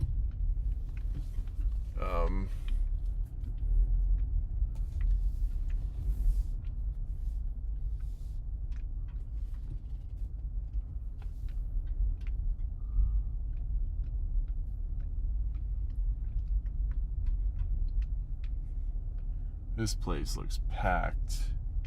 Might not be able to get a room here.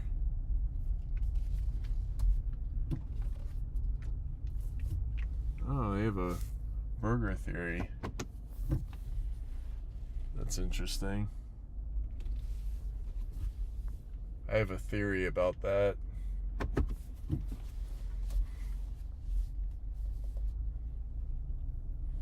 I am the hotel. I'm not at the hotel. I am the hotel. People sleep in me. No, I'm the. No, that sounds bad. All right. I'm gonna take a moment, see if I can get myself a room real quick, and I'll be back. We'll hang out for a little bit longer, and then I'll call it a night. But give me a few minutes to see if I can get a room here, and I'll be back. Ugh.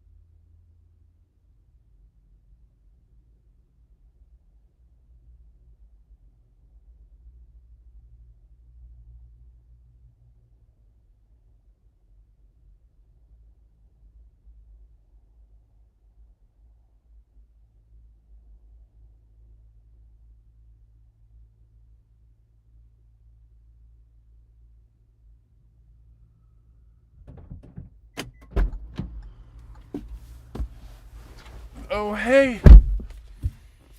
Got my room for the night. Staying at another Holiday Inn. It's oh.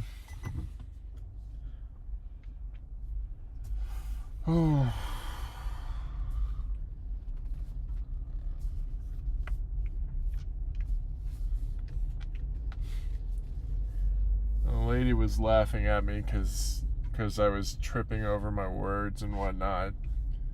I can't even speak in complete sentences right now.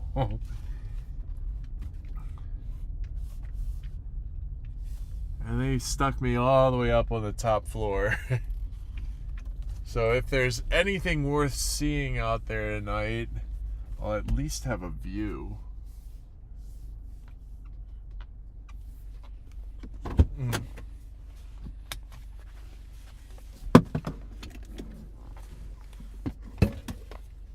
Oh, whoops.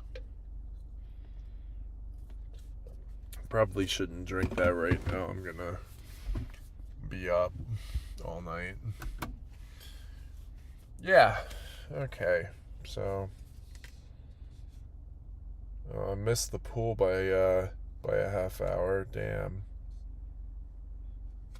Breakfast is 6:30 to 11, so should be able to get that in the morning.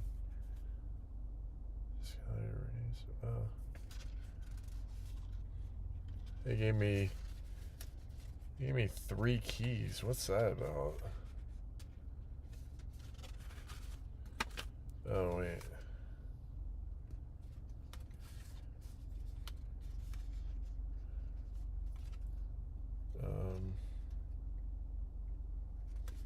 Yeah, okay.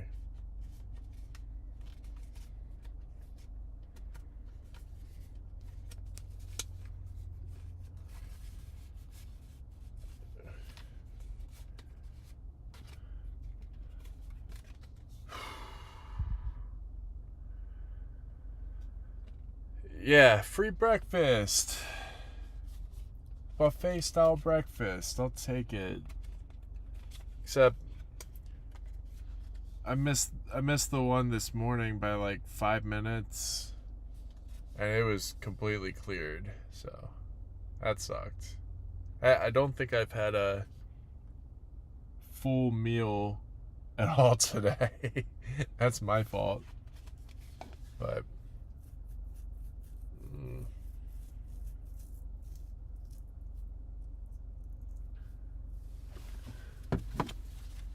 yeah, let me take a look at that radar.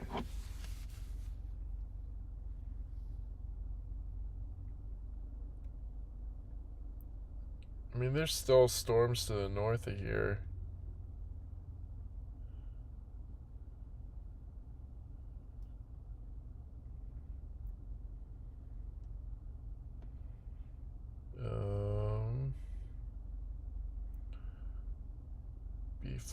Buffalo. That's radar indicated, but it does look textbook. And then this one, that's the Pryor Creek supercell.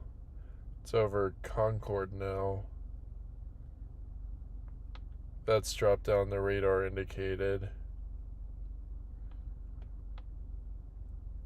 There's also the Arkansas City one. They have 2 separate tornado warnings up for it. Also just radar indicated.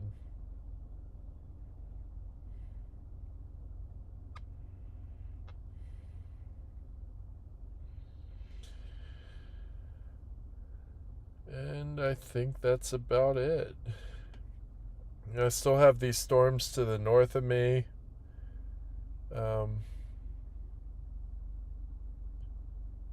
They're not going anywhere fast.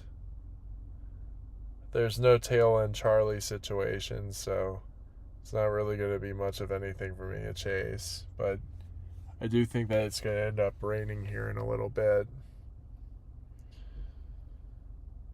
But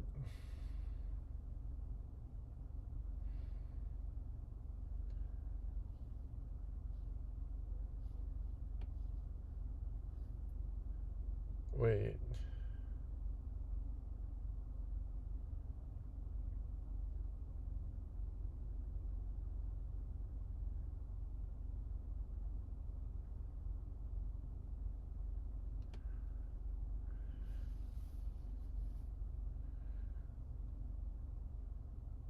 Oh, hey, babe, did my packages arrive today?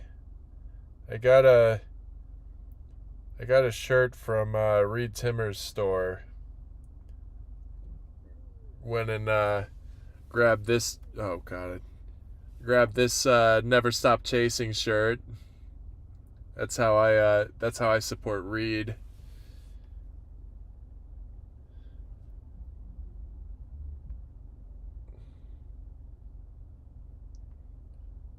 Oh, and then I also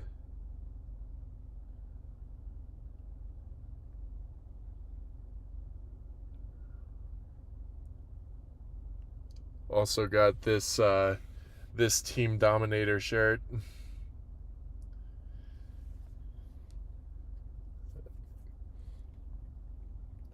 That's how I support Reed. I buy merch and whatnot. And then looks like my my Darn Tough socks arrived today too. The thing I like about Darn Tough socks is if they ever get holes in them, all you gotta do is ship them back to Darn Tough and they'll replace them absolutely free.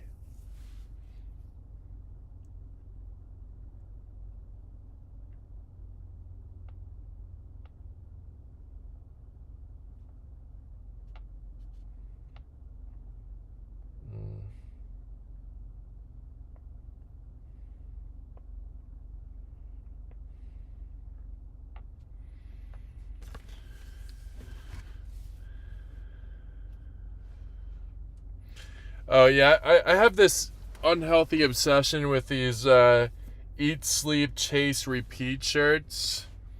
So I have I have 2 of the t-shirts, but I have 6 of the tank tops. Actually, no, I have three t-shirts and 6 tank tops. Like it's I don't really have a whole lot of variation in what I wear.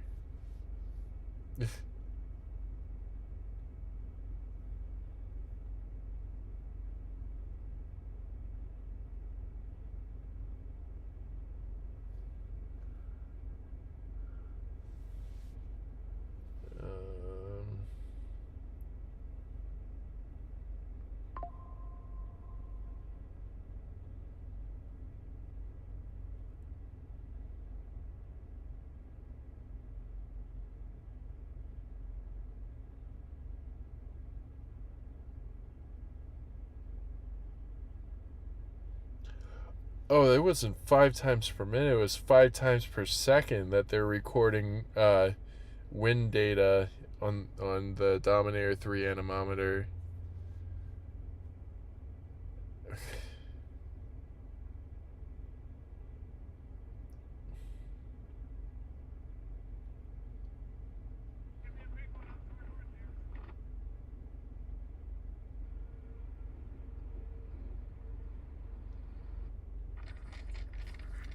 Oh my god.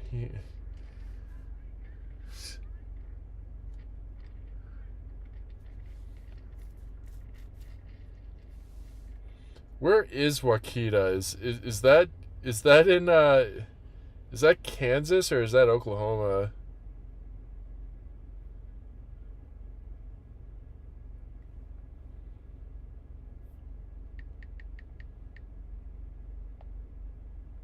Oh, it's Oklahoma. I call that a missed opportunity. I could have gone and had could have gone and eaten a cow from Wakita. You see the cows out there? No. Exactly. Oh man.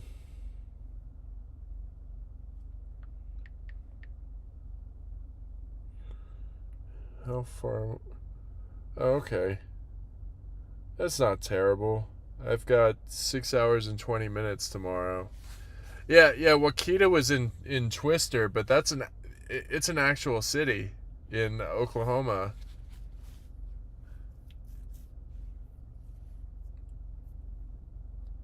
Yep.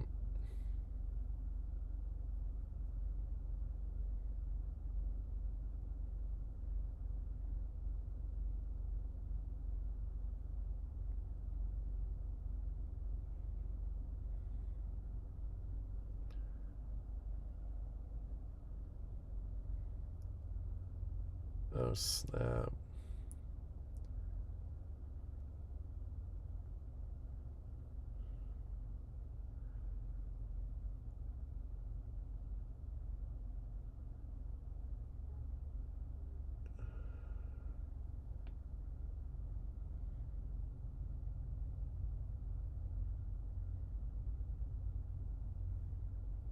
Oh, no.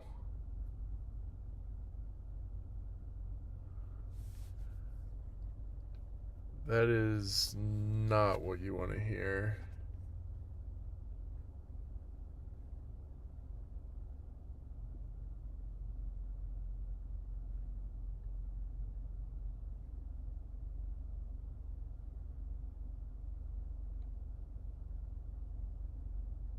How does Connor move so quickly?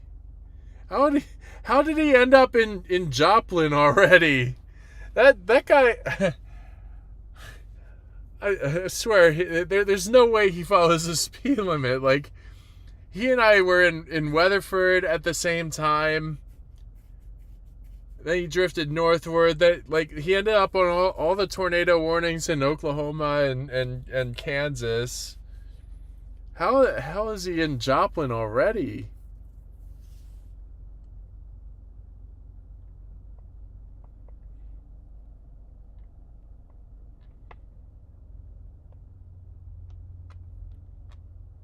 He teleports.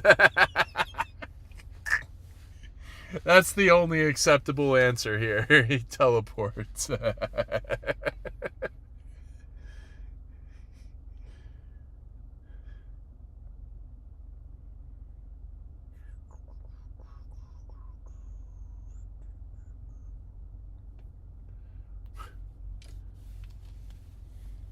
Convergence.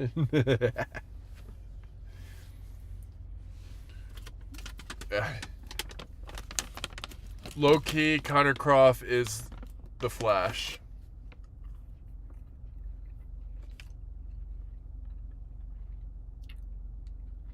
Oh, I'm not eating those.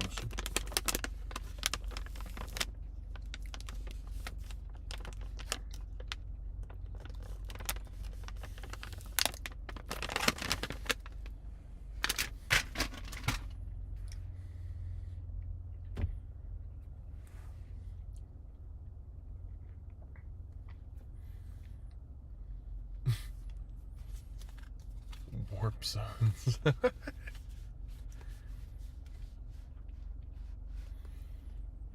Oh my god.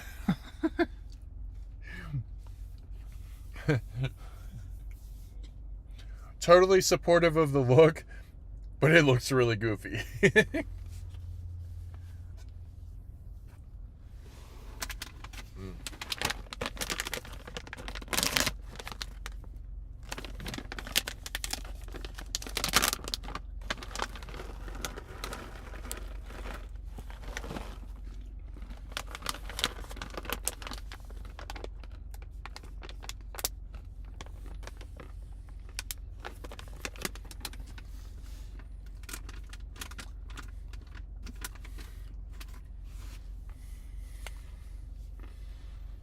He wasn't wearing the cowboy hat today. That's probably why you didn't have a close range intercept today, is because that cowboy hat is a magnet for tornadoes.